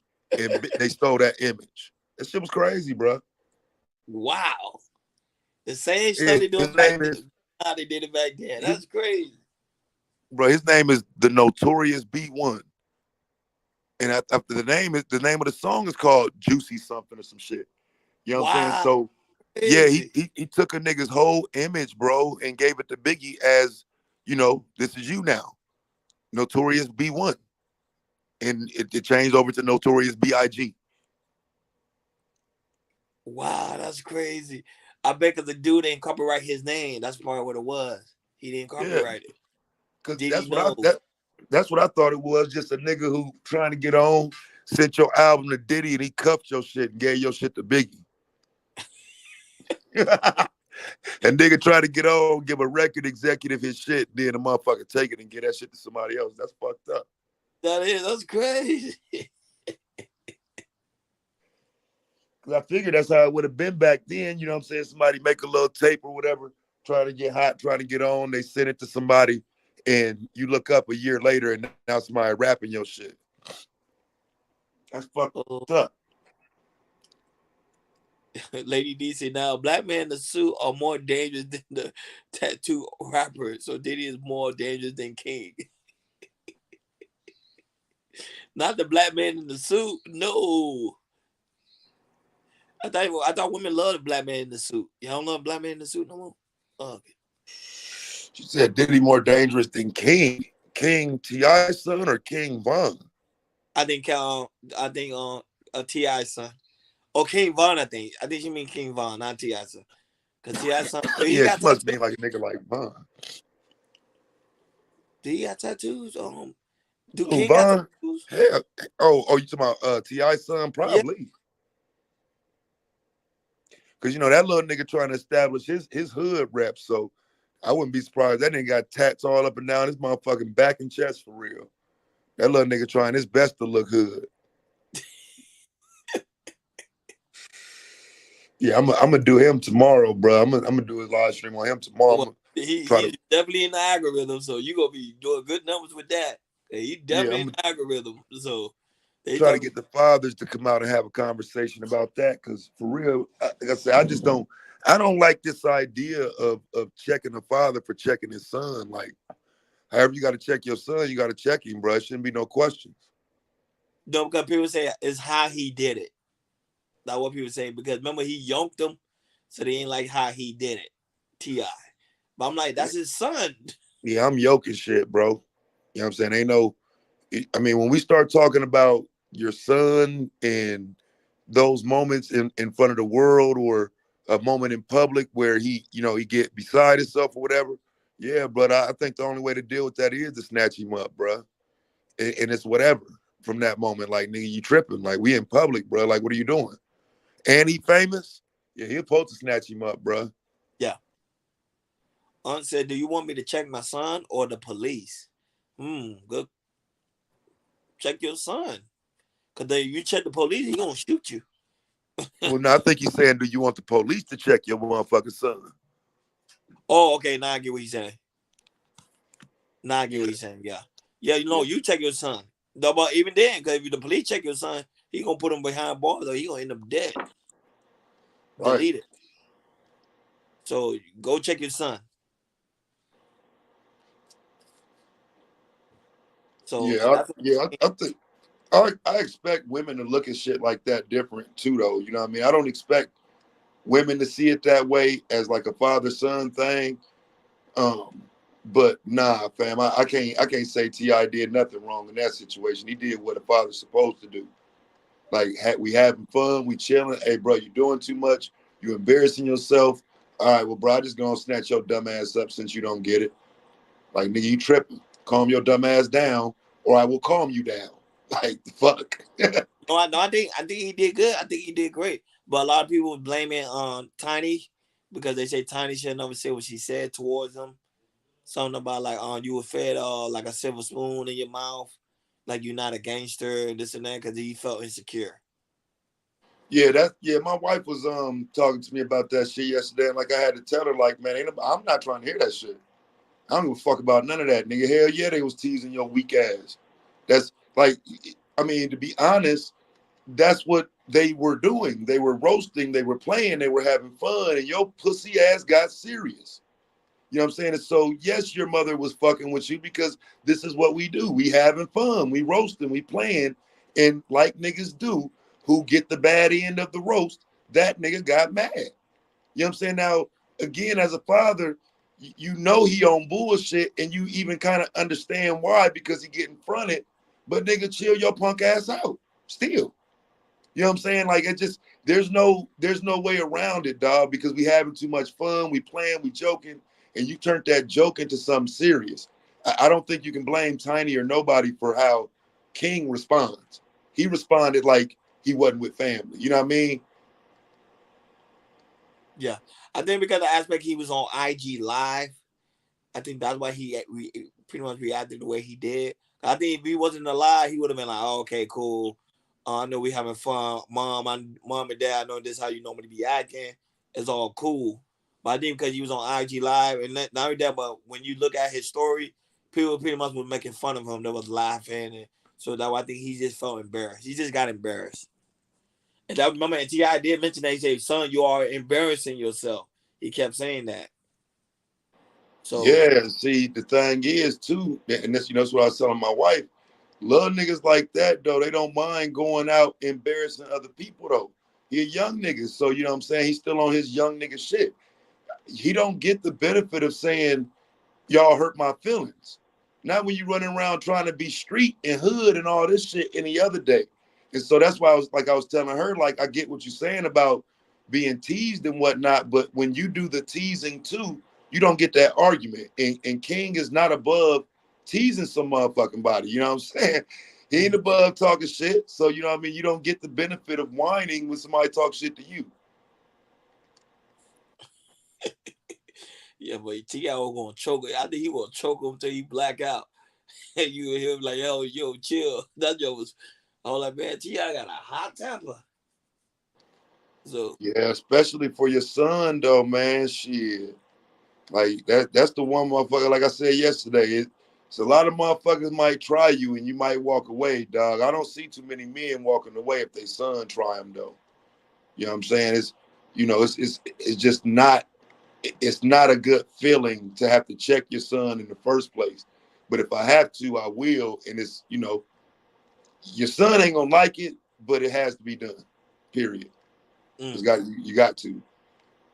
I said I respect T.I. for that shit because he could have just let that shit happen, and then they'd be saying later on, after that incident, it would have been, see, black men teaching their kids to disrespect their moms, and all of that type of shit. So, what I mean, he did what was necessary in that moment, and like I say, at the end of the day, it is kind of saving face for that situation because King was embarrassing not just himself but his parents too. Yeah, like you're a reflection of your parents in public, bro. That's facts. These motherfucking celebrities, and you done got all mad on some bullshit. I said, we bullshitting, fam. I get it. You got embarrassed, but calm your ass down, bro. Like, you tripping. Yeah, right in the stadium, too. And, people probably looking up like, what's going on up there? They look like T.I.'s in. I'm shocked that nobody got that footage of them acting crazy up there. I didn't know T.I. brought them out for that game either. I saw that today on TikTok. T.I. performed Bring Them Out and walked the team out. Yeah, he did. Yep. See, I didn't know that till today. So even little shit like that, I'm not saying King is jealous of his dad, but I do think shit like that is that reminder that, nigga, you're not him. Your dad is him. You know what I'm saying? And so just even little shit like that is like, I'm not saying that was the cause of it, but even like the way I see King moving, I think that little nigga wanted identity. You know what I'm saying? And so, T.I. being celebrated and shit, I don't think that helps King in a lot of situations because as a young nigga, he want to be celebrated like T.I. is. And he's not. You know what I'm saying? So a level of jealousy or envy, however you want to put it, but I think that's there too because you're not celebrated like that. Nobody know you, nigga. You only here in this position because of your dad. You watch him go out, perform, all this shit, and now he coming, he chilling, y'all laughing and shit, and you feel like you're getting the short end of the stick. I get all of that shit. It still don't mean embarrass yourself in public. Damn. Yeah, but T.I. did. He brought him out. Yeah, they say now the NFL is changing now. Now they're allowing like artists to bring them out now. I think they're bringing a new flavor to the NFL. So that's something new, man. That's a new thing the NFL is doing. So that's pretty cool. And I heard they also doing hot. Go ahead. No, I just said that was hot. It was they showed him bringing him out the tunnel and shit. I was like, damn, okay then, that's slick. Because I ain't never seen no NFL team come out to a rap song. Me either. That's something new they say they're doing. The NFL, they starting to bring out performance artists out with the players. And I think the 49ers did it too, I think. Or did they do it? No, they had a speaker. Never mind. They had a speaker, yeah. But they may do it in the Eagles game because that's a big game. That's like the game of the year. So they may do it into the Eagles game. We on the road though, ain't we? Yeah, we on the road. Yeah, we on the road. We still 3.5 favorite. Yeah, I seen that this morning. Like, okay. No team, they say no team in NFL history, a home team was ever the underdog. Wait, the team with the best record in the NFL. Yeah. Yeah, I believe that. The best record in the NFL at home and you the underdog. I never seen that. I don't know. I think it's a setup. I know you're gonna bet on the game, but me, I was like, I don't know, man. That thing. Yeah, I gotta put a couple in. But I do think that they playing for a level of respect though, man, after what happened last year with Brock Purdy getting hurt during that game and shit. So like that's one of them get back games. So I do think that factor in. And our defense better, bro. Like that Chase Young move was just like, making the rich richer type shit. Like that Chase Young move was just, you can't even put that in words. I was like, wow, Chase Young, for real. Like we got Chase Young, nigga. All right, bet. Yeah, we own. I don't know what the Commanders. I don't know why they was doing it. That ain't make no sense, but we'll take it. Yeah, I don't know why, because I think they took what, a 3rd round pick or some shit for him. Like it wasn't nothing, wasn't no loss for us, not for who we got. So, no, I'm saying it's gonna be like a good game. I'm gonna make sure I am available for that game. That game is gonna be that's one. And then the game after that, well, the next following week you got the Cowboys and Eagles, then the Cowboys and the Dolphins. Games everywhere. Them games right there. Them good games. It's a good game tonight, though. I expect the Seahawks to get the Cowboys a little run for their money, but that's if Geno show up, because Geno been looking bad this year. I don't know. I think this the game because Cowboys haven't lost yet at home. I think they up. They haven't lost yet at home. I think this is gonna be their first loss. Yeah, they do. They do for a loss at home. Letdown game. They do. I think Dak gonna start going down, but then he's gonna start going up again. Cause this game right here, you're like, I don't really need to worry about too much because we got the Eagles next week. Caught looking ahead. Yeah, look at it. Remember that always happens. That what happened with the Commanders. Commanders did the same thing. They was like, you know what? the Magnificent said, Cowboys all day. We got this. But that what happened with the Commanders. The Commanders said, okay, they forgot about the other game. I think it was the Broncos, and they was worrying about the next game with the Eagles. If I'm not mistaken. I think that's what it was. Yeah, it's easy to get caught looking ahead, though. I think that's what happened with us. When we was 5-0. Went on that little 3-game winning streak. 3-game losing streak. I think we got caught looking ahead. You know what I'm saying? Right. Like, yeah, we're going to skate through these 3, run through the Browns right quick, shit on these Buccaneers right quick. You know what I'm saying? It was just kind of a thought process where it was going to be easy work. And niggas looked up and they lost 3 straight. Yep. No, my money on Dak. My Dak gonna go over yards. I got Dak going over yards like always, and at least 2 touchdowns. At least 2. At home, hell yeah, he's good at home. for that. At least 2 touchdowns. That's my prop. Dak over yards, at least 2 touchdowns. That's it. CeeDee Lamb, leave that alone because he's sometimes he be inconsistent.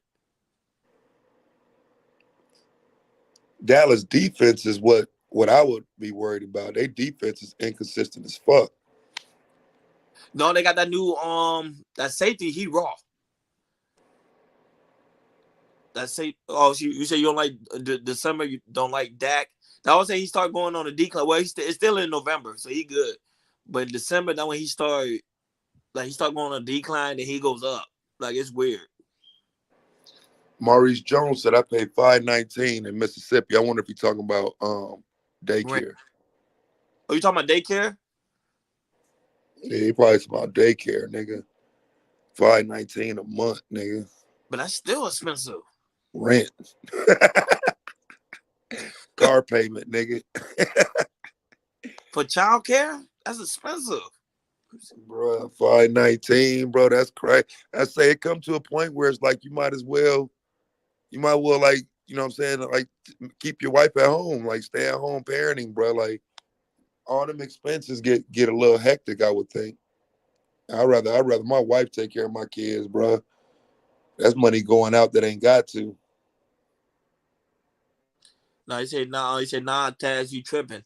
I think you talking about with which one? On Dak? He probably talking about them weak ass Cowboys. He probably talking about them sorry, pathetic ass Cowboys, fam.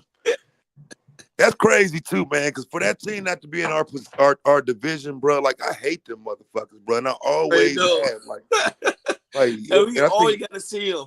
We always gotta see them or the Seahawks. Always. And at least the Seahawks in our division, bro. Like the Cowboys rivalry is just like it really do go back to like that early 90s, bro, where they won a couple of them Super Bowls by getting through us, and then we beat them and got to the Super Bowl. Then they beat us and got to the Super Bowl. Like all that shit from the 90s, bro. I hate them motherfuckers, bro. Matter of fact, I hate the Cowboys more than every team in our division. Because like our division ain't full of nobody that other than the Russell Wilson Seahawks. When Russell Wilson paid for them, do you know like Russell Wilson was like 17-5 against the 49ers, bro? Yeah. Like I used to hate that motherfucker, but I'm talking about like 4 or 5 comeback wins. Not just no impressive shit where they just beating up on us. Shit where we were supposed to win and didn't because this motherfucker did some miracle shit.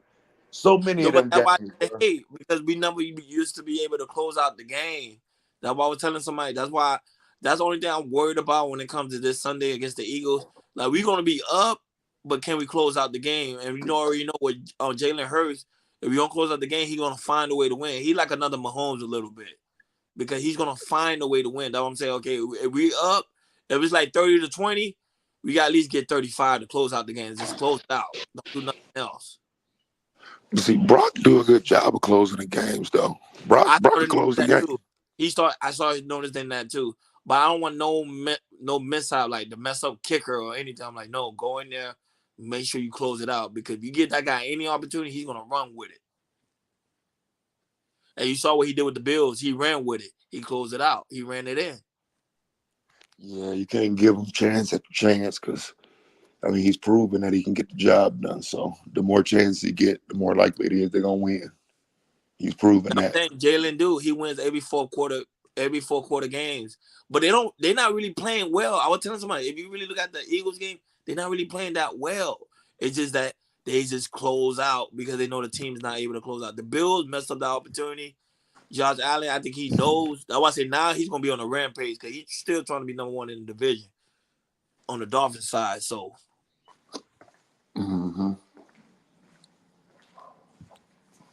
yeah, of course, we know that Cowboys is going to meet the 49ers. I think I agree with that. They're going to meet again. Yeah. Yeah, it seems like the damn playoffs always set up like that where the first or the second round, they're playing each other. But like I said, we done got the best of them niggas twice in a row in the playoffs. So 2 good-ass games, too. But they can't beat us. They got to prove they can beat us. Other than that, Cowboys, dub. Dub, nigga. Dak can't beat the 49ers, nigga.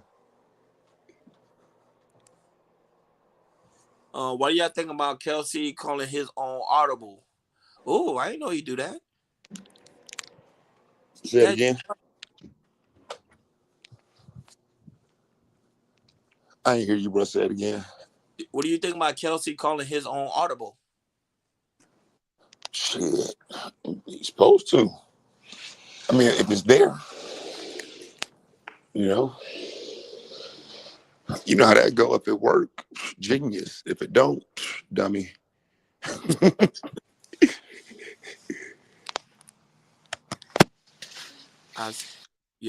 I'll send you the play.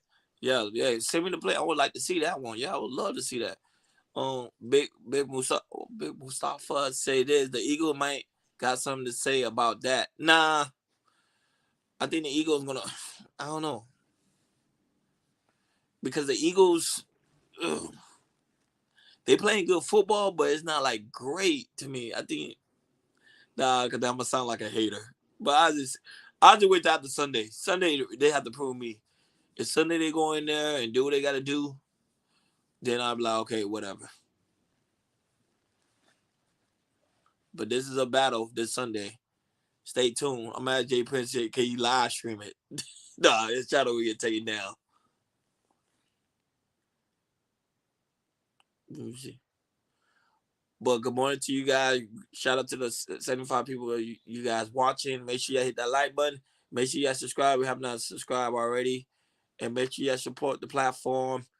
As you can see, Jay Prince is doing a lot of things within this platform. We're doing new things and new interviews coming up. So y'all be on the lookout. So make sure y'all subscribe to the channel. So we'll Who you say, bro? Who channel? Jay Prince, you don't see the things he doing, like to his background. Oh, yeah. I didn't hear you. I walked out the room for a second. Yeah, he was he came on last night. I heard him for a second. I was dozing off. Now that he dozed off. Oh, he dozed. The Eagles, though.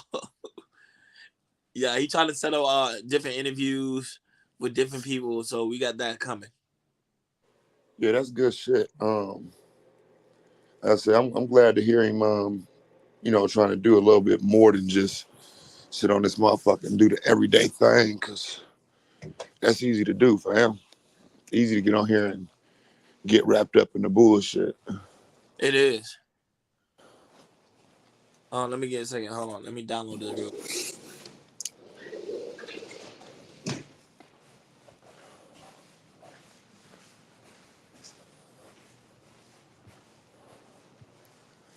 I said I ain't doing shit till January. Not nothing serious anyway. Anything I do for the next month is gonna be all bullshit, all fuckery, all fun, all jokes.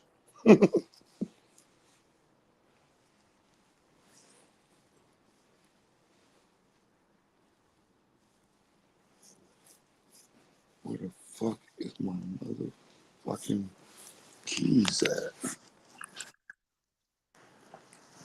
Yeah, but man, I can't play it. It's NFL, man. They're gonna copyright strike us hard, so I can't even play that. Damn. But I'm gonna see it on my own.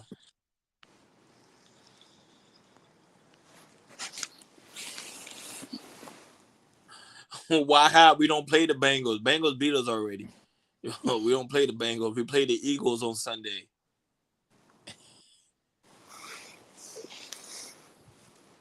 Oh, he said the Eagles on Sunday. I think he made a mistake. Yeah, we don't play the Bengals. The Bengals beat us already.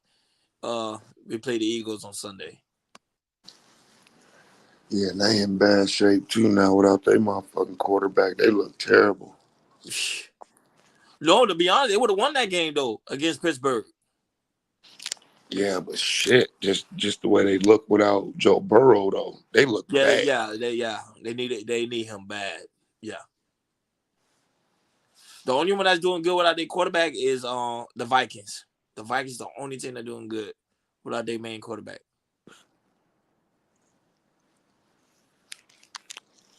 Yeah, we should have a game night on Sunday in December. But I gotta ask Jay Prince. Yeah, we could do a game night on Sunday. That would be dope. That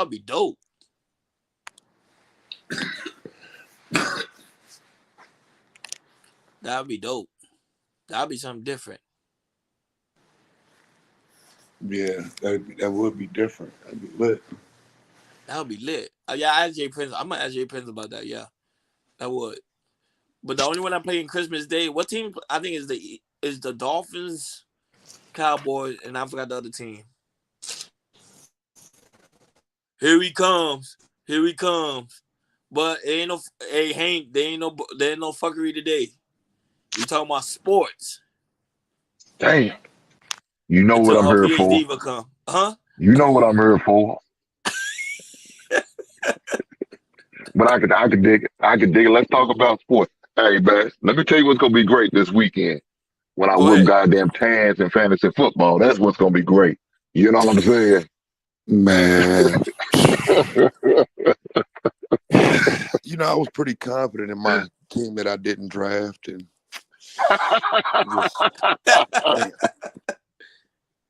wait, your fantasy football not doing good, Taz? What's going on?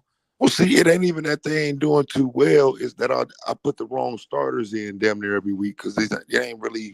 I didn't draft them, right? So it's like it's not like I had the wrong people. It's just they're not. It's not the best. It wasn't the combination I would have picked. So I don't have a running group of starters that I can leave in there every week type shit. You know what I'm saying? I got the type of team where you would have to adjust every week and make sure you got the right niggas starting. And they could have won every game. I think it was only one game I was, out of or whatever. But I ain't draft them niggas, bro. So it put me in a bad position because you end up with no quarterback. You're dead from there. Okay, Hank, let me ask you a question. Were you happy with your because I ain't go to your Monday show. I forgot to comment. Were you happy with your not your Cowboy, with your Bears winning against the Vikings? Well, shit, I didn't talk about that because that was a Monday night game, so I didn't really talk about that too much. But look, I look at it like this. A win's a win, man. My team only had 3 wins at the time, so I can't be complaining about how we won without a touchdown for the first time since 1993. So no, I was okay with it. I was okay with it. Look, right now I know we don't have a snowball chance to make the playoffs, even though mathematically we do. That's crazy, but I don't know. I just want to really, I want to find a way to keep us in the top 5 of the draft this year. We already got one draft pick that's probably more likely going to be 1 or 2. That's the Carolinas pick. But I want to maintain that top 5 because I want Marvin Harrison Jr. I don't know if y'all watch college football like that. That dude is that dude. And to me, he should be in New York. More than likely, it'll be all quarterbacks in New York for the Heisman Trophy. But he should be there. He's that guy. So as long as we got an opportunity to get him in the draft, I'm good with it. So you don't believe in Justin Field anymore? No. I don't. I want to roll with Justin Fields, man. I really do. I think he has a lot of potential, man. I just feel like he hasn't got the respect he deserves, and I think the coaching has been a real questionable. Grisby as our offensive coordinator, he sucks ass. This motherfucker had about 5 wide receiver screens in the goddamn game because he's worried about the blitz. Well, how about you run a draw play every once in a while? That'll take care of the goddamn blitz. A delayed draw. So, man, some of these coordinators are so goddamn dumb, and I question how they get jobs, man. You know, it's one of those situations. It's all about who you know, not what you know. You know. So, but yeah. Yeah, we got a tough game this Sunday, so we'll talk about that on Monday. Hey, Governor Ron. Yes, sir. Yeah. Hey, man, I'm sorry to bust up. I'm sorry to bust up y'all convo, right? This motherfucking this damn what you call it? What's the shit that feed through you get whenever you open up your apps? The timeline, right? So you remember earlier I told you, I said, man, that damn Diddy over there standing in the corner in the fucking dark beating off somebody. That shit crazy. So evidently, damn, not Cameron. Fuck. What's my man name? Cameron. Yeah. Cameron said Puff and Mace had a brownstone on 35 or 36 or whatever. Anyway, he said he went in to use the bathroom. He said he couldn't believe what the fuck he seen on the sink. So when he came out, he asked Mace, he was like, what the fuck a dildo doing sitting on the sink? Don't show it. My man, don't tell me you came in here and bust up the conversation to talk about some shit like this. I'm sorry, man. It just goes. God damn. There's the fuckery. There you go. Don't show that shit. There it is, that shit, man. Is that how we're going to introduce the fuckery? Is that how we're going to introduce the fuckery with that? Yeah, the fuckery.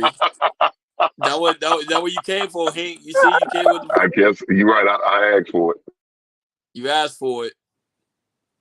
But go ahead. Go ahead, Hank, what you were saying about Fields.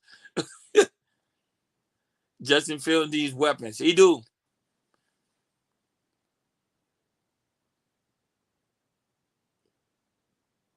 Yeah, look, I think he's going to be a good quarterback. I hope we can keep him. I hope we can get the opportunity to allow him to flourish.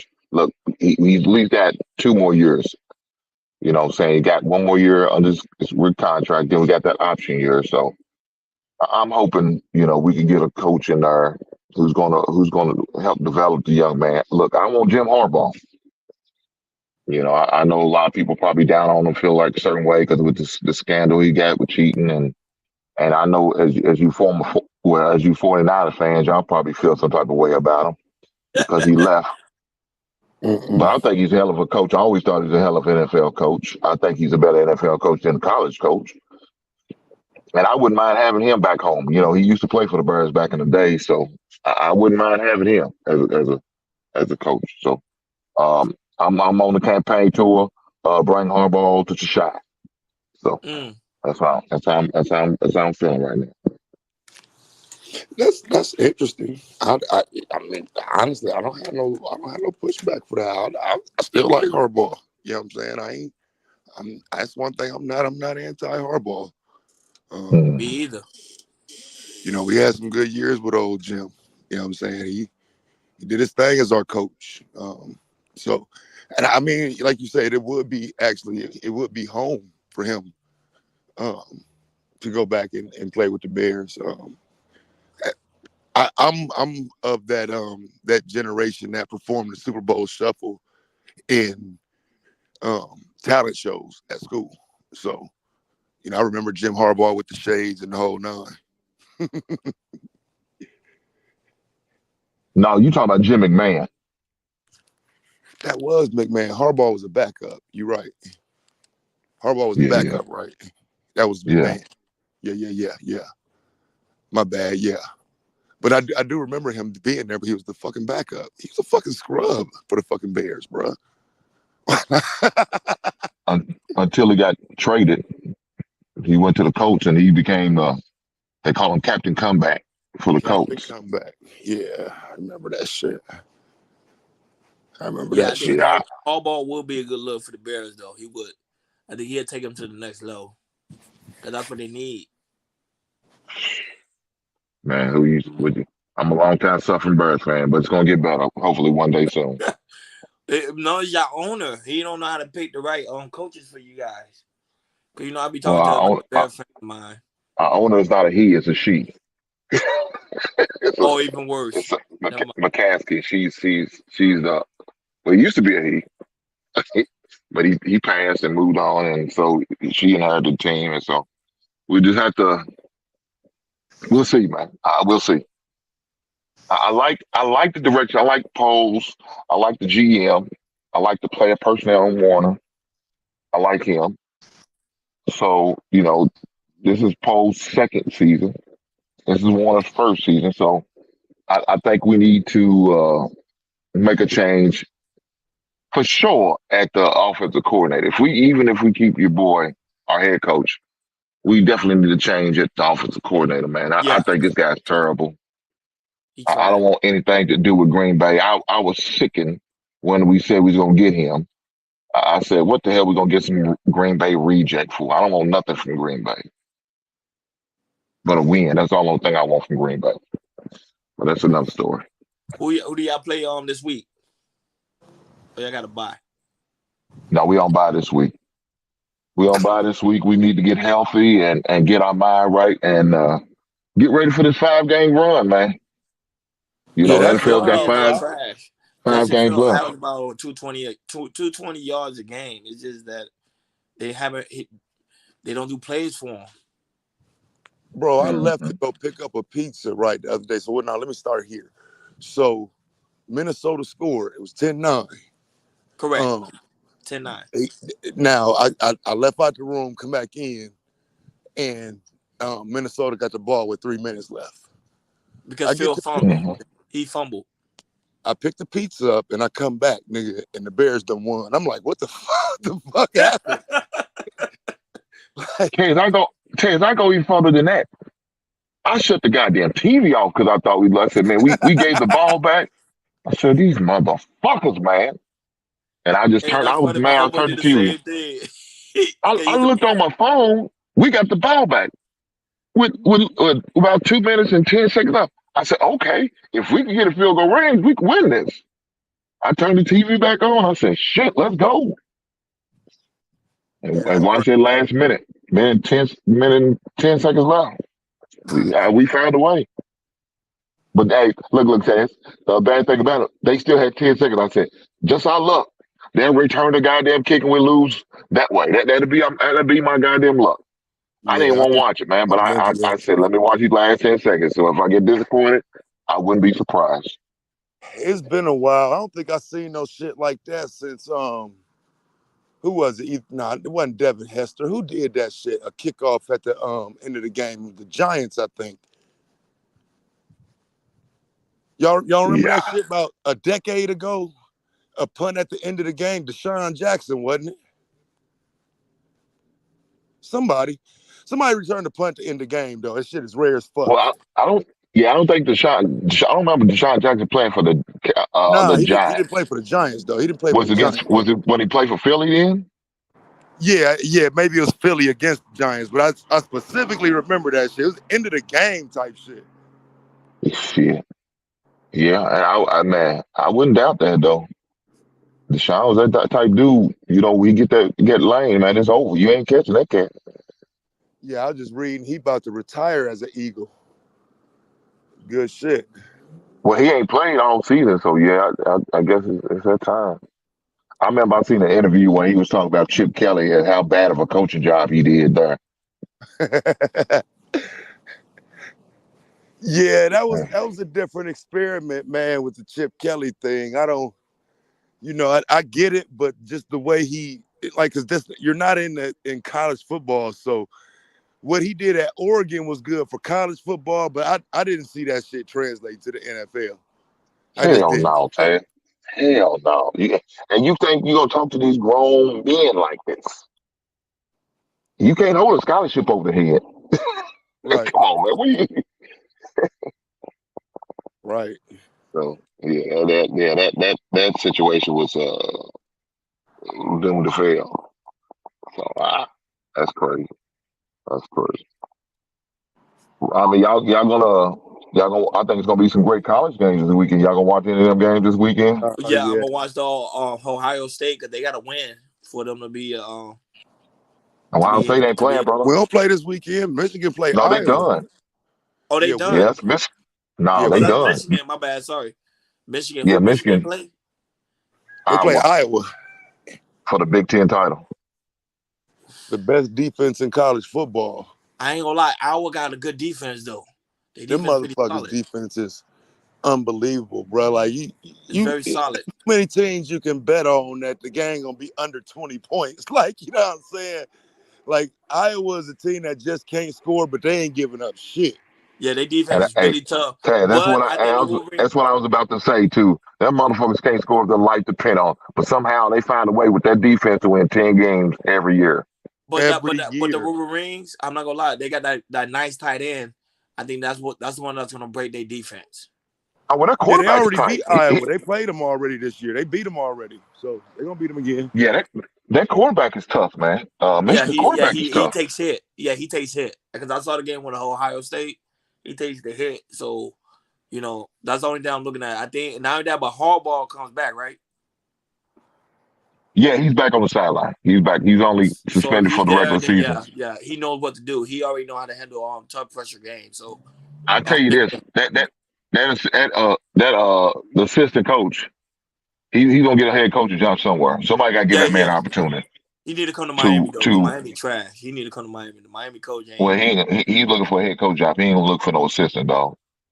Because Miami coach, I don't know.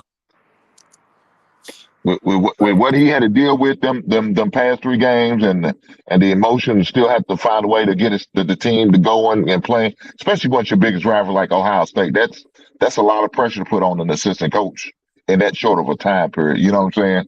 So that was, and all the drama that went around the whole season they all had to deal with. Yeah, that was a hell of a coaching job he did them last 3 games. I give much credit for that shit. Yeah, but that brother deserved a job. I think this game may go over. Well, Tad, you think this game going under? I think this game going over though. With who? Michigan game. Over. What is it? Michigan going 35 zip them niggas or some shit. It's like 20 something. It's really low. Yeah, the over under. 20? Yeah, brother. Like, but they should it's have in 29 or some shit. It's really low. It's really low. Yeah, that's like 15 to 14, man. Come on, man. Really? The highest I've seen was 33. Hey, I promise you, their defense is strong. They got strong defense. We know that. The highest I've seen was 33. But like I said, I expect Michigan to score that alone.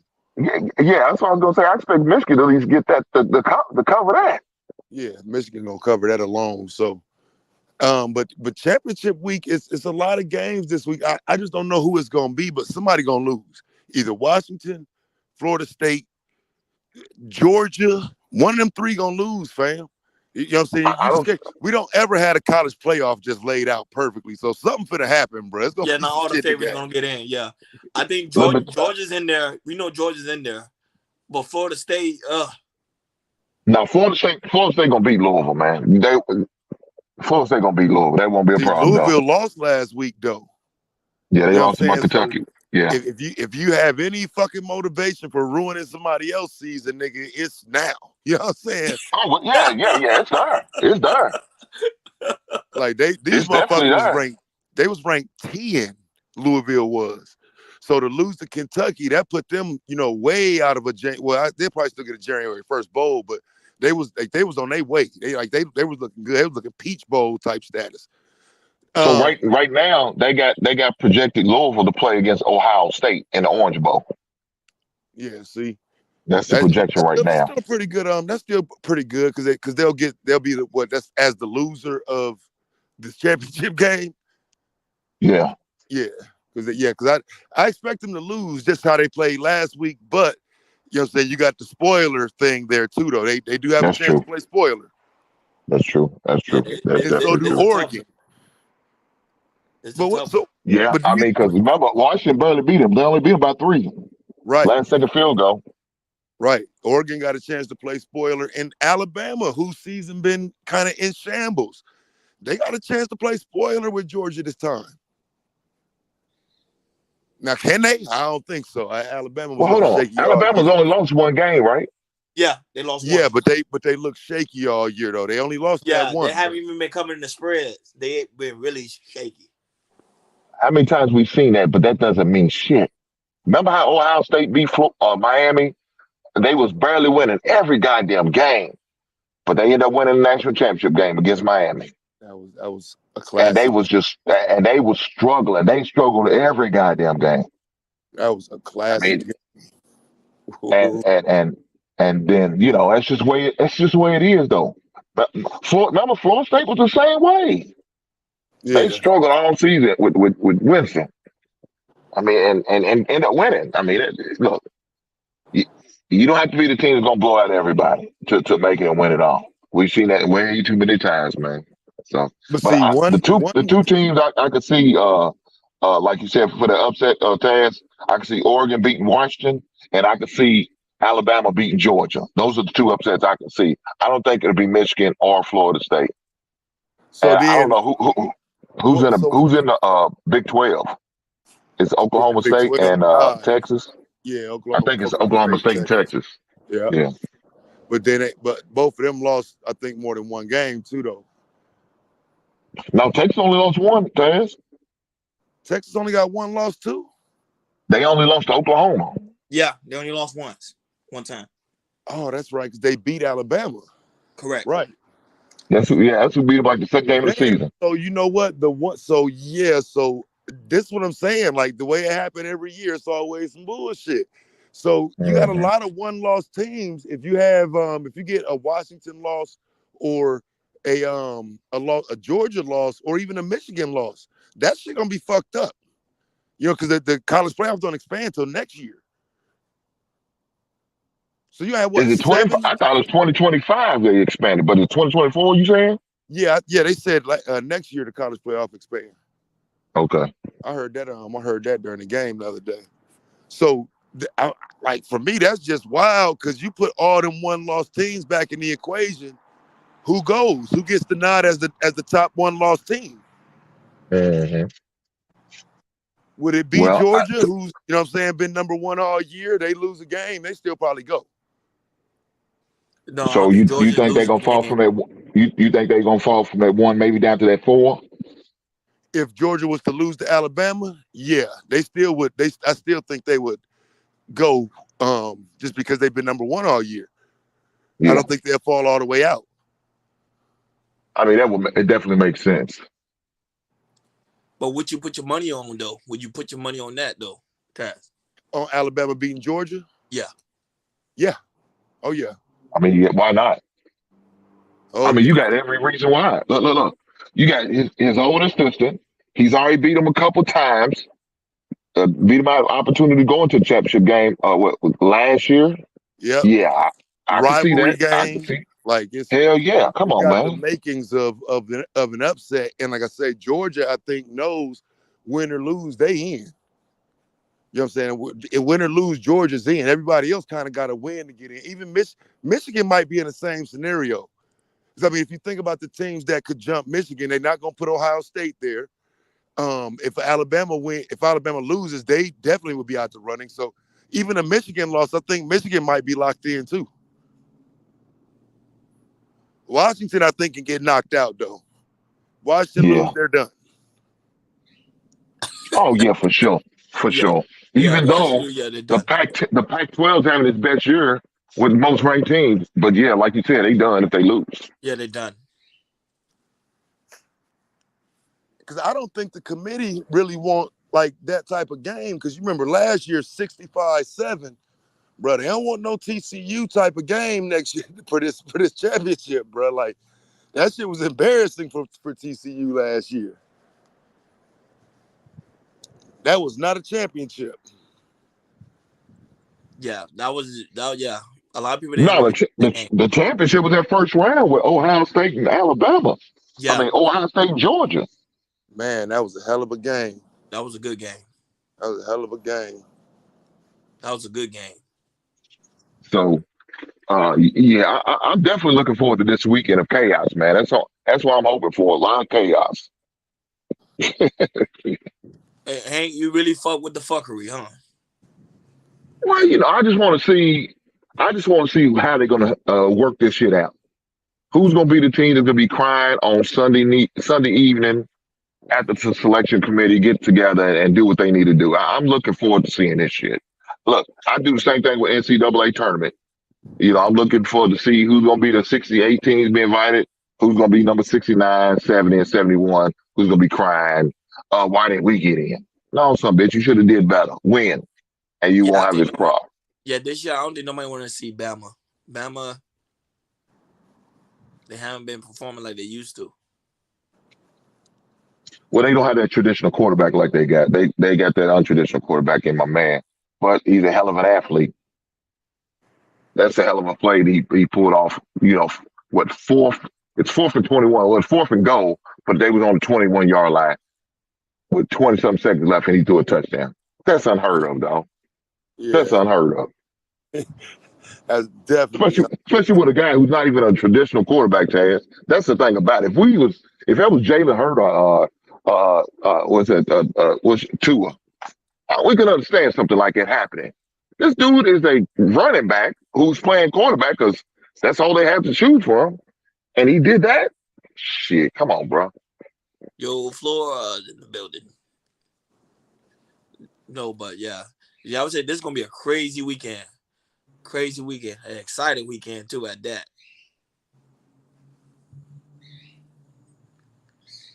If you're a college football fan, this is the weekend that you need not to be. You tell the lady, baby girl, you go do what you need to do. I'm sitting here chilling in front of this goddamn television all goddamn day and watching football. It's gonna be a football fan's dream. Yeah, Saturday, definitely all day. Welcome back, Started. Kev. 504. Yeah, I'm back, man. I had to drop Lil one off at the bus stop. Yeah, we talking No, about that's the right. sports now. Sports talk. Yeah. Sports talk Hey, with start. Hank and Taz in the morning. It's gonna be a hellified weekend for football. I know that's right. Who Hey, y'all starting like? at 12 o'clock too. Who y'all like out of Oregon and Washington, man? They just talking about it right now. They Yeah. just talking about it right now. I like Oregon. I like Oregon, Kev, because I like Bo Nix, man. That dude's having a hell of a. He's another guy. Now he's gonna for sure be in New York, man. I don't know if y'all seen his offensive stats, man. That dude's been putting up big numbers. So Yeah, he good. Now Washington beat him earlier this year, but I'm gonna say, but if Oregon Penix playing. beat that nigga twice, bro, I don't see how you could take the Heisman from Penix if he beat him twice. Right. well, But think who's the about it, he beat him in underdog the in the last game? second field goal. So you are right, but that was a hell of a game.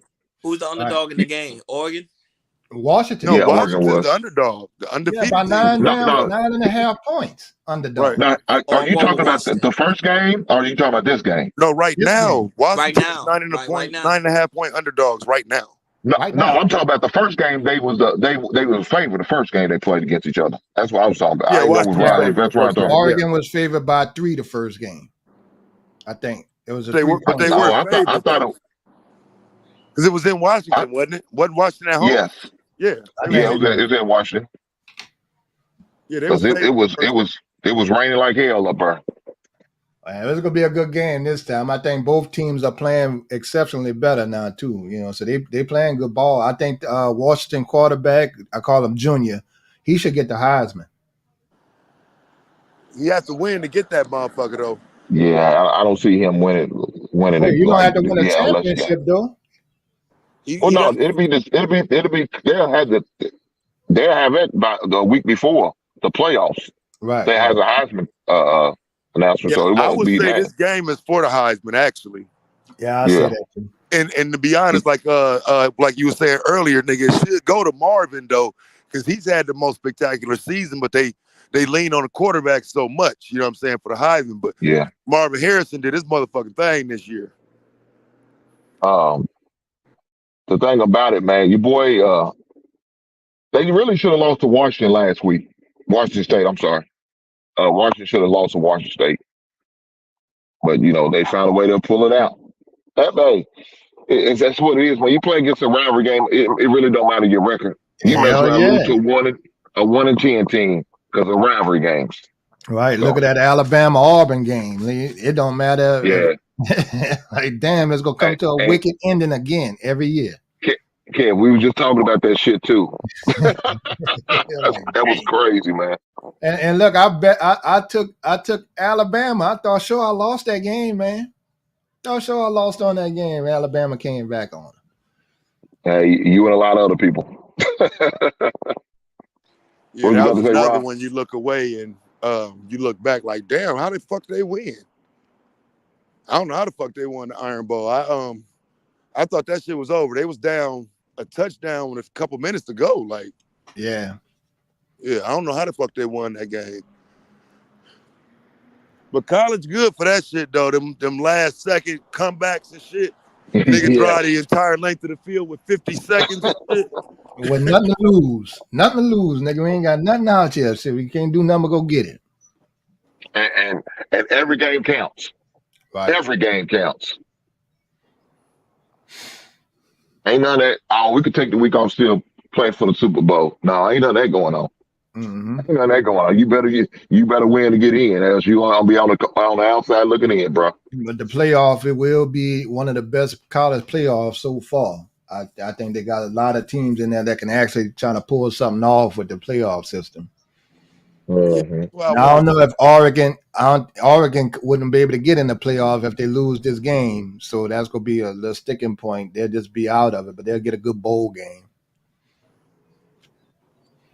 Oh, no, yeah. They'll be in a Rose Bowl. Mm-hmm. Now, Penn State should be, Penn State hadn't lost either. Yeah, they had. They lost two. I think they lost. No, Did they lose twice? Penn State lost twice. Yeah, they lost twice. Didn't they play Michigan and Ohio State? Yeah, they lost to both of them. They both from the same division. Yeah, the way the committee usually is, fam, that shit shouldn't even count against the motherfuckers. We being honest, nigga. They lost to number 2 and number 3, so technically they should be in the running. You know what I'm saying, though? I mean, they lost to two teams that have been in the top 3 all season. That can't count against you. Well, then you got Alabama, who only lost to Texas. Yeah, but fam, Texas was ranked under Alabama when they lost to them, though. Yeah, okay. Well, that's the early rankings, but I get what you're saying. And Alabama was at home. And Bama was at home. That fucked me up. I didn't expect Texas. They jumped all over them niggas too. Boy, they was all over Alabama quarterback Taz. They wanted that nigga out. They wanted Saban. One damn loss against a good Texas team. The program ain't the same no more. Them old white folks was mad. That's why they benched him. And then he came back, the quarterback, number 4. Big boy. But you talking about a program that's spoiled ever since Nick Saban got there. So that's all that is. Spoiled. We'll take them back. You will take them back in a second. They entitled and don't know no better. Mm-hmm. Let them get a Jimbo Fisher, and see what they talk about. They be mad as hell. Damn, we let Nick Saban go for this shit? Bring back Nick. Yeah, some of these programs, man, they be like, yeah, I didn't know. Dude, you better be grateful for what you got. You can look like Florida. If I was a Florida fan base, they are suffering right now. You imagine how they used to be? They used to be king of the hill, especially in the East. Now they had a laughing stock. Man, Florida was the beast. The state of Florida was a beast in the SEC when they had, with the Florida Gators. You also had University of Central Florida. They played good in their division. Yeah, and then you had to watch out for Miami back in the days. Florida State. Yeah, Florida got some. Yeah, they got some talent. They got some speed over there. Yeah, that Florida team now though, fam, they is kind of embarrassment to kind of the history of that program, because like I would say even over the last decade, probably after Tebow, they haven't had that glory no more. You know what I'm saying? Because yeah, for sure. Because I mean that was a program you had to be ready for. You wasn't just gonna beat Florida, dog. Like you know what I'm saying? Spurrier would have put 90 points on your ass. Right. Steve Spurrier, the coach, Yeah, back in the old Florida days. Hell yeah. He'd have put some points on your ass because everything was about, a lot of times it was about points to get to be the national championship. So you had to run the points up. Yeah, and they put that motherfucking spread offense out there and put them 4 wide receivers out there on your ass and light your ass up. I remember the score being like damn near 30-something to 6 in the fourth quarter. Spurrier still airing it out 60 yards, trying to Man, look here. I remember I was actually at one of them games when he came to Kentucky. Spurrier did. That motherfucker dropped 72 on Kentucky. I'm like, God damn. This motherfucker's just an angry motherfucker just gonna keep running the goddamn score up. Like he ain't got shit better to do. He had the second and third straight quarterback coming out dropping bombs like a mug. I'm like, dude, this is unheard of, man. Yeah, that was crazy back in the day, fam. Team up 35, still putting touchdowns in with 10 seconds left and shit. Right, gunning it, 30-yard passes downfield. Yeah. No, he ain't running the ball. He ain't no. He strictly still throwing passes. Don't get your stats, baby. Go get your stats. That's just where he ran his offense, though, man. That's how they used to compete for the Heisman too, though. You know what I'm saying? Like motherfuckers getting trash, garbage time numbers and everything, just to try to pad their Heisman stats and shit.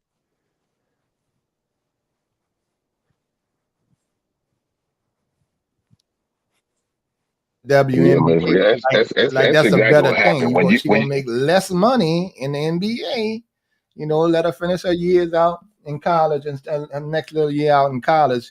But I don't think Angela Reese is on the WNBA girls level quite yet. She's a good women's basketball player, but she's not the best to me. Not for her position. I mean, we done switched it over. Okay. The way she was talking, it's about the bread, and that she said she making more money not playing basketball. Like she said, her NIL deals was more than what most WNBA players make. So, she gonna take a loss. She gonna take a loss going to WNBA. She be better off going overseas, man. I think the WNBA women make about on average maybe 100,000. You know. Some of the top ones, you know, she's gonna take a loss going in the WNBA. I think she'll take a loss. She'll make more money at LSU right now if she just keep with the marketing. You got LSU behind you, so she can get more deals. You might as well go overseas though, Kev. That if I was gonna say screw the WNBA, only way I'm doing it because I want to be seen by my family locally. Other than that, there's no real resource because the money's is way better over overseas than it is here in the States. Yeah, I wasn't quite sure about that, but if it is, then I'll go ahead and roll. Me in Europe. Yeah, they still crying about how they should get equal pay, so you know how they go. Yeah, because I think her stock is gonna go down this year just because she's not on that level. So her stock is gonna go down some, and I think she even knows that. So she most likely will end up overseas. It's been, but Taz, it's been going down because she ain't been playing. She missed a couple games due to nobody really knows. They saying it's academics. One because she got suspension because of issues on the team, but nobody really knows. But she's missed a couple games already this season, and they taking L's right now. Yeah, see, that's what I'm saying. I think even putting her on the court though, I don't think she was what the hype around that one. You know what I'm saying? Well, I can't even say one. I say through the tournament last year. But the hype around the tournament don't translate into regular season a lot of times. No, it don't. She was an average, really good girls basketball player. She wasn't exceptional. She did good. Okay. I was going to say her teammate was better. That little dark-skinned girl. The point guard. Teammate was better. Yeah, the point guard. And then you also had the one with the red hair that transferred over there. That's who won the game for me. And I watch them all year long. So Yeah, And you yeah. think about like over the years though, with the NCAA tournament on the men's side, that's kind of what I'm saying. I think if you have a good tournament run, you better go to the league that year. Like that next year, they generally don't translate into another Yeah. tournament like that. You know what I'm saying? It don't Oh translate into, yeah, for you sure. know what I'm saying? Like you better go while your stock high. Let me ask y'all this. Now, you're a WNBA team. Do you pick the white girl from Iowa, or do you pick Angela Reese as the number one pick? Yeah, I'm taking that white girl from Iowa. Yeah, she cold. She cold. Yeah, I mean, from what I've seen so far, unless she go out there and do some different shit this year, I'd have to take that white girl, bro. That motherfucker hoop. and it'll show this year. That's what I'm saying. Them motherfuckers gonna be right back in position. Iowa is. Mike, you said she's back on the team now. I think my Reese said she's back on the team, man. But her stock already done went down some for not being there. So now you expected to go in and perform. You expected to go in and save the season and shit. And I don't think she's that. How many games are they in right now? They 6 or 7 games in? If that, maybe 5 or 6. Yeah. Yeah, WNBA about 5. She missed 2.5 games. No. WNBA's done. WNBA's done for the season. Oh, I'm thinking college basketball. My bad. Yeah. Okay. So Yeah, she has on now. Hope she, come out with another strong season, but it's gonna be hard to get that kind of popularity or even play on that level again 2 years back to back. So we'll see what it is. I only seen one game. I seen the game they played against Colorado and they lost. That's the only game I've seen. It's that tournament, man. Like I say, that tournament performance put her on the radar and put her on the map. But I think that regular season shit is gonna drop her stock, because if you ain't dropping 20 a game in the regular season, it don't, you know what I'm saying, it don't equate to a good tournament. You know what I mean? Right. On average. Yeah. Well, you know how that goes, man. That the longer you stay in college, the more they're gonna be able to poke holes in your game, and they're gonna see your faults. So yeah, they're gonna make adjustments for you. Yeah. Now I think the team to beat, which I thought it was last year, South Carolina girls. South Carolina girls. They back. They back though, kid. That's the fact about it. They back. Damn, somebody said your girl. Somebody said your girl Angel Reese missed 4 games so far this season. Said 101-19, bro. The other day, South Carolina. Yeah, that's totally unfair. South Carolina beat the stink off of Angela Reese and them last year. Beat the snot out of LSU, man. I was like, dang. Oh, you talking about in the SEC tournament or the regular I'm season? talking about the regular season. LSU couldn't compete with those girls. South Carolina girls just happened to lose in the tournament. They might have lost to Iowa. I'm not sure. Yeah, that's what they lost to. Right, and that's the girl held up the ring, and then Angela Reese did it. But that's who they lost to. Yeah, they couldn't compete with them girls no more, man. They just slipped up on that game. LSU didn't want to see South Carolina again, because they would have beat them for the 3rd time though, kid. Yeah, hell no, man. We're trying to do that. I'll take our win how it come and take it and run. They took a deep breath. Boy, they said, "Oh boy, y'all saved us." We didn't want to see them monsters. But like you said, them South Carolina, they look good again. They back at it, still doing their thing, man. Them chicks are tough, man. Right, and they play with no remorse. We don't care if you got 19. You shouldn't have got that. That's how they play. You shouldn't have got that. Y'all got lucky. We gave you that. Right. We got to work on defense. Hey, matter of fact, coach should have made a run, drills, wind sprints after the game, man. Why y'all give it 19? Y'all, there's no way they should have got over 10 points, and that's because we fouled.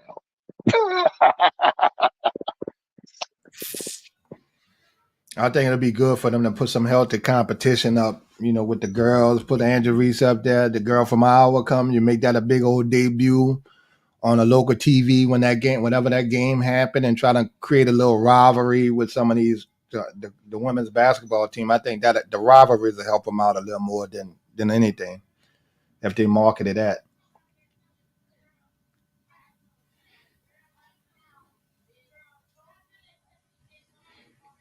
Oh, yeah. Your boy say it sound like the men know about WNBA than the women do. I'm a sports fan, man. I like sports. I can go back all the way to when Louisiana girls was, Louisiana Tech was good. Even some of the big girls before the WNBA played, that was real good. You had what it was, UConn. UConn put out some hella fire girl basketball players at one time. Tennessee girls was off the chain for a Yeah, good yeah, while. yeah. You really couldn't mess with them. And some of those girls, hell, they just had flat out skills. They had skills. Mm-hmm. Yeah. You guys, yeah, I mean, like you said, some of them girls, man, be tough as hell, man. Some of them is like, damn, how did he make the basketball team? But some of them be like, they can get with some of these dudes out here for sure. But that's I really don't really lock in on college basketball until after January. You know what I'm saying? Because football's king, whether it's college or NFL, football's king. So they gonna always take over and take most of the spotlight anyway. So usually by January, it's when I start to lock in on the college game. Mm-hmm. The NBA, I can't really say I ever lock in, man. It's like whatever. Yeah, I Yeah, watch it. NBA, yeah. It's when Yes, but it's like it's whatever. the playoffs. When it's the playoff, then you're like, okay, that when you kind of already have some form of idea. But regular season, like, you just do it for fun. Yeah, just something to do. It really Something to is. do. It's just something to do. Now I'm saying NBA is not good until March. That's a fact. Because right now they're just playing just to play. It's when they're trying to go to the playoff and go to the championship. That's when things start to change.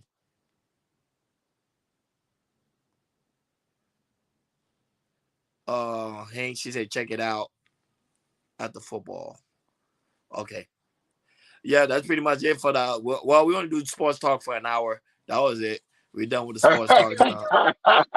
I said we'll be right back. Hey, look at hey, Ryan is getting ready. D must be in the background, about to come up. That's why Oh yeah, I you already know. That was it. We only do it for an hour. People like change the subject. Wait till PhD. I'm like, we only do it for like an hour, and then we'll be right back after these commercial break. As a kid who grew up in a single parent household mired in poverty, I wondered, was the American dream for kids who were devastated by poverty, devastated by the challenges of life? Yo, I'm Jay Prince for president.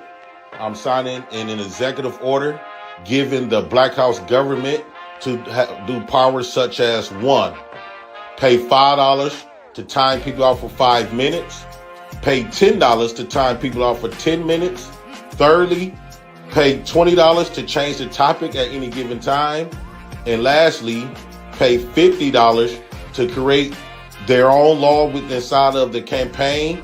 In addition to that, anybody could come with the additional $50 to change that law into their liking. I'm Jay Prince for president of United Negro Kingdom, and I approve these orders. Debate night, but we're not in Milwaukee.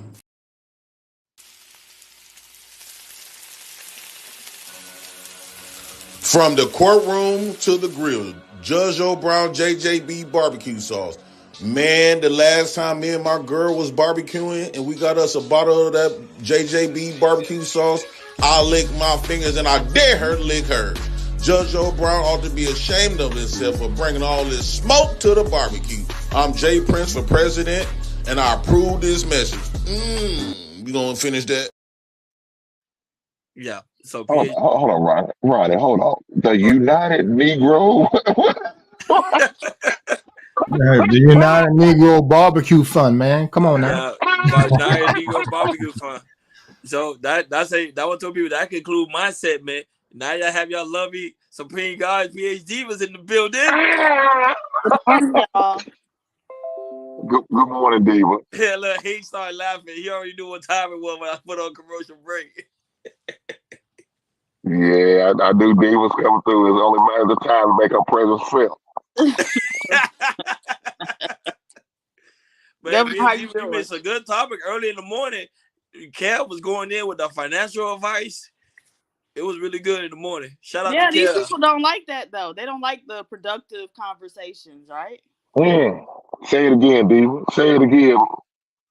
So now it's time for the fuckery. No, I'm just There you go. Yeah. Yeah. Here it comes. Look at That's you. that's what I'm talking about. So you fuckery heads, bring it on.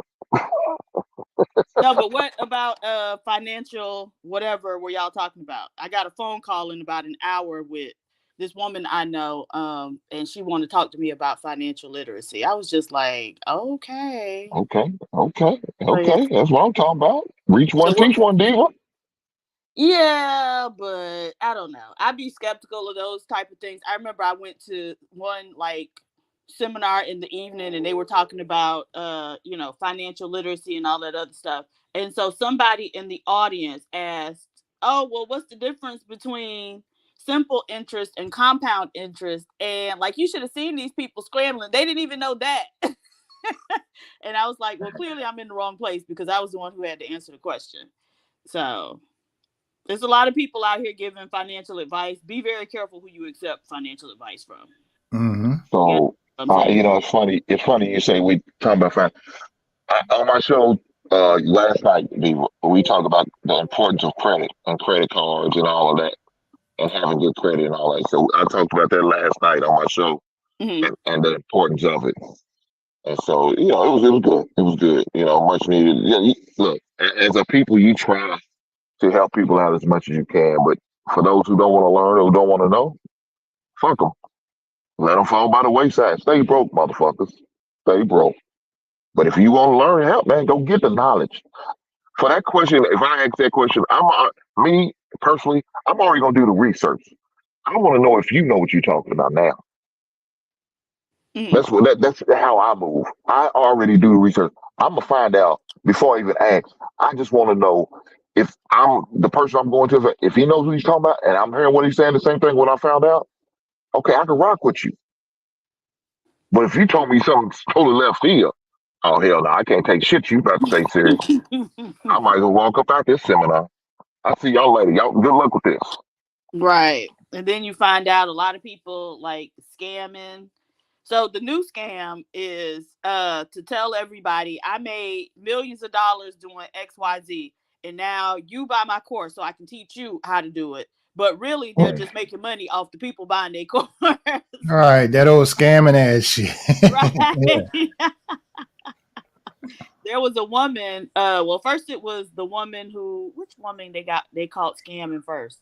I know there was like a truck driver lady that this dude on YouTube busted. But then there was a lady who claimed to have like 50 some odd Airbnbs.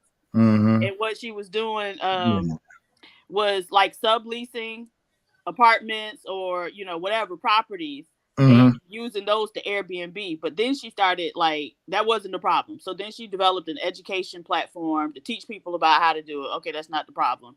The problem was when she started taking people on to do deals with, because we were showing one property that she had, this one particular apartment. She had sold off pieces of that to too many people, right? But it was still, she was being evicted from that property because she wasn't paying the rent on it. But yeah, several people who, had gone in on a deal with her, all had gone in on that same property, which means they weren't really going in on anything, right? So she was making them pay for losses, but they were never getting any money. Yeah, so now they after her. But yeah, so people be very, you have to be very critical of who it is you're going to especially do business with. Now, you might be able to take some advice from people, but doing business with people, you have to be very careful. It's just that DJ Envy thing. A lot of people are scamming now. That's the thing now. Everybody's scamming. And see, that's the thing, Diva. We was talking about that earlier. It seemed like the black folks, even the mayor in Chicago, in the bottom part of Chicago and Illinois, why y'all scamming your own fucking people like that? As soon as they catch on in a scam, they run it on us. They don't run it on the rest of America. They run that shit right through us. Everything from, because we're the least. Right. And we have the least knowledge of those things. But I did see on American Greed is one of my favorite shows. There was a black guy who like ran it on people in the church, and he was at Joel Osteen church running scams on the people. So yeah. Not enough some of these preachers running scams. Now we got a nigga in the church with them. Right. And so I always think like, should I go and become a preacher and take these folks' money? Because it seems like such an easy thing. It is easy to do. Yeah. Very easy to do. So it's hard out here. That's why people should be wanting to get, any type of financial information they can get. Certainly you want to check it out yourself, before you act. But yeah, I mean, you people should be interested in these conversations because it's about to get really hard out here. Oh yeah, it's going to tighten up real fast. Right. And so you always want to have more than one stream of income or things that, assets that you can liquidate during hard times or, just any number of safety nets for yourself. So I don't know why this type of conversation. And what we were talking about earlier, Diva, is 401ks, the difference between that, Roth IRAs. If your job, my thing is, if your job doesn't offer a 401k, how you can get the shit? You can start your own fund, and and Vanguard fund, and just put a little change in that. So my thing was, and I was talking about my personal experience when I was working with the fuming industry on Queen Sugar Show. Okay, well, I made about 35, 40,000, but in my mind, I was going to put 6 to 10 in some, good long-term, good dividend stocks to add towards my retirement. One is set at, I'll get a little something at 55, 60, and then 65. So, just to invest to try to build your net worth up. A lot of people do not talk about net worth. That's the thing. Let's say I made 40, and the big thing is you got to make 100 here. Well, my net worth is over 250,000, regardless if I made 40. So if a person making 100-something thousand and you don't own shit with no net worth, who's winning? So we got to think about, our money management more so than anything. And I think you could do that on all levels. Now, having a good job, that's fine. But if two people just got regular minimum middle class jobs, maybe 40,000, and the old lady may make 30,000, well, that's 70 coming into the home. What can we do with that 70 to put us on the next level? You damn sure can save 20, and depend on the environment if we cut the spending right. So you can do good regardless of whatever your salary is if you do your finances. People don't like to do numbers. Yeah, that's true. Another thing is, if you can, 401k Roth is the best one you can get in. That's the best. You're gonna get most bang for your buck. Yes, that's the one gonna give you the most bang for your buck. So if you could only invest out of the 401k, the 457, and I got all three, I do all three. And if the ones who gonna give you the best interest is like I said, the Roth. Put the most money in that. Invest it. And now I tell people all the time, don't put an amount. If you can afford it, put a percentage. So then you don't have to raise it up every year because it's going to raise due to your percentage. So if I can afford to pay the church 10%, then guess what? I'm going to pay myself 10%. Right. And I just leave it at that. And it'll go up every year. I don't have to worry about increasing the amount every year. Now, if you can't afford it, do a certain dollar amount. But at least invest.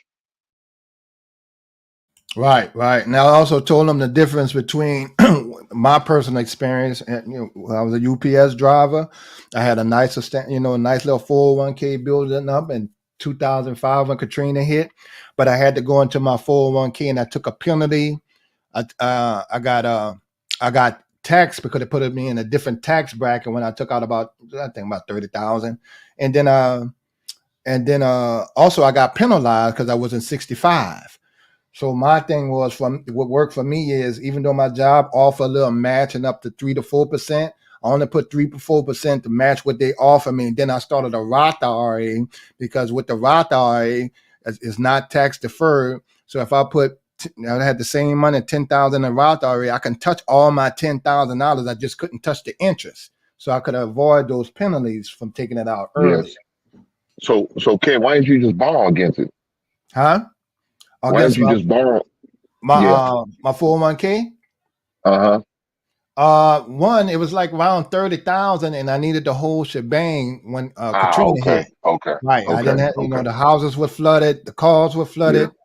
I had to get my girl a car, my ex at the time, check on Yeah. my I mama, got you. yeah, rent shit like that. So I didn't have to wait in the line like everybody did in Texas. I just went straight, got an apartment, Yeah. and rented it Okay. out.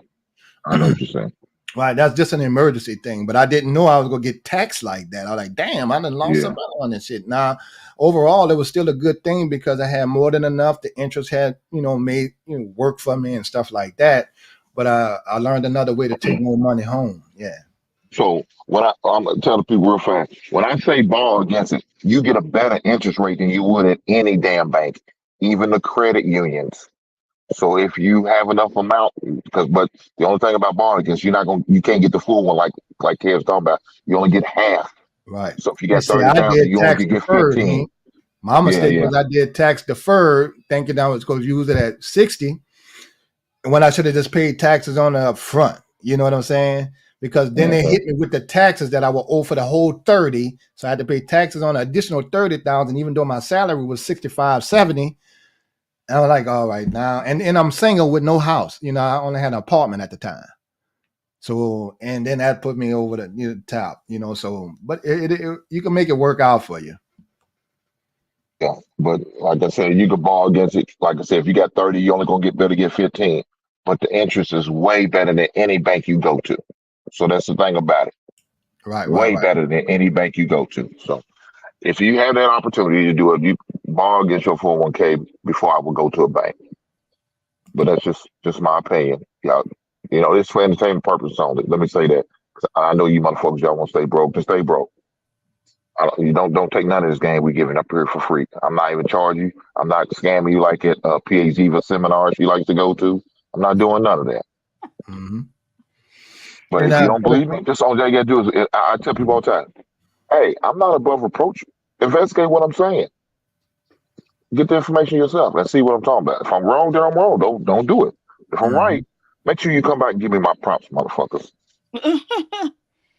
Right. Also, Diva, we was also talking about tax write-offs and stuff like that. Some of the biggest things that Black people don't understand is your tax write-off, especially for the YouTube content creators and stuff like that. You can write a lot of this shit off.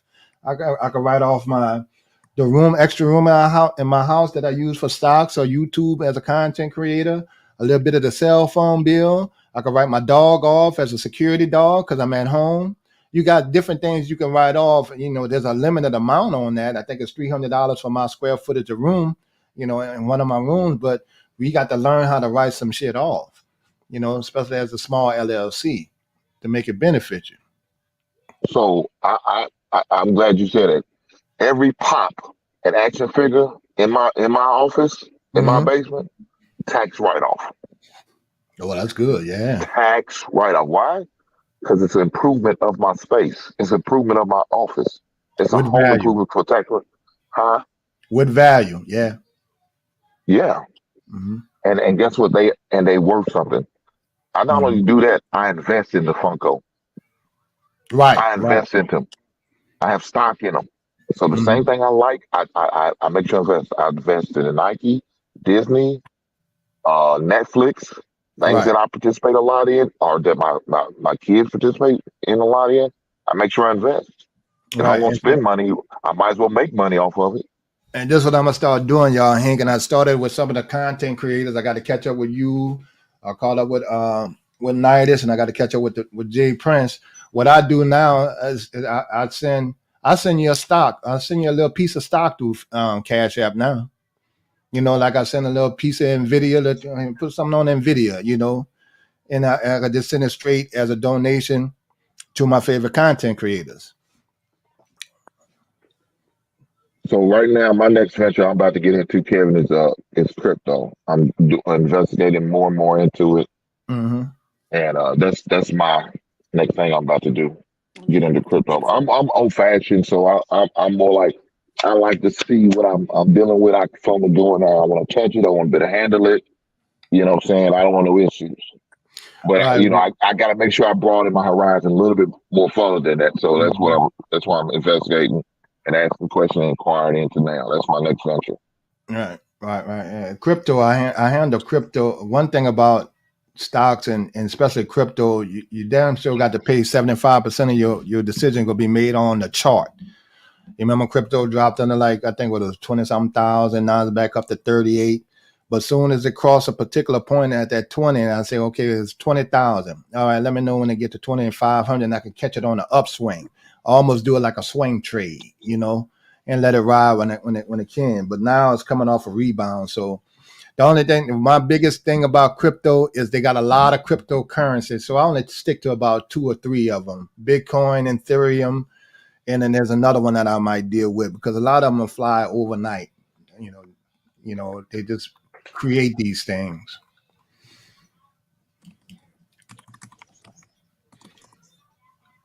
But see, Diva, you never know people even knew this kind of stuff because we never tap on these kind of conversations. Well, yeah. Well, no, some people do. It's just you got to go certain markets, you know, certain channels. You know, that's all it is, man. Look, again, I you know, I don't have no problem with trying to help people if they want to help. They're willing to listen and pay attention. I'll help you. But if you're not, I'm not gonna waste my time, man. I'm not going to waste my time. Those who want knowledge will seek it. Yeah, for sure. I look here. I try to give Diva some knowledge. I don't even know if she ever went to that goddamn bank. I'm quit fooling with Diva. I told you I went to that bank. I told you I did it. Did you? Okay. All right. Look here, Diva. They dropped the $600 spot in my account on the 21st. For what? Say, yeah. Huh? That was interest? your interest? Oh, okay. Interest? Let me see. I gotta check mine to see what my interest was. Huh? Do it around Interest? the 27th. Yeah, that's usually when it hit, between the 21st to the 27th. I need to check mine since you're trying to. Interest? Did you ever say it? Interest? Yeah. That's something I read. Yeah, I like that. I like it.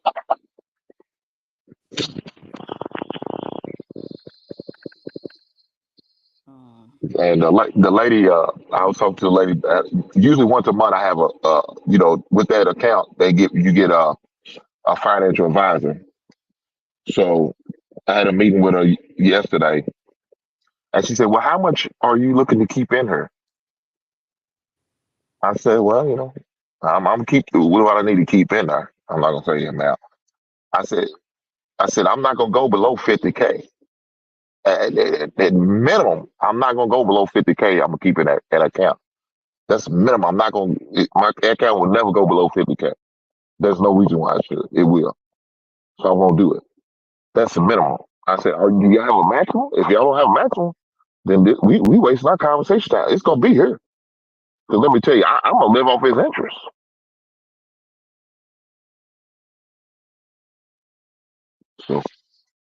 So is this thing in perpetuity or is it a specified time frame? What do you mean, man?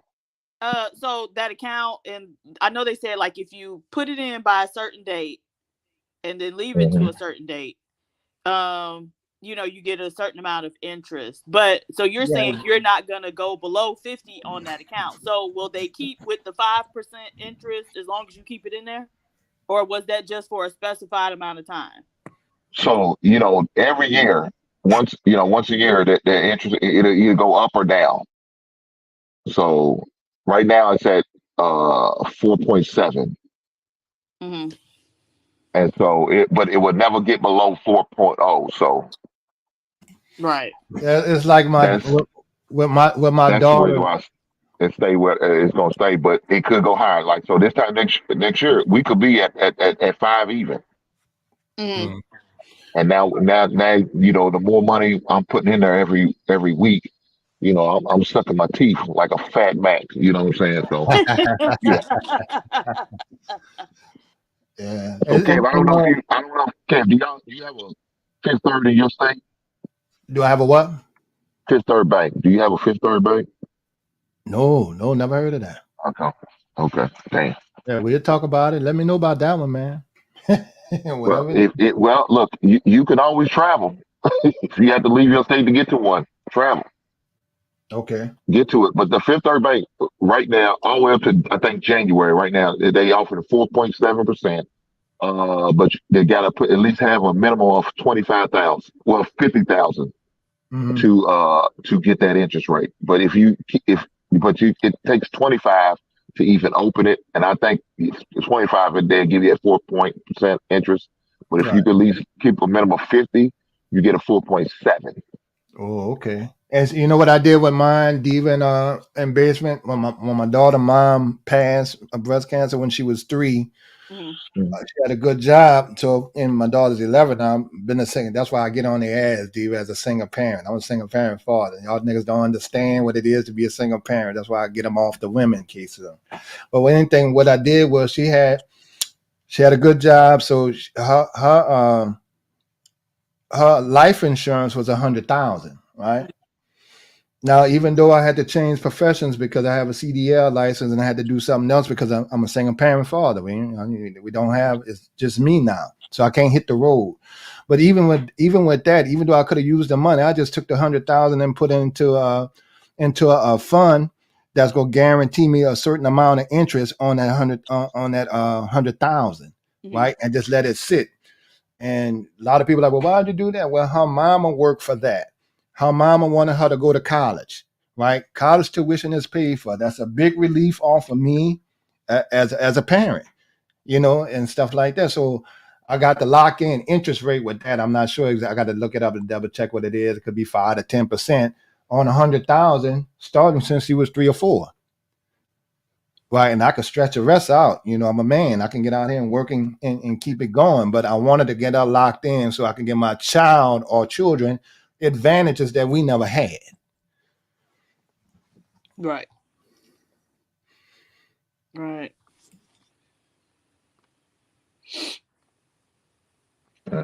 So this advisor, you say you got a meeting with her, Diva, today?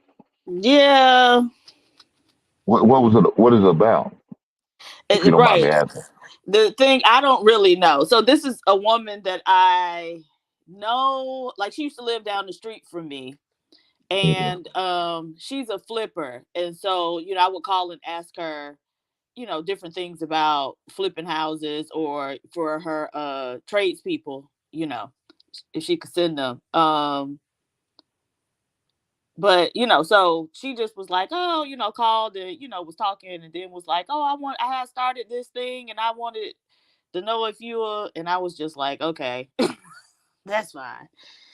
So I didn't even ask too many questions. Like, okay, girl. So yeah, best advice: cut down on spending and put a little bit towards retirement and something that's going to make your money work for you. I feel like I try to do all those things. I don't know. But people get emotional about money, Diva. People are very emotional about money. Like, most of the stuff we like to buy isn't necessary and it's driven by, how money make us feel, how, buying certain stuff make us feel. So certainly I agree. It's a very emotional topic to a lot of people. Mm-hmm. But like, I just don't like to, to struggle. I just like to be comfortable and not really have to think about money. I think that's been my biggest issue is like, I don't really want to think about, what I'm doing with it once it comes in. Right. Mm-hmm. So that's something that I've been actively trying to change.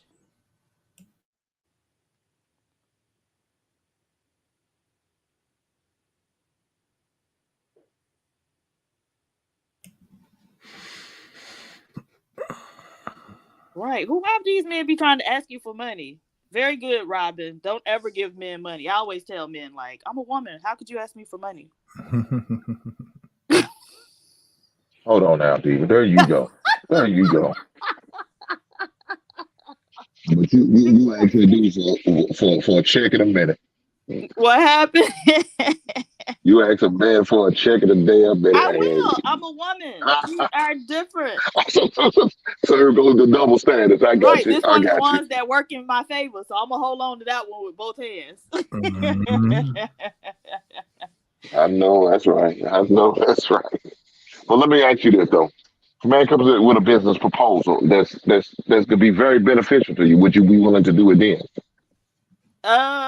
So I'm investing in something. It depends on my relationship with the man, honestly. Yeah, that would be investing in something, not giving. Right. So what if it's not a romantic relationship? It's just a That's what I'm platonic saying. That's what business I would relationship. want. I would want it to be Okay. just a platonic. Okay. I don't want to like start doing all that stuff with somebody that I'm Oh hell no. involved with in that way. I've Hell always no. had a rule. You can't get my cooch and my money too, sir. Like, Damn. God damn. Okay. There you go. I didn't. Hey, Karen, I didn't expect that, but okay. I can respect it. I can respect it. No, I said I didn't expect it. I didn't say Yeah, I I don't know. respect it. God damn. I'm serious. So yeah. So preferably a man that I don't deal with like that. Right. I never had an issue with a woman. They would initially offer something. I just not want to take it if I don't need it. Right. And see, most women will. And I think that's part of the thing, like with even like men on the street asking for money. They know that women are like freer with the purse. You know what I mean? So we more likely to give them a couple dollars or some change or whatever, I think, than other men. But it be appalling me. Like, how dare you even ask me for this? So. Oh, okay. Seven Sin says she get tired of it too. Of able-bodied men. That be the thing. Able-bodied. And like one dude, I was going to like Family Dollar to pick something up after work, and he was standing out there literally like harassing the people. Like, y'all go to work every day and y'all don't want to get nobody nothing. We go to work every day. Hold on. That dude was hating on you because you go to work every day. He ain't gonna give up a dime. Ain't that a bitch? Get your motherfucking ass away from me. Right. When I tell you I cussed that little man out, but I did go and buy him some food. I was like, now, if you're hungry, it's the KFC right across the street. I'll go and get you some food. This is when in my days where I felt like it was my responsibility to feed all hungry Black people. Hell like, if no. a Black person said they was hungry, I had to get them something to eat. So this was during those days. So I went across the street and got him something to eat and brought it back to him. But just the idea that he, cussing folks out because they won't give him that kind of shit is Hey, that? boy, that's funny. That's funny. But I'm glad you said something about giving back. I put this challenge out to a lot of people, man, doing an angel tree. And I don't know if y'all know what that is. It's through the Salvation Army. And so what you do is you can pick a couple of kids that you can buy gifts for and buy things for that they have on their list. I do it every year. I've been doing it for the past 10 years. A little sponsorship. Yeah. So I got it. Matter of fact, I got it this week. What'd you say, Dave? I'm sorry. Can we pick the kids? Yeah, you can pick the kids. Oh, okay. Okay. All right. Yeah, you can pick the kids.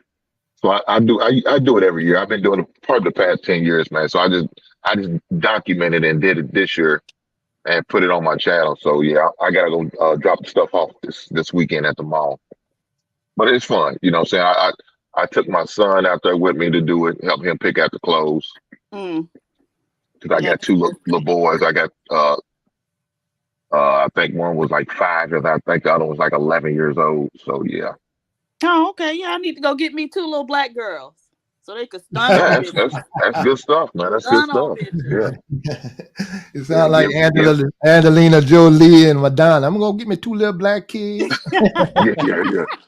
Remember, I forgot the comedian said they just go through Africa just picking little children like wildflowers. But yeah, I've been doing it. Right. I've been doing it for 10 years, man.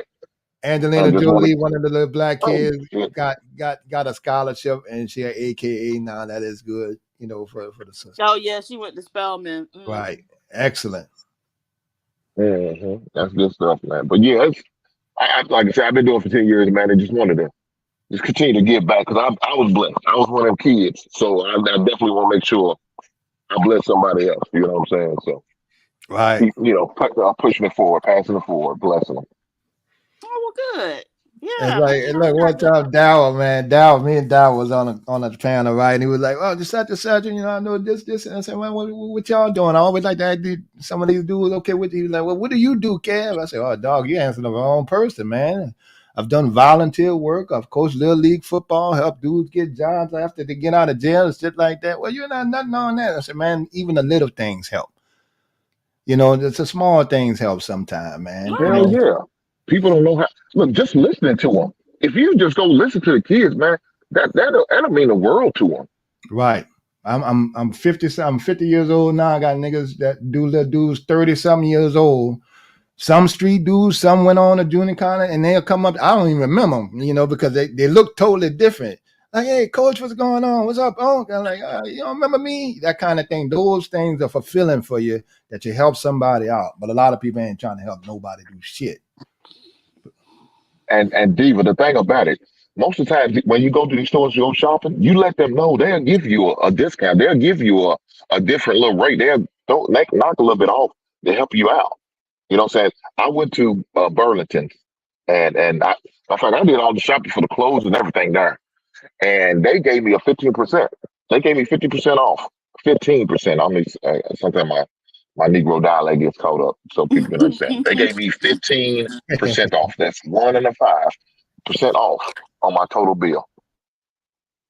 So, shout out to Burlington for doing that, man. Well, that is good, because I know I periodically, usually about twice a year, I'll make bags for homeless women. And so I went to Walmart because I was, getting the stuff for the bags. And so I was telling them, like, the manager, what I was trying to do. And he was telling me I needed to jump through all these hoops in order to get them I was just like, child, I'll just buy it. So it's good that Burlington didn't try to make you jump through hoops, that they're actually, in the giving spirit to the community. Walmart is not. So Walmart, they all about taking. They all about taking from the community. I got you. Walmart was like, "Nah, we're not giving away no freebies." But that's very important. Yeah, I went in there and said, "Can I talk to a manager?" I'm 6'3", 206. She thought I was about to try the store up, had a complaint. And I said, "No, ma'am. I just want to, see. I'm about to do an angel tree. I do this every year, and it's the first time I ever came to this Burlington, so I wanted to present this to you and see, if you can give me a discount. If you can, that's cool. Y'all got some good low prices already. I'm not tripping, but it can't hurt to ask. You know what I'm saying? The worst she could tell me is no. You know what I'm saying? So, but no, she came through, and I appreciate it. I told her, "Look, here, I'll be back. I will be back." So, let's believe that. Oh, good. Yeah, y'all give back to the homeless people. It'd be tough out there, especially this time of year, because it's getting cooler or whatnot. And then being a woman out on the streets, I just know that has to be very difficult. So I always try to. And so I get on the manosphere with that shit, fantastic. Now, man, how can y'all be excited that the black women in winter coming, that they're gonna be doing bad? How can that excite you? If the women doing bad, your kids doing bad. But you're like, "Oh, winter's coming. We will see what happens when they cut down OnlyFans and all that. Y'all gonna be struggling and who looking forward to that shit?"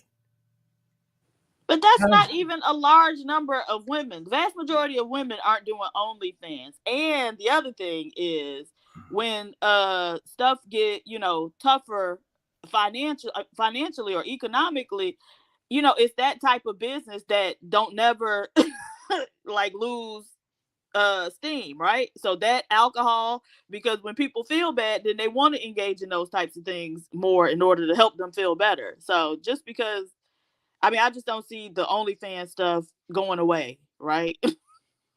People gonna always want to see naked people or people doing whatever, anything. People watch anything. Kids will watch other kids play with toys, right? So yeah, I don't really see how they think that's gonna be a big determiner of anything. Yeah, that's gonna slow women down. Anything, if anything, it's gonna hurt your own people. You can't look forward to that. I don't get it. Right. So I don't know. Yeah, that whole winter thing is kind of weird to me because it's like black men, y'all too vulnerable. Like you'll be the one out in the damn cold. Y'all better chill out and be getting yourself together like everybody needs to be at this time and thinking about these types of issues. You have a lot of niggas moving back home with their mamas. Right. So that's the thing. Plus, I think, especially where black women are concerned, like black women are too like resourceful, too resilient, to not know how to navigate under those circumstances, right? So we done been there before. So plenty of us know how to navigate to where and survive. Yeah. Right. So I don't understand why that would be something to look forward to or to tout. Right. And their mind is to prove a point. Like, man, what are you talking about? You're on YouTube. Right. You ain't got it like that. Your ass will have to go back and live with your mom and shit get hard. Right.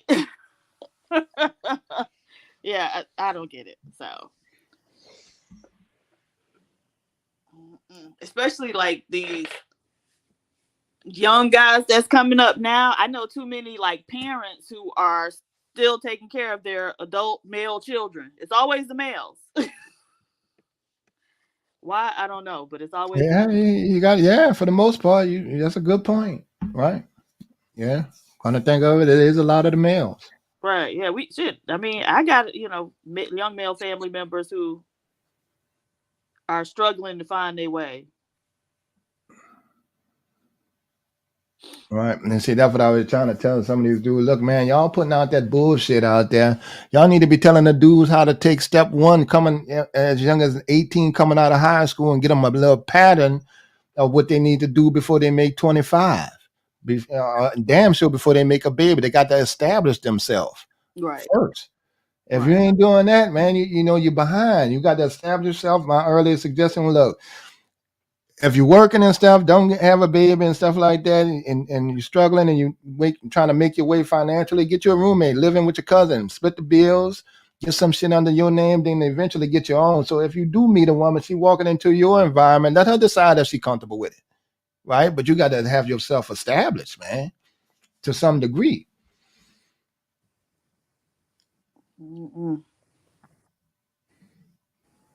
Yeah, I don't know. It just seems like it takes the men a longer time to figure it out. What's going on, y'all?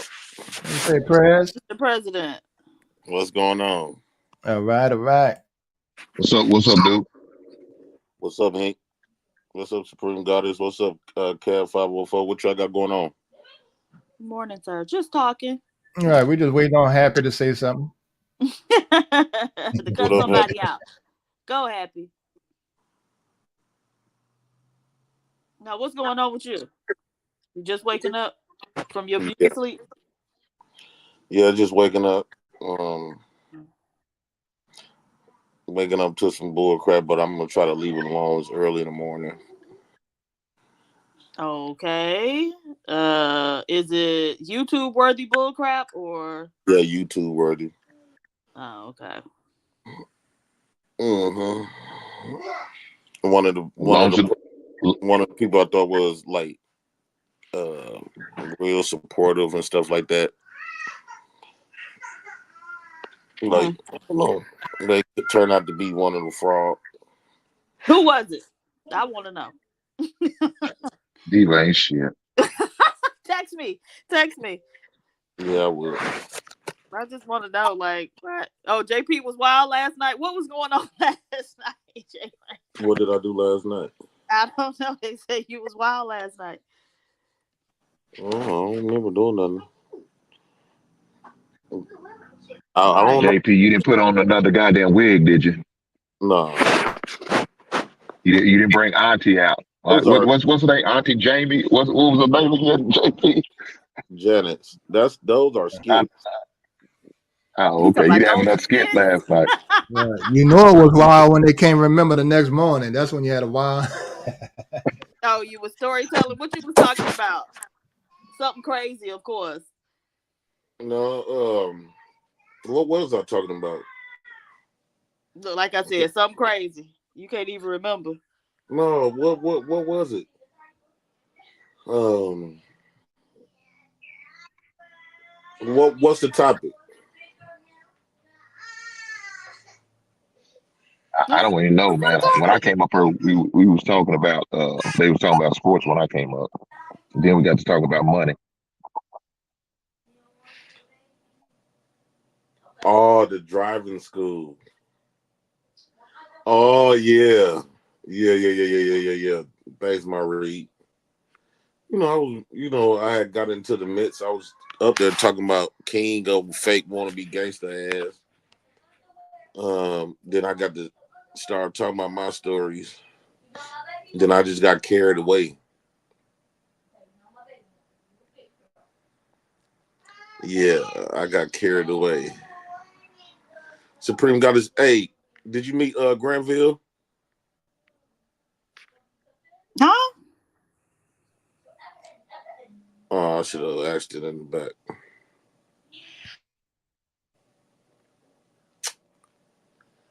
Yeah, I got carried away with my stories.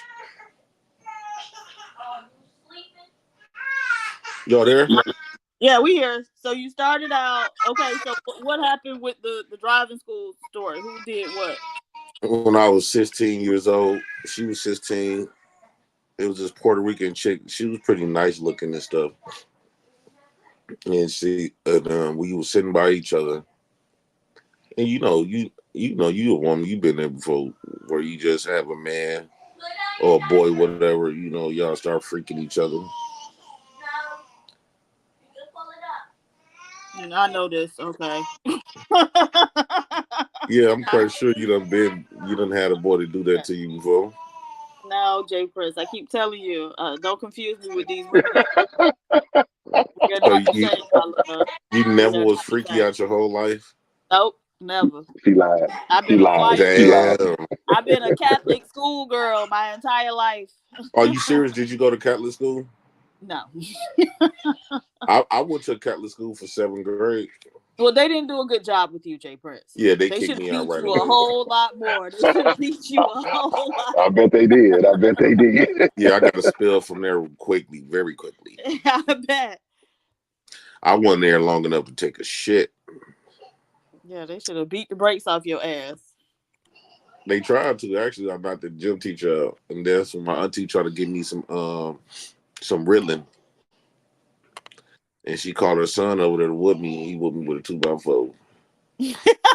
Wait, what? How do you whoop somebody with a 2x4? Well, it's like a 2x4. It's like that big. And he whooped you where? On my legs and stuff. So would you say that he abused you? Were you physically abused, sir? Well, that's how we got whoopings back then. Oh, okay. So you needed that whooping. No, I didn't feel like I needed it. After you knocked the damn teacher out? I mean, the teacher was engaging. The teacher was, gym teacher, he was engaged. And I just got a lucky shot. That was a crazy. And then I got to start talking about, I was talking about a whole bunch of stuff, man. Reminiscing. I wish I still had, it seemed like I done got old now. Women don't like me no more. I think it's my shape. I gotta get toned. It's your shape. Yeah, I gotta get a nice body. Is that what you said? Yeah, at least I think I gotta tone that body. Cause I know how it is when I see women that I used to crush on and they done gain weight and stuff. It's like I get mad at them. Like I look at them like I still had in my mind thinking that you still look like this and you look like ugh. Oh, and another thing, I had a conversation with somebody about like I no longer try to be friends with women without dates. Like women feel as though they told me that I shouldn't feel obligated or entitled to some pussy if I take a woman out on a date, right? I said, why is that?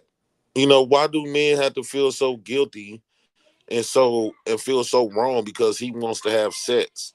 Men don't try to get with women when a man approaches a woman, he don't approach a woman try to be no goddamn friend. What happens when a woman wants sex? What happens when they was like, so you still shouldn't have to feel obligated because you pay for some dates? So what you just want me to spend my money, waste my time to stare and look at you all goddamn day? I said, well, if y'all got that energy, why do women feel like they should be entitled for a man? Why should they make men feel obligated to marry them? If a woman is into you, it's gonna happen, whether you take her on a date or not. You ain't even gotta take her on the you ain't even gotta take a woman on a date for you to get to know her. She can just come over your house and have some wine and chill. What? You know Ain't what I mean? nobody coming to your damn house. Ladies, do not do that. Do not do that. But my thing is, if a woman is not into a man, right, this is where women should stop taking those dates. For one, you wasting a man's time, you misleading him, you spending this man's money, and then you want to get upset because he got upset and treat you a different way. You trying to mislead him. Nobody's trying to mislead anybody. And so it definitely is, because when men approach you, we automatically, we want to fuck. No. Duh. No. Ain't no man walking up to no woman and not want to fuck. Okay, and so women shouldn't deal with any man that she don't want to have sex with. Right. I agree. So, but y'all be the ones coming up to us trying to, if you're not feeling it, I'd rather for you to tell me no than to say, okay, we're gonna be friends. And the idea of friends is she want everything a part of me. Because she's single, she don't got nothing going on, so she want everything from a man. It's almost like how y'all tell us. Her. But it's almost like how you tell us, y'all want everything from a wife, but don't want to make her a wife. Mm-hmm. So this woman want all of this man attention, fixing on her regular ass car, doing all this type of stuff, for nothing. Like, okay. Check it out. Look. Okay, I'm gonna start with this. Some of y'all guys got it kind of twisted and bent, because when you take a woman out on a date, she ain't got to give you no coochie on the first date that you take her out on the date. You know what I mean? Spend my money or waste my time with her. Okay, then. Stay away from her. You asked her. That's because that's how the mama and them told us to. I think our mama and them lied. You're an adult now. We shouldn't. But you can't sit up here and say I'm an adult now and throw away that we wasn't taught the right correctable way. No, we going off what we was how we was brought up.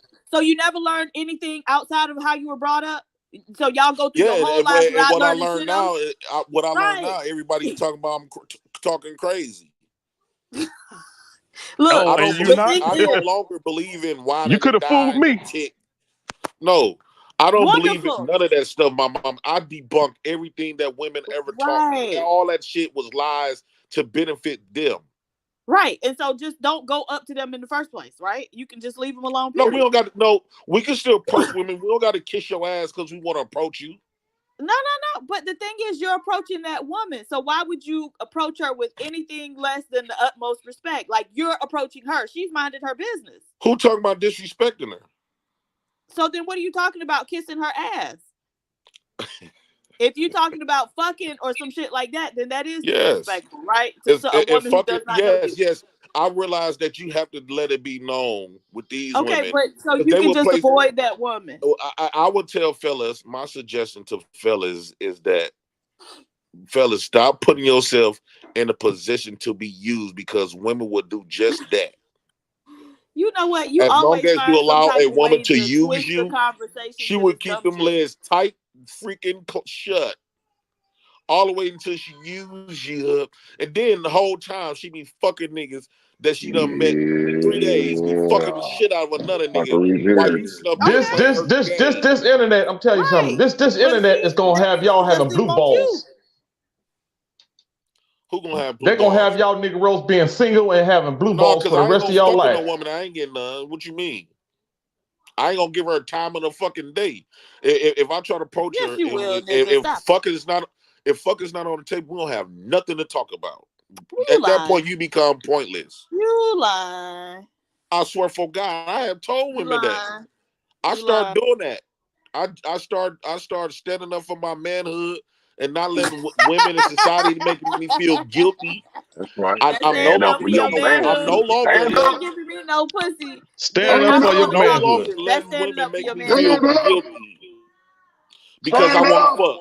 Man, you shouldn't have to feel guilty because you want to fuck. So what? Nobody's saying anything, but if you're approaching that woman, that shouldn't So be the how do I first thing supposed to out let her your know mouth. that I do want to? I'm not going to be Look, spending all my Dante, you keep time and then echoing. fucking is not on the table.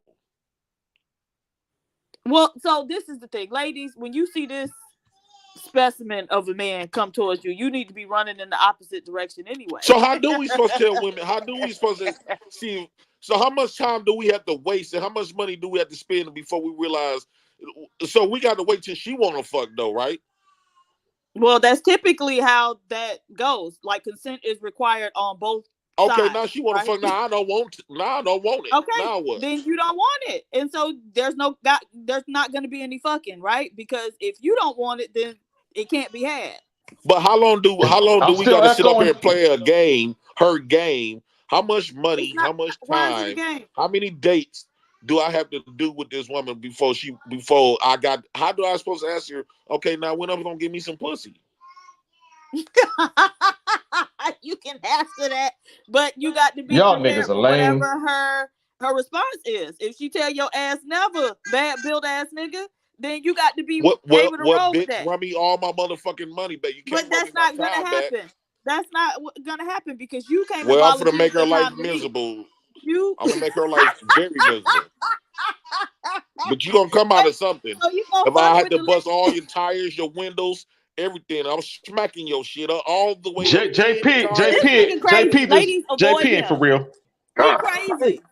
I'm dead, Hey, PH Diva. If I ask you for I'm your gonna put time, brown sugar all up in her do cake. you think if I ask you for your time, do you think you obligated to give me some cooch on the first day? Absolutely. He's trying to hit around and see if he's gonna get some Gucci from you. That nickel slick ass. You a half slick ass nigga, dog. You about slick as that damn profile. He about slick as that damn profile picture. Nah, all that nigga, damn Vaseline on don't you. get. I'm not that smart, so don't give me all that, nigga. With all that damn Vaseline. No, but dry bagging. He dry bagging. so I see you. Dante, so are you telling me that if you pro supreme Well, goddess Dante, dry for bag. her Stop that time, dry bagging, Dante. you didn't have fucking on your mind? Oh my God. Jay Prince, I feel sorry for any woman who got to deal with you. So what's the purpose of meeting women then? For what? Well, we trying to build. What you want me to build a cheerleading team? No, you're gonna build a strong, supportive relationship. No, thank you. I got cousins, I got aunties, sisters. I don't need no fake ass family members. Then before you know it, she's gonna be calling you her brother. No. She's your friend. Do you not know what a friend is? See, no, I do not know what a friend is. It's not real. Because you have never been a friend, so you don't know what a friend is. No, you've never been a friend. We not put on this earth about. Imagine, okay, if that was the case, if friends was really real, imagine that everybody was friends, and we won't be here today. All that pussy, right? We won't be here today because nobody would have been fucking. God created us. All right, so what's their excuse? So what's the population of their excuse for not populating the earth? So it had to be somebody getting coochie. So what's their excuse? I see the world is being overpopulated with Negroes. So what's their excuse now? It's supposed to be overpopulated. So that means somebody getting coochie, right? So what's your excuse? Dante, is that you? Yeah, Dante, you got some type of noise in the background. Yeah, that's the spirits coming out. Let me come back up. Damn it. He was into it too. You supposed to be into some coochie. Free Jay-Z C1. I don't believe in marriage because marriage don't even make sense no more. The contract it's a breach of contract. On one birthday, you laughing, but think about it. They said don't marriage say don't the contract say to death do his part? From Yes, it sickness does. to health to death do his part? Yes. For better or for worse? Right. So how the fuck do we have no fault divorces then? Checkmate. What are you talking about? If the marriage contract says for better or for worse, Well, sickness and no. health, death do his part, how the fuck we got no fault divorce? Everybody's marriage contract doesn't say that, right? So isn't that That's like what from the everybody Bible? vow says. No, it does. It's not. I think that's the typically standard from. vow. No, it's not. That's from the Bible. That's the standard, though. No, That's it's the not. standard. That's for people who Well, how come are I can Christian. recite it just so well? It's for people who are Christian, right? Who have, plenty of people have done it, so that's why you know it. Most of the people you know are Christian, but that's not the standard vow. You can get up there and write something of your own choosing. Are you right? married? What? No, I'm not married, but that doesn't So how keep would me you from know? knowing that, because people have done it before. I've witnessed people do it before. You don't have to go by that passage in the Bible. You can make up your own stuff. People do stuff from other books that are Bible-like. If you're What other book? Most people just go by the tradition, though, Diva. That's the tradition for y'all, because y'all come from a bunch of people who was Christians. My black ass will go back to jumping the broom. Me. But still, even though you're trying to run from it, that don't make sense. It's a breach. It's a breach of contract. How you gonna say That's not the contract. hell from darkness to whatever, light, whatever, and death do its part, but yet you can say no fault divorces. That don't even make sense. Right. But we so stupid because we allowed America to think for us. We don't. They look at me like I sound crazy because I decided to think on my own, and the shit don't make sense when you open your head, open your mind. You got no fault divorces, but yet the standard says to death do its part, from sickness to health. That don't make sense. That's not the standard, though. That's what I'm trying to tell you. That's what I don't know about that one, Diva.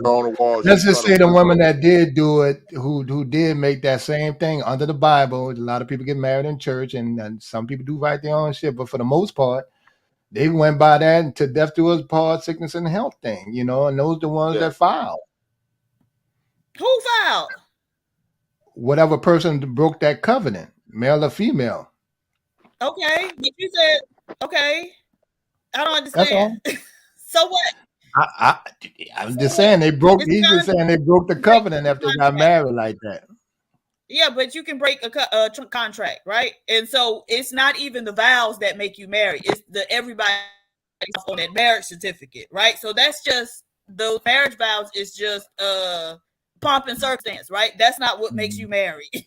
So if I cheat on you, I did not break no. If the vows don't really matter like that, if I do the fuck I want to do and cheat on you, why do people say, well, you broke your vows? If that don't really matter. Because it seems like it's only geared to please and satisfy the woman. It seems like it's only geared to please and satisfy the woman. That's all what it seems like. Then don't do those women, Jay Prince. Divorces, you just said those women don't even like you. Makes so much money off divorce.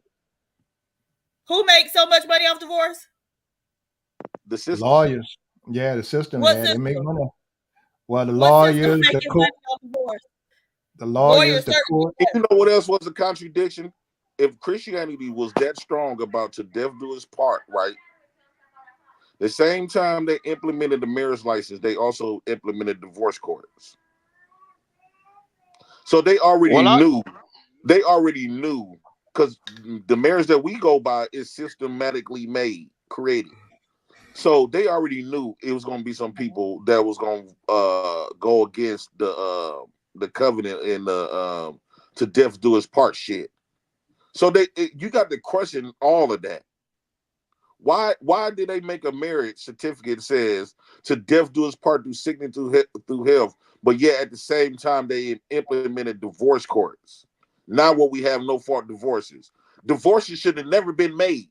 If they really believed to sickness to health, for better or for worse, to death do his part. Divorces should have never been created. Well, do it spiritually like everybody else. You see the Muslim culture do it.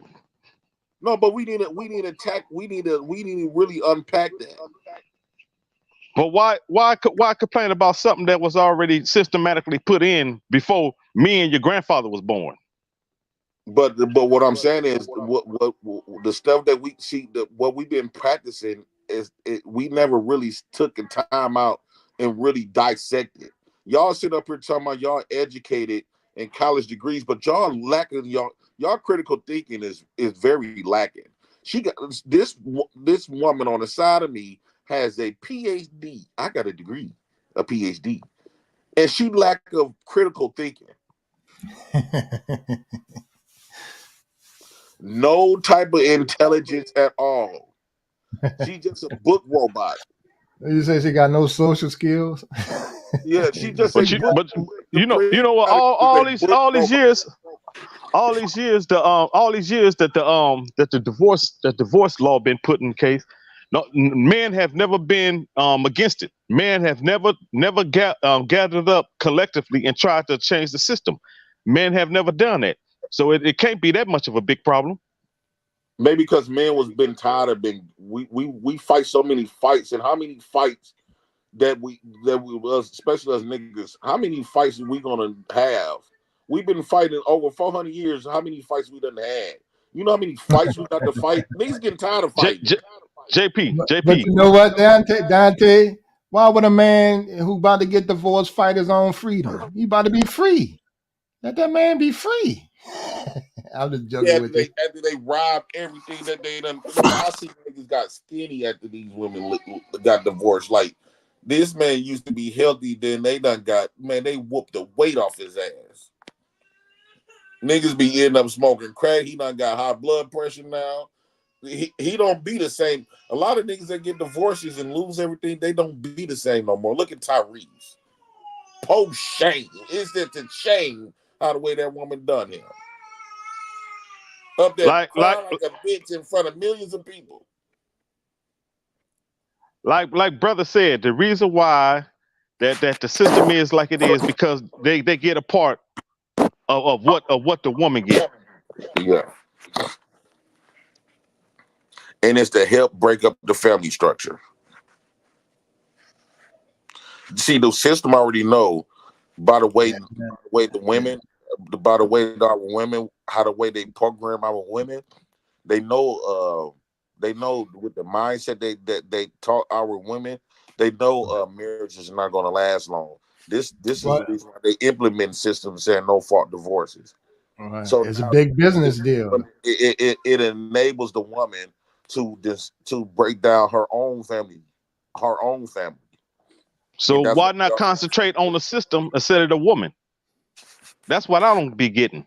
You guys complain about the woman when y'all should be concentrating on changing these fucking laws, but y'all concentrate on the women. No, you know the women only going to nest. The women are only going to nest of what the man make.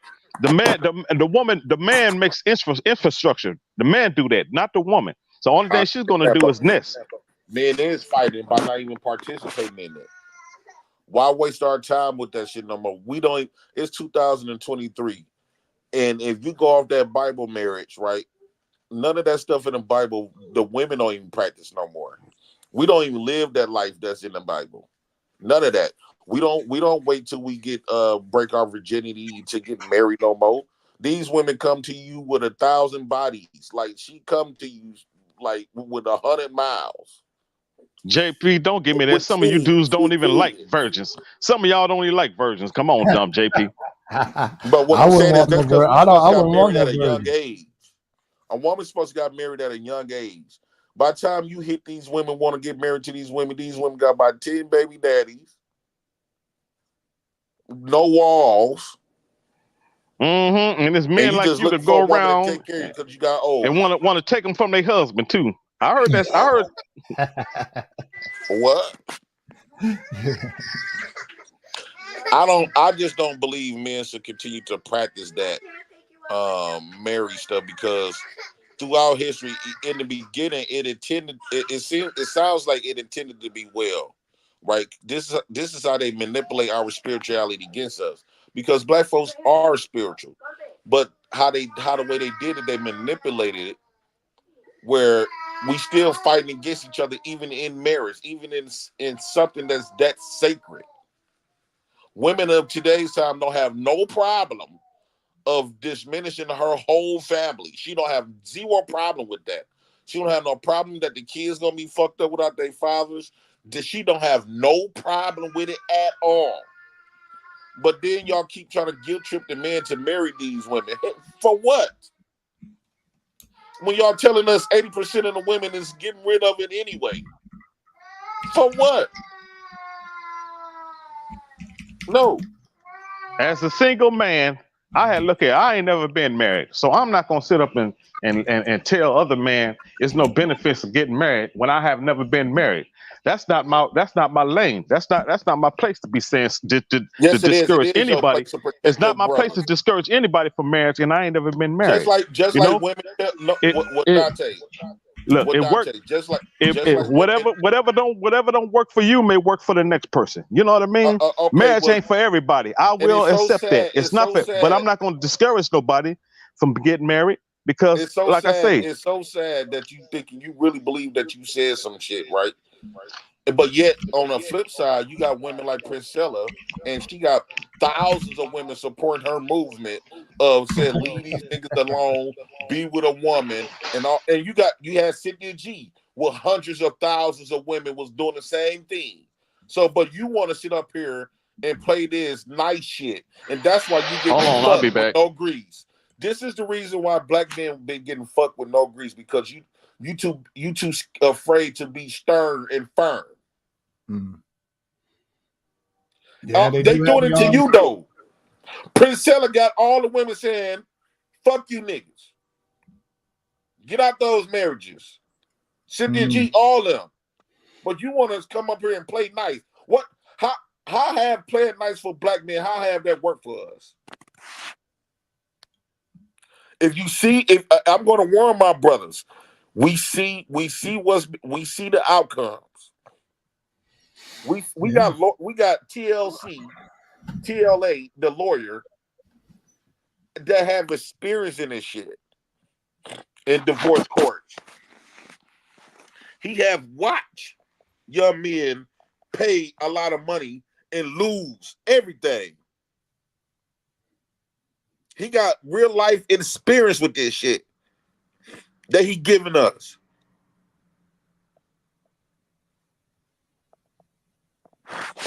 No, I think we should take their advice.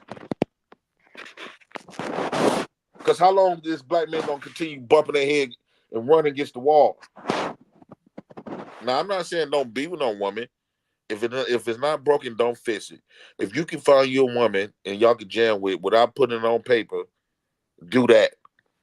That way, when it do fall or whatever, you go your way, she go by her merry fucking way. Whatever she brung in, she take with her, and I go my motherfucking way. Whatever I brung in, I take with me. We already got to deal with child support court. You already know how that outcome gonna be.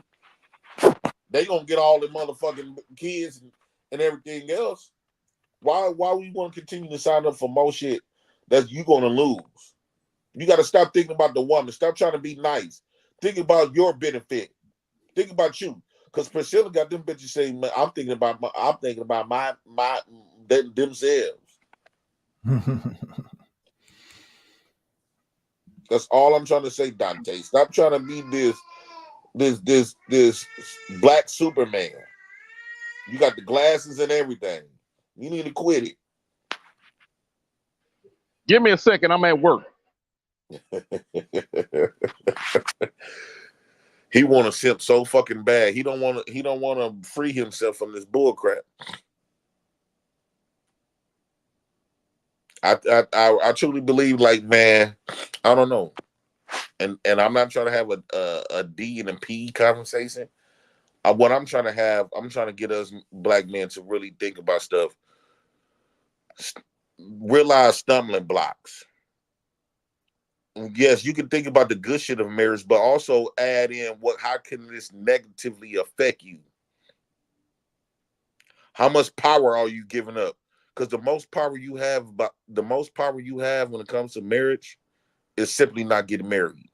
That's when you beating all the odds. I had no plans of getting married. Never did. Fuck a marriage. And if Priscilla and them pulling the women, whatever group of women, and I know Witchcom had a nice little group. Good. That's women I don't even need to think about no more. Let the good women come on through. Y'all separate y'all dumbass selves following that stupid shit so we can get to some decent women. The thing is, the decent women don't have no logos on them. And and the decent women surround themselves with the bad ones. So all spoiled apples gonna round them as well. Look at B. Taylor was considered to be one of the good women. And she was the first one over there kissing coochie. I don't get it. They got some weak-minded folks out there. If you gonna let somebody like Priscilla, knowing her history, knowing she got a baby and all that kind of stuff, smoking and all that, getting loaded in front of child and coming out the conscious community after them niggas and used her up, and then you go follow her because she read a book by Iceberg Slim called Pimp, which I got the whole volume sitting right behind me of all Iceberg Slim books, and try to spit that shit back out to women and they follow it. That's some weak-minded women. You're right, but Priscilla is already a baby daddy. I guess black women love them a baby daddy. Baby daddy. But hey, you can't really. It's hard to find your. The good women don't say nothing. Right. I saw a clip one time. I saw a little clip one time, and the lady was doing an interview, and the lady asked her, "What's the difference between hoes and women and stuff like that?" And the brother said he said the difference is the good women, the real women, the educated, whatever you want, good women that'll be behind them, man, they dress like the hoes. We have a problem picking through who is who. Right. Right. So we don't know if even if you're not hood twerking, let's just say hood twerking, but you dress like her, we go think of you as the same way. And what they say, that means there's no good women, because good women always will stand out. They're good. They're just tying in with the string with the today's society, because I think every man, let's say we're in a club or a little gathering and stuff like that. If a feminine woman, or most women are feminine, but if a good, attractive, sexy, seductive woman walk through the door, every man's attention is going to immediately catch that, right? Because the way it is, when she enters the room, the aura go catch that. Even if you sitting with a bunch of women, you go see the difference. But the moment she started talking, you realize like she'll throw you completely off. Like, what? I thought. That's why it's best for women just to be quiet. Like, you know how many women done turned me off that I was so into, and the moment they opened their mouth, my dick got soft. Yeah, I can believe that. Like, I don't know, but I love women. Don't get me wrong, but I don't love them enough to get married to them on paper. I can't do it on paper. I don't think I won't do it. I done seen you open yourself up. You open yourself up to be dangling. You don't want to. We already done put so many people, our lives in so many people's hands and got fucked. Right. And then at my age and my situation now, I own a house, got a little piece of rental property, I got kids. If I get married, I got to figure out how to divvy my right now. My shit go to my kids. Something happened to me. If I get married, it'll go to my wife. So I would have to figure out how to make sure my kids are straight. That they get the house and stuff like that, and whatever, and the revenue and stuff, instead of somebody coming in and taking over the whole shebang. And right, if you do get married today, let's say you in your 50s, I won't even think about getting married, so she won't get. If the only woman that deserve half your shit when you die is the woman that been with you probably through high school. Right. I'll give some to my ex-girlfriend. All right, Cause she you put don't. up with my shit during the worst times. You know, me and her still Right. good. The Yeah, worst time. a woman That coming woman in been through within, shit with me. and right, a woman coming in between 3 to 5 years. Oh hell no! Oh no! How the fuck you gonna be getting all my shit, bitch? You didn't. I barely even know you. We just married. Right, you're not the prize. The prize was one that was here when I was down. Right, and spent half the majority of your life, or at least a good portion of it. Right. No, at this point, I don't think you should get married. Hell no. Well, I ain't. Yeah, I ain't getting. Think I'm pretty much done with it. I didn't want to get married in my 20s. I was always like, get married for what? They're like, for love. I can love somebody without getting married. Yeah, they act like that certificate gonna make me love you better. All right. And there was also people I've dated who had kids and stuff, and niggas try to marry them 2 or 3 times. Well, why you gonna marry? Well, damn, you turned 2 niggas down. What make you think that I thought you seem like you don't want to get married? Right, and a lot of these women, they done been through a lot of marriages. These women that come on these panels, they done had 2 or 3 marriages. Wow. I thought after the first one, that relationship the other ones advice. don't mean shit. Right. I have no advice for married couples. I've never been married. I don't believe that you have to use the system. I don't have to have the system get the system permission for me to love my family and love my woman and to take care of my woman. I don't need the system permission for that.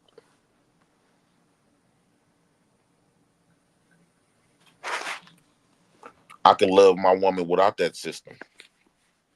It's not, and I'm not saying that I'm not going to love my woman, whatever woman I decide to choose. Yes, I'm going to love her and stuff like that. But I'm also it's going to be okay. I could do this for you. Like I believe in when I go on dates, right? I go on the first day, I pay everything because I was the one initiated the date. If we have a second date, that's her giving me permission that we're gonna go on a second date.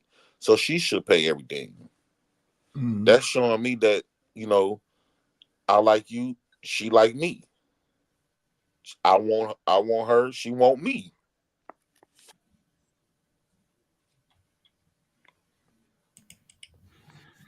Oh yeah, I definitely agree with that. All right, and I don't think that you necessarily need to go on some super expensive date to try to impress someone. That's just trying to get to know someone. That's that time. If I go on a date, it's because I want to relax and enjoy myself with somebody I may be interested in on the first date. But I don't even see why you got 40-year-old women and stuff telling other women, dudes telling them what to do. You 40-some years old. You telling people about their damn first date because your shit didn't work out right. But more power to them. Some people listen to stupid people, man. And that's what gonna keep a lot of these niggas and females goddamn single, listening to these motherfucking goofies. Right. And what is that? What is that, Dante? What do you mean, what is that? Yeah, who is it? Do you got a woman? I'm not. Yes, I do. You yes, I do. How long you been with this woman? I've been with her a year right now. So how come you didn't marry her? You telling us, we talking stupid. Why you didn't? It don't take you that long. Now, I thought you said. Did you hear me? I said within 3 months. Why you didn't put a ring on it? Okay, you didn't hear me from the beginning. See, you hear, but you don't listen. I said me being a single man. I said marriage ain't for everybody, but me being a single man, I'm not going to discourage anyone from getting married. That's not my place. That's you know what I'm saying? That's not my lane. But have you asked that woman that you with, does she want to be married? No. Why not? I have my reasons. But I'm not gonna sit up and shit on somebody being married because I'm not married. But I'm Captain Saver. What I'm saying is, okay, nigga. what I'm saying is, you don't even know how she thinks. Because you're not even communicating with her. You go run into the situation. You go run into the situation, man, Dante. Yeah, So you never so asked her so what let do me you think about marriage. JP, let me get this straight. So the women that you dated, you know how they think the first week that you met them. I damn sure would know within a year. So why you ain't married none of them then? Because I'm not the one trying to save them. Oh my good. Here we go with these deflection and deflection and shame, blame, and need to be right. Okay. No, what I am saying is you didn't thought within a year of being with this woman, you didn't think to ask how does she feel about marriages. Not saying asking her to be your wife. I'm just saying having that conversation. How do you feel about it? Because you getting older. Nigga, you talking like you in your 20s or your 30s. I could tell you old man by the tone of your voice. No, I'm 12 years old, nigga. Right. Oh, So fuck. it's not like it's not like it's not like shit. You pushing nursing home days. You staring at nursing homes right now. In the next 10 years, you ain't gonna be thinking about buying no property. Your goal is to be finding a nice nursing home to be in. Oh yeah, we can't control our destiny, brother. That's one thing. It's already written for us. So, and you said, and you at this age, how come you said you never was married? Yeah, but I'm not going to discourage nobody, and Right, so I'm not going to speak up on something that I ain't never experienced, and I have no, I ain't never. I'm not going to speak up on nothing that I ain't never experienced. But you doing the and same shit something that I I'm have doing. I don't have no knowledge of. You know what I mean? You doing the same shit that I was doing. You ain't no good example. You just out here What fucking do you mean? like I've been doing. Oh my goodness, boy, Yeah, JP. that's what you've been doing. You a bandit. All you doing is fucking bitches. You older than me, and you never have you ever heard me to tell a man that he need to sow his royal oaks or fuck all the bitches he can? No, you ain't nothing like that came out my mouth. But what I'm telling you, you be coming up here talking all this nice shit about women, but yet you didn't do nothing nice for them. Yeah, right. You never took the risk on them. You never trusted them to put. You never trusted them. You never trusted them to put a ring on them. Never. You know what?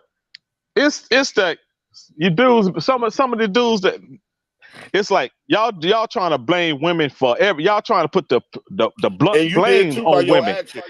No. Y'all with these little talking points, y'all trying to put the blunt blame on the women. So why you know what I'm saying? The reason why relationships are so fucked up or what have you, or the reason why there's an epidemic of single baby mamas or whatever, y'all trying to put the whole blame on the woman, the whole percentage on the women, when we play a part in that too. But y'all trying to put it all on the women. That's and I come and speak up on it. Hey, we got to look at ourselves too, brother. You know what I'm saying? We play a part in that too. You know what I mean? It ain't the women play their part, but we play our part too. But y'all just want to put it all on the woman. That's why. Right. Yeah. It ain't all on the woman. I heard you going back and forth fantastic with that. It ain't all on the woman. We just talking about getting married. Because the nigga that don't take care of their kids and family, he bro, argued that with Fantastic. That's a low breed of nigga. Wait a minute. Yeah, I was over there at Fatty's, and they was heckling me. You know, I was over there in the Lions Den, and niggas was just Fatty kept interjecting and cutting me off, and his niggas on the panel kept over talking me and cutting me off. So I really couldn't get in my. I really couldn't get in my. You know what I'm saying? I really. I wasn't comfortable. I really couldn't. You know what called me about that little brief conversation? The nigga say I'm not a manosphere dude. Damn, Fantastic, you was all in the manosphere shit. He's still a manosphere. Talking points. You doing the same fucking thing. Now you gonna say you ain't manosphere. But at the same time, Dante, you can't say nothing about Fantastic because he experienced a long marriage before, and he younger than you. Okay, but Fantastic still young. That was no long ass marriage. The woman left him for a reason. Why he traveling across the country for some ass? I thought he left her. That nigga travel across country. He couldn't keep the marriage together. That nigga did not abide by those vows. Dante got all of this good shit to say about these women. Why these women ain't like shaping up for a nigga like see Dante y'all see what people He see go people rescue like them all. you, JP, and your elk. Y'all think I don't hold women accountable. See, I told you, women do their dirt, they play their part in whatever that's going on with the black relationships and black community, what have you. But y'all, what I don't get, y'all would have put everything on the woman. Like, goddamn, like, you know what I'm saying? I'm like, goddamn, like, you know, is you gonna call yourself a leader? You know what I'm saying? You got, you know what I'm saying? Don't complain about what women do then. Don't complain about what women do then if you're not a leader. You know, men lead by example. You know what I'm So saying? you said men lead by example, right? Yes. So I'm following Dante lead, just fucking him, not marrying him. Oh, you ain't follow my example. Be an individual. So what is your Be an individual leader. Okay, let me lead ask you yourself something, first Dante. before you follow somebody. But you my elder, right? No, I'm not your elder, brother. Yes, you are. Well, let me take that back. Yes, I am. But you don't. So But let me take that back. Yes, I am. Yes, I am. Yes, I am. Right, But so do you hear me on here? Do you hear me on here telling you? You hear me on here discouraging you not to get married? How many kids you got? If I'm telling you that black women ain't shit, How huh? many kids you If got? I'm on here, I don't have no kids. Well, it's not about what you say at your mouth. I listen to I watch what you do. How you gonna watch what I'm doing behind my avatar, nigga? Because based on the stories that you have told us, that you just been fucking up throughout your whole life. You never took. I ain't never came up here and told y'all I've been through a whole gang of females. Oh, you know what, JP? I gave you the benefit of the doubt. All this shit you've been doing, I figured that they'd give you some pussy. Look how slick you try to ask. You know what? That word simp, y'all use that real loosely, man. That just something. That just something little ab hominem just to deflect. Yeah. But Dante, don't keep saying that. You had a sim guy come up here, man. Yeah. All I'm saying is I ain't telling black women what they want to hear, telling them that they goddamn goddesses and shit. I don't do nothing like that. I don't be bumping. Out of all of that shit that you come storming on us, they ain't giving you no pussy. You still ain't getting no ass. When I come up here and give my my personal opinions about it and my critiques or what have you, I'm not doing this to impress nobody. So I'm not up here trying to get no damn coochie. If I want some coochie, nigga, I'm in the real world. I just step outside and go get me some. I don't. You know what I'm saying? I don't get coochie at the you can order coochie at the house these days. Shit.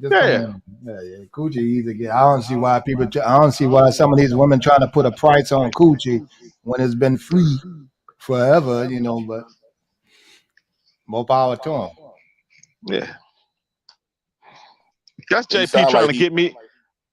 That's JP trying to get me all caught up, trying to play that I got you shit, I got you word game and shit. JP, like I said, you got the old cologne bottles with the wooden tip, with the wooden cap.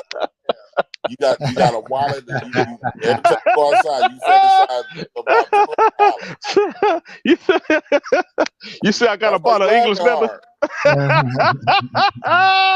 Oh boy, he said with the wooden tip. Look what my cousin told me one time. He said, "Man, you had the same bottle of cologne for 10 years. You ain't never go out or nothing."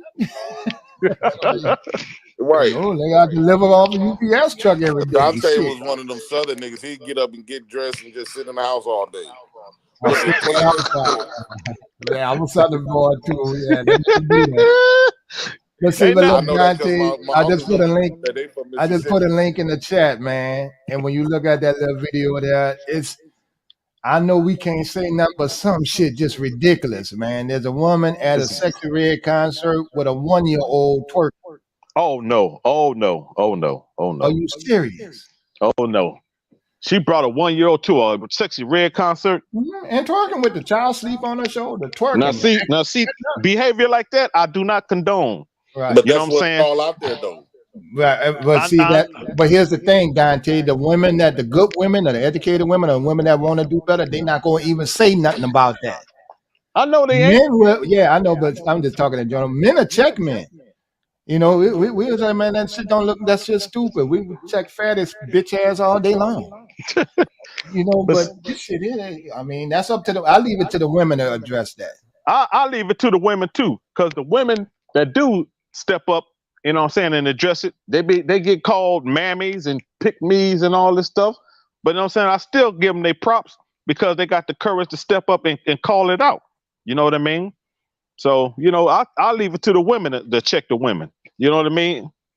Like you say, shit. I just let the women check the women and let the man critique the man. Well, we're gonna see how that works, because we've been doing that for a lot of years. Man, yeah, we already know what the results gonna be. It's gonna get worse. It's That's gonna it. get That's worse. what I'm telling Dante. Right? It's gonna get worse. And even me raising my daughter, I'm raising my daughter to be able to work with her partner or man and stuff like that. Not you got to bring and pay all the damn bills and bring me to a $400 restaurant for the first date. That's silly. Right. Now you got these women expecting that they deserve that. My mission is not to be propping up no woman on no goddamn pedestal. You ain't got to prep no woman on no pedestal. Well, how the way y'all tell us how we supposed to treat a woman is, you got to put a woman above you. You got to do all of this. You basically prop that woman up on the pedestal. See, that's when y'all be having this shit misconstrued and taking shit out of content. How do you know? You never was even married before. How about? I ain't talking about it. Ain't marriage is not the point. It's about treating somebody like you want to be treated. Respect somebody like, and then the respect will be given back. You know what I'm saying? Because shit, I ain't big on Bible verses because I'm not no religious person.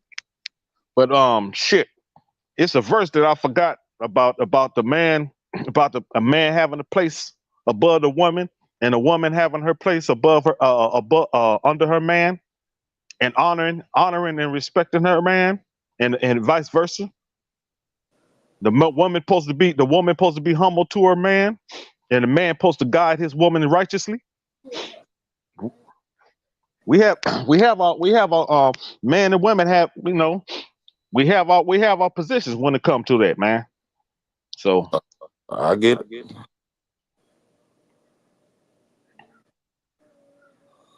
I get it, Vern. But what's up? I gotta take this baby to the doctor at 10 o'clock. Yeah, them doctor's appointment. I'm with you on that. Yeah. Right. They got to get their shots. My 12-year-old just had to go back and get her immunizations updated. Man, and I be worried what they gonna put in these shots. Yeah, no shit. I hope they don't put that C19 shot in it. Y'all got your coats on?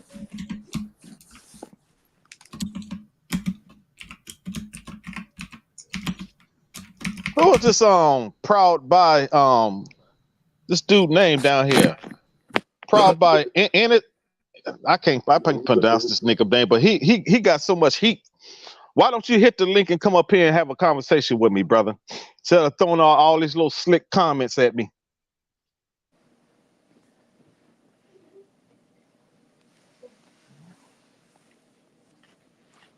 What he talk about? What he say?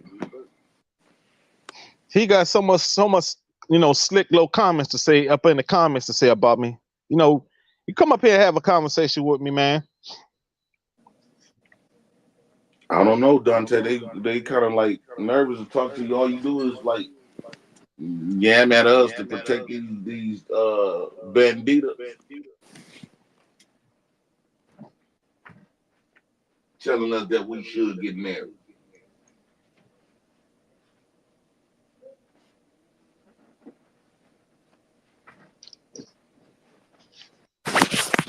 Ain't nobody here, y'all. I got to end. I'm finna take the baby.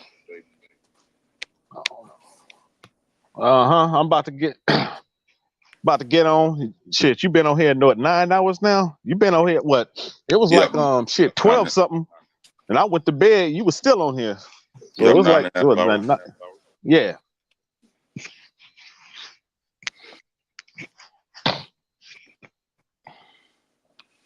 Yeah, I gotta get.